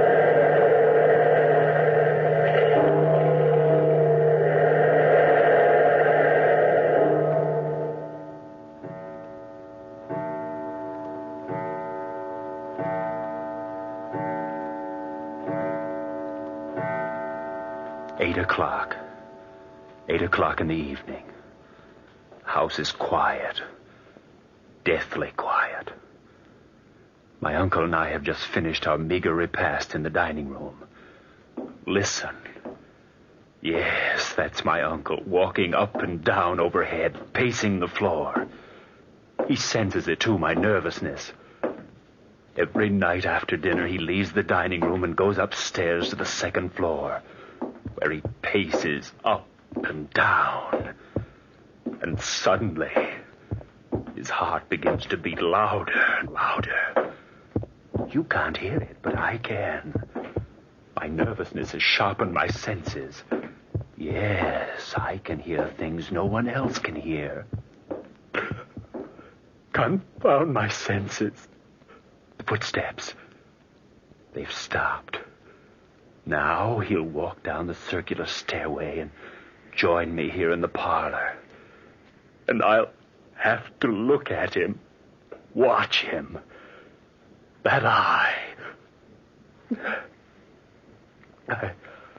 I've nothing against him. But his eye, that huge, distorted eye. If the eye offends thee, pluck it out. Pluck it out. Tortures me at night. I lie in bed and shut my eyes. But that horrible thing peers at me, embedded in my senses. That eye glistens and shimmers. It haunts me. Kill. Kill. I've nothing against him. My uncle. My only relative. The eye. Pluck out the eye. The eye. He's coming, yes, now down the stairs, sniffing as he blinks. The swollen lid covers that eye. Uncle, is that you? Is it me? Of course it is. Who else would it be, Charles? I don't know. Now for a nice hour of relaxation. Will you join me in a cigar, Charles? Here, take this one of mine. Thank you, Uncle. Sit down here. I'd prefer sitting back here, Uncle. Oh, nonsense. I can't see you over there, and you can't see me. Come sit over here. I'd much prefer to stay here. Do you dislike my company after all these years, Charles? No, Uncle. All right, I'll join you, but... Why are you staring at me like that? The eye. Look at the eye. Staring at you. Red and swollen hideous. A pale blue film covers it. Kill. Charles? Yes, Uncle? Come, light up your cigar. Here's a light. Now, that's better, my boy. These cigars have a rich, fragrant aroma. A very rich, fragrant aroma. It lulls a man's nerves into a peaceful state. It leaves the mind free for contemplation, doesn't it? Kill. Yes, Uncle. Kill. Nothing like the hours spent meditatively. Oh, blasted visitors. You answer the bell, Charles. Yes, Uncle. I dislike being interrupted like this. It's bad for my digestion. People should know that. Good evening, Mr. Holscomb. Well, good evening, Charles. I hope you and your uncle don't mind a nice neighborly visit. I'm sure we don't, Mr. Holscomb. I'm glad. I was all alone this evening and felt the need of a nice, friendly chat, so I dropped over. Good evening, Mr. Woodward. Good evening, Mr. Holscomb. How are you this evening? Feeling surprisingly fit. Man of my age has no right feeling so healthy. Bad for the doctor's income, but I feel like a man of 20. Just as fit physically and mentally as Charles here. Thank you, Mr. Holscomb. Well, won't you join us for a little while, Mr. Holscomb? I'd love to. Yes, indeed. I'd enjoy it. Can't be for long. I'm retiring early, but a short visit would be appreciated. Thank you, Mr. Woodward. Mind if I light up my pipe? No, not at all, Mr. Holscomb. Charles, get him an ashtray before he scatters the ashes all over the carpet. Yes, Uncle. Here you are, Mr. Holscomb. Thank you, Charles. Well, what's this? Well, as any idiot can plainly see, it's a knife. Yes, a knife, Mr. Woodward. It's a strange-looking knife. Belonged to our ancestors. Charles, what's it doing down here off the hook on the wall? I took it down from the wall to clean it, Uncle. Clean it? Well, old knives are supposed to look old. Clean it. Clean it? I'll put it back. Be careful, Charles, my boy. I knew of a young man exactly your age who took a family heirloom down from the wall one night and well, blasted if it didn't slip and cut off his right arm. Yes, took the arm clean off right to the elbow.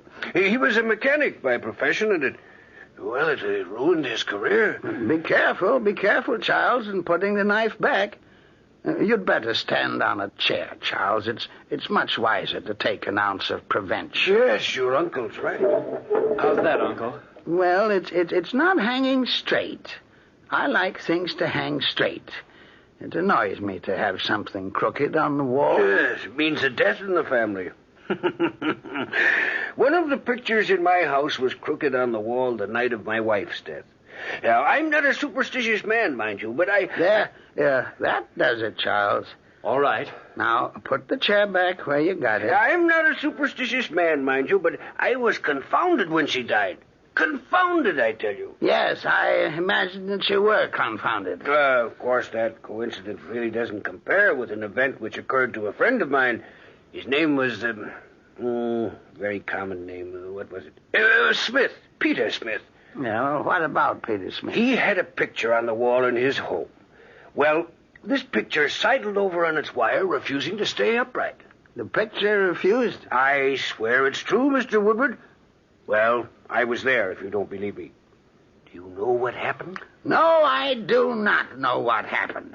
Peter Smith died that very night. All rot. What time is it, Charles? Almost 9 o'clock, Uncle.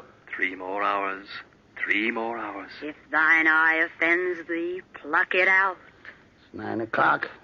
It's almost my bedtime, Mr. Holscomb. Oh, don't mind me, Mr. Woodward. I was about to leave anyway. I see. Look at the knife hanging on the wall. It slipped sideways again. So it has. Anxious? Anxious, Charles? The knife is anxious. Reminds me of Peter Smith's picture. Well, I must be on my way. Don't bother to see me to the door, Charles. I'll find my way out. Good evening, Mr. Woodward. Good evening, Mr. Holscomb. Confounded. That man makes me nervous, Charles, with his stupid stories of Smith. Fix that knife, Charles. Of course, Uncle. I'll fix it right away. I'm tired. I'll go on up to bed now. I'll help you up the stairs, Uncle. Help me? Since when do I need help? Well, maybe I do, Dad.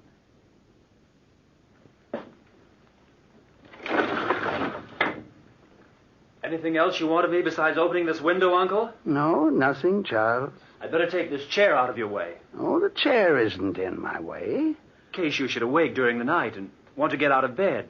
You don't want to stumble over chairs on your way to the door. Well, I never awake during the night, Charles.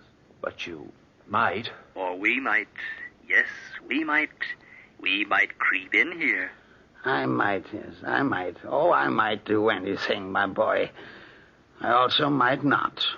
Now, take the candle with you before you leave, Charles. Of course, Uncle. I hadn't intended to leave it burning. Of course. We'll take it with us. Of course, of course. Good night. Good night. 9:30. 9:30. I must be clever. I must think everything out very carefully. Yes, carefully. Must wait till midnight. Yes, till midnight. Why must I wait till midnight? Why? That's the plan. The clever plan. Clever, clever. Walk down the stairs and wait in the parlor. The room will be dark, and I'll wait. He'll be asleep by midnight. Clever, clever. Then at midnight, I'll creep up the stairs with a knife. And if the eye offends me, pluck it out. It must have meant me. Of course, it's all so clear. Clear and clever. First thing to do is get the knife. Go into the parlor, stand on the chair, and get the knife. Be careful, Charles. Careful with the chair. You pull up the chair and stand on it, but be careful. I'm always careful. Now I've the knife. What do I do next? What is the plan? Sit and wait. Sit and wait. Oh, the doorbell. Who could it be at this hour? This isn't part of my plan. No, not part of my plan. Get rid of them, whoever they are. Get rid of them. Oh, Mr. Holscomb. Sorry to disturb you, Charles, but I left my pipe here. I looked all over my house for the blasted thing before I remembered I'd left it here. Well, it must be in the parlor. Don't bother yourself. I'll get it. It's no bother. Why, you're trembling, Charlie. Did I frighten you when I rang the bell? Well, I wasn't expecting you. No, not expecting you. Expecting you. I read of a man in the paper who died of fright when his doorbell rang. It was just the other day I read it. Very amusing article, too. But, oh, here's the pipe. Imagine my leaving it behind. Yes, imagine it. Thanks again, Charlie. What's this knife doing down here again? It slipped. Slipped again, did it? Well. Just like the picture at Peter Smith's. Let me know if anything happened. Of course. Of course. Of course. Good night, Charles. Good night, Mr. Holscomb. Now, the plan.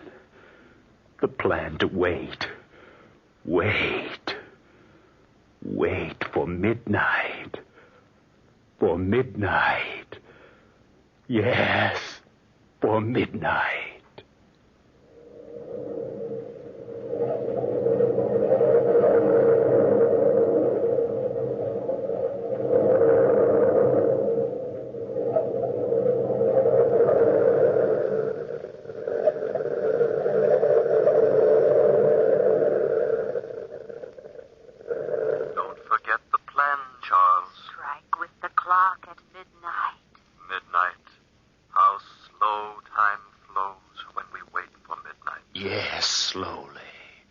So very slowly. Does Holscomb suspect Charles? He knows that the knife had been moved. Does he know it's in your hand now, Charles? Snugly in your hand. The plan calls for the knife to be in my hand. Charles, your palms are moist. Maybe the knife will slip, Charles. It's almost midnight. Yes, Charles. 15 seconds. Maybe the knife will slip, Charles. It can't slip. It belongs in my hand. Where is the lantern, Charles? You've got to see, you know.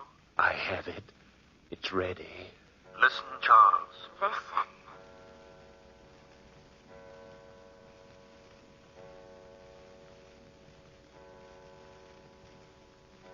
Midnight. 12 midnight. The time has come. Yes, the time has come. Now for the lantern. Light it. Light it. Shut the door of the lantern. No light can escape. None. None. The lantern in one hand. The knife in the other. The knife. The knife. Listen. The house is so quiet. Yes, deathly quiet. I must walk quietly. Listen. Listen. My senses sharpen. Every second makes them sharper. I can hear the rhythmic beating of the old man's heart. The beating of his heart. Beating out his last breath. His last breath. His last breath. Do you know death is outside your door, Uncle? Death is waiting, Uncle. Waiting. The door door of your room opens gently, Uncle. Very gently, Uncle. Careful, the plant. Careful, careful. Listen. Listen. The heart. The beating of the old man's heart. Who's there? Stand still, Charles. Stand still and wait. Just wait. Wait until his gleaming eye is focused on your face. Who's in my room? Who is it? Oh, where's my candle? Don't answer, Charles. Don't answer. Just wait. Wait. Charles! Charles! He's calling for you. Little does he know. Charles! Calling for you. Calling for you. Oh, someone's in my room. I can see the shadow across my bed. Who is it? Let him guess and worry. Worry. Worry. The room is hot. Hot in heaven's name. Answer me. Don't move a muscle. Just stand still and wait. Wait. Wait. Oh, what is it? Who is it?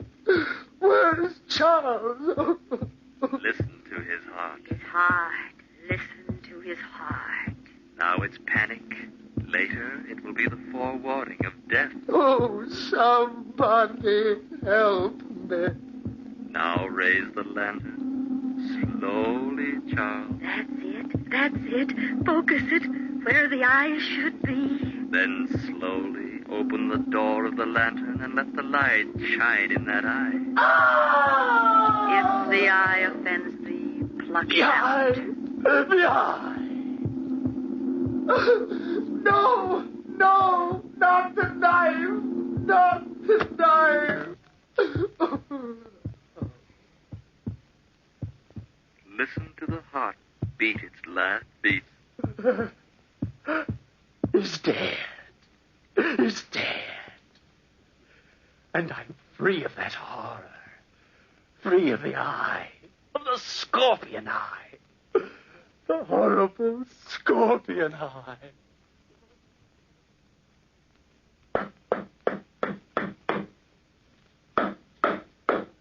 Clever, Charles. Burying the body where no one will ever suspect it to be. Clever. Yes, I am clever. Underneath the floor of the parlor. Underneath the floor in the parlor. Yes, right here beneath me. I must be careful, very careful. You are careful. Hammer the nails in straight. The nails are important. Very important. One more nail, and then my job is done. 1, 2. Now what? Oh, yes. Pull the big upholstered chair over the grave. There. And then place the carpet just as it was in front of it. Clever. Yes, I am clever. Very clever. The plan has worked. He's dead. He's dead. And no one knows. No one knows? I've cleaned up his bedroom, scrubbed it, put his clothes away. Not even a bloodstain remains to give me away. Not one? Not one. No trace. No trace at all. You're positive? Of course I'm positive. Clever, Charles. Of course I'm clever. Today I'll tell the neighbors my uncle left for the country. Will they believe you? Of course they'll believe me. Believe you? Believe you? And tomorrow, early tomorrow morning, I'll say I'm leaving to join my uncle in the country. It's so easy. I'll disappear. Disappear completely from the world. Forever from that eye. That huge, distorted eye. So I dropped over to this precinct station, Inspector Gelby, and thought I'd tell you about it. Yes, a very strange story, Mr. Holscomb. You say this old man, Mr. Woodward, has never left town for the baths before? Not for the last 20 years, sir. I've been their neighbor for longer than that, really. And the nephew, Charles Woodward. How did he seem this morning? Very much the same as usual, perhaps a trifle more chipper. Said he was looking forward to joining his uncle at the baths tomorrow. And you're positive this scream you heard last night came from the direction of the Woodward house? Absolutely. I was standing at my window at the time, looking out. It must have been a little past midnight. Suddenly I saw a gleam of light from Mr. Woodward's bedroom, and then the scream. Scream last long? No, but I'm positive no unimportant explanation is behind the scream. It sounds fishy enough, Mr. Holscomb. Certainly no harm in investigating it. The boy is innocent. He'll be glad enough to allow us to search his uncle's bedroom. If he's guilty, well, we'll know in good time. Yes, in very good time. Mind if I go with you? Not at all, not at all. I'd like to have you along, Holscomb. You're always welcome. This isn't a case of idle curiosity, Inspector. It's just that I enjoy collecting these little tales of death and murder. I've made it a life hobby, and I hate to miss an opportunity. Yes, I hate to miss an opportunity.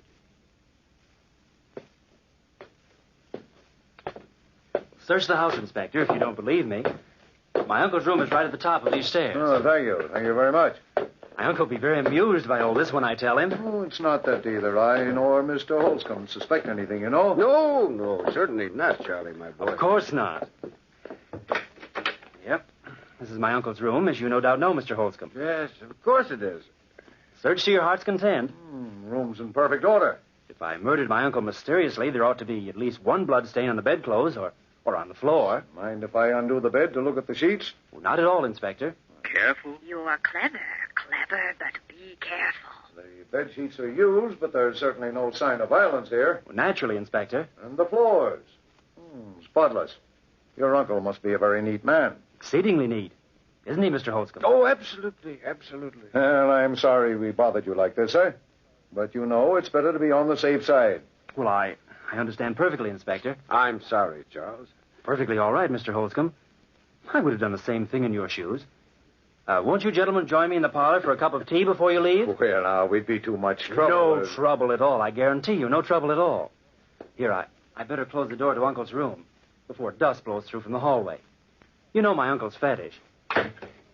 Well, I'll join you gentlemen in the parlor shortly, after I fetch the tea.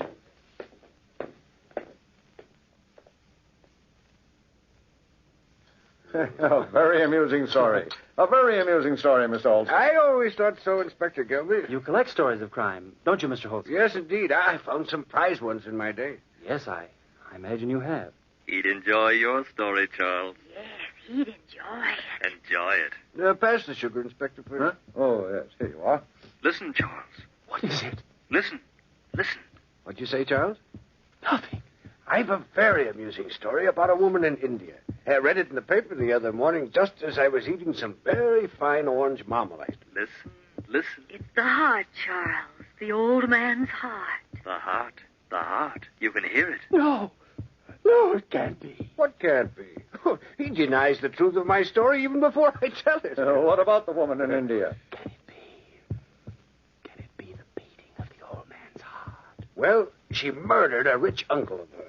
Can a man I murdered return to life? It's getting louder and louder. Louder and louder. Why did she murder him? No known motive. They're playing with me. They're both watching me. Watching you. How did she murder him? Cut him in little pieces and hid him under the flooring in her bedroom. Under the flooring. Making a mockery of a living horror. They know, Charles. They know. They know, Charles. They know. What's the matter, Charles? He looks ill. Ill. Make it stop. They're playing with you. You. No. Watch him, Inspector. The fools. Don't play with me like this. You can hear it. I can see it in your faces. In your evil, grinning faces. You can hear it. The heart.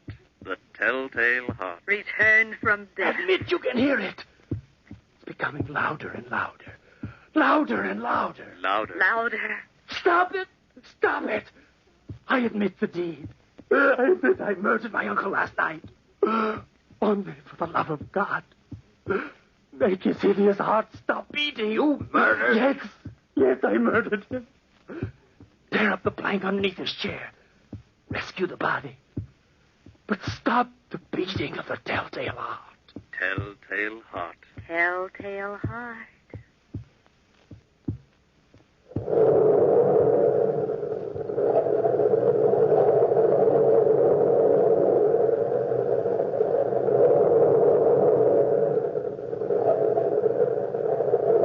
From the time-worn pages of the past, we we have brought to you the story, The Telltale Heart.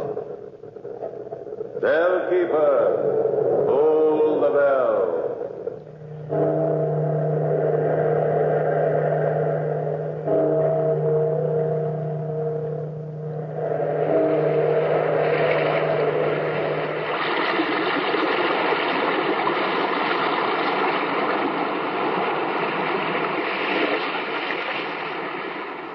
From the time-worn pages of the past, we have heard another immortal tale in The Weird Circle. Bellkeeper, toll the bell.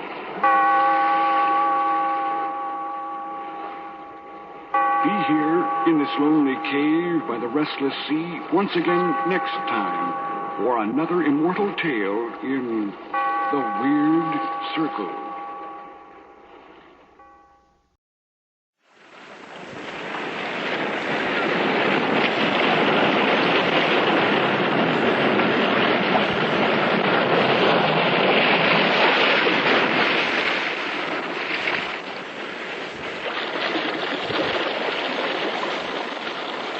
Weird Circle.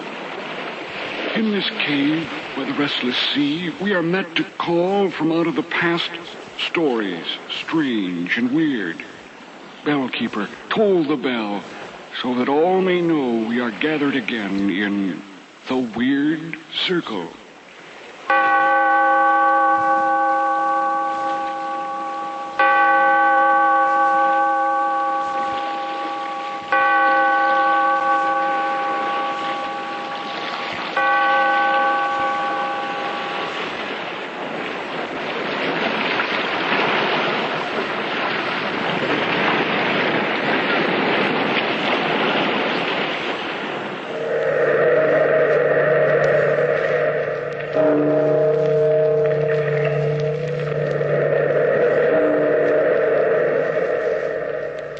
Out of the past, phantoms of a world gone by, speak again the immortal tale, the Cask of Amontillado.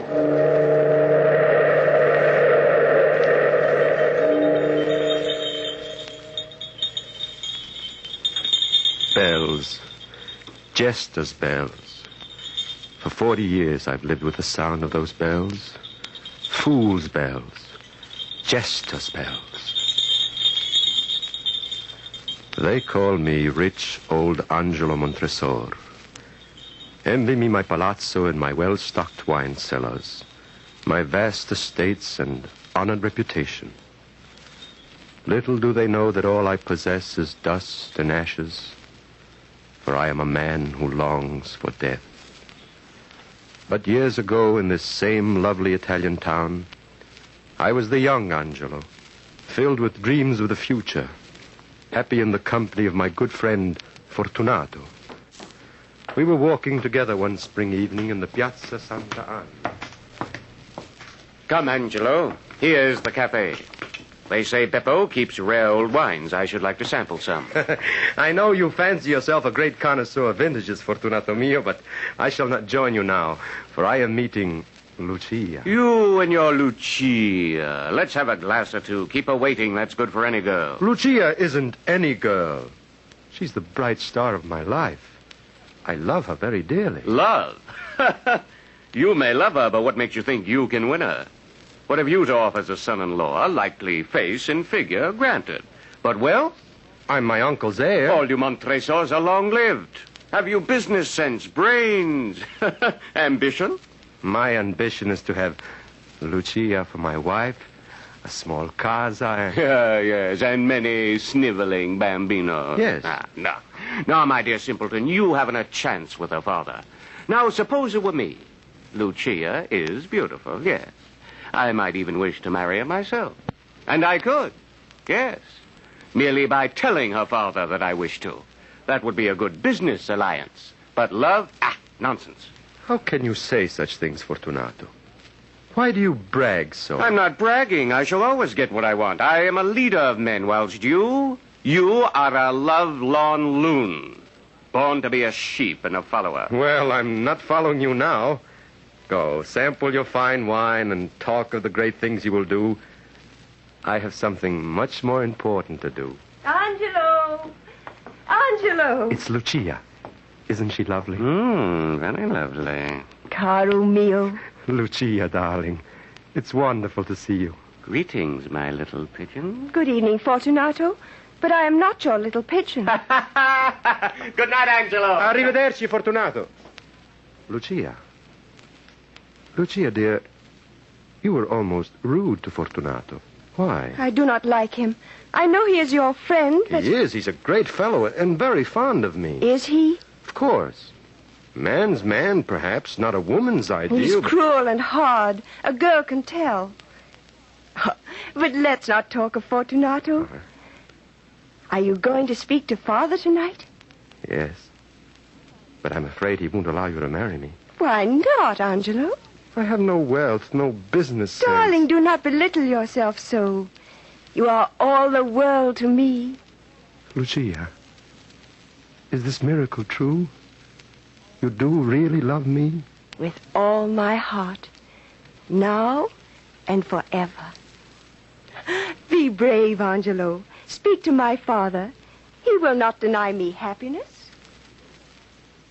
To my great joy, her father gave us his blessing. Lucia was to be my own dear wife. I was walking on air, humbly, deeply grateful. Just before our wedding was to take place, all our friends were invited to Lucia's home to celebrate. It was a happy evening of song, wine, and congratulations. Fortunato, most of all, seemed elated at my good fortune, and he and I were the last to take our leave. We walked along through the dark, empty streets, talking of the party and plans for my coming wedding. We reached his door. See here, boy, I do not like your going home alone. Huh? It's the blackest kind of night. I think I should go along with you.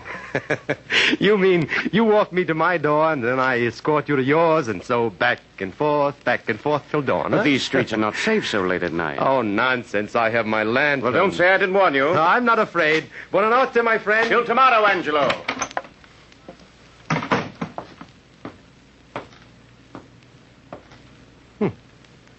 That's funny. Fortunato's worrying over me. It is pretty dark. What's that? I keep imagining I hear things. Someone is following me. Who's there? That's him. Grab him. What do you want? Oh, you fool, Rufio. Don't let this lantern shine in your face like that. Smash it. Help! Help! I've got his hands. Get that sack over his head. Keep him quiet, Rufio. But don't kill him. They don't pay for corpses. Just a gentle tap. As limp as a rag in my arms. Now, take his feet and hurry. I regained my senses and awoke to a misery of mental and physical anguish. I had no way of knowing where I was. The hot sun was beating down as I lay with other human wretches in the scuppers of a filthy ship. Running through my aching head was the name Rufio, and the picture of that scarred, cruel face glaring in the last glow of my lantern. I had been sold into slavery. I, Angelo Montresor, lashed and beaten on endless marches over burning sands, and on into the barren mountains, where in our misery and pain we were put to hard labor in the stone quarries. I'll not forget those endless years. The ache in my heart for my beloved Lucia, my longing for my native land, and above all, the haunting hate I bore for the man Rufio. I swore I'd find him, if not on this earth, then in an even worse hell than the one to which he had condemned me. And then one day, a miracle happened. I escaped. Starving and nearly dead from exhaustion, I reached a small seacoast village. There I begged crusts.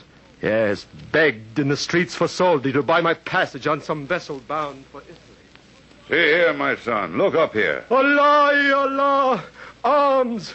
Arms for the love of... Let me look at you. Benedetto Cielo. My language. My native tongue. As I thought. Your skin is dark enough and you're filthy as any beggar.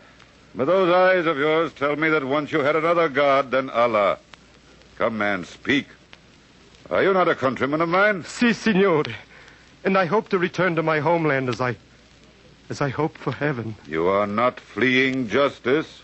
I'm seeking justice for the foulest treachery. Well, let that wait. You can tell me your story later. My ship is about to weigh anchor, and if you'd like to come along... Like to? May the saints bless you. But I have no money to pay you with. Well, don't let that worry you. After a bit of food and rest, I'll let you work your passage home. As a free man, I sailed for home, stepped ashore on the soil of my beloved country, and walked eagerly into the town where I was born. I longed to seek out Lucia, but I was ashamed of the sailor's clothes I wore, so I hurried to my old friend Fortunato's to borrow something suitable. Is Signor Fortunato at home? No, sir. Only the Signora is in. His wife? Si, Signor. Good old Fortunato married? Why, this is wonderful news. My compliments to your mistress, and say that a very old friend of her husband begs an interview. Madame is not well. Oh. But I shall ask if she will see you. Come in, Signor. Thank you. I shall wait here. Signora! I heard every word, Anna. Leave us. Quickly. Angelo. Angelo. Lucia. Angelo, my love. Oh, is it really you? Let me touch you. Let me look at your dear face. Oh, my Lucia. How I've longed to hold you close in my arms. But now you and Fortunato... Yes, Angelo. It was my father's wish that I marry Fortunato.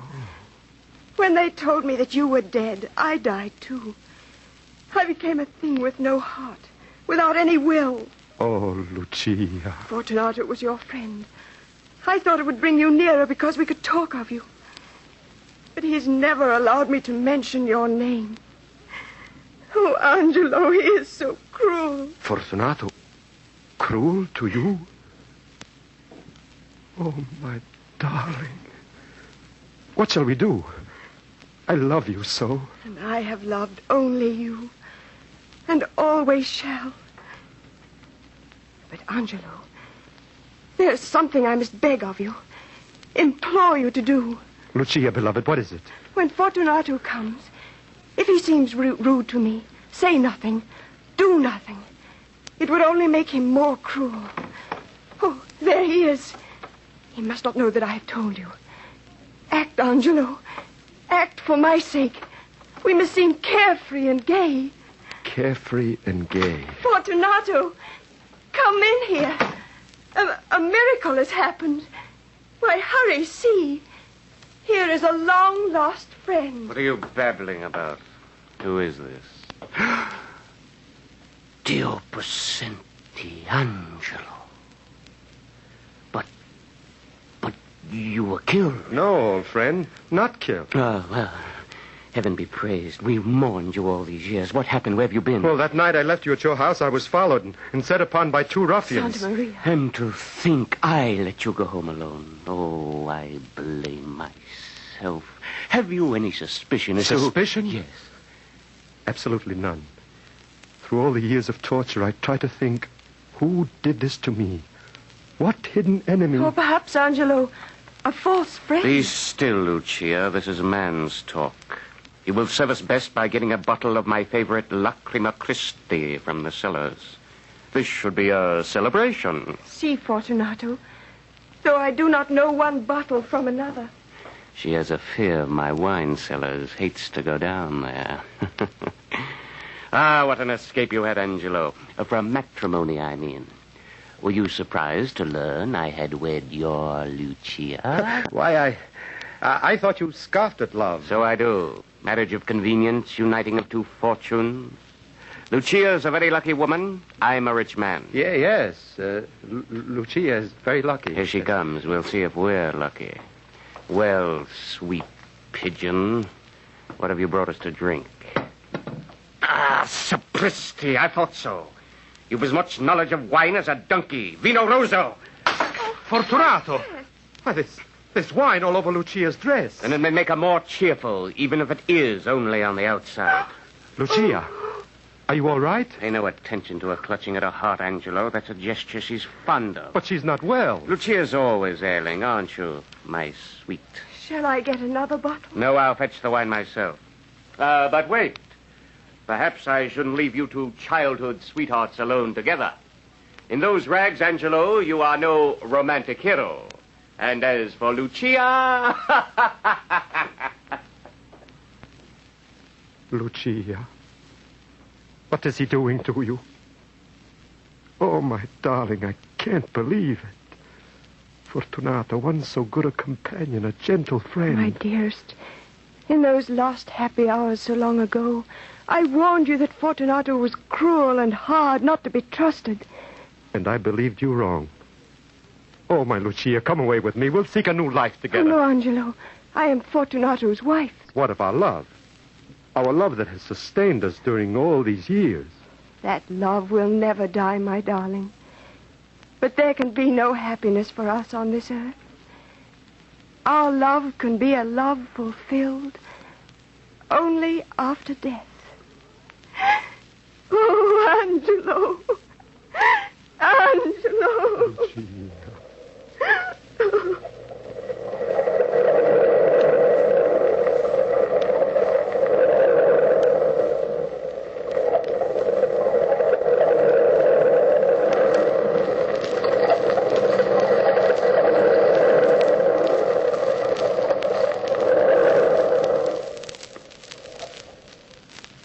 I hardly know how I left Fortunato's house that day, nor remember how I took up my lonely life.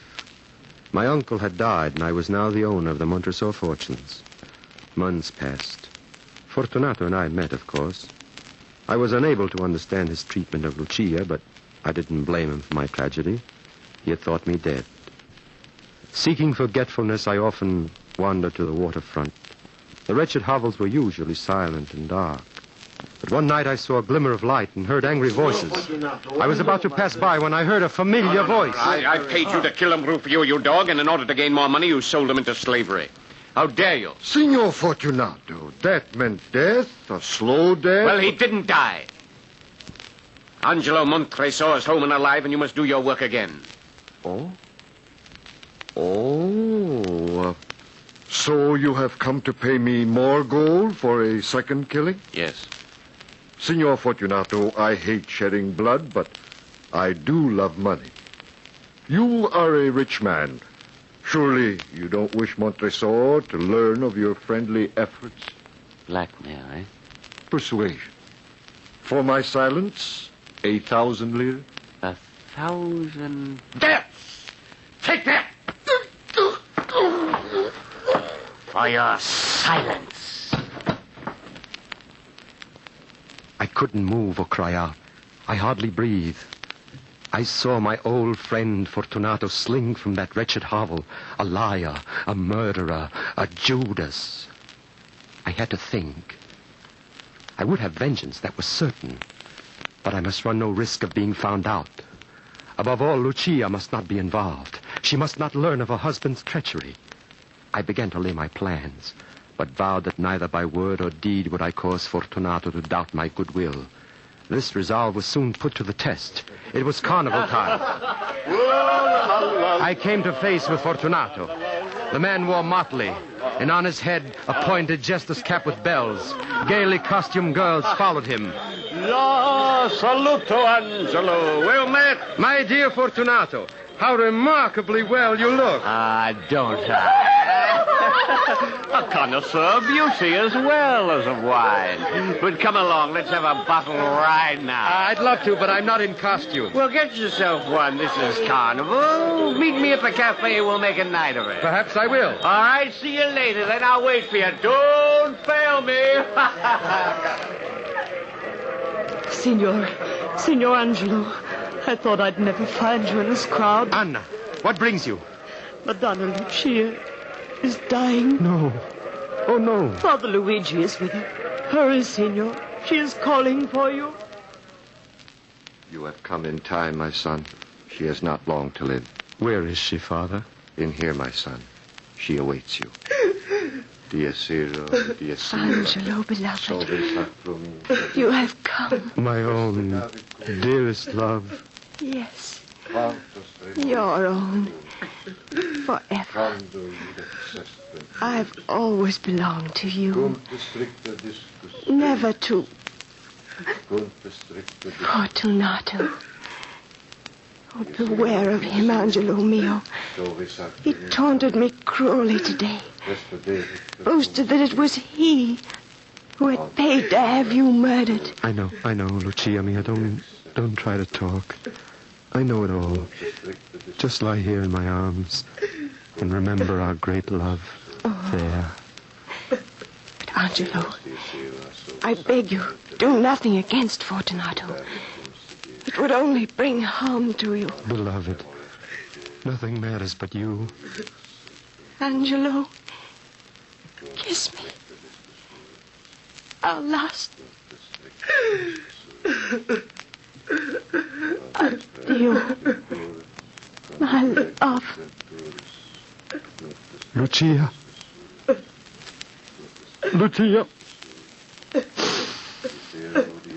Addio.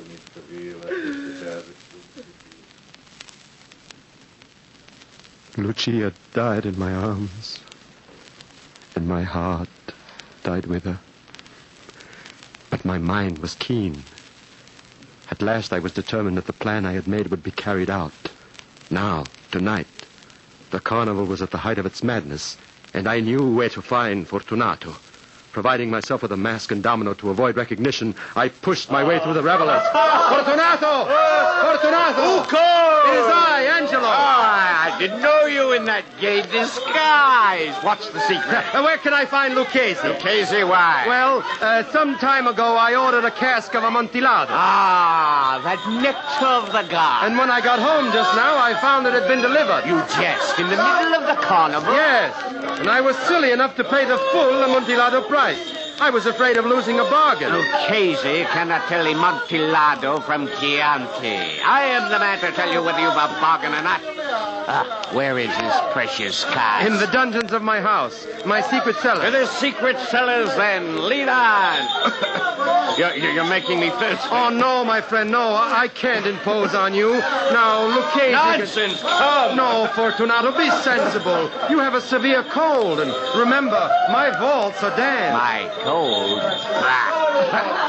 Amontillado. That will cure my cough. Let me judge it for you. Come. Taking 2 torches from the wall, I gave one to Fortunato and bowed him through suites of rooms to the archway leading to the vaults. Down long, winding stairs, we stood at length on the wet earth of the Montresor catacombs.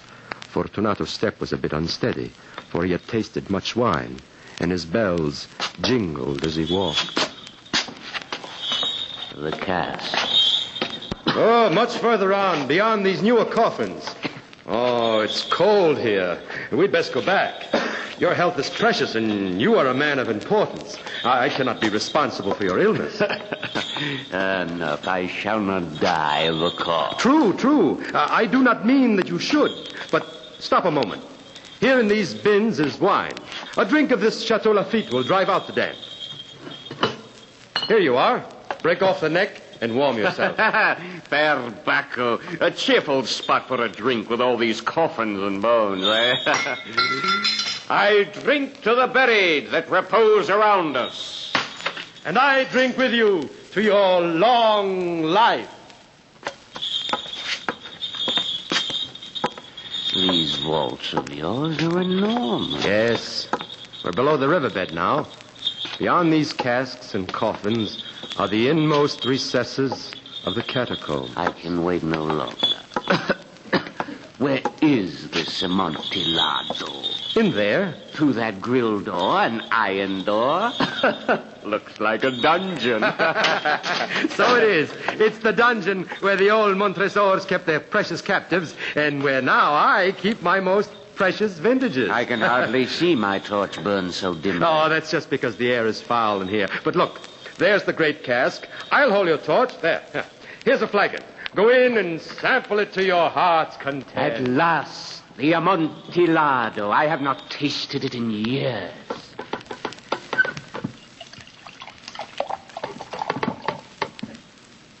Ah, Angelo, this is superb. It is priceless. But bring the torches. Where are you? Here. Outside the door. Angelo, what are you doing? A very good joke indeed. An excellent jest. we will have a good laugh about it back at the cafe. Now let me out. It's damp in here. It's very damp. Feel the niter on the walls. Open that door. I wish to return to the carnival. The carnival is ended for you. Besides, you promised to give me your opinion of my Amontillado. Just the one. Let me out of here. The door is solid iron. You'll only hurt your hand. Angelo, open this door. I say open it this moment. And I say no. This is my moment. My time of revenge. Revenge? For the love of heaven, Montreso, don't leave me here. Mercy. Had you mercy when you stabbed Rufio? Montreso, the damp, the dark, have pity. Had you pity when you paid to have me murdered? Angelo, save me. Don't leave me here. Pity for Lucia's sake. Silence. Don't mention her sainted name. But I'll die like Yes, Fortunato, you'll die. And none but the rats will ever find you here. I leave you with the bones of my ancestors. Angelo! Come back! Don't leave me! Angelo!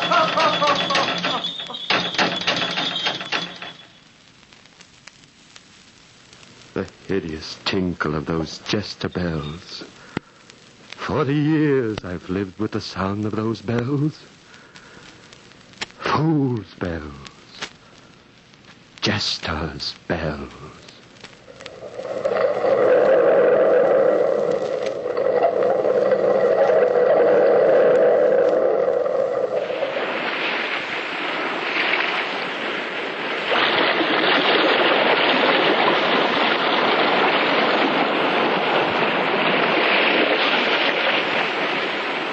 From the time-worn pages of the past, we have heard another immortal tale in The Weird Circle. Bellkeeper, toll the bell.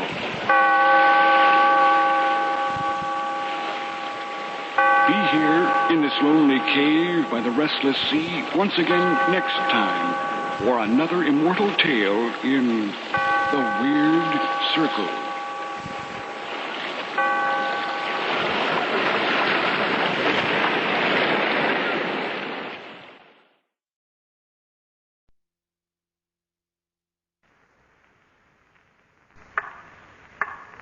I demand that time cease.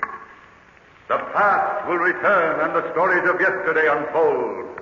Listen to the Weird Circle.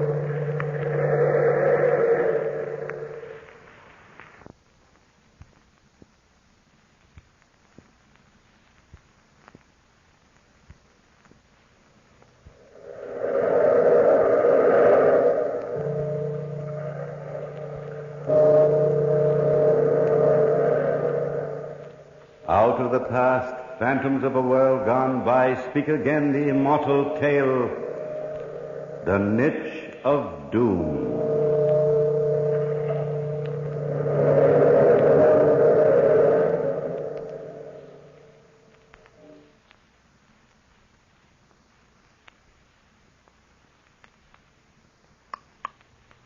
Will it never stop?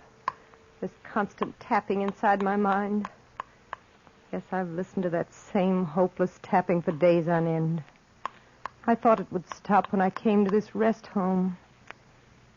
Here in my room, my husband sits on the edge of my bed, watching me, knowing my thoughts, feeding me horror, tearing at the fabric of my mind as a spider tears the wings off its prey. My husband, Auguste Marais. My husband, my torturer, my captor, my murderer. A woman has a right to live, to laugh, to smile and be happy. A right to love and be loved. And I was lonely. I remember the day I was in the patio attending to my tulip bulbs, talking to my maid Rosalie as I spaded the earth. Oh, Madame, the garden looks just beautiful. Yes, it does. I love this garden, Rosalie. It's the one thing in this entire dreary house I can call my own. If the tulip bulbs work as nicely as they did last year, perhaps Monsieur Marais will allow you to enter them in the garden contest. I've meant to ask him. Good day, Josephine. How are you feeling today? Well, I feel fine, August. I didn't expect you so early. You may go, Rosalie. Yes, sir. Anything I can do for you, madame? No, nothing, my dear. Yes, madame. You're looking very well, Josephine. Very well. August. You've something on your mind? What is it? August, I was wondering if you'd mind frightfully if I entered my tulip bulbs in the annual country exhibition. Mind? Naturally, I mind. You know very well I don't like you making an exhibition of my name in public. August, just entering the tulip... I will not discuss it. But it's so lonely here all the time. Lonely? Nonsense.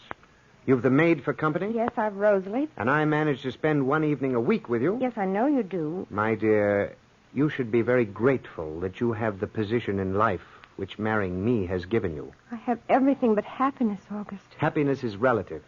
A girl born in the circumstances in which you were born, a poor, unimportant family, certainly cannot expect everything. But I ask so little, August, just to exhibit the bulbs and the flowers. I thought we were not going to discuss this anymore. You know very well the doctor told me at my age I'm not to allow myself to become excited. Yes, I remember what the doctor said. I'm glad. Please remember it. And now, my dear, I really must go over to court. Will you be home this evening, August? I'm never home on Tuesdays, Josephine. Enjoy yourself, my dear. Don't wear yourself out in the patio. You country girls are always lovely while you're young, but you age so quickly. Age so quickly. He frightened me. I saw all the years of my youth passing me by as I was caged up in the house on the Rue Morgue. I was only 15 when I married August. 15, and he was 55 then. 5 years of marriage had taught me the meaning of loneliness and tears. A woman has the right to bask in the warmth of her youth. That's why I left the house that day. I wandered out into the garden patio outside my room, and I walked down the boulevard to Grinnell's Cafe. I sat down at a table on the sidewalk, intending only to watch the others, to watch life pass by. The waiter was very friendly. What will you have, madame? An ice, a raspberry ice? Raspberry ice. Excellent, madame. Excellent for a warm afternoon. How angry this would make August. Sitting all alone, madame? Yes, Well, because I wish to be alone. Oh, no, you don't. Not when you have the opportunity to enjoy my company. Please, sir, I shall call the waiter. No, don't, please. You're lonely and I'm lonely. Certainly there can be no harm in two lonely people sharing a table for one short half hour. Now, can there? But my husband... Even a jealous husband can't object. Really, sir? And you are lonely. You really want me to sit down. You just won't admit it. Oh, I can see the truth in your face. You see things that are not there. May I, madame? Just for one half hour. Well, there really is no harm in it, is there? None at all. Thank you. Of course, madame, you know that I've lied to you. Lied to me? Your ice, madame. Something for you, monsieur? Oh, same as the lady. Oui, monsieur. Nothing like raspberry ice to start a lifelong friendship. What do you mean you've lied to me? Well, I didn't just happen along just now. I didn't just happen to see you sitting here and come up.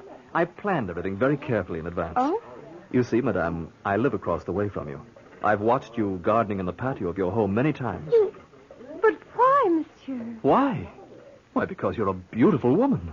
Because I wanted to know you so very much. Because I've seen something in your eyes that I've felt inside myself. You shouldn't, monsieur. You really shouldn't say these things to me. My name's Pierre Planton. Monsieur, for both our sakes, do leave me now. You've no idea how much trouble this innocent little adventure might cause us later on. Oh, I've waited a long time to meet you, dear lady. Not just a day or a week or weeks, but a year. I'm very flattered, Monsieur Planton. Pierre's the name. Pierre? You know, the first day I saw you in the garden, I asked my servant who you were. And when I found out you were married, I resolved never to try to see you again, but... Why did you change your mind? I saw your husband. August is a very fine, upstanding man. He told you so himself, eh? I know, I really think so. He's an old, garrulous, stupid bore who's overwhelmed with his own importance. Oh. Frankly, my curiosity's aroused. Why did a lovely young girl like yourself ever marry him? Well, I love him. Oh, madame. Please don't cry, please. If there's one thing that turns my bone to water, it's a beautiful woman's tears. Here. I'm not crying. Here, use my handkerchief for these non-existent tears, then. Thank you. Now, Josephine, smile. Stop ordering me about. I won't have it. Please smile at me and say I'm forgiven. You're forgiven. Oh, that's better. I promise to be nice. You see, Josephine, believe it or not, I'm very fond of you, against my better judgment. You'd better believe it, because I'll haunt you every day if you don't. And that's the way it started. Just a talk in a sidewalk cafe. My first friend, perhaps the only friend I had besides Rosalie. At first, Pierre and I thought we were just playing at love. But by the end of the second week, I knew the truth. I loved him. I loved him as deeply and as truly as any woman could. We met in the afternoons in the cafe, and in the evenings when August was out, he stole into the patio and we talked. Talked of him and of me, and then of us. Of our future together. It was Tuesday, 2 weeks ago, that he was supposed to arrive at 9 o'clock. Rosalie was helping me dress. You'd better hurry, madame. He'll be here in half an hour. How do I look, Rosalie? Beautiful. I wish I were as beautiful as you. Oh, madame, put this brooch on the front of the dress. It sparkles so. Yes, I think I will. Rosalie, he's so handsome and so And fine. you really and truly love him? Really and truly. But what will you do, madame? I don't know. If I could only be honest with August, if I could only tell him and break away. Oh, madame, he'll kill Monsieur Pierre. Yes, I know, and he'd be well within his rights. I'm so frightened sometimes. So very frightened. Oh, madame. Listen, footsteps. That's August outside my room. What will you do? I don't know. Perhaps he'll leave before Pierre. But if he doesn't, then you must pretend that Pierre's your friend. Oh. Well, look at my lovely wife tonight. Dressed up, aren't you, my dear? Good evening, August. I always dress in the evenings, you know that. No, I didn't. I shall hereafter take more advantage of your loveliness. You flatter me, my lord. I didn't expect you to drop in to see me this evening. Were you expecting someone else? Why, how unfair you are, sir. Unfair? No, I'm, shall we say, more curious than unfair. You may leave, Madame Rosalie. Madame, What's the matter with you, girl? Why do you stand there staring like that? Well, it's the... Rosalie's expecting a visitor in my patio shortly, August. A visitor? Yes. Rosalie? Yes. Well, that's different. A lover, eh? I suppose you'll be getting married soon, eh, girl? Well, yes. Yes. More's the pity. Mind if I sit down a little, Josephine? No, do, my lord. I suppose you'll be leaving Madame and myself shortly. You should have told me, girl. Well, I had... You what? But I didn't think, monsieur. If you'd told me, I'd have supplied you with a decent dowry. A girl in your position can scarcely afford a trousseau. It's very kind of you, monsieur, to offer me. Well, my dear, no matter what, I shall be generous to you and offer your future husband a fair dowry anyway. What say you, Josephine? Is that not generous? Very generous, my lord. Ah, yes, it is. My girl, Rosalie, you shall be married in the Marais Chapel at noon Friday. Friday, monsieur? So soon? 3 days? Yes, Friday. A girl in love should be delighted at the prospect. Unless you've lied to me. Lied to you? Oh, never, monsieur, never. I'm delighted. Delighted. Yes, of course you are. Well, Josephine, you might help the young lady plan her wedding while I'm gone. And make a list of all the necessary items which you'll need. Yes, my lord. I shall leave the entire proceedings in your hands. That ought to keep you well occupied. Yes, my lord. Are you leaving me so soon? I have to, my dear. You know these Tuesday nights. You know them very well. Good night, Josephine. Give my best to your suitor, Rosalie, and tell him I'll do my best by you. Oh, madame. Shh. Careful. August can be sly as a fox. Friday, yes, Friday. Rosalie, he's very clever. I don't know how he found out the nose. At least he suspects. What will we do, madame? I don't know. There he is. Tell him to come up, Rosalie. Yes, madame. Come up, monsieur. Is old Spiderlegs gone? Yes. But hurry, monsieur. Hurry. I climbed to my love's balcony. Oh, darling, darling, darling. Here. August is clever. He knows. What? He knows? He told you so himself? He came in this evening while I was dressing. I was afraid he might stay for the evening, so I told him about you. You told him? I said that you and Rosalie were engaged to be married. Oh, so... And, monsieur, he insists we get married Friday in the Marais Chapel. He's going to provide my dowry. You think he suspects you, Josephine? I know he does. Darling, you must leave at once and never return. Leave you and Rosalie to the mercies We'll of lie our way out of Yes. it. I'll tell him my lover did not like to be rushed and quit me. And he'd believe it just like that? Of course. Never. Never, Rosalie. No, that's not the answer. That's not even sensible. Darling, sooner or later we'd have to take our chances and run away. Why not now? Run away? Where? How? To Spain. He'd never find us in Spain. I've no passport. I couldn't even leave the country. And as long as I'm in France, he'd find me and drag me back. We'd find a way to leave the country. Oh, Spain is lovely at this time of year. Beautiful. The trees are heavy with lilac bloom. And you'd like Madrid, Josephine. It's like another world. Madrid. If only... If only what? If only you've the courage, we'll leave at once. Pack a few things quickly, and we'll hire a coach to take us to the border. Tonight. Tonight, Pierre. Tonight.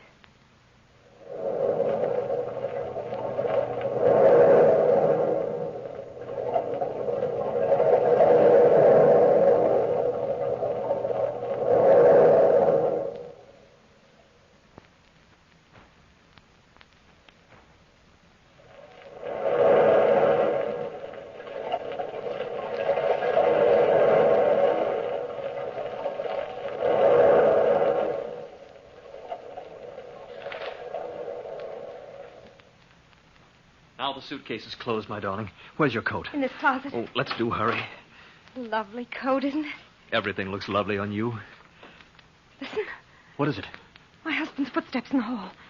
Oh, Mary, I waited for him and he never showed up. That's a pity, Rosalie, and I had such pleasant wedding plans. Pierre, quickly hide in the closet. Take my coat and suitcase with you. Of course. Here, take it. Don't be frightened, darling.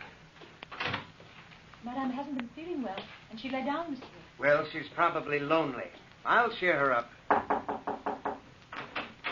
Josephine, I'm glad to see you looking well.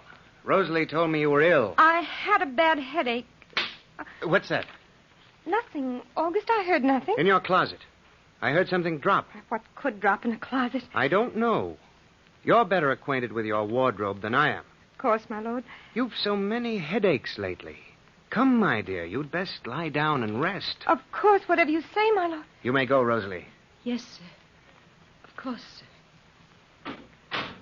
I hope I didn't disturb your plans for the evening, but the evening began to pall, so I returned home. Sometimes my friends can prove themselves quite dull. I was thinking of you and your beauty, and I was worried about you. Worried about me? In what way, August? Oh, in the last 2 weeks, 2 of my friends have told me that they've seen you walking down the street alone, unchaperoned. Have they? Not that I listen to idle chatter, my dear. I don't. You know that. People talk. They have so little else to do. Naturally, I understand that. But then, a very close friend of mine was at the Café Grenald a few days ago. He, has told me something that rather puzzled me. You look a little pale, my dear. My headache. Naturally, your headache. He said he was sitting in the cafe and he noticed a woman who looks remarkably like you walk in and sit at a corner table. A woman who looked like me? She sat for a while all alone. Later, a young man, joined her. He sat by her side. He called her Josephine, your name. Remarkable that a woman who looks like you should have the same name as you. Yes, it is remarkable. Quite coincidental. That's what I thought, coincidental. I might even have thought that woman was you if I didn't know better. Know that you're a dutiful wife, my dear. Of course, August. For a little while, believe me, I was rather worried. I began to think about the habits and customs of country women. And putting that together with your temporary restlessness lately... Well, for a while, my dear, I thought perhaps in your moments of weakness you had perhaps acquired an admirer. Please, August. But naturally you haven't? No, I haven't. Then when I walked in your room just now and I saw you looking so nervous, flushed, for a second I thought perhaps your, shall we say, admirer was here in this room with you. Did you? It was just a passing thought. Naturally, knowing you've a headache, I realized that the flushed expression comes from that. Yes, it does. Then again, when I heard that peculiar clatter in the closet, a strange idea was born. I thought perhaps your friend, the friend you met at the cafe, might be hiding in the closet. You look pale, Josephine. Do I? Is someone hiding in the closet? No. I naturally will take your word. If someone is in that closet, my dear, I should be forced to protect your honor and do away with it. Would you swear to me now on the Bible that there is no one hiding in the closet? Please, August, put away that dueling pistol. Then you are prepared to swear before God on the Holy Bible that no one is hiding in that closet? Yes, August. Ring for your maid, my dear. Why? I said ring for her. Yes, my lord. Now, fetch me your Bible. You have your Bible in the room, my dear, haven't you? Yes, my lord, it's right here at my bedside. Put your left hand on it. That's right. And swear on the Holy Bible there is no other man in this room besides myself. I swear there is no other man in this room besides yourself, my lord. My mind is much relieved. Much relieved. You rang for me, madame? I did, Rosalie. Do you know where Monsieur de Gorenflot lives? The mason, monsieur? Yes, the mason, monsieur.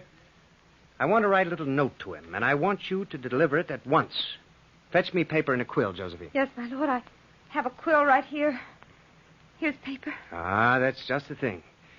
You've learned to sharpen quills quite well, my love. Dear Monsieur Gorenflot, I am writing to you because... Yes, that's what happened on that fatal Tuesday night. I perjured my soul, and I've paid for it. How little did I realize how much I had to pay. Rosalie left the room and delivered the note as she was bidden. My lord and I were left alone. He bade me retire to bed as I looked poorly and said that he personally would remain with me until my headache left. I assured him my health was much improved, but he would not have it so. I retired to bed, and he sat by my side until... Monsieur Mary, Monsieur Gorenflot is here. Come in, Gorenflot. I've done as you bid me, monsieur. I've brought the cement and the paving tools. Good work, Gorenflot. Come, bring them in here. In here, monsieur? In Madame's room? Yes, in here. Why, August? Why? Rosalie, go to bed, girl, and get a good night's sleep. You don't have to linger around any longer. Yes, sir. Monsieur Gorenflot, do you see that closet in the corner? Yes, my lord. I wish you to cement it up.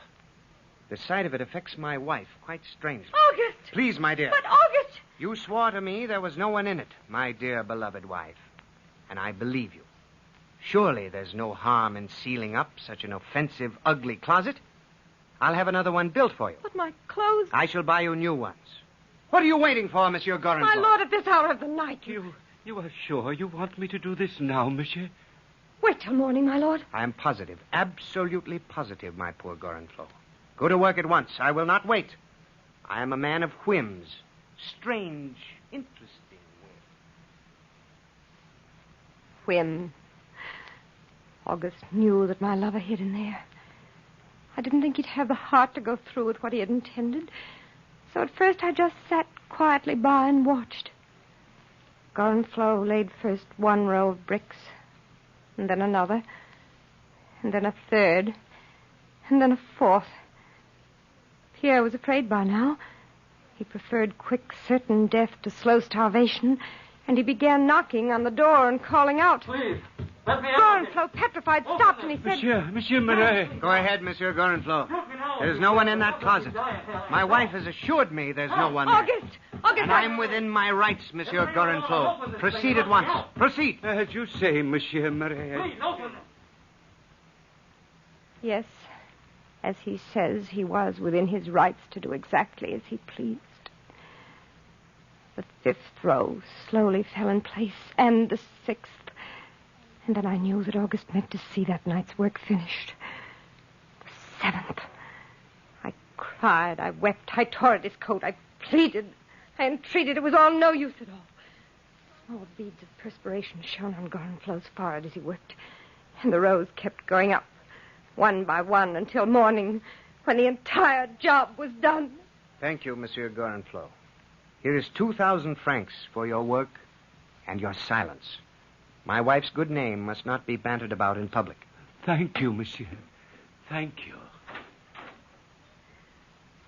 How could you be such a beast? Come, my dear. Dry your eyes. The offending closet is sealed up. August, there's a man inside. There is. How can you deny it? You're lying to me, Josephine. You swore there wasn't. I must believe an oath taken on a Bible.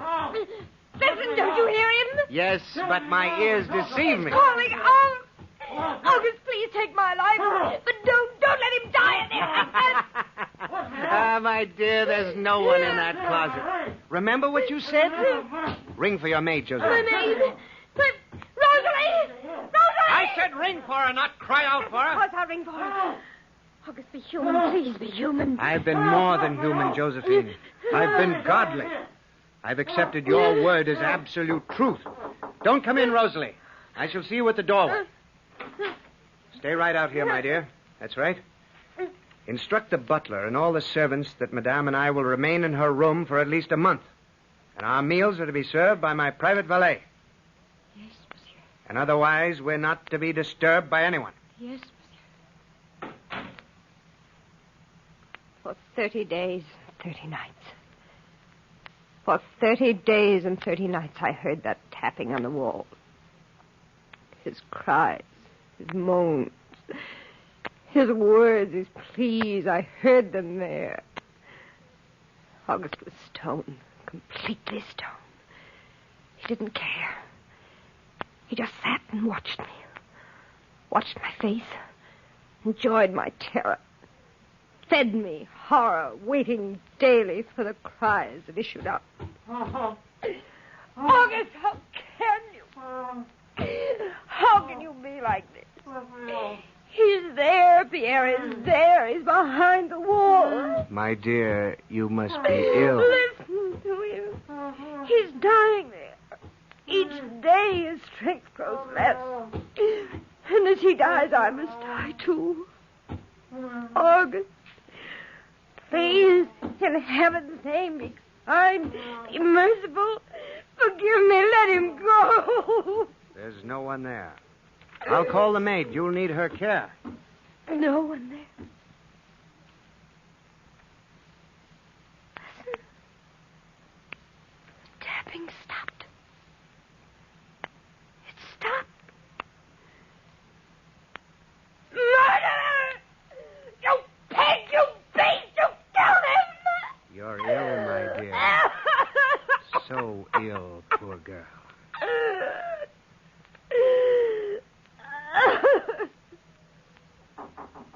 Come in. Call me, my lord. Please call the doctor, Rosalie. My wife is ill. She's going away for a long rest. A very long rest. So I sit here in this rest home, listening to the feeble tapping inside my head. The same feeble tapping I heard on the closet wall of my bedroom at home. That same feeble tapping. Will it never stop?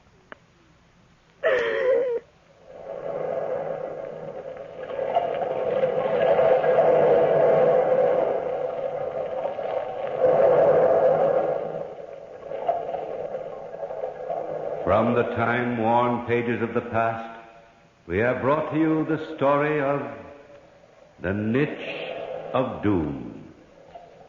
Bellkeeper, toll the bell.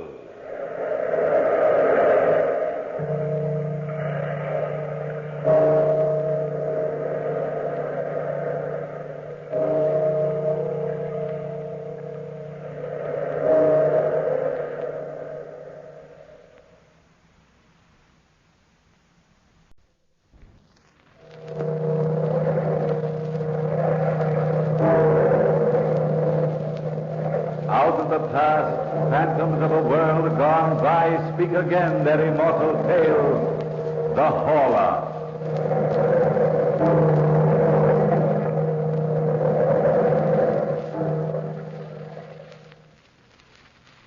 It was a dark house, dreary, too.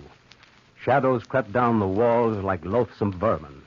The house was old and filled with memories of better days, like the man who lived there. He was old and gnarled and alone. He'd pass the lonely hours by sitting on the porch of his home, watching the boats sail up and down the river. He was happy living alone in that old house, until one day a tall, three-rigged Brazilian schooner floated past his shores, casting a shadow on the banks of the river. A shadow over the old house. A shadow over the old man. A living shadow which crept into his mind. He wrote a letter to his young cousin, Madame Renée Sable, who was living in Paris, begging her to visit him. She read the letter over several times, then took it to a friend of hers, a doctor, Dr. Parent, to ask his advice. She was young and in Paris, and she didn't believe in the old man. I had to come to you, Dr. Parent, because this letter worries me so. You've known my cousin, Gabriel Bouvet, for a long time, and he's not the sort of man given to hallucinations. He seems to be a very sound old man. But living alone the way he does... Nonsense. Living alone has nothing to do with it. Well, suppose you read me the letter, Madame Saul. Of course. It all seems like so much poppycock. Listen. Be honored by a visit from you at your earliest convenience. Isn't that like him? Yes, very much. You'll find me a changed man, my dear. Changed because he has come.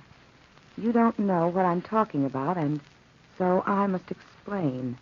A shadow has crept into my home, a shadow which dominates me.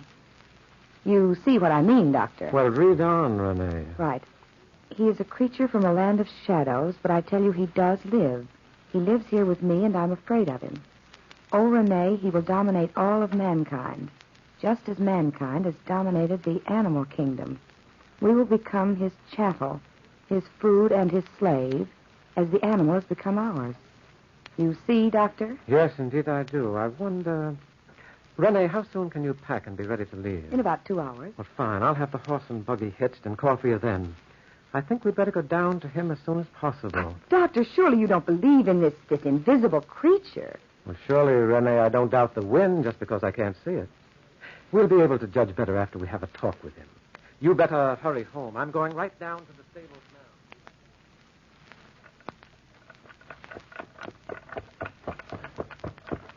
It's been a long trip, Doctor. I hope we don't frighten my cousin by coming at this hour. That's his house right over there, isn't it? Yes, right at the end of the road. Huh.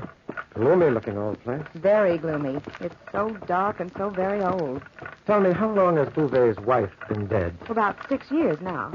Did you notice any perceptible change in him after she died? Nothing exceptional, except he became quieter and drew into himself more, if that's possible. Well, here we are. Yeah. Oh, there, boy. Oh. And so the doctor and the old man's cousin, Renée Sable, entered the old house, expecting to find a man weakened by illness, haggard with lack of sleep.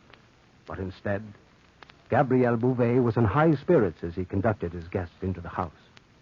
He made a special pot of tea, and then, as he passed the cream and sugar... Drink your tea, Renee. Stop being so nervous. Fidget. Always were a fidgety youngster. Makes me nervous. You were talking about the Brazilian boat, Monsieur Bouvet. What has the boat to do with this unknown shadow? You don't know, then? Frankly, no. Well, here. Look at this book. Well? Study of a Scientific World. Open it. My eyes aren't as good as they used to be, or I'd read it to you myself. Page 72. What has this to do with the shadow which you see? Allow your friend the doctor to read the second paragraph. Well, listen to this, Renee. Sao Paulo, Brazil. A contagious madness has spread throughout Sao Paulo. The victims claim they are being possessed by creatures of darkness who feed only on milk and water. Medical savants have been rushed to their aid. But that's in Brazil, cousin. I know. But the Brazilian boat sailed by my door. It's possible for this, whatever it is, to have escaped from the boat. Well, anything's possible, but this does seem a little improbable. But possession, that's talking of demons. This is a modern world. No one man can possess the power of ordering another's will. How little you know, cousin. Well, perhaps I am a fool of a girl, but anybody... No, not anybody, Renee. Not me, for instance. I believe in hypnotics. That's possession of a kind. Dr. Mesmer's nonsense. I don't believe in mesmerism. Well, I can prove it to you simply enough. How? If you're willing, we'll try a little experiment. You hypnotize? If you'll be a subject. Why, of course I will. That sounds like fun. Can I help in any way, Doctor? Yes, just blow out the candle. All but one. Certainly. I'll leave the corner candle on. All right now, Renee, if you'll close your eyes My eyes are closed. and try to sleep. Sleep. There. Candles are out. All but one. Now, sleep, my dear. Try to sleep. Doctor. Listen. Listen to that. What? What, monsieur? It's in the room. I know it is. It's here. Next to me, watching me. Can't you hear it crying, crying? This is madness. You don't believe me, do you? Stop the experiment at once. Listen. Listen. Cousin, please. What makes you think mankind is the final answer to life? Perhaps there is a higher form of life. Form of life which can possess us and then destroy us. Isn't that possible, Doctor? Well, yes, anything is possible. Then take my word for it. Humanity is lost unless we destroy it. Look. I always carry a knife with me, waiting for the time I can destroy him. Listen. It's come for me. Come for possession of me. It's come. It's the Horla. The Horla. And it's come.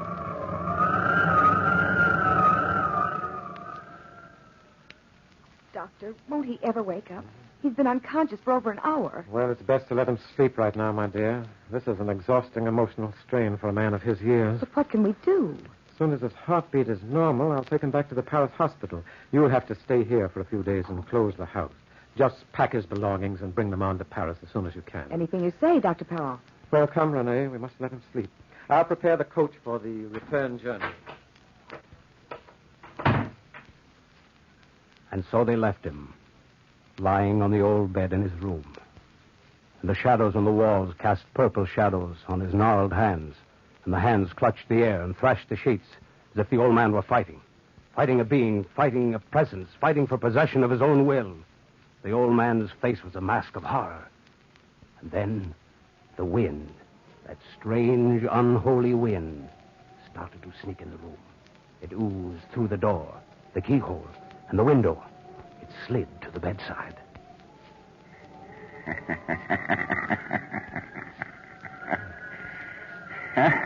No. You're possessed and owned. I know you watch me night and day. Night and day, night and day. Well, I'll get away from you. I've got to get away from you. I won't give in without a struggle. You'll have to give in because nobody believes you. Leave me alone. Leave me alone. Watching you.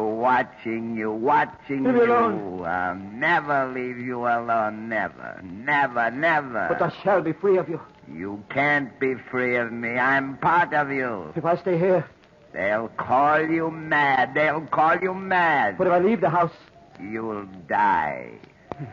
I'll leave you here. You can't follow me. I'll go far away. So far, nobody will find me. Oh, I've got one hand on your heart, Bouvet, and one in the room. If you leave, your heart will be torn from you, torn from your body, torn from your soul.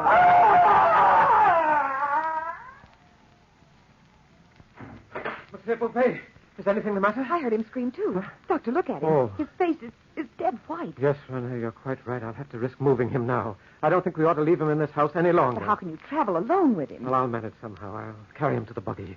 He can sleep as we drive along. I can manage somehow. That is, if you don't mind staying here alone. I don't mind, Doctor. I've no patience with superstitious nonsense. Here, my dear, help me wrap him in this blanket. Of course, Doctor. There, that's fine. Now, hand me that other blanket over there. Here you are. That'll keep him warm on the journey. I'll send the coach back from Paris tomorrow evening to pick you up. You ought to be able to leave here by then. Don't worry about me, Dr. Perron. I'll be all right. That's what she thought then. But even as the doctor carried the old man out of the house to the carriage, a premonition of fear, a foreboding, reached out from the gathering shadows in the walls and left her trembling and weak. The doctor placed the old man in the carriage, and then that journey and the return to Paris started. They had traveled for about an hour. Bouvet awakened, sobbing out. You've taken me away. Away from my house, you fool. Bouvet, you must not excite yourself. Put his hands on my heart, and he's pulling on it. Doctor, take me back before I die. Nonsense, Bouvet. You must get away from that place. Take me back. Take me back, Doctor. You don't understand. Bouvet, sit down. You think I'm mad, don't you? But the Horla exists. They exist, and I'll die if I don't return. Will you try to rest, monsieur? We're doing everything we can for Turn you. this carriage around, Doctor, and return to the house. Bouvet, put those reins Did you down. hear me? Let go of the reins, you fool, before you take us off the road. Turn the carriage around. Oh, I shall plunge this knife into you. Bouvet, put that knife down. Put that knife. That will teach you to interfere with the Horla, Doctor. That will teach you. Now, get out of this carriage, Doctor. Bouvet. Before I plunge the dagger into your heart.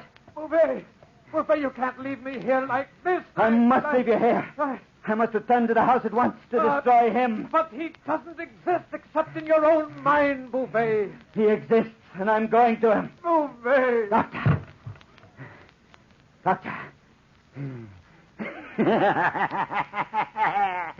Dead. I'm coming, Master. Yeah, I'm coming, Master.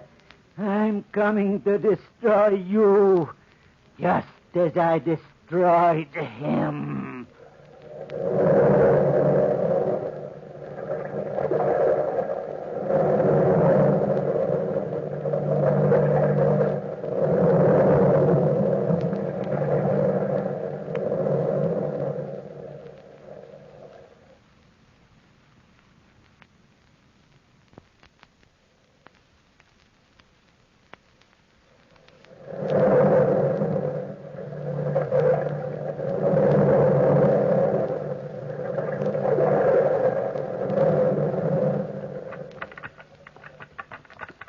So Bouvet drove off in the rambling carriage, leaving the badly wounded doctor lying on the roadside, more dead than alive.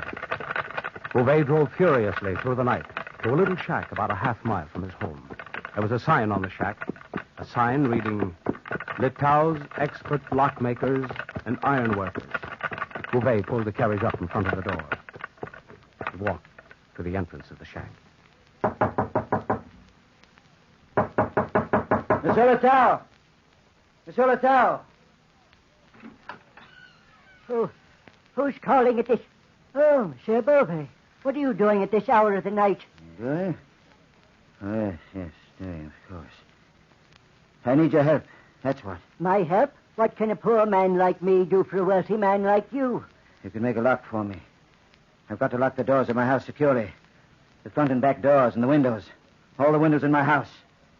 They must be locked and bolted, Litau. Tonight? Yes, tonight, you fool, of course, tonight. But in heaven's name, why? To lock him out of my home, out of my life. You're Into not... an eternity. You're not feeling well? Come, Litau. Don't bicker with me. Hurry, man. I'm prepared to pay any price you ask. Of course. She'll be as you say if you'll only just give me time to get my instruments together. Of course, but hurry, Litau. Hurry. He's waiting for me now. Monsieur Litau and the old man returned to the lonely old house by the river in the dead of the night. They crept into the house and worked in the half-darkness near the shadows. And that strange, unholy wind was quiet and didn't disturb them while they worked. Bouvet felt safe and free for a while, only a while. And a girl slept upstairs, slept undisturbed and quiet. The hours passed this way, passed quietly, as the locksmith worked and the old man muttered. Hurry. Hurry, Litau, hurry. It's almost morning, man. I'm hurrying as fast as I can. I'm almost done, except for the windows in your cousin's room. Don't worry about her. I'll wake her up when the time comes. Finish that lock, man. Just 2 more nails will hold it in place. Good. 2 more nails. There you are. Gabriel, what are you doing here? Oh, good morning, youngster. Good morning, my dear. But the doctor was to take you. Away from my house. But he couldn't, René. Where is the doctor? In Paris. He's going to return this evening after my work is done. Yes. Yes. A job in life. Kill the Horla. The doctor let you return alone? He had to let me. But I wasn't alone. Who is this? I'm Monsieur Litau, mademoiselle, the most famous lockmaker in the world. I don't understand all this. Naturally, my dear. Come along, Litau. Let's finish your work. Only 2 more locks to fix tonight. And I'll be able to lock him in and kill him. Hell, what are you staring at me for? Go ahead to my cousin's room and start to work. Of course, I'll start right away. Gabrielle. Gabrielle. Look at me, cousin. I'm looking at you, Renee. I see you. Are you lying to me? Why should I lie to you? What did you do to the doctor? Nothing, Renee. That knife in your belt. What about that knife in your belt? I always carry a knife to protect me against the Horla. There's blood on that knife, Gabrielle. What did you do? Be quiet, Renee. Cousin, let my arm go. I can't let you go.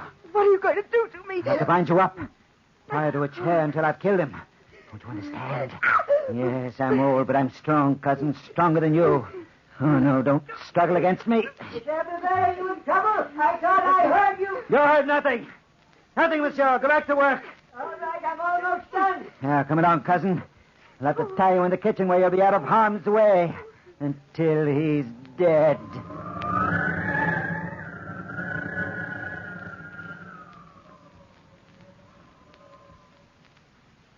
Bouvet dragged his cousin to the kitchen, and then taking a stout rope, tied her to the kitchen table by the sheer strength of a maniac, tied her securely, and then threw a tablecloth over her.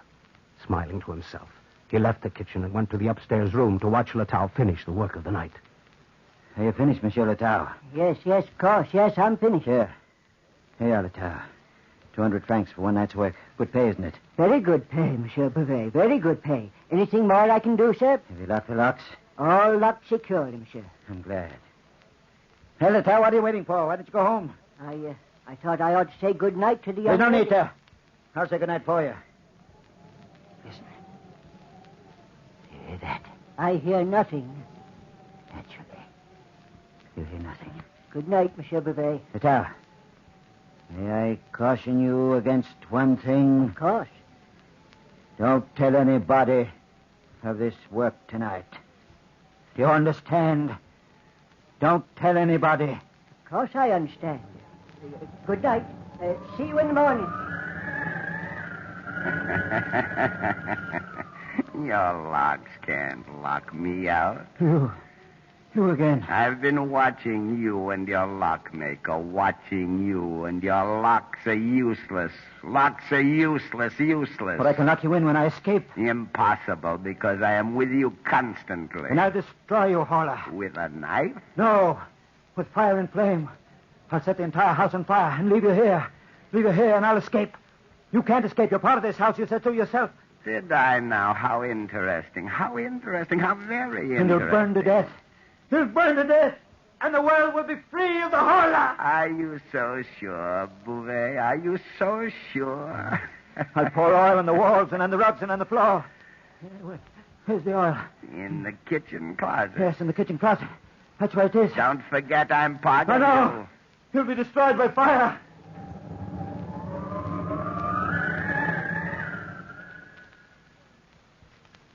And while the frantic, distraught old man poured oil on the rugs and on the walls, Letao walked slowly home, worrying about his old friend Bouvet, worrying about the strangest actions he'd ever seen, worrying and trying to fit together the odd pieces of the puzzle in his mind.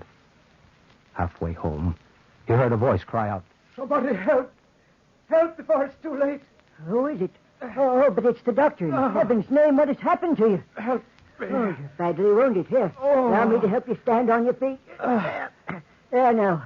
Oh, I'm so weak. What's happened? The madman Bouvet, I was trying to take him to a hospital and he stabbed me. Madman? I thought so. I just finished making 24 sets of locks for him in his house. Letao, is Madame Saab still there? Yes. I thought I heard her cry out, but I wasn't sure. Well, we must get help to her immediately. That madman will do anything. Anything. Letao. Here, let me carry you, monsieur. There, put your arm over my shoulder if you can. We'll get help as soon as possible. Hurry. Hurry, Letao. Hurry, man.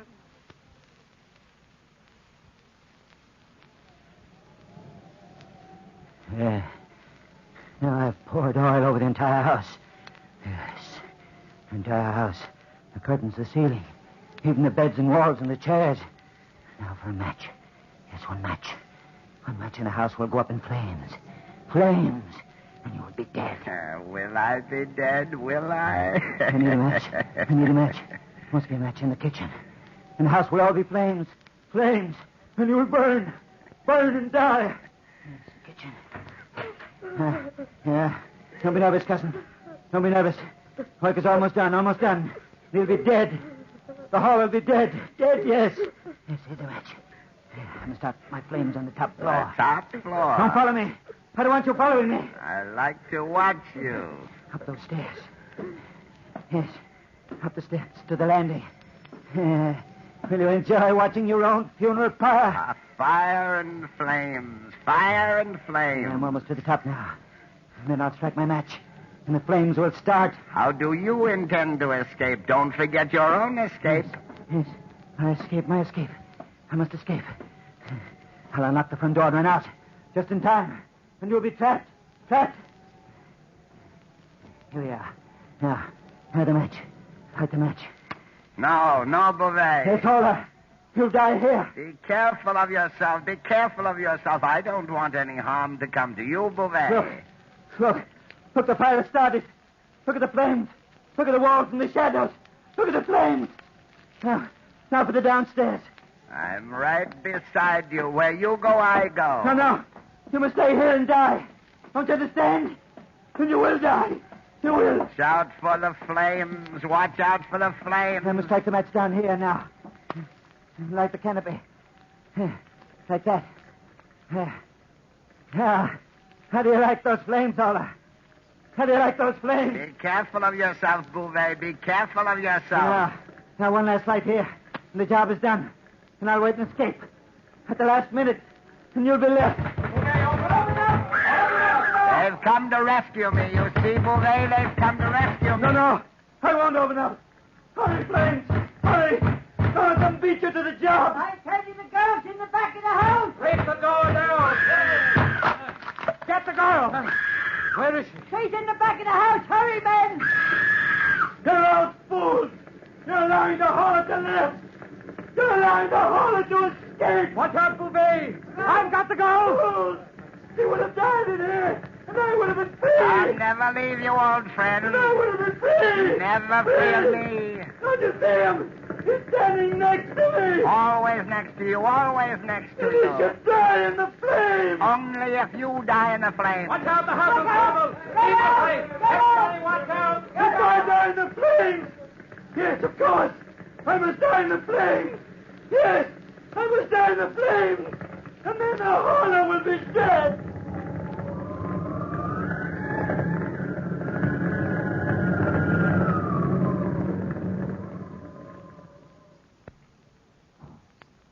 And the old, wild-eyed man rushed into the pile of burning timber among his old belongings and perished there. He and the Horla perished there. All that remained of the man and the Horla was scorched bones and two odd, misshapen skulls. Two odd, misshapen skulls. Remember that. For there were two skulls, not one.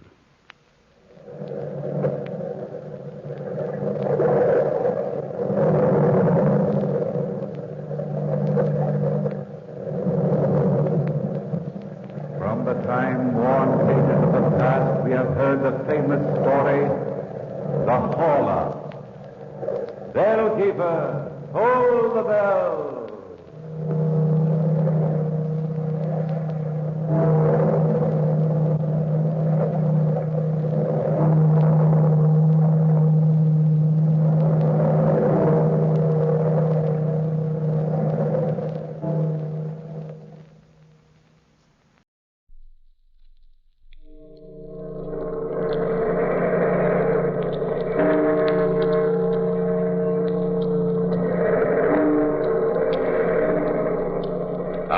Past, phantoms of a world gone by, speak again the immortal tale, the Oblong Box.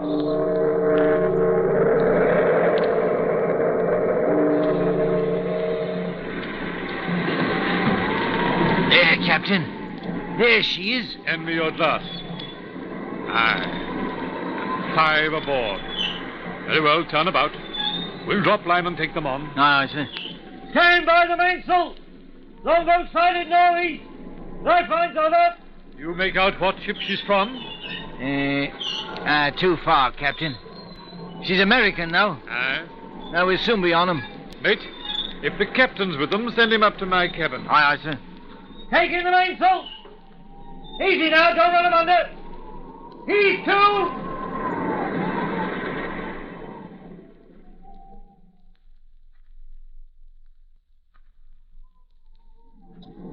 Well, that's about all, Captain. We'd been at sea in the longboat for 2 days when you sighted us. Just about done in. My friend here, Mr. Allen, was the only passenger to survive. You say you're from the packet ship Independence, eh? Aye. What cargo were you carrying? Cotton, a little hemp, and some timber. I see. And that was all? Aye. Did you happen to pass some drift, Captain? We did. Nothing you just spoke of. Would you care for a little more grog, gentlemen? Oh, thank you. And you, sir? Yes. Yes, please. No, we passed nothing adrift that you mentioned, but we did hoist aboard something rather strange, you might say. It may not have come from your ship, though. Could only make out the port of embarkation and the date. Charleston, South Carolina, August the 2nd, 1881. That was our port. That was our date of sailing. Captain, what was it you took aboard? 2 bodies. Passengers, I suppose, a man and a woman. Rather unusual, though. The woman was in a coffin, an oblong box. You seem startled, Mr. Allen. I am. And the man? That's the strange part. He was lashed to the coffin by an inch-thick rope. Oh. From your reaction, Mr. Allen, I presume you know something about the box? Yes, I'm afraid so. Then, Mr. Allen, suppose you relate the entire story. Very well. To tell you the truth, Captain, I'd intended telling no one. You see, as Captain Hardy told you, the dead man had been a friend of mine. I'd hoped the sea would keep its dead. The man whose body you found tied to that oblong box was an artist from New York. His name was Cornelius Wyatt. As I remember, Wyatt had been married only a few months when I met him quite by accident. It was at our port of sailing, Charleston. I'd been on board only a few minutes when I heard his voice calling me by my first name. I was quite surprised to see my old friend. Edgar Allen, hello there. Wyatt! Why, heavens, man. How are you? Oh, it's good to see you. How long has it been? Oh, a good year since I saw you last, at least. Let's see. Yes, since 1877. All the places to meet you. Now, tell me, Wyatt, is your wife aboard? My wife? Well, yes. Good. More people have raved about her astounding beauty to me than I could possibly count. I've sworn to see her with my own eyes. Where is she? I'm sorry, Edgar. I'm afraid that would be impossible. You see, she's ill in her cabin. Oh, what a shame. Well, then, later, I'm sure No. Really, I think she'll remain in bed for the rest of the trip. Her health wouldn't permit it. Oh, come, Wyatt. You wouldn't cheat me of this chance to meet your beautiful wife. The sea air'll do her good. Or is it because you're jealous of such beauty, huh? Please keep such remarks to yourself. My wife's appearance should be of no concern to you. Oh, but, Wyatt, I was only joking. I meant no harm. Your humor is not appreciated, Mr. Allen. Well, forgive me. I assure you I meant no harm. I beg pardon, sir. You Mr. Wyatt? Yes? That there box of yours, you're having it shipped in the hold? Confound it, man. How many times must I give these instructions? My cabin, you understand? It must be put in my cabin.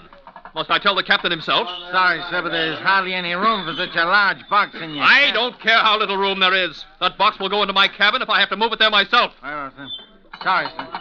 Confounded fools. Must I beg them to carry out my instructions? Is that the box? Excuse me, Mr. Allen. The clumsy fools may drop it. I'd better watch them. I'll see you later.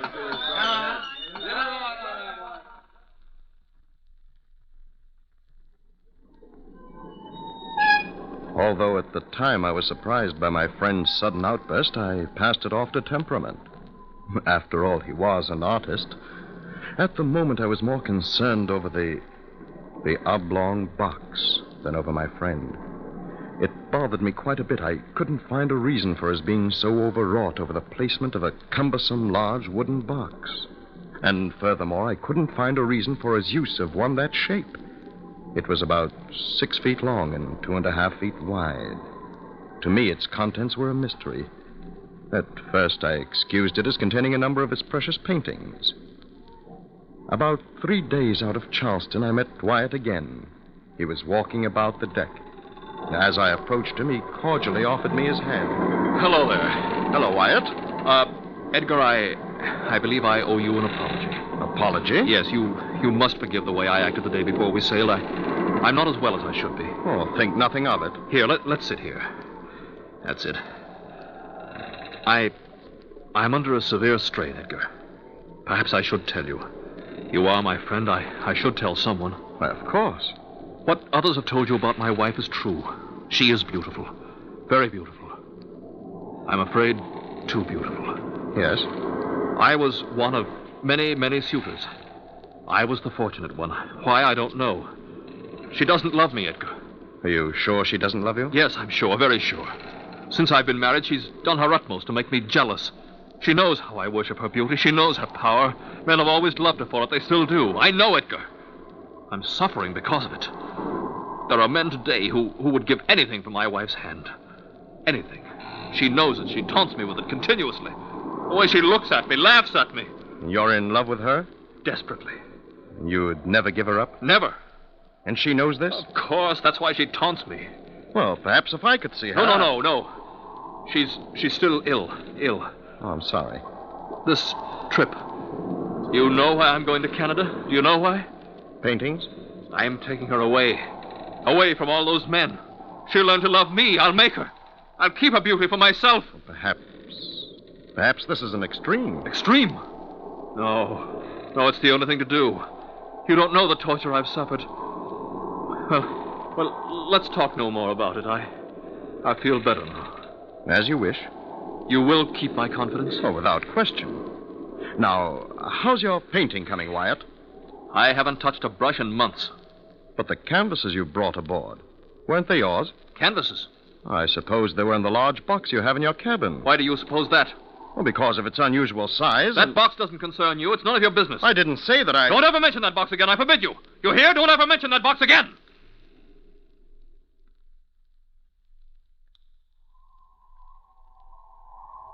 Perhaps I've been too hasty, Captain. Perhaps the man just isn't well physically. Well, the box, it could contain something unimportant. I think I was overly curious, that's all. I've known him for a long while, you know. He's always appeared perfectly normal before. And everything's been all right lately? For the past few days, yes. He's been perfectly cordial. And I think perhaps it's best we pass over the entire matter.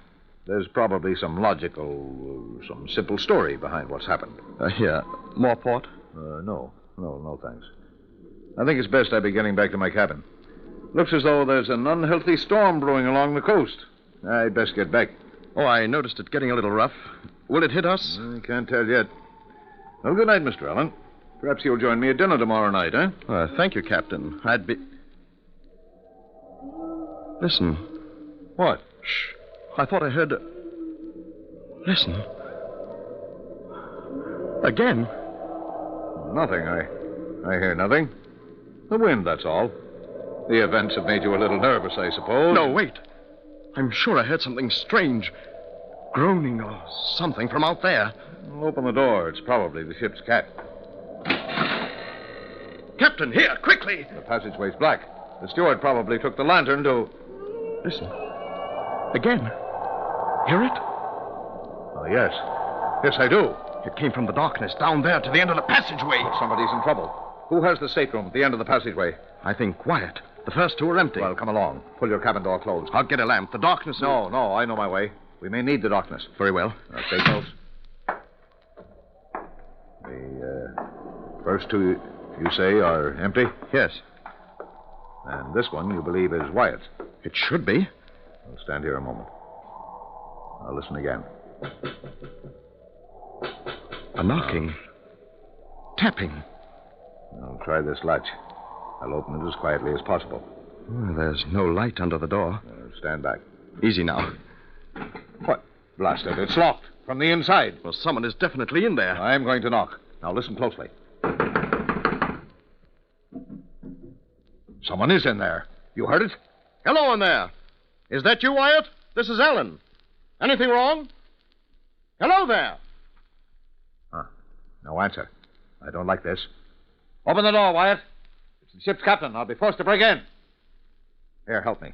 Help me as I count three. Go on. 1, 2. Ready now. 3. Where are you, Wyatt? Wait. There's a lantern by the port. I'll strike a light. Stand here and... Empty. The room is empty.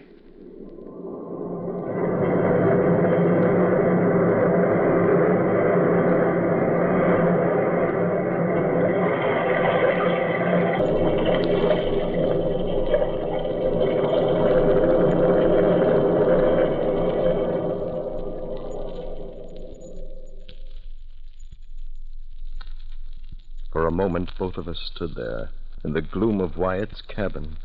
We were sure somebody had been there but a moment before. We'd heard them. And now the cabin was apparently empty. The door had been locked from the inside. Nobody could have left the room without our seeing them. Then suddenly Captain Hardy pointed to the right wall of the cabin. There in the dimness of the gloomy shadows. Alan, this cabin and the one beside it are adjoined. Now, let me get the light and see if the adjoining door has been opened. Whoever left in a hurry. Here, Alan. Give me a hand. I can't reach the lantern. Blast it! Hardy! All right. Just stumbled over this blasted box. My hand. The oblong box. Excuse me, gentlemen. I didn't mean to intrude. Wyatt! May I come in? There's another lamp by the table. Allow me, Captain Hardy. But where did you come from? How did you get into the passageway there. when That's better. Mr. Allen, I have been walking my wife on deck. May I introduce you? Oh, you may come in, Marjorie. Marjorie, this is Mr. Allen, the man who desired to meet you so much, and the captain of this vessel, Captain Hardy. How do you do? You do. And now, gentlemen, may I ask the reason for your, breaking in? We heard a noise, a cry. We thought it was from your cabin. That would have been impossible. There was nobody there. Are you sure? We heard... Of course I'm sure. There was no one here, I tell you. And now, gentlemen, if you don't mind... Wyatt, before we go... Yes, Mr. Allen? Ask your wife to remove her veil. Marjorie, would you please oblige the gentleman? My wife, Mr. Allen. Your wife? But she is beautiful, isn't she? Yes. Yes, she is. You, too, seem stunned. Quite. Yes, quite. Captain Hardy, come. Thank you, Wyatt. One moment, Captain Hardy. Yes? Would it be too much to ask for a new cabin door? This one seems to have suffered slightly. I'll see to it. Good night, gentlemen. Hurry. To my cabin. His wife. Did you see his wife? Yes. She was hideous. His rave about her beauty. Why, he's mad, Captain. Hopelessly mad. She was horribly ugly. Yet she was familiar. I've seen her before. I know it. Where? Did you notice the door leading to the adjoining cabin? No. It was open slightly. Someone could have left Wyatt's cabin and reached the passageway through the empty one next to it. Hardy? Yes? Your hand. Huh? Covered with blood. Well, you must have cut it yourself when you fell. Here, let me wash it off. No, it isn't cut. Yes, but that blood. It isn't mine. Well, then where did you... The Oblong Box, Mr. Allen. The Oblong Box.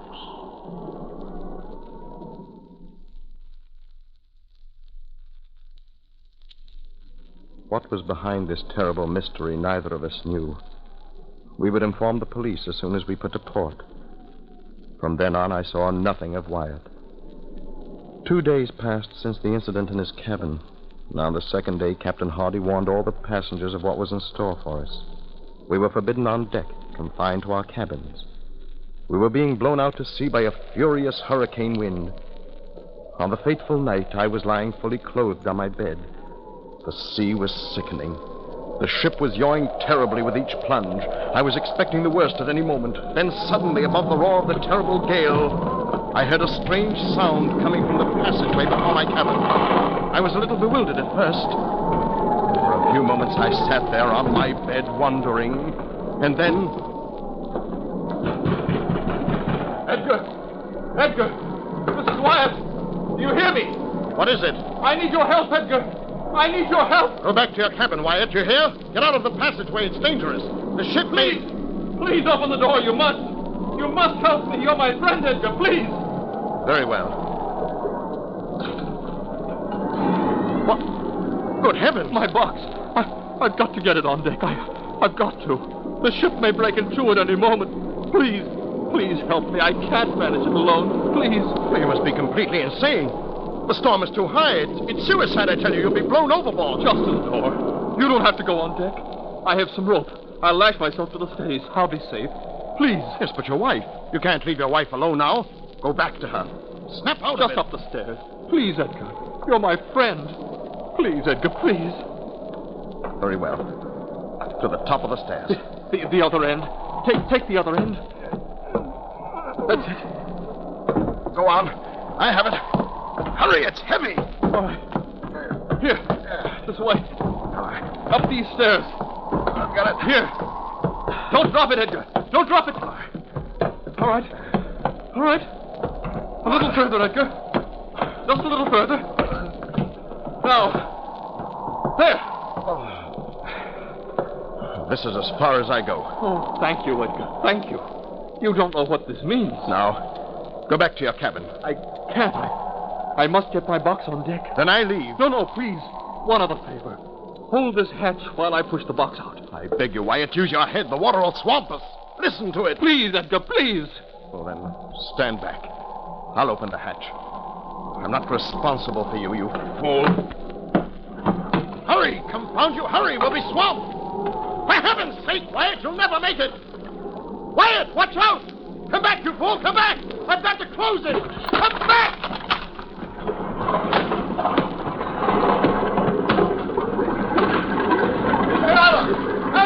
Hold that hatch! Get back! Captain, here, help me.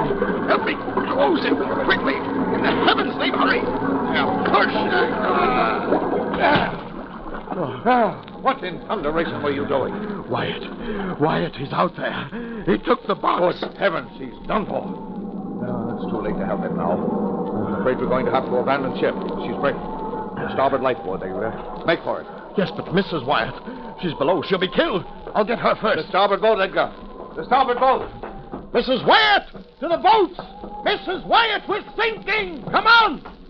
Where is he? Hurry this way. Run. No, wait, please. Please, listen. In the name of heaven, woman, come on, quick. No time to lose. Good Lord. Mrs. Wyatt. Mrs. Wyatt!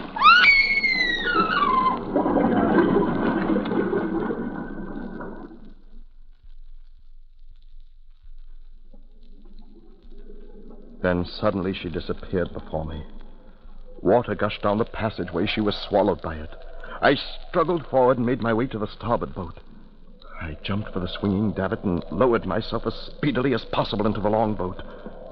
Captain Hardy joined me with 3 others of his crew. And then, just as we pushed out from the trembling mass of wreckage, I saw it. Hardy did too. Standing to aft, I saw Wyatt. He was binding himself tightly to the oblong box. He stood there for a moment, I thought laughing. Then in one brief instant he was gone with the ship. Into the sea. And, that's all? Yes. I see. Would you gentlemen be so kind as to follow me? This should prove rather interesting. This way, gentlemen.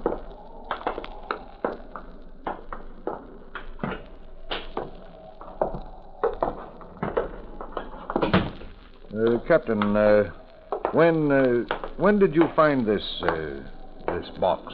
Yesterday afternoon. In here, please.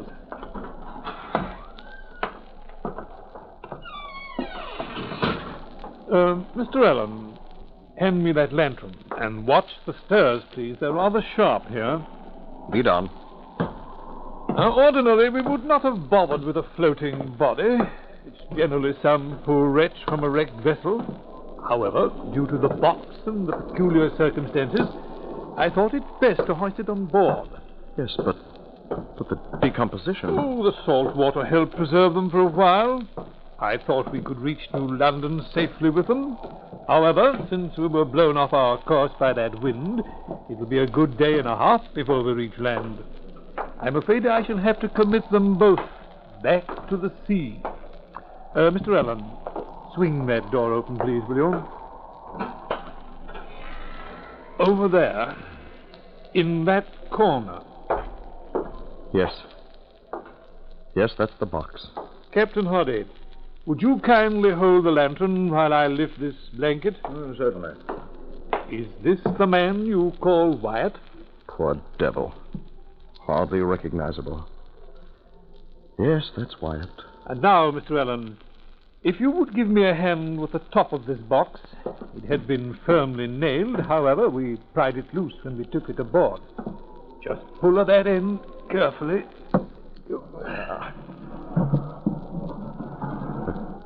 Good heavens. Even after 2 days at sea, death did not destroy that waxen beauty. It's almost impossible. Still so beautiful. You notice the wound over the heart. Yes. Mr. Allen, that was the beauty Mr. Wyatt talked of. Why, of course. This must have been his wife. But wait, the other Mrs. Wyatt. Oh, yes, of course. I knew I'd seen her somewhere before. The maid. Their personal maid. Yes, now I remember. She tried to tell me something before she drowned. Wyatt murdered his real wife. If only we had done something sooner. Murdered his wife? How could he? Why? Insanely jealous. Terribly jealous. To die with her would be better than to live with her and her beauty. He planned to murder her on that trip when I saw them stowing that box. Remember the groans? She was murdered that night. The blood, it was fresh. Remember the tapping we heard as he nailed her in this coffin.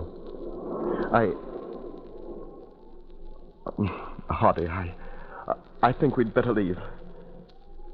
Yes. Yes, Wyatt. Your wife is very, very beautiful.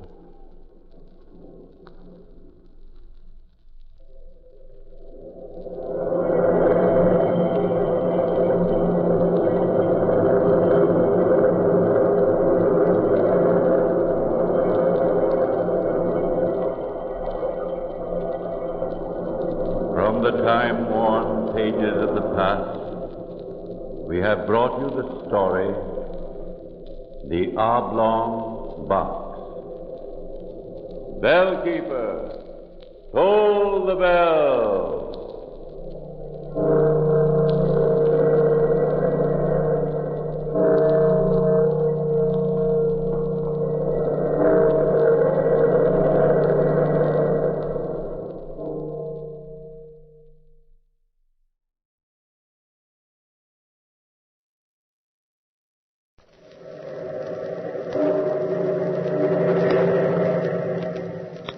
Out of the past, phantoms of a world gone by, speak again the immortal tale, the warning.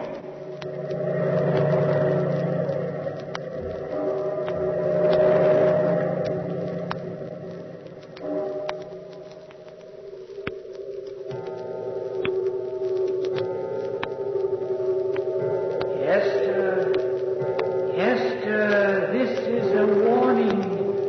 Your husband Charles must not go to the house of Waverley, for there awaits death and sorrow.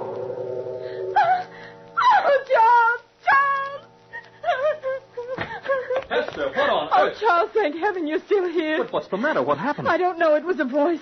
I was lying here in bed, half asleep. When the clock began striking midnight, a voice spoke to me. Oh, Charles, what was it? It sounded like my brother Tom. Oh, my darling, it was only a dream, and it frightened you, that's all. Oh, but the voice said... Oh, Charles, don't leave Swansea. Hester, you're almost hysterical. But this was a warning. He said that you, Charles, must not go to the house of Waverley. Waverley, what house is that? Well, it isn't one of our properties, at least. Charles, that note, that invitation from John Galton. He lives at a place called Waverley. That's right, now that you mention it. And the voice said that Waverley is death and sorrow. It was my brother Tom, I know it was. And he's warning us. Charles, don't go tonight. Promise me you won't go now. But, darling, the reason I'm going is to find out what happened to your brother. It's after midnight already. I should have gone an hour ago. My brother's dead. I know it now. Secretly, you know it, too. Yes. Well, somehow we would have heard where he is. A man like Tom just doesn't disappear. Oh, Charles, I'm frightened. When you go, I'll be here alone and afraid for you. No, Hester, I'll be all right. We thought Tom would be all right, too, when he went to collect the rents.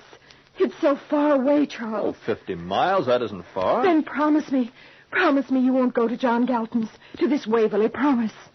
All right, Hester. But after all, John's an old friend, a schoolmate, in fact. I promise, though. Now, you feel better? A little, I suppose. Then go to sleep. And I'll also promise to be back safe and sound within a fortnight. There. A kiss for the prettiest wife in Swansea. Goodbye. Goodbye, Charles. Goodbye, darling.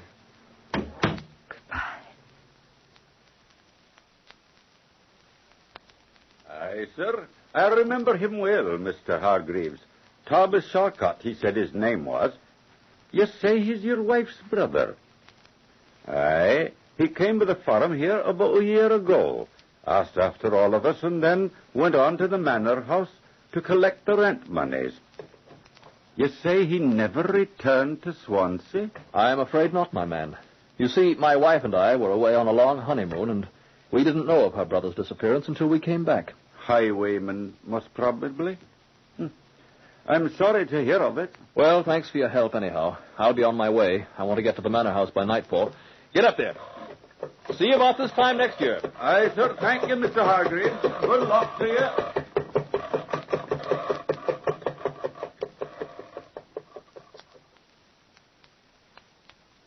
Well, sir, I do recollect him. Yes, sir, I do. Fine young chap he was. Stopped here at the inn about this time of night, about 10 o'clock, and took my best room. Then off he went the next morning, chipper as the dawn. Well, I left Swansea 2 days ago, and I have traced him this far. It's the last stop. North of here is Sir Granville's estates. By George, I do recollect something the young chap said now that you bring him to mind, Mr. Hargreaves. Well, what is it, Hobbs? Why, he had an invitation to visit some friend or other, he did, sir. Said he was off for a bit of a holiday before going back to Swansea. Invitation? From whom? Well, that he didn't say, sir. By George. What is it, Hobbs? That's a funny thing. Now I recollect it. Didn't think much about it at the time. What? Your Mr. Charcot asked after the way to get there, he did. I recollect it particularly because Elsie, my dear dead wife, sir, God bless her soul, Elsie was born a few miles from there. From where? A great big house, empty for as long as I can remember. Never thought anyone lived there at all. Waverley it is. That's it. Name of Waverley. Waverley? Suppose you might inquire. Find out where he went from there. Yes. You're right, Hobbs. The lad was murdered somewhere on the monies? I don't know, but I intend to find out.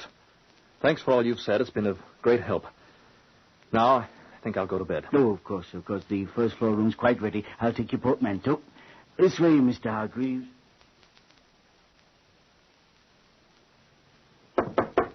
Mr. Hargreaves, sir. Mr. Hargreaves. What is it, Hobbs? I'm sorry to wake you, sir, but there's a lady here. Says she's Mrs. Hargreaves. Of course I am. Charles, it's Hester. Hester, for heaven's sakes, what are you doing here? I had to come, Charles, after what's happened. I couldn't stay at Swansea another minute. Will there be anything you'll want, sir? Innkeeper, tell the driver I shan't need him any longer. He might want to stay the night here. The sky's most threatening. I'll see to him, ma'am.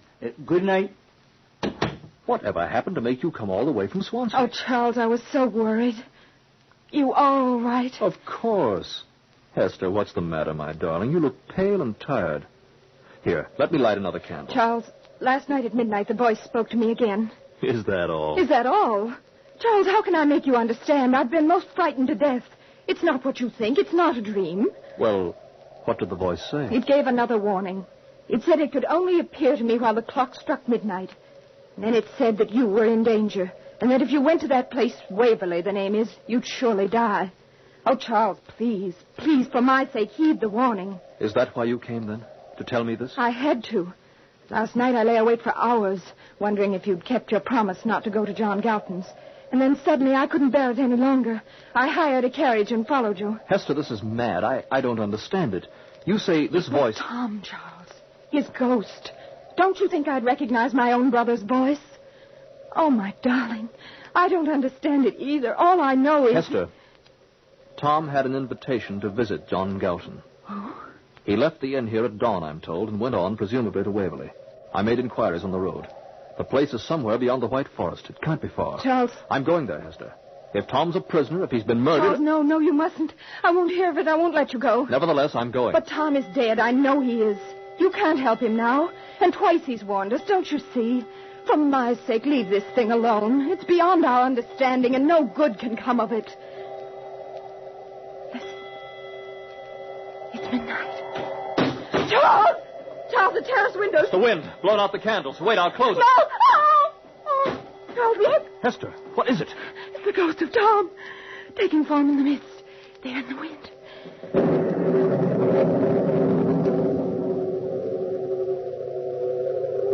Charles and Hester Hargreaves, this is the third, the last warning. Do not travel to Waverley, for there awaits everlasting death.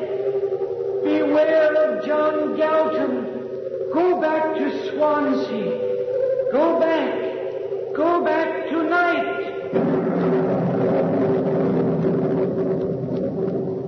The ghost. It's disappeared. Close the window, Charles, quickly. There. Here, I'll light the candles again. Now, you've heard the warning yourself. Now you've seen the ghost. You know what I meant. Yes. And there was pain on his misty face. And a dagger in his heart. Charles, if you love me, take me back to Swansea now. I'll never ask anything else of you so long as we live. If you'll only take me back tonight. But, Hester, there's Tom's murder to avenge. What can that matter now? It's done. And he warns us to leave us alone. Charles, please, heed this warning. Take me back. But I don't understand all this, Hester. Please, Charles, take me home. All right. I'll take you home.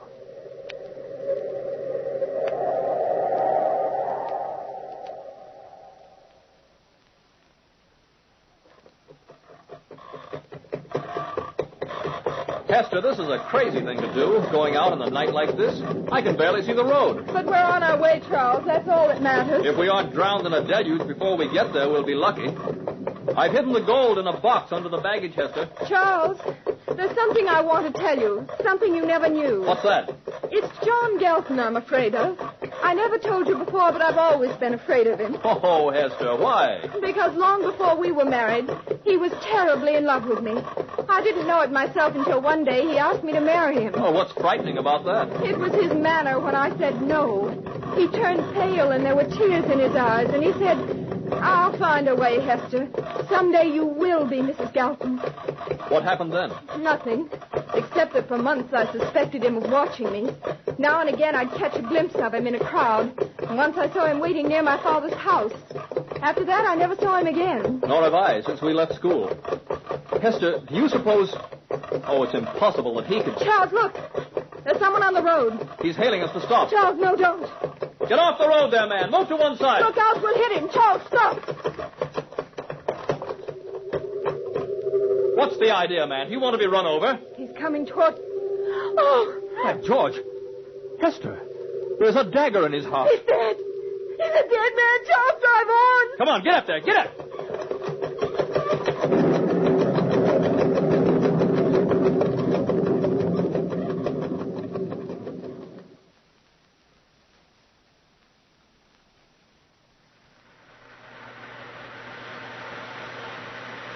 Charles, what's the matter? Why have you stopped? Because there's no use going on like this. The rain, I can't even see the road. And this forest. I don't remember this forest at all. I don't either.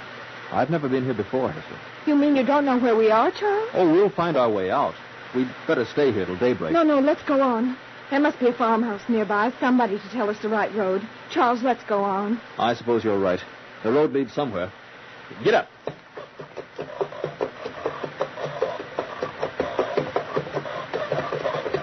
Hester, Is that a light yonder, through the trees? Where? Oh, Charles, it is. Thank heaven, at least we'll find shelter.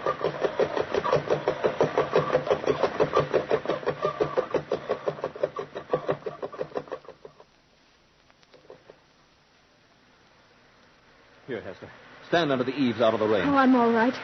There's the knocker there, Charles. All right. Hello! Hello! Will you let us in? Hello in there! Good evening, sir. My wife and I... Charles. Good evening, my friends.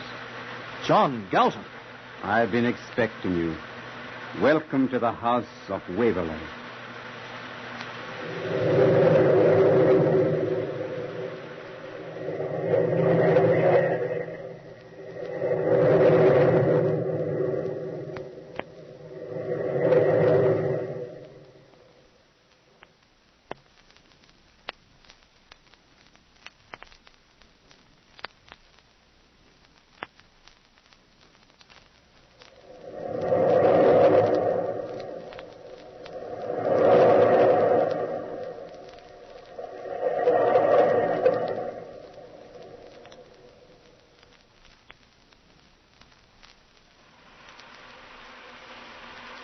Come in, my friends.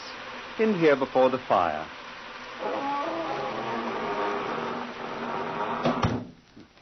It will take the chill of the rain and the night from your bones. Spot of wine? No, thank you, John. You say you were expecting us? Yes, I was, Charles. Hester, come and sit by the fire. Your frock is damp, I'm afraid. How did you know we would come, John? Because it was the last thing in the world you wanted to do. I think you expected only me. We met one of your men on the road. Oh, yes. I sent him out to make sure you were lost. He's a frightening fellow. I trust the sight of him didn't alarm you too much, Hester. He's a dead man. There was a dagger in his heart. Yes. A most disconcerting thing. What do you want with us? Well, you're my old friends, and this is my house. I would like you to enjoy its hospitality. Then, because we are old friends, John, let us go. I'm afraid here, that man... Oh, he won't harm you, my dear, and I wouldn't hear if you're leaving. Jacob! Jacob will show you to one of the sitting rooms upstairs, Hester. There's a fire there. Charles, look in the doorway. Great Scott! A walking corpse. With a dagger in his heart. Send him away, please. Send him away. Oh, I see our Hester's frightened. Well, she'll grow accustomed to my servants soon. Jacob, go back. There now. He's gone. John Galton, what kind of a devil are you? What do you want of us? This thing's gone too far. Oh, I see you mistrust me. Or maybe your impatience suggests mistrust. In any case, I'll gladly tell you, Charles. May I suggest the library? It's just yonder beyond those doors. There will be alone. And leave Hester here with this place full of devilish monsters? Oh, I assure you she's entirely safe. Will you please forgive us a few minutes' neglect, Hester? Well, if it's necessary, but We shan't be long. Come, Charles. I want to get to the bottom of this thing, Hester. It'll only be a moment. Then we'll be quite ready to go home. All right, Charles, but do hurry back. I promise. John, lead the way.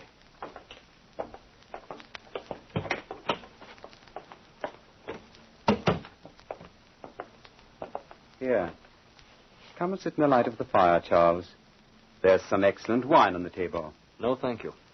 As you say, it's my custom to offer a man a glass of wine before he dies. Then you did kill Tom Chalkett. He sat there sipping his claret, unsuspecting, even unafraid. No, I did not kill him. You mean he's still alive? He's here? No, he's dead. But his body is here. It serves me well, even as yours will. I knew Tom was robbed and murdered to cover it up, but I had no idea it was you. What's happened to make you like this? The answer's easy. Two things, Charles. Love and the consuming desire to kill. They are strangely akin. I don't know what you're talking about. Hester. I've been in love with her for a long, long time. What's that got to do with it? She told me once that she couldn't marry me because I wasn't able to give her everything she required for happiness. I was insanely jealous of everyone she knew, even the places she went. Then, quite suddenly, I saw a way out. What was that? My aunt had died. She was penniless, but she did leave me Waverley, all that was left of the Galton's great name. Suddenly I realized how well it would serve me, so I came here to live alone. I waited. knowing the chance would come.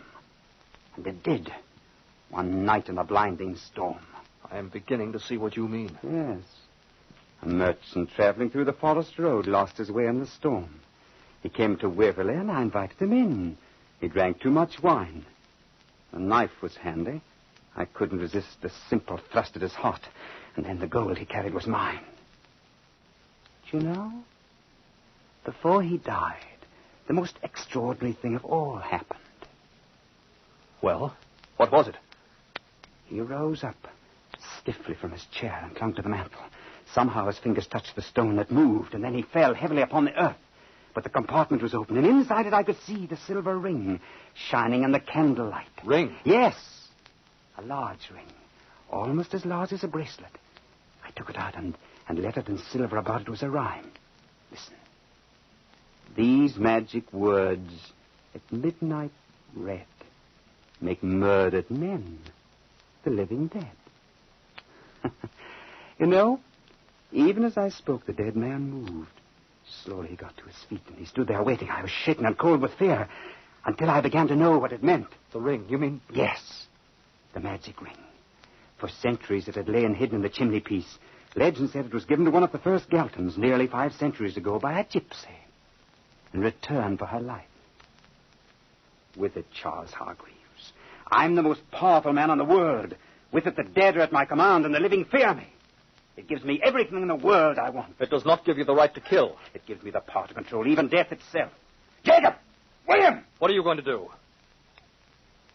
Our talk is done, Charles. See? See these 2 men, Charles?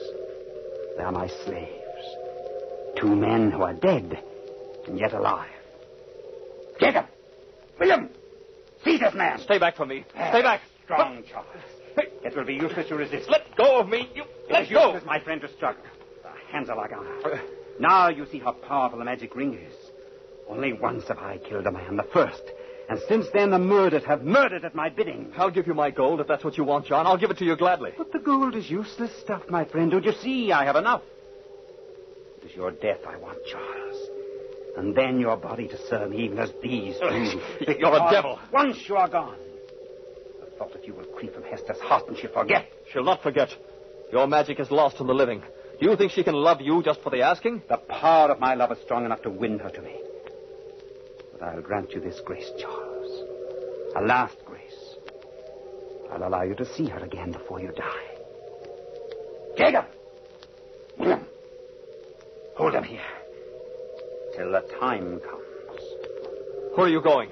To offer Hester the world if she wants it. To win her. To tell her at last she is mine.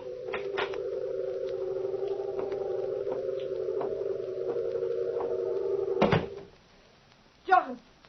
Where is Charles? What have you done to him? He'll be here in a minute or 2, Hester. Now, there's no need to be afraid. You've always been a little frightened of me, I think. Yes, I've never understood you, John. A woman's always afraid of anything she doesn't understand. My dear, fear is passing. And this will go, believe me. I do believe you. But everything here is so strange. We'll make it right, Hester. What can I do to make it right? Anything you say.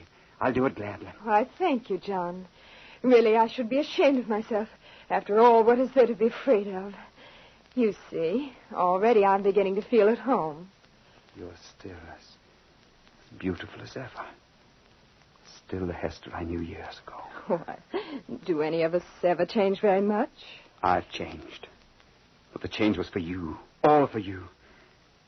Do you like me as I am, Hester? Why, we were friends, John. We were young together. Remember how you used to leave those mysterious notes in the hollow tree near the fountain? I remember your father's rich carriages, your beautiful gowns, and how ashamed I was of my poor looks and my clothes. Well, no longer, John. Since then, you've come a long way in the world. Then it pleases you. Oh, how glad I am. This house, it's a luxurious house, Hester, almost worthy of your beauty. Does Waverley please you, too? Why, it's a lovely house, John. I was just thinking, though... What, my dear? Oh, I was thinking how ably it could use a woman's touch. You men. When you live alone, you like everything drab and colorless. All of you need someone to take care of you, to fuss over you a little, to keep your clothes neat and keep your shirt collars buttoned. Here, John, let me fasten it for you. Hester, my darling. Is that the keepsake you wear around your neck, John? It's only a silver ring. Hester, what have you done? Give it back to me. Now I have your magic ring, John Galton. Hester, give it back. I'm not afraid of you.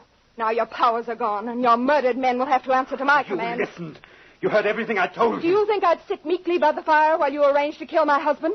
I was outside the door, even when those two monsters came to hold him fast. Hester, I beg of you, please give it back. John Galton, you killed my brother, and came here as a friend. You murdered my brother, Tom. Tom! With these Tom! hands, I've killed only one man, Hester. The second time is easier. And to kill one I love would be easier still. Give me back the ring. Tom! Oh, Tom, you've come. For months I've waited in torment for such a night as this, John Galton. As a ghost I could never harm you, but now your strength is gone with the ring. Don't come near me! Stay back! Stay back! I have been carrying this dagger in my heart for one reason, to raise it above your chest and set it deep in your heart. Hester! Hester, stop him! Tom, he's running away out the terrace doors. He cannot escape.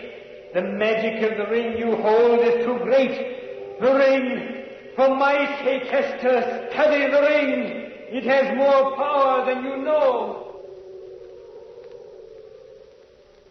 Tom, come back. Let him go. Oh, Tom, come back. Come back. Charles, help me. Hester, let me go, you demons. Let me go. Charles. Hester. Let go of him, you fiends. Jacob, William, let him go. Hester, what is this? They obeyed you. They're gone. I have the magic ring, Charles. I took it from John. Quick, Tom will murder him. Help me stop him quickly. Where did they go? Out there. Out the terrace doors. Come along. I heard you calling after Tom, but I couldn't get away from those devils. Tom took the knife from his heart, and John fled. Tom wouldn't obey me, Charles. Oh, there was such revenge in his dead eyes. Here, the terrace doors. Look, the storm's over. Daylight's coming. Where did they go? Oh, Charles. Oh, we're too late. Yes, yonder on the terrace. He's plunged the knife in John's heart. Look at Tom, how still he stands. Tom said for his sake to study the ring. Look, Charles, the inscription here. These magic words... Don't read them. They bring back the dead. Well, what did he mean? Look, there, on the inside. You see? There's something written in there. Another inscription. Here, let me hold it up to the light. Oh, here it is. At break of day, this magic key makes dust of flesh, sets phantoms free. Hester, look. Tom's body. It crumbled. It crumbled into dust. The words, the magic ring. Now the murdered men are prisoners no longer. Their bodies have sunk into dust. Give me the ring. Oh, what a terrible charm it is. We must destroy the ring, Charles. You're right, Hester. It must be destroyed, so it can never harm anyone again. We'll take the ring and throw it into the sea.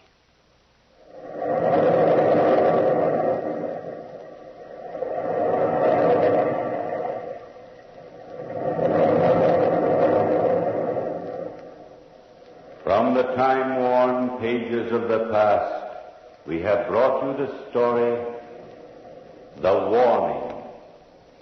Bellkeeper, toll the bell.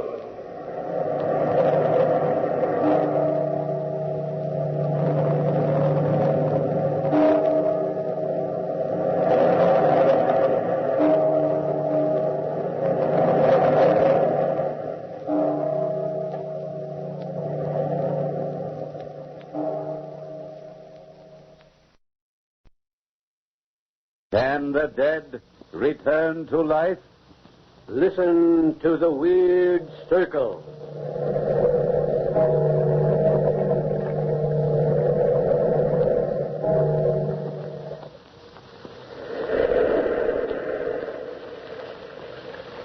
The weird circle.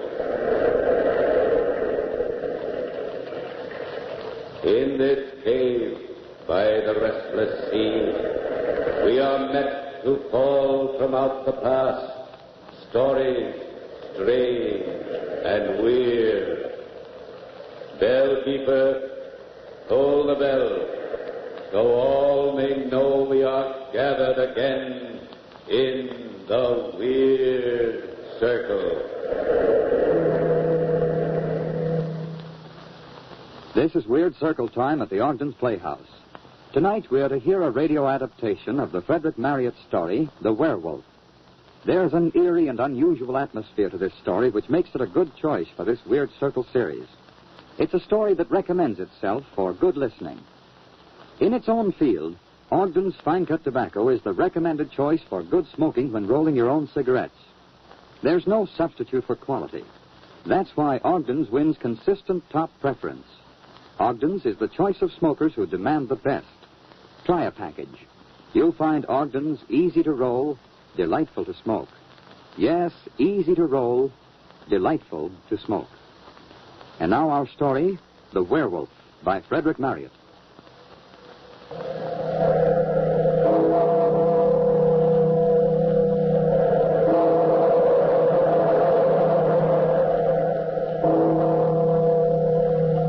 Out of the past, phantoms of a world gone by, speak again the immortal tale, The Werewolf.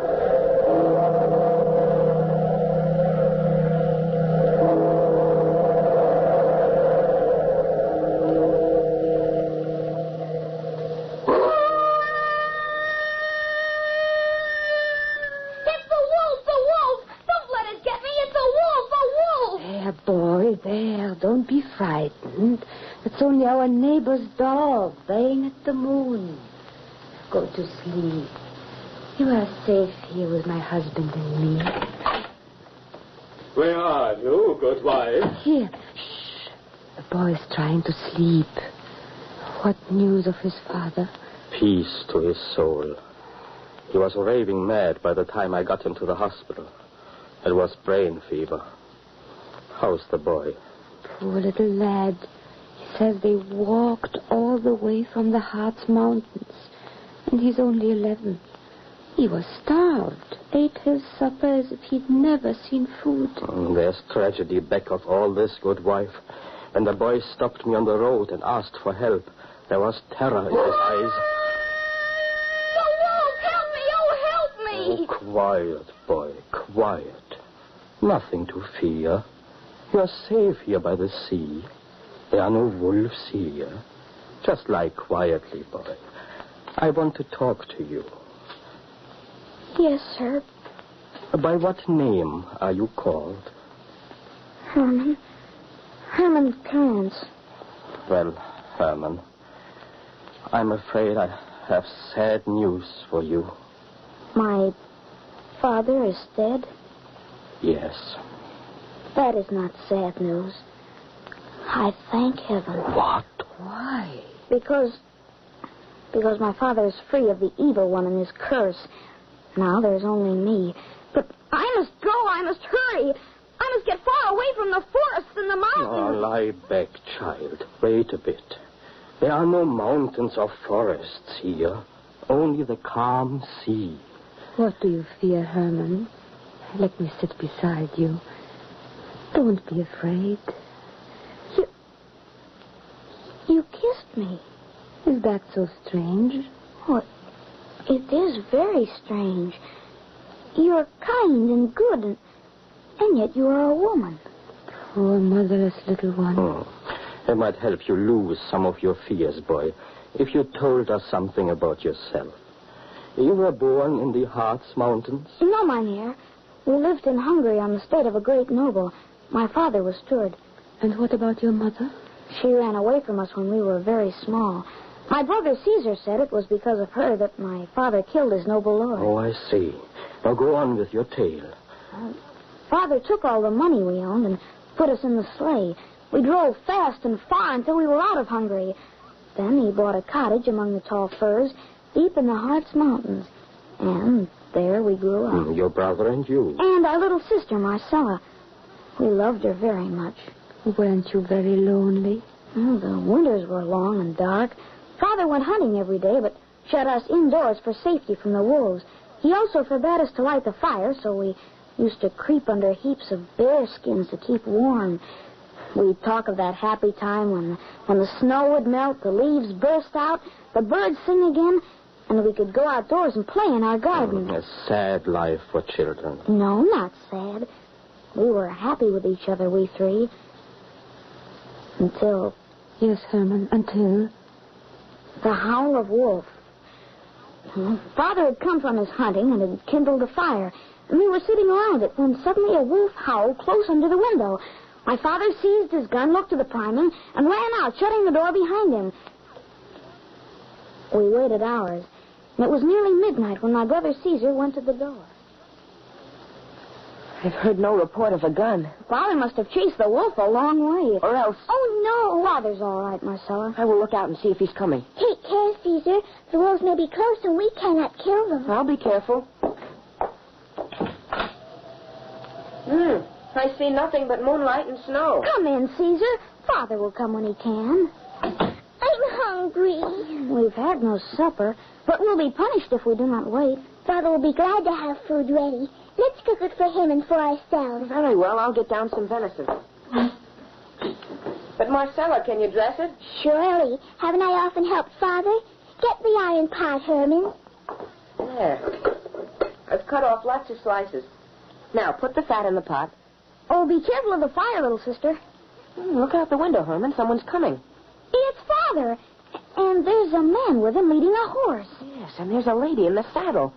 See how the moon shines on her white face and that lovely flaxen hair. I'm frightened. Why, sister darling? She's beautiful. Horla! Horla! Caesar, open the door. We have guests. Enter, good sir. I have little to offer, but you and your daughter are welcome. Friend Hunter, it was good fortune for us that you were out so late. We had ridden far in fear of our lives. And we would have died of cold and hunger in those mountains had you not heard our horn and saved us. Come, mistress. Seat yourself by the fire. The warmth is pleasant. And the smell of food is pleasanter still. You have young cooks here, mein Herr. Yes, these are my children. Caesar, Herman, and Marcella. Welcome, sir. We have supper already, Father. Before I eat, I must put up my horse. Oh, I will take care of him. Let me go with you. You needn't trouble. But if you like, come along. I have a shed outside. What fine boys you are. Come close to me. Good, strong arm. Sturdy shoulder. Why do you tremble, lad? You're so white and shining. There's no reason to fear me. You're a stranger. I'm not strange. We shall be friends, But where's the little girl? She's afraid. I think she has hidden herself in bed.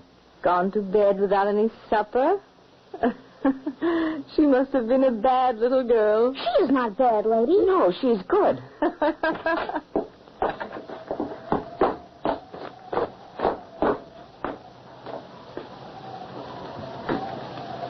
You say you were lured away by a large white wolf which howled at this very window? Yes, I saw it about 30 yards off. The animal retreated slowly, and I followed. I didn't like to fire until I was sure that my shot would take effect. A white wolf? Of course you were anxious to shoot such a very rare animal. The wolf would leave me far behind, then stop and snarl defiance at me, then start off at speed again as I neared it. It led me further and further up the mountain to an open space in the forest. There it stopped and growled. I raised my gun to shoot when suddenly the wolf disappeared. Disappeared? How strange. I thought the moonlight on the snow was playing me some trick. But no, she was gone. That's when I heard your horn. The creature passed us just as we came out of the woods into that glade. I nearly shot it myself. But since she led you to our rescue, I'm glad I let the wolf escape. Father, that open glade is the home of the evil ones. Evil ones? What does the boy mean? Oh, superstition has it that strange and wicked beings haunt these mountains. Oh, I must hear more of these legends. Evil spirits interest me. I confess I was glad to see that you were mortals. Oh, yes. My daughter Christine and I are just creatures of flesh and blood.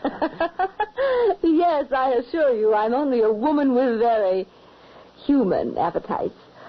And right now, I have a great desire for sleep. My father made room for all of us, and we crept into our beds. But we couldn't sleep. Father and the strange hunter sat up all night before the fire, drinking and talking. Our ears were ready to catch the slightest whisper. You say you come from Hungary? Even so, mein Herr. I served a noble house, but my master was cruel. It ended in my giving him a few inches of my hunting knife. So we fled for our lives. Well, we are countrymen then, and brothers in misfortune. I, too, have fled for my life. Your name, man? Krantz. What? Krantz? I have heard your story. I am your kinsman, Wilfred of Bonsdorf. Well, a toast then to welcome you, cousin. You and your daughter must stay here as long as you choose. So the huntsman and his daughter Christine stayed on in the cottage. The two men hunted each day, and Christine stayed with us and did the household duties. Father was becoming very attentive to Christine. They would often sit up at night talking in low tones before the fire. Then, several weeks later, we learned that Father had asked Christine in marriage. You may take my child, Krantz, and my blessing with her. I will duly value her. But there is no priest in this wild country. Well, there must be some ceremony between you to satisfy your father. Will you both consent that I marry you after my own fashion? I will. I will. Then take her by the hand and swear. I swear. By all the spirits of the Hartz Mountain. Nay, why not by heaven? Because it is not my humor. Surely you will not thwart me. Yes, but why swear by that in which I do not believe? Father, no, please don't marry her. Be still, Marcella. This is scarcely any affair of yours, child. Well, will you be married, or shall I take my daughter away with me? Proceed. Here is the oath, writ out on this parchment. Read it. And swear. By all the spirits of the Hartz Mountains, I take Christine for my wedded wife. I will ever cherish and love her. My hand shall never be raised to harm her. And if I fail in this my vow, may all the vengeance of the spirits fall upon me and upon my children. May they perish by the vulture or by the beasts of the forest. Why, this is horrible. I can't. Swear. All this I swear. Father. Strange behavior from your children, my husband, on our wedding night. Stop crying, Marcella. I'm sorry, Christine. Never mind, my dear husband. I'm not angry. But from now on, the children are my concern. They shall obey me. And I shall love the little darlings.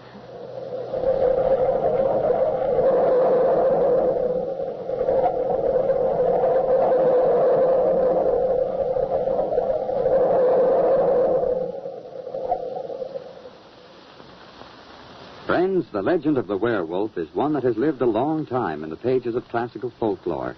Many of you are familiar with the legend, and no doubt many of you have a preconceived idea of what comprises the climax to tonight's Weird Circle story. Roll-your-own cigarette smokers everywhere know that there isn't any legend to the story of smoking satisfaction when your choice of tobacco is Ogden's Fine Cut, and you know what to expect every time you light a cigarette rolled with Ogden's. You're certain there can be only one result: complete smoking enjoyment. There's a smooth goodness to Ogden's, a distinctive taste and uniform quality that makes Ogden's, O-G-D-E-N''S, Ogden's Fine Cut Tobacco, the leading choice of people everywhere, discerning roll-your-own cigarette smokers who insist on the very best. Try Ogden's and you're sure of top-flight smoking satisfaction. You'll agree that Ogden's is easy to roll, delightful to smoke. Yes, easy to roll, delightful to smoke. And now back to our story.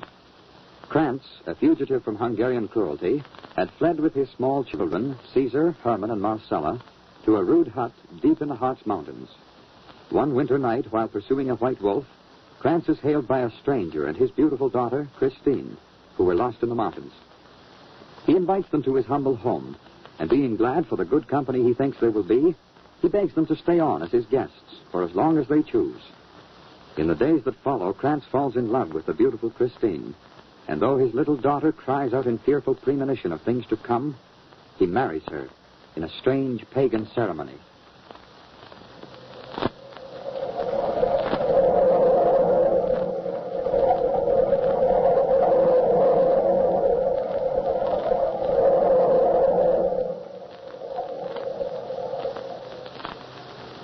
The next morning, Wilfred the hunter mounted his horse and rode away.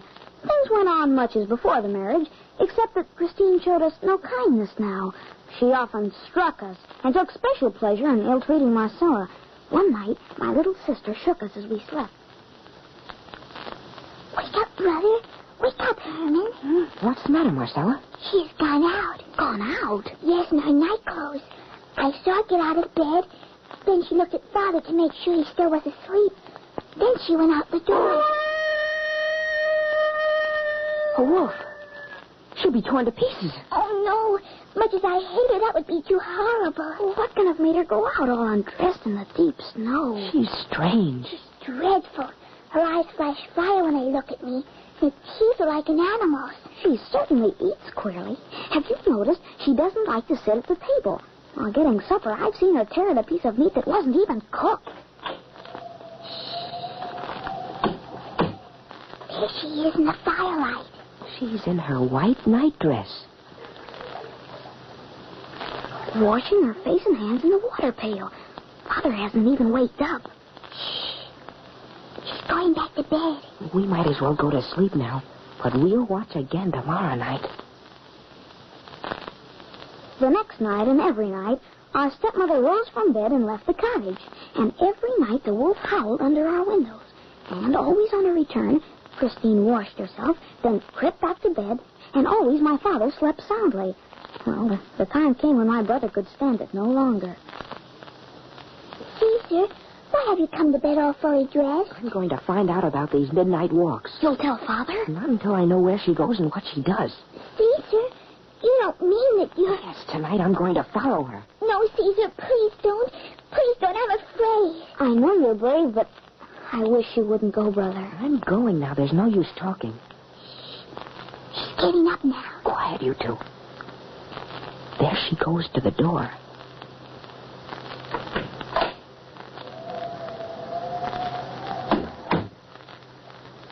Be careful, Caesar. Be careful.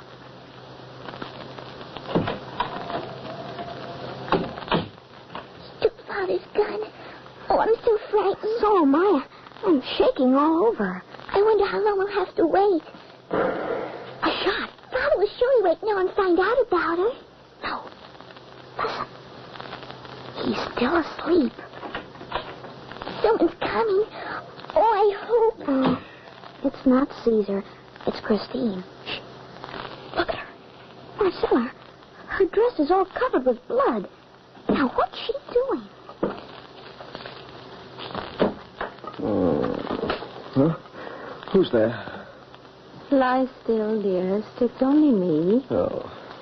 I'm just relighting the fire to warm some water. Hurry back, Christine, mine. You should be asleep at this time of night. We watched our stepmother change her linen and burn the garments. Her leg was bleeding. She bandaged it and sat before the fire. But where was Caesar? And how did Christine get the wound unless from his gun? Oh, trembling in our bed, we waited. Waited till dawn. Father awoke. Father? Well, what is it, Herman? Father, where's my brother Caesar? What do you mean, son? Oh, he went out in the night. Marcella and I waited for him. He's not come back. Merciful heaven. I was restless last night and thought I heard someone lift the latch. Dear me, husband, what has become of your gun? My gun? But, great heaven, it's gone. Caesar took it. Herman, get me the broadaxe. I'm going to find Caesar. Oh, why did Caesar go out? What has happened to her? Be still. Your whimpering will not help. Here comes your father now. Father. Oh, Father's carrying Caesar torn to pieces. Oh. Clear the table.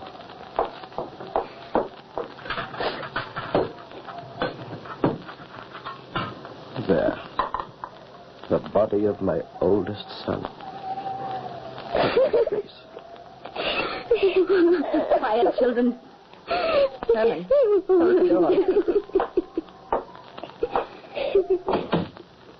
Husband, your boy must have taken the gun to shoot a wolf.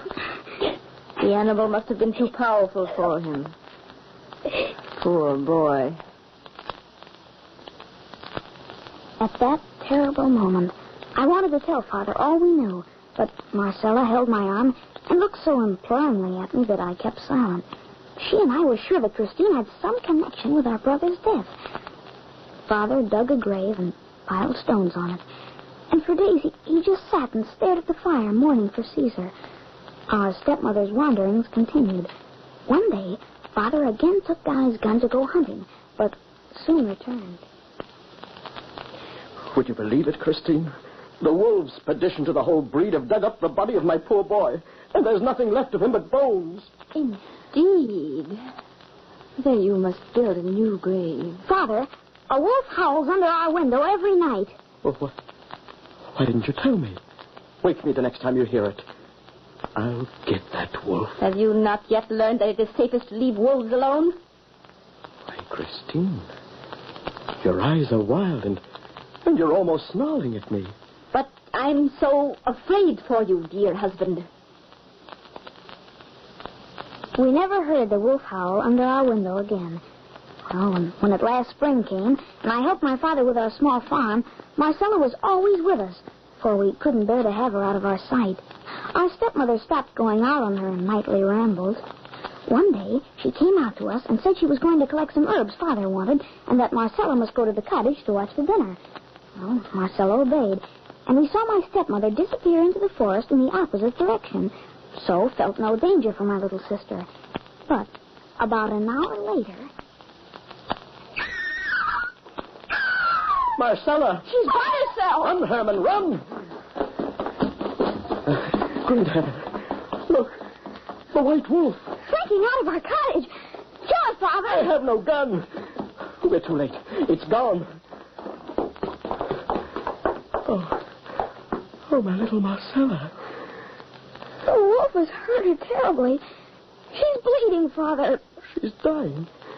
Marcella, my darling. Speak to me. The white wolf. What's wrong? Oh, how horrible. Poor child. Oh, it must have been that great white wolf which passed me just now and frightened me so. She's quite dead. Oh, my poor husband. How horrible. How horrible. We dug a grave for my darling little sister and did everything we could to protect it against wolves. Well, I was alone now. So awfully alone. But no longer afraid of my stepmother. My heart was full of hate and revenge. That very night, I saw Christine get up and go out of the cottage. I dressed quickly and half opened the door. The moon was very bright, and I could see Marcella's grave. But I saw something else. Something so horrible that I turned cold in my heart and ran to wake my father. Father, get up and dress. Hurry. What? The wolves again? I'll be right there. Get my gun. I have it, Father. Come. Herman, stop. Who is that crouching on Marcella's grave? Christine. Yes, in her white nightdress. She's digging with her hands. She's throwing the stones behind her. Her face is as cruel as a wild beast. Oh, she's destroying Marcella's grave. Your gun, Father, shoot. Yes, my son, yes. Pray that my hand holds steady.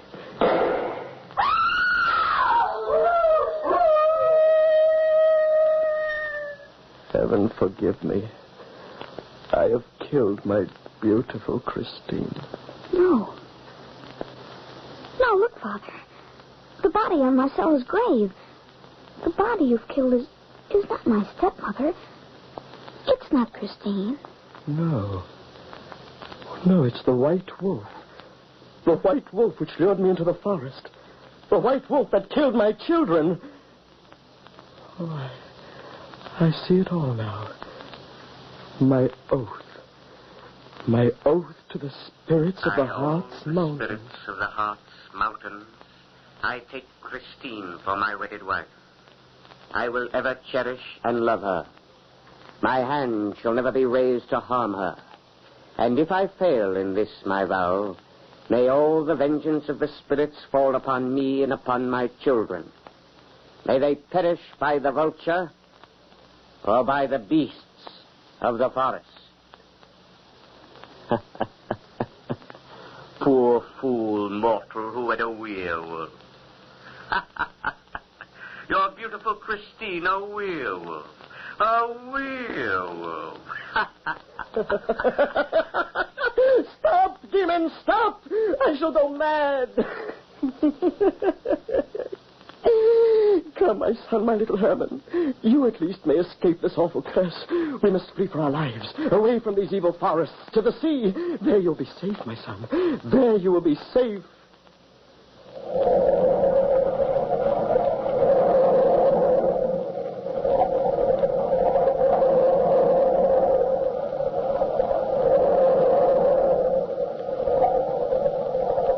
From the time-worn pages of the past, we have brought you the werewolf. Bellkeeper, toll the bell.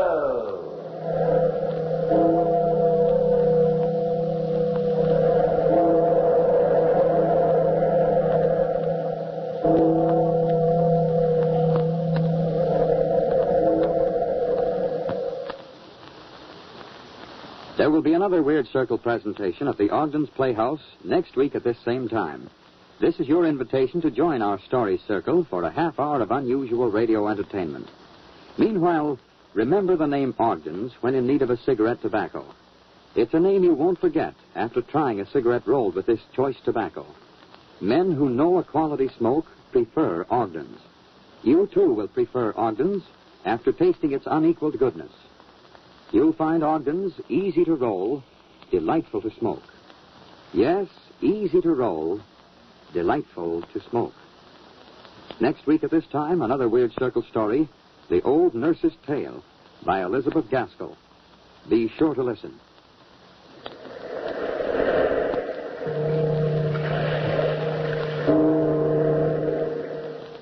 If you smoke a pipe, try Ogden's Cut Plug. It's a rich, smooth pipe tobacco.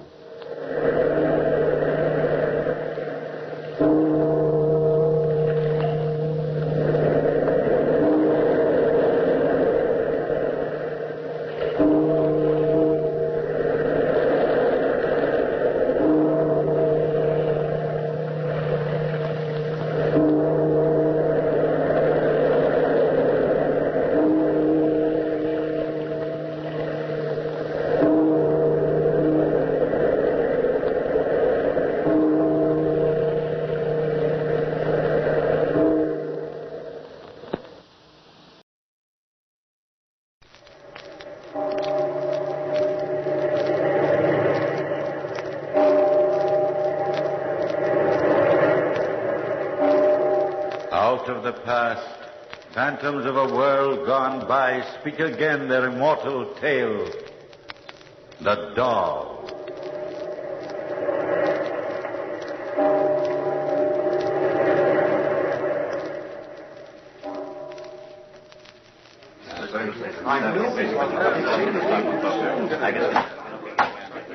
Quiet, quiet. I'll have the bailiff clear the court if this continues. Quiet. Now then, did the court understand the defense correctly? The defendant wishes to make a statement. Yes, Your Honor. I wish to make it regarding the death of the fortune-teller, Madame Philomel of Golash Street. My name, as I have said, Your Honor, is Frederick Hippie.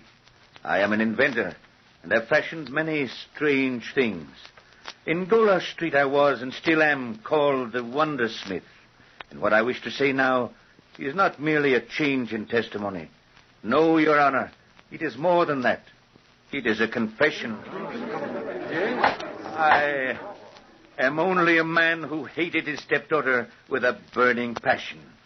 Hated her who through all her life crossed me, whose willfulness made of my days a running sore, whose very youth and strength angered my aging eyes.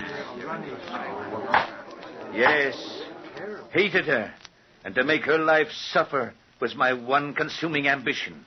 Now she is out of my reach. The young man Solon, her foolish and scrawny lover, is innocent of anything in the death of the fortune-teller Philomel. I am the guilty one. I. The events began when I first saw them together, Solon and my stepdaughter Zonila. Solon had a bookstore, a hovel of a place across the street. On this afternoon, he was reading to my stepdaughter Zonila, and the pleasure on her face angered me. I could hear Solon's voice from where I was, standing in front of my shop with Philomel, the fortune-teller. Let me not to the marriage of true minds admit impediments. Love is not love. Wonder Smith, your little bud's blooming in the sun. Zonila! Zonila! Yes? Come here. Look how he shuts his book with a bang. You've a great voice for frightening, Wonder Smith. Yes? Have you sat there in the sun long enough, cooing to each other like sick doves? We're not. Get in the house. Upstairs to your room and stay there. Your lover will bake alone in the sun. Get in. Wonder Smith, the joy's gone out of her face. She'll laugh only when I laugh. Get in the house, Zonila. You're a fine stepfather, Wonder Smith. Your daughter's lucky. Stop it. We've business, Philomel. So we have. We made a bargain, Philomel. I have done my part of it. Have you done yours? Yes, Hippie. My magic has trapped a soul for the doll. It's in a bottle. You say your part is done? Yes. The paint is drying on the doll now. We will meet tonight at 8 in my shop. Do our honored colleagues know? Coplon the honest jeweler and Oak Smith the cutthroat? I've told them. And we will test the doll tonight. Yes. It will be a rare sight, Wonder Smith, to see a wooden mannequin come alive full of murder and wrath. If the soul you've bottled is full of murder and wrath... Do not worry, neighbor. My pick of murderous souls is vast and deep. Gallow birds, jailbirds, a whole nation of outlaws are on the waiting list. And we'll be rich. And with the riches we'll have power. Aye, Wonder Smith, we'll be rich, albeit somewhat bloody. Tonight, then, Philomel. Tonight. Philomel, answer it. It's after 8 o'clock. It must be there. Coming. Patience, you dogs. I'm an old woman, not a young bird. So, you're here at last. Come in, Coplon. You too, Brother Oaksmith. Is everything ready? Where's Hippie? Sit, friends. We will begin in a few minutes. Here's wine. Drink. I will be back in a moment. I've brought some stones, Philomel. Rubies. We'll test the doll with them. Here. Good. And you, Oaksmith? The key to the bird store. Splendid. You're a fine purse snatcher, boy. Is that the doll? Yes. Look. Oh, a masterpiece. Beautiful, Wonder Smith. Beautiful. A magnificent little man with the face of a devil. The sword in his hand is as sharp as a razor. I have never fashioned anything as fine as this. And we will bring him alive with one of Philomel's souls and send him out into the world for victims. That we choose. Yes, that we choose. He will bring us back the rarest jewels. And he'll fight the very devil himself to do it. An epic thief, the size of a cat. Let us test him now. Have you the soul, Philomel? In this bottle. The soul of a scoundrel hung at dawn from a public gallows. You seem uneasy, Philomel. This is a restless and angry soul. He stirs in the bottle. Let it loose upon the doll. Soon. Silence. Huh? What is it, Hippie? I heard something. In this hall, the step going by. Your daughter, perhaps. She wouldn't dare. Oh, come, you're imagining things. There's no one here. I'm not so sure. We're only wasting time. The doll. It sounded like a step. Oh, shut the door. You're nervous. All right. But I was sure that... Loose the soul, Philomel. Then put the rubies away. and stand behind me. The soul will leap to the first figure it sees, and, well, I am a bit uneasy about the one I've captured. Be careful. Now then, I cover the doll and push the bottle under the covering. Loose the stopper and, unerring, sure with devilish art, possess this body, seize this heart, muscle and nerve and brittle bone. Make them all your very own. Oh, it's moving under the covering. Pull off the wrapping. Pull it off. I'll do it. See? By the seven gods. It's alive. Yes. Alive. Like you and I. See how it glares at us, turning its doll's head from side to side. Oh. Look! It bares its teeth at me. The hate in its eyes when it glares at you, Philomel. Beware its sword, Philomel. Hippie, it is not a friendly doll. That's the soul you gave it, Philomel. It does not like me. Perhaps it wants the taste of blood, and I've the most of it here. The key to the bird store, Philomel. I gave it to you. So you did.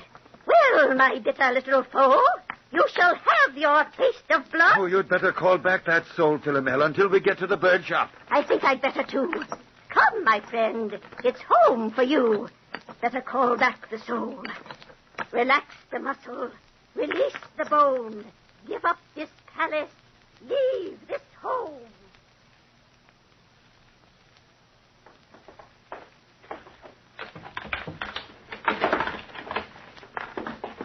A light. It's black as pitch here. Hey, wait. I've a candle. Oh. Hold the doll, Oaksmith, while I strike a match. I have the doll, Wondersmith. Just a minute. Huh? What's that? Strike a match, Wondersmith. Strike it. There. It's a parrot. There's a watchdog of a bird for you. Quick. Somebody might have heard. Give the doll his soul again, Philomel. Let's be done with this test. Silence! Master! Silence, you feathered fool. To work. Cover the doll. The bottle now, and unerring, sure with devilish art, possess this body, seize this heart, nerve and muscle and brittle bone, make them all your very own. Save the house, Master. Quick! No. Put the rubies in the parrot cage. And it's alive! At first, Your Honor, the tiny doll glared murderously at Philomel, the fortune-teller. Even in the candlelight, I could see her grow pale. But the instant the doll saw the jewels, greed crept into its eyes. And nimbly, its tiny sword glittering in the candlelight, it ran across the tabletop, jumped to a shelf, and then, as graceful as a cat, leaped across to the parrot's cage.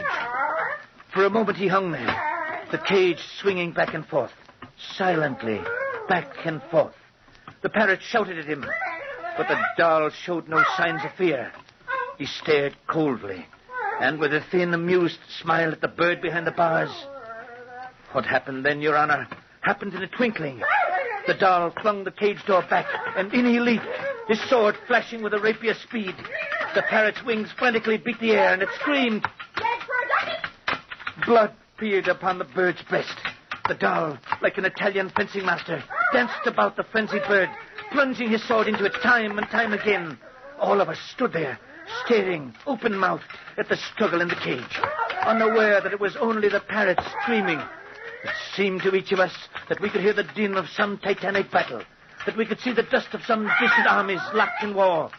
And then it was over in a flash. The bird screamed. It shuddered, and spasms racked its body. And then it fell to the floor of the cage. For a moment, the doll stood there, wild-eyed and panting. And then it bent, scooped up the rubies, and swung out of the cage. When it reached us, it dropped the jewels on the tabletop and watched Philomel. Magnificent. Magnificent. Did you see him, Lord? My doll's a success. A success. Philomel, watch out. Hippie! Hippie! I've got him.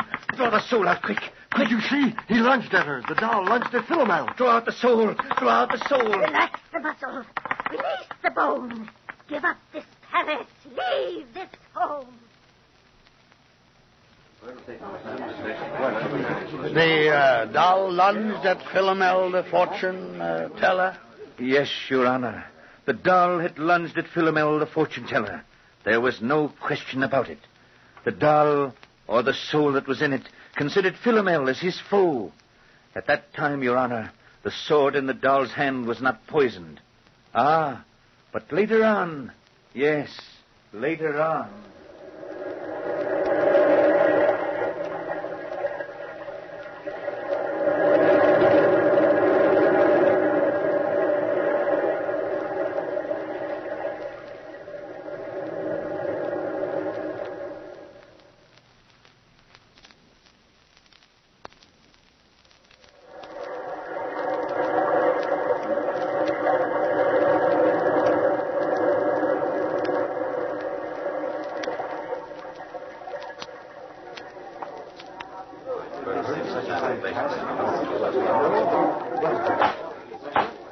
Silence. Will the court be quiet?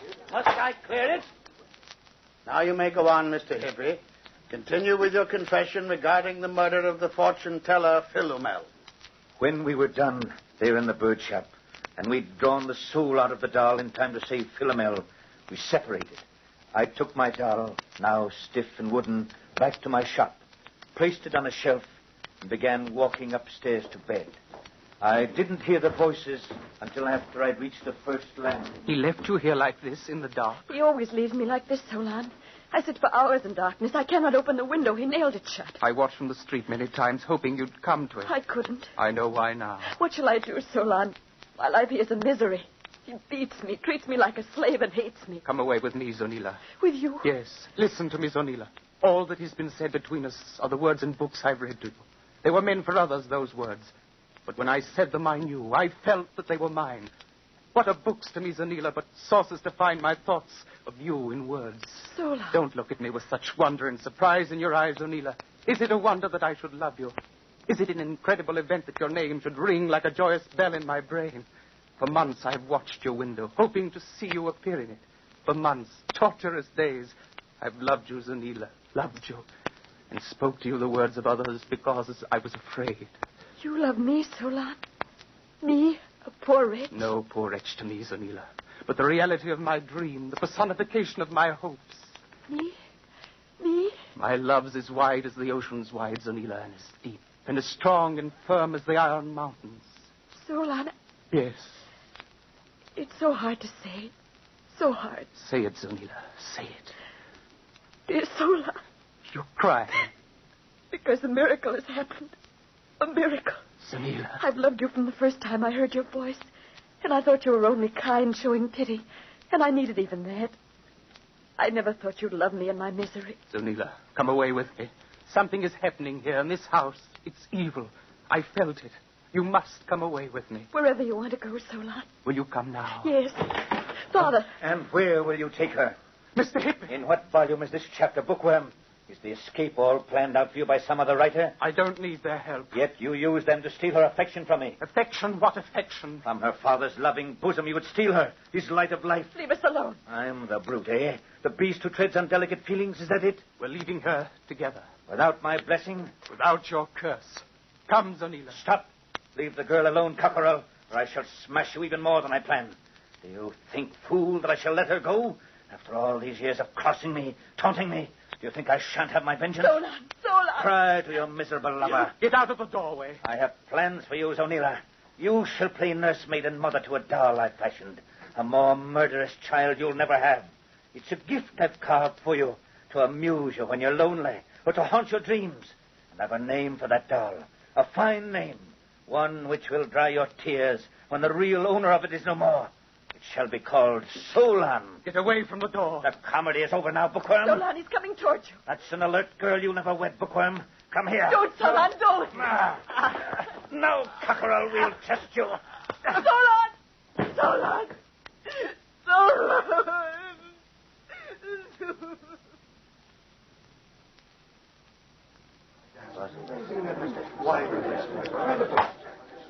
Quiet.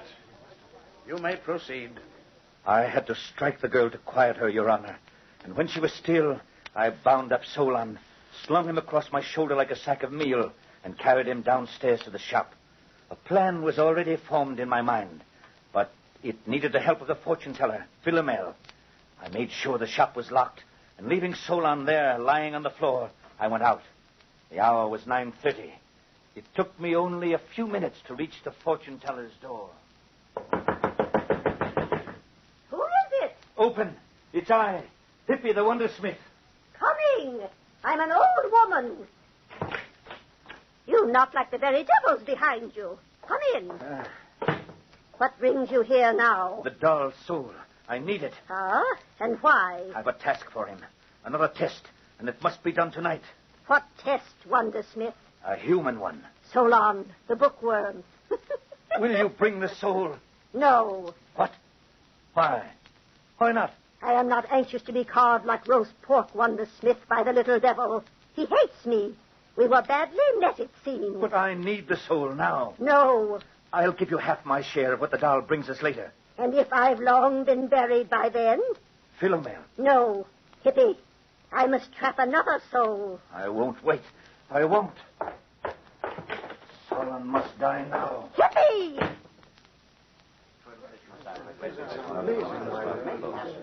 But I wasn't leaving as early as that, Your Honor. Outside the fortune teller's door, I waited. And when I heard her creak out of the room, I stole in. I knew where she kept the bottled soul. I found it, slipped it in the pocket, and stole out down to my workshop again.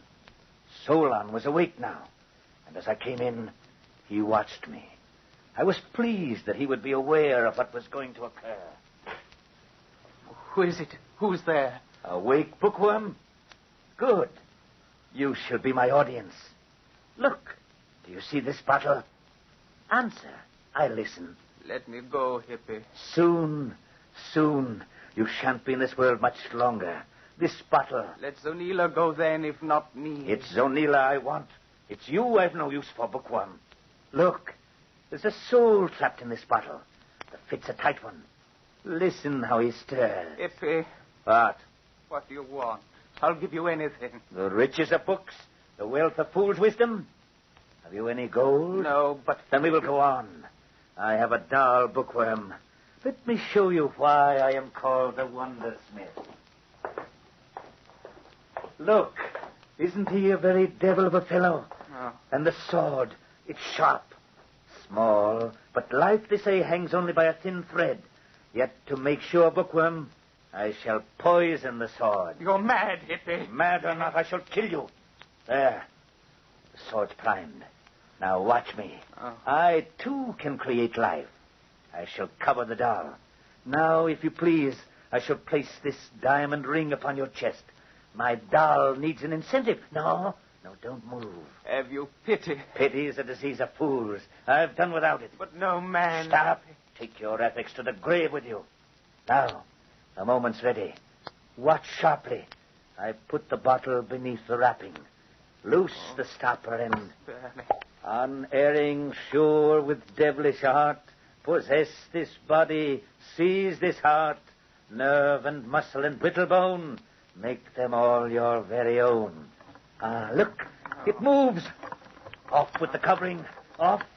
See how he glares. There's your victim there. Hippie, once. Philomel. You fool, Philomel, the doll, Philomel. Stop it, Hippie. Stop it.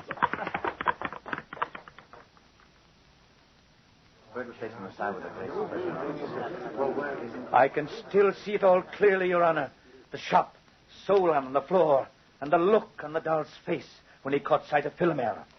That was the time I first noticed the gold brooch on the front of Philomel's dress.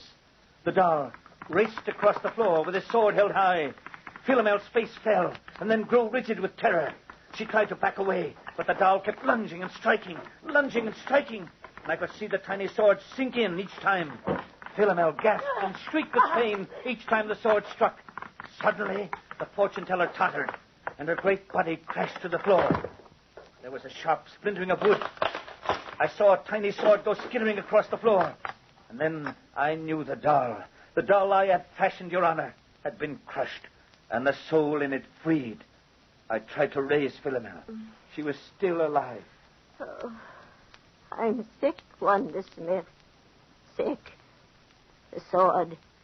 You poisoned it, didn't you? Yes, Philomel. Can you do anything? No. You fool. Fool, I warned you. The doll would have turned on you. Where is he? Crushed. You crushed him. So I gave him his freedom after all. He was an angry soul, stubborn for his freedom. The bookworm? Alive, but not for long. Let him alone, Wondersmith. Never. You're purchasing a bitter afterlife. As bad as mine will be. Oh, the pain. Oh, the pain. No riches and no power for us, Wondersmith. We'll go to the grave, penniless like all the others. Light. It's getting dark. Philomel. I say, let there be light. For I am forewarned of the region I shall awake in. Wondersmith? Yes. You are my executor. You will find neither gold nor jewels, but a crystal which you must destroy. Where are you? Here, Philomel. You will find it in... Oh, a light. Strike a light, someone. Wondersmith. I must have a light. Philomel. Huh? You're leaving so soon, Wondersmith. Well, then. Good night, neighbor. Good night. It was a fine evening. Good night. Good night.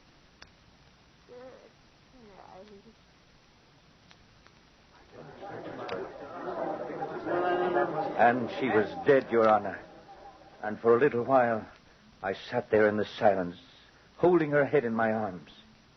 I think, and believe me, Your Honor, it is important that you do. I think I loved the fortune teller. In a little while, I got up. The young man was staring at the door.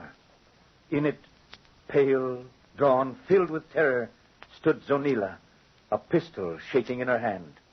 I could have taken it from her without danger, Your Honor. But what was the use?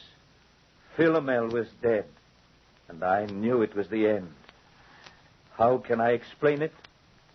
The rest you know. How Solon and Zonila brought me to the police. How I was brought to trial. I am here because I am guilty. I beg no mercy from the court. Only, Your Honor, make it soon. Soon.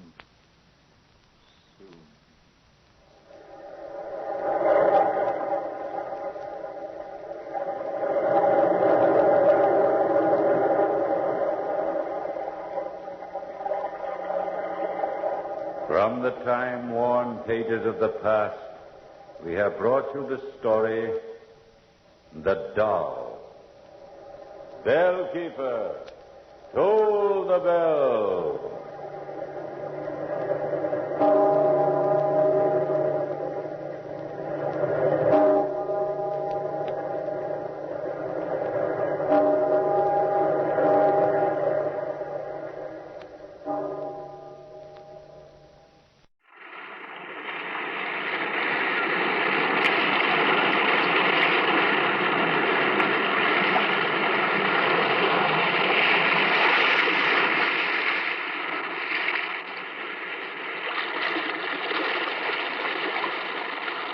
The weird circle.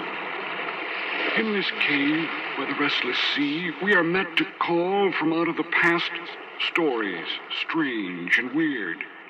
Bellkeeper, toll the bell, so that all may know we are gathered again in the weird circle.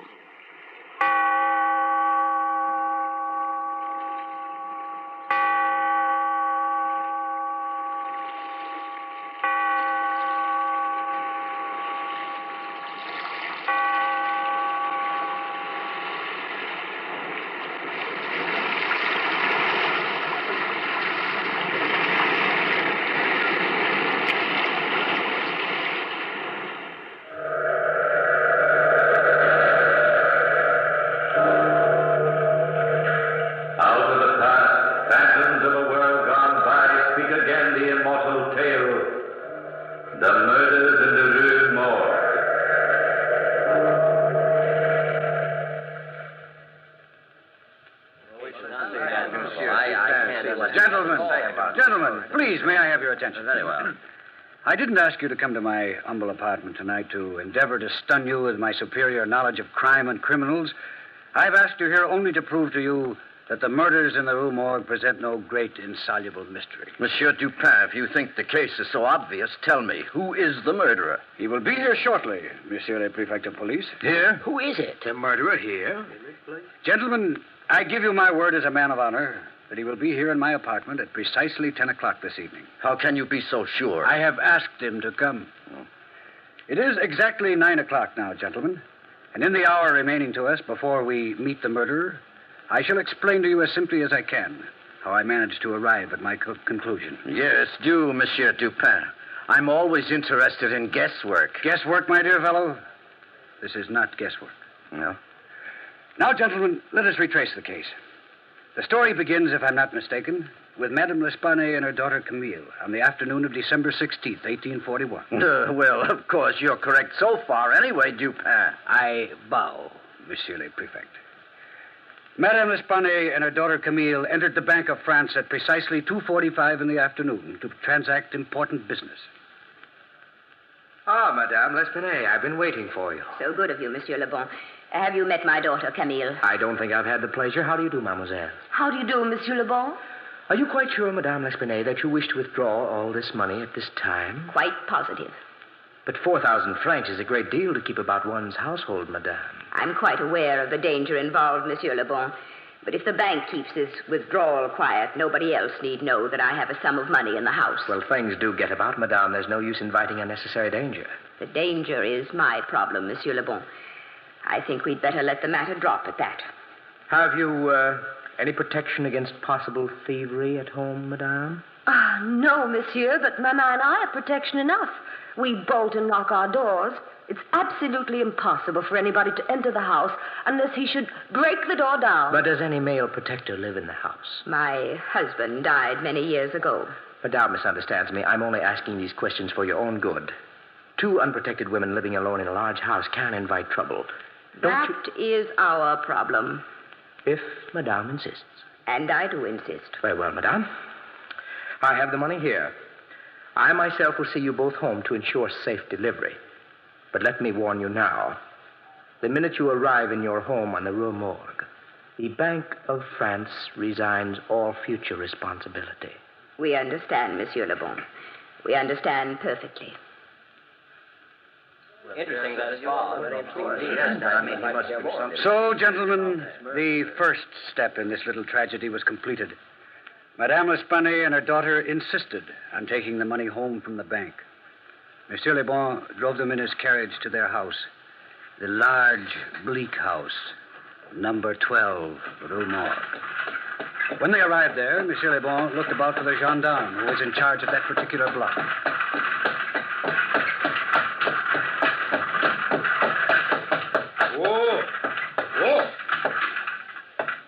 May I help you out, Mademoiselle Camille? Oh, thank you, Monsieur Le Bon. Madame? Thank you.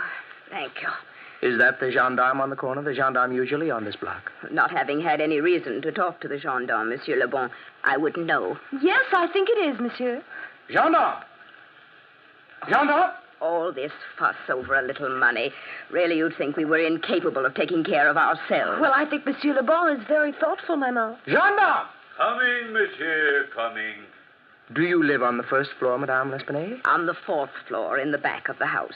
I own this house, and I've shut up all the other rooms. You mean this entire house is unoccupied except for... You called me, monsieur. Yes, I did. I want you to keep a special watch on this house for the next week or so. Madame L'Espanaye and her daughter will have a considerable amount of money in the house. I will watch the house like a watchdog. You would be better off if you did it like a man. Then you'd use your head instead of your feet. Monsieur. What is your name, gendarme? Gendarme Isidore Musée. Very well.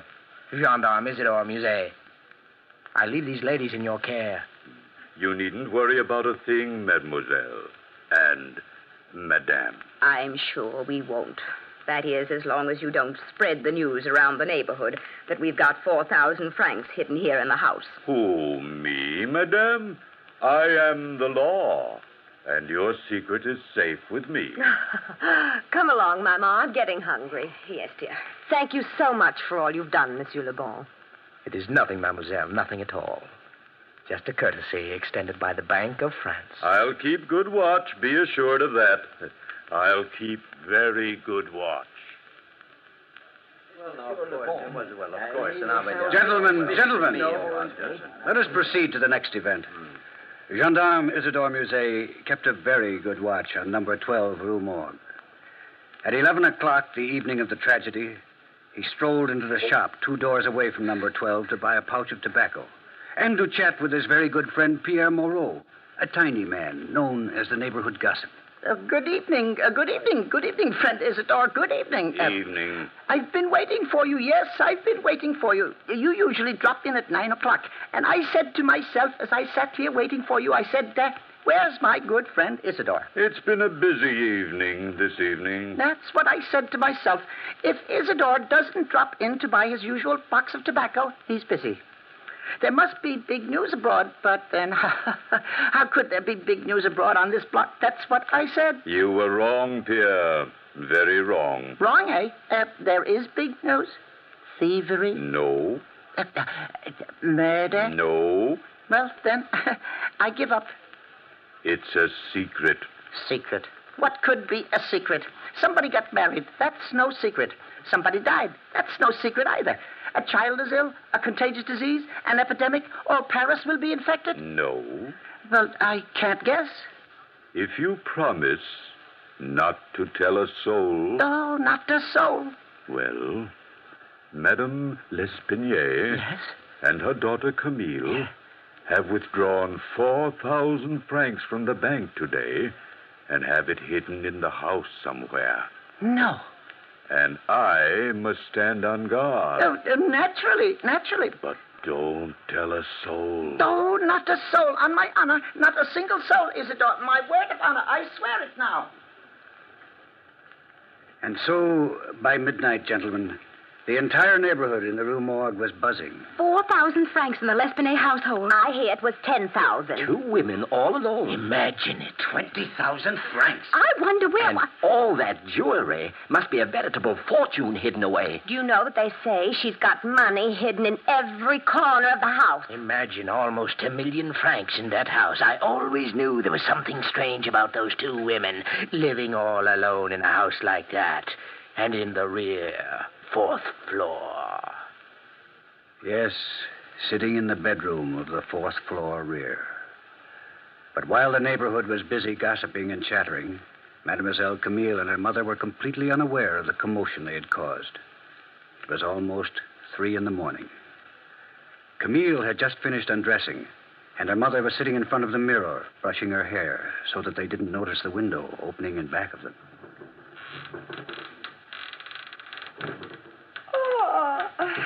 I'm so tired, Mama. Poor Camille. It's been a very busy day.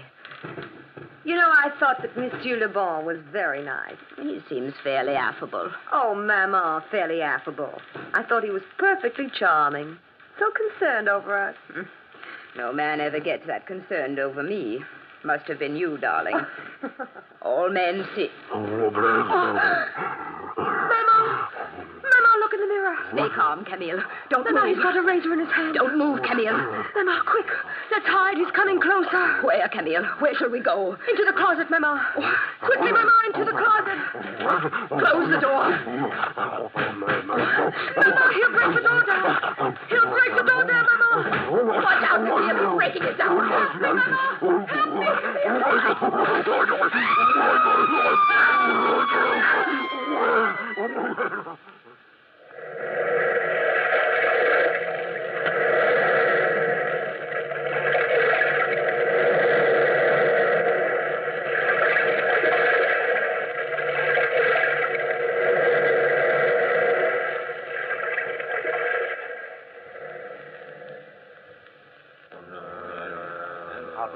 Terrible. How awful. Quite right, gentlemen. Simply ghastly. We fully realize that this is a horrible atrocity, but we must remain factual. While all this was going on the 4th floor of number 12 Rue Morgue, the gendarme Isidore Musée, the little tobacconist Pierre Moreau, Monsieur Le Bon, who, strangely enough, was in the neighborhood at that very moment, and a passerby, a sailor, all 4 were attracted by the screams of the 2 women and immediately tried to break into number 12 Rue Morgue. Now stand back, everybody, while I break the door down. Stand back. This is the gendarme's job. Break it down, Isidore. Break it down. Up. Follow me, everybody. Up these stairs to the 4th floor. Down right behind you, Isidore. Right behind you. On the next flight. Keep going. Wait a minute. Wait. Listen to that. He's speaking Italian. No, it's Russian, Isidore. No, Italian, Pierre. I think it's Polish. How would you know Polish, Monsieur Lebon? Have you ever heard Polish spoken? No, but listen again. I think it's Dutch he's speaking. Dutch, Polish, Italian, Russian. And none of you know what you're talking about. He stopped speaking, hasn't he? Yes, probably escaped. Yes, probably. I wonder. Try the door. Can you open it, Isidore? No, it's locked. I think we're too late. I'm sure of it, sailor. I warned you about the gendarme. Well, let's break the door down. 1, 2, 3. Look. What? Oh, the entire room is wrecked. Just exactly as if a maniac had torn up the place. The bed's torn apart. Yes. I've sailed the 7 seas, but I've never seen a place look like this in my entire life. Monsieur Lebon, where are Mademoiselle Camille and her mother? I don't know. They're not in here. Look. Where? There in the fireplace. Oh. It's Mademoiselle Camille. Dead. Yes. Dead. Poor girl.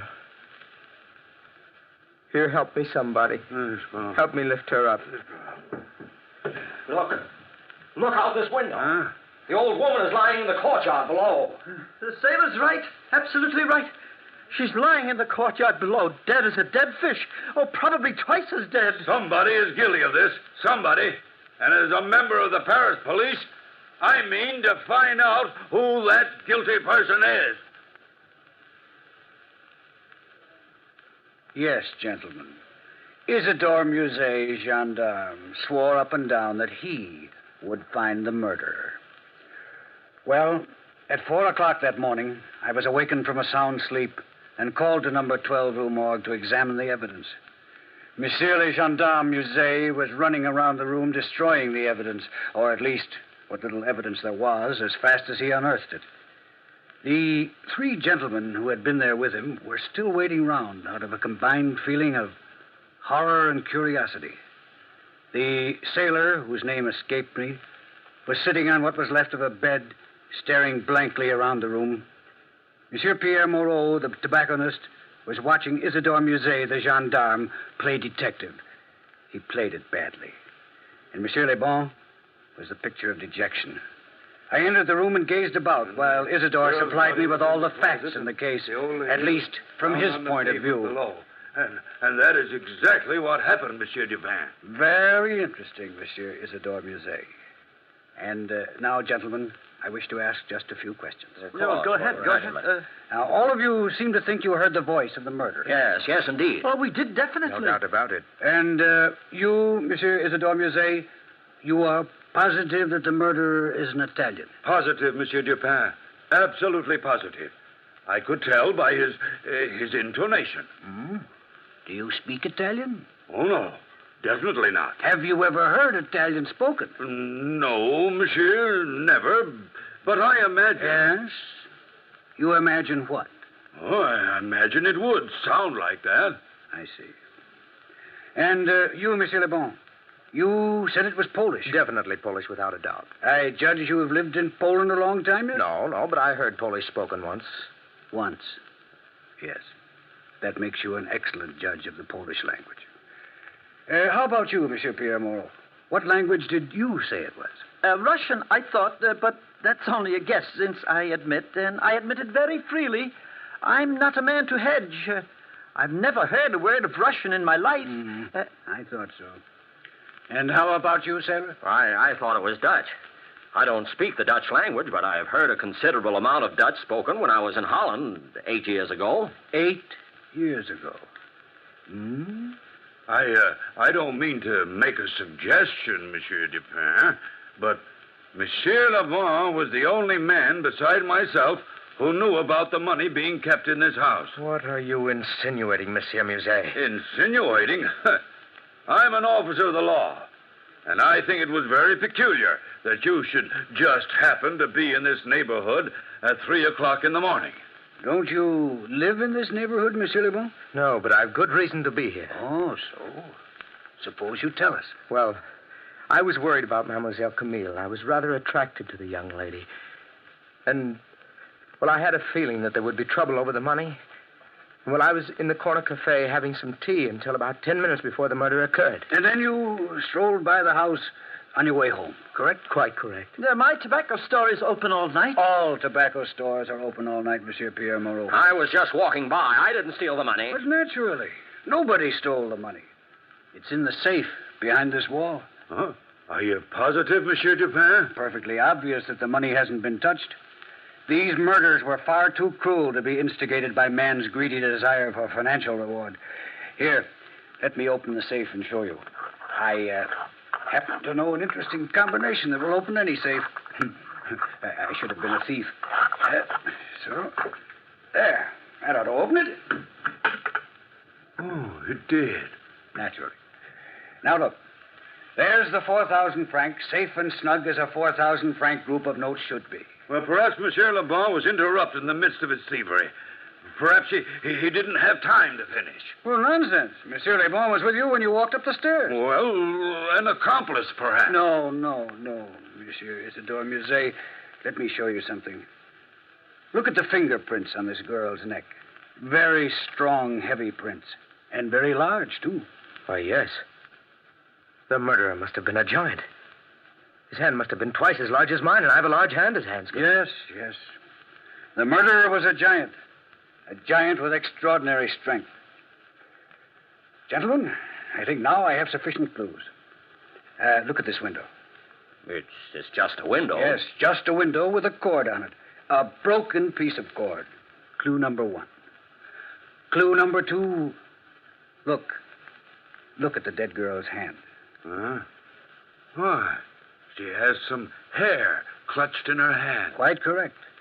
And with this cord and this hair, I can find the murderer. Gentlemen, go home. Go home, get a good night's sleep, and I'll hand the murderer over to the prefect of police very soon. Monsieur Dupin, don't forget to mention that I helped you. I'm due for promotion soon. That's very extraordinary. I don't care, man. And so, messieurs, that is the story. And you have the fact. A piece of cord and some hair. The condition of the room, the strength of the murderer, the passion of the deed, the lack of motivation should all suggest to you the very same thing it suggested to me. Monsieur Dupin, you are talking in circles. Circles? So? You mean to say you still don't know who the murderer is? No, of course I don't know. And frankly, Monsieur Dupin, I don't think you know either. Oh, really, gentlemen. Really, gentlemen, you amaze me. Here, Monsieur le Prefect. Examine this piece of cord, if you will. What do you make out of it? A piece of cord, yes. Well, let me see. Well, it's a piece of... Well, nothing except that, it's been torn. Yes, it's been torn. Now, yes. Try to tear it yourself. Well, try to tear... Well, I couldn't. It's a very, very strong cord. Ah. Notice anything else? Yes, now that I look at it, it's got a very unusual knot in it. But what does an unusual knot prove? You'll see what I mean presently. It's the first stroke of 10 o'clock. Any minute now, gentlemen, the murderer will enter this room. May I please ask you to extinguish all the candles in the room, all except one. Why, Monsieur Dupin, we'll all be murdered. Which would be no great tragedy, but I wouldn't worry if I were you. Well, as you say, Monsieur Dupin. Extinguish the candles, gentlemen. Yes. Now we are in semi-darkness. That is fine.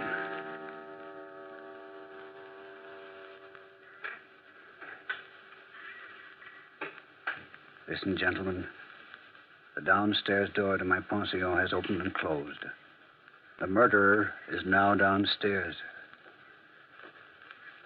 He is walking up the stairs. Now listen. Yes, listen. For the love of heaven. Quiet, quiet. He is coming closer. Gentlemen, are you ready to grab him when he enters? Yes, Monsieur Dupin. That is good, good. He is standing outside my door now, Monsieur le Prefect. Ready, gentlemen? Yes. Come in. Grab him. Let me go! Let me go! Let me go! So it is you, sailor. Help the sailor to sit down. It was a trap, huh? Yeah, but this sailor doesn't look strong enough to commit these murders. Let me go! Let me go! Let me go, I say! Please don't struggle.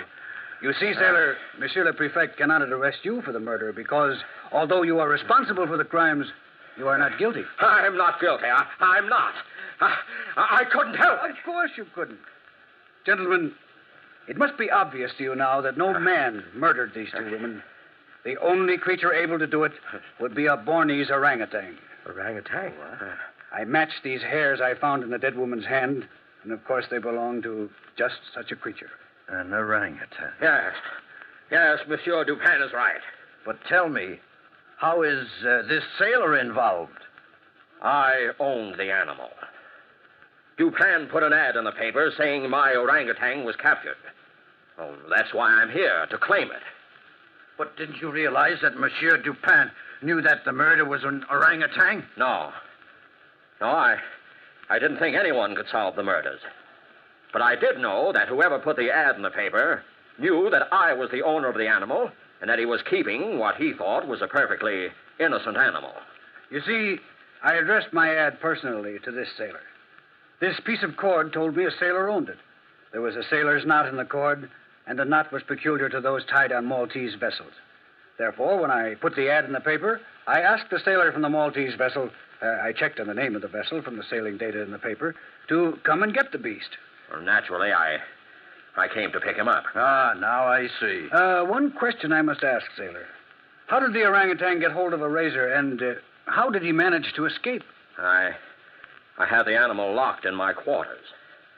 I captured him in Malta and brought him to this country to sell to the zoo.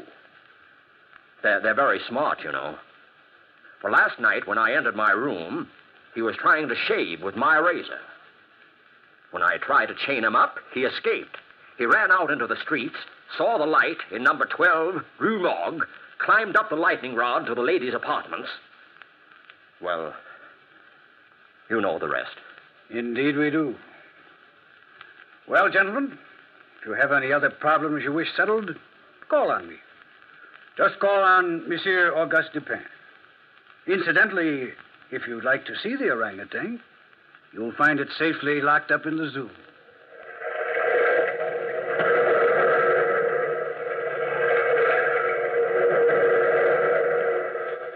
From the time-worn pages of the past, we have brought you the immortal tale, Murders in the Rue Morgue. Bellkeeper, toll the bell.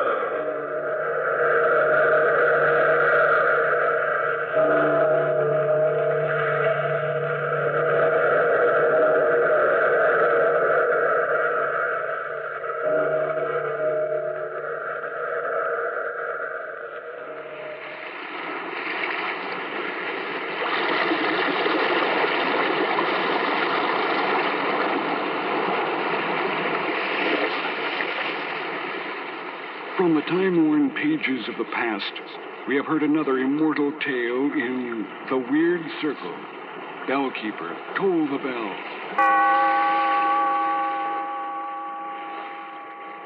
Be here in this lonely cave by the restless sea once again next time for another immortal tale in The Weird Circle.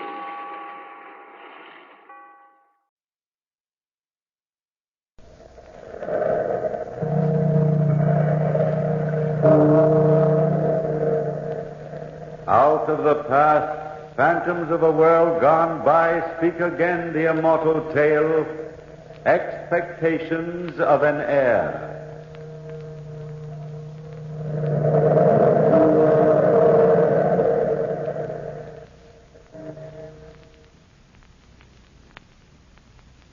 Yes, there she goes.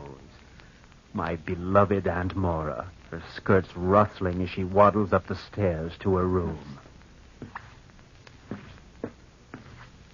My earliest memories are memories of her, always dressed in the same way, heavy dark dresses which only accentuate her huge body, her fat body. Always waddling from our dark living room up the circular wooden stairway to her room on the second floor, leaving behind a faint scent of mimosa perfume, mixed with the sweet odor of rice powder and the dusty smell of old clothes. Aunt Mora, mother, father, brother, and sister, all these she has been to me. My only relative, Aunt Mora. There's always been just two of us, alone together.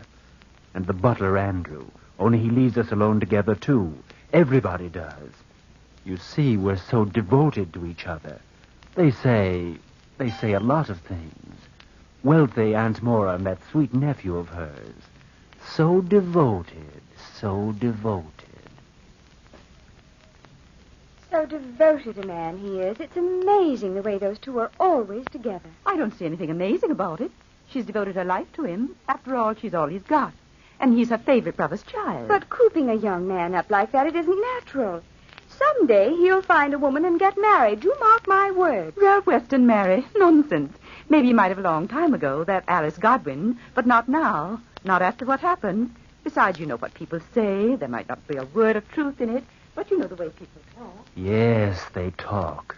And I've given them much meat for conversation. I wonder if they know the truth, the real truth. Could they have guessed? It was for you, Alice, that I did it. It was all for you, Alice. I loved you. I loved you a great deal. We had been for a walk that afternoon so long ago when we were engaged to be married. You stopped suddenly by the banks of the river and you looked at me, almost appraising.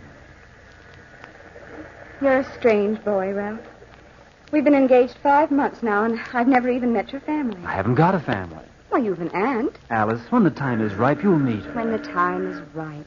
I'm so tired of being secretly engaged. It's all so pointless. Why can't I announce my engagement like other girls? Are you ashamed of me? Ashamed of you? Great Scott, no. Well, why keep it a secret, then? Even my family are becoming suspicious. Stall them a while. Say that you're not sure you love me. That's rather close to the truth, Ralph. What do you mean? I mean, I'm not at all sure anymore that I want to marry you. You've no gumption. You won't get a job and start out on your own like other people. A little foolish for me to take a job as a $20 a week clerk, and there's not very much else I'm suited for. But living on your aunt this way... I'm not living on her, really, Alice. It's my money. She's going to leave it all to me someday. Someday isn't now. Aunt Mora doesn't approve of my marrying. You know that. Do I? I don't know anything. Do you want me to be cut off without a cent, Alice? Yes, as a matter of fact, I'd love it. Give you a chance to prove yourself. You're not being very practical. Have you ever asked your aunt, point blank, how she feels about your marrying? Well, no, because I know what her reaction would be. You're making her seem an awful ogre. When everyone says she's so devoted to you. Such a nice person. I know Aunt Mora better than you, Alice. You'll have to let me do things in my own way. Aunt Mora's got a bad heart, and any kind of a shock would prove fatal to her. But why should your engagement prove a shock? Oh, Ralph, we've had this argument so many times. I'm sorry, darling, but unless you feel free to marry me now... Alice, give me a little time. I wish I didn't love you. Alice, I'll tell Aunt Mora tonight. Oh, I'm sure she'll understand, Ralph. I'm positive she will. That is, if she's as devoted as people say. Devoted. Devoted. I went home. Tried to plan how best to break the news. After dinner, Aunt Mora and I were in the living room. The air was heavy with the rich, fat odors of mimosa perfume and rice powder. We sat in silence facing each other. Then she glanced at the clock on the wall and started toward the dark hallway. She was just about to walk up the stairs to her room when... Good night, Ralphie. Don't forget to lock the windows. You forgot last night. Auntie? Yes, Ralph? I've got to talk to you. I was wondering if... If what? I can't talk to you this way in the dark hallway with you peering down at me. What I have to say is Rather confidential. Can it wait till morning? I guess it could, only it's rather important. Sounds like a matter of state. I hate to mention... You hate to what? Approach the subject of money again. Heaven knows you've been generous enough. Gambling debts again, Ralph? Well, that isn't all. Another woman? Don't say another woman in that tone, Andy. It's not fair. Do come in the living room and sit down. All right. Straighten your coat, Ralph. Your clothes always look like you've slept in them. Stop picking on me. I'm not picking on you, dear. Now, here we are in the living room. What did you want to say? Mind if I light a candle? Or is that a waste of candle wax? Ralph, I've never minded how much candle wax you use. I've never said anything about it now, have I? You looked it. I think you interpret my looks to mean something they don't mean. You interpret so much into everything. If you're going to dissect me, we'll get nowhere. What did you drag me down here for? I want to get married. Who is my future niece-to-be? Alice Godwin. Alice Godwin. I used to know her mother. If she's anything like her mother, she's a sweet girl. She's a lovely girl, and she loves me. I didn't even know you knew her. Don't know everything about me. I never supposed I did. Well? Well? Congratulations. What are we going to live on? I mean, money, Aunt Maura. I had supposed that the miracle of love had worked a miracle in your ambitions. I see I'm wrong. I offered to help you get a job 2 years ago. There was one that paid a good salary. You know I'm not well. At least not well enough to take a job. My lungs. Nonsense. Your lungs. The doctor examined you last month and said you were in the best of health. The doctor. I know how I feel. Oh, Aunt Maura, you're going to leave me your money. Why don't you give me enough to live on now? Because you're not capable of handling your own finances, Ralph, dear. Be sensible. Sensible? Yes. All you have to do is take a look at the record of the way you've handled money in the past. Ridiculous gambling debts. I was young. You said 6 months ago you were young. And now I'm to believe that you've grown up. But... And the women. You've spent a fortune on women. It's natural for a young man about town to waste hard-earned money? No, my dear. If you find a job and prove to me that you've changed, I might reconsider. But as it is, you'll not have a cent from me until the day I die. Auntie... Ralph, you're closer to me than any child of my own could be. I'm only doing it for your own good. Dear, you know as well as I do. I'm devoted to you. Devoted.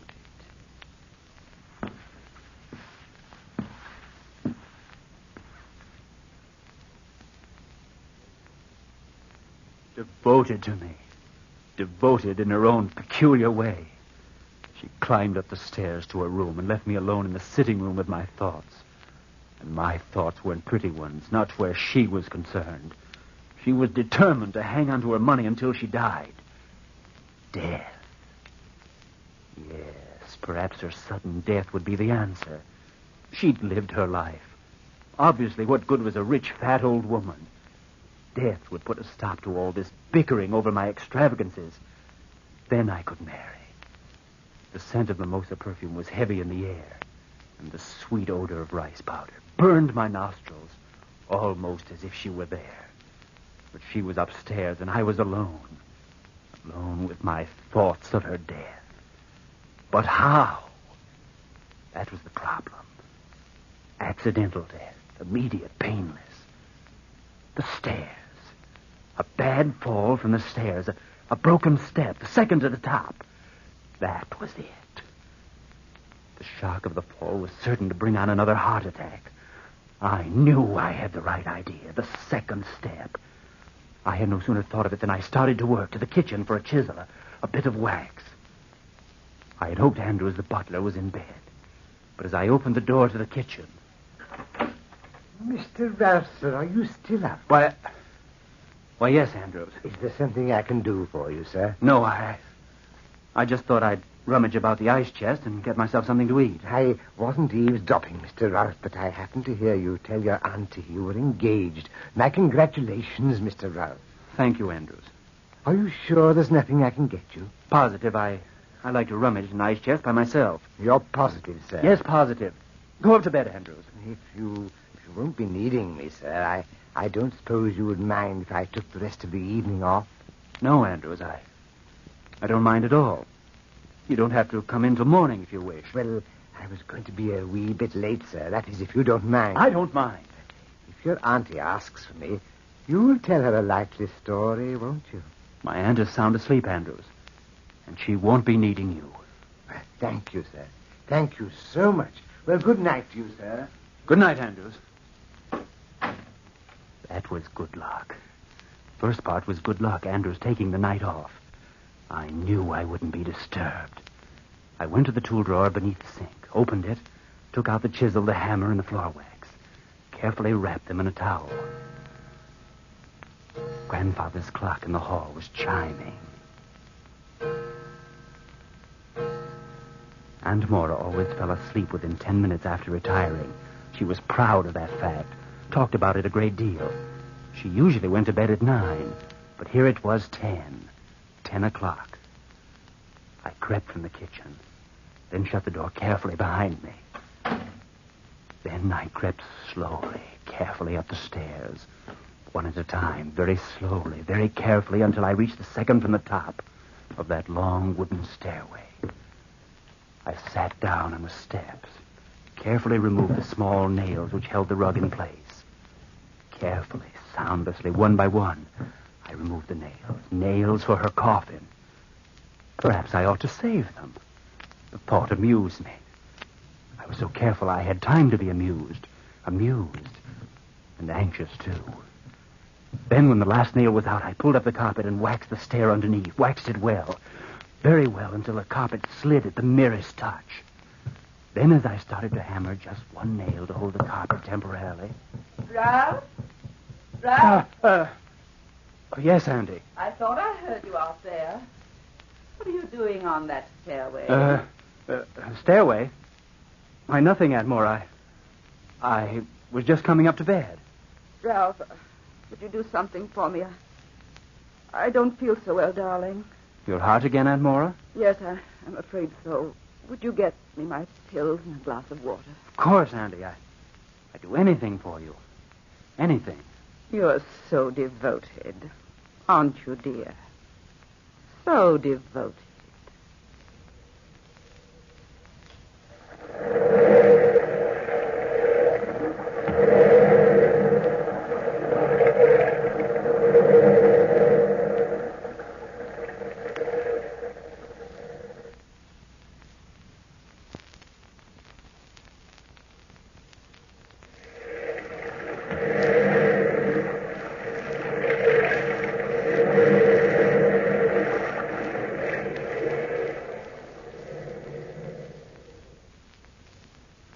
I left the stairway and got Aunt Mora's pills and water. Had she seen me fix the stair? Had she guessed? Nobody knew what went on in that mind of hers. It was almost midnight as I entered her room. I opened the door and walked to her bedside. Thanks, Ralph. That's all right. Anything else you want before I go to bed? Nothing. These attacks don't mean a thing. Funny I couldn't sleep tonight. Haven't you been asleep at all? I must have dozed, but I kept dreaming. Very uncomfortable. Dreaming of what? I can't remember, except that it was unpleasant. You ate a large dinner tonight. You always have nightmares when you overeat. You know that. Yes, of course. Only it was so strange. What's so strange? To dream that you were trying to murder me. Yes, that is strange. Good night, Ralph. Good night, Aunt Mora. I hope you don't have any more unpleasant dreams. I hope not. I don't like unpleasantness of any kind. My heart won't stand it.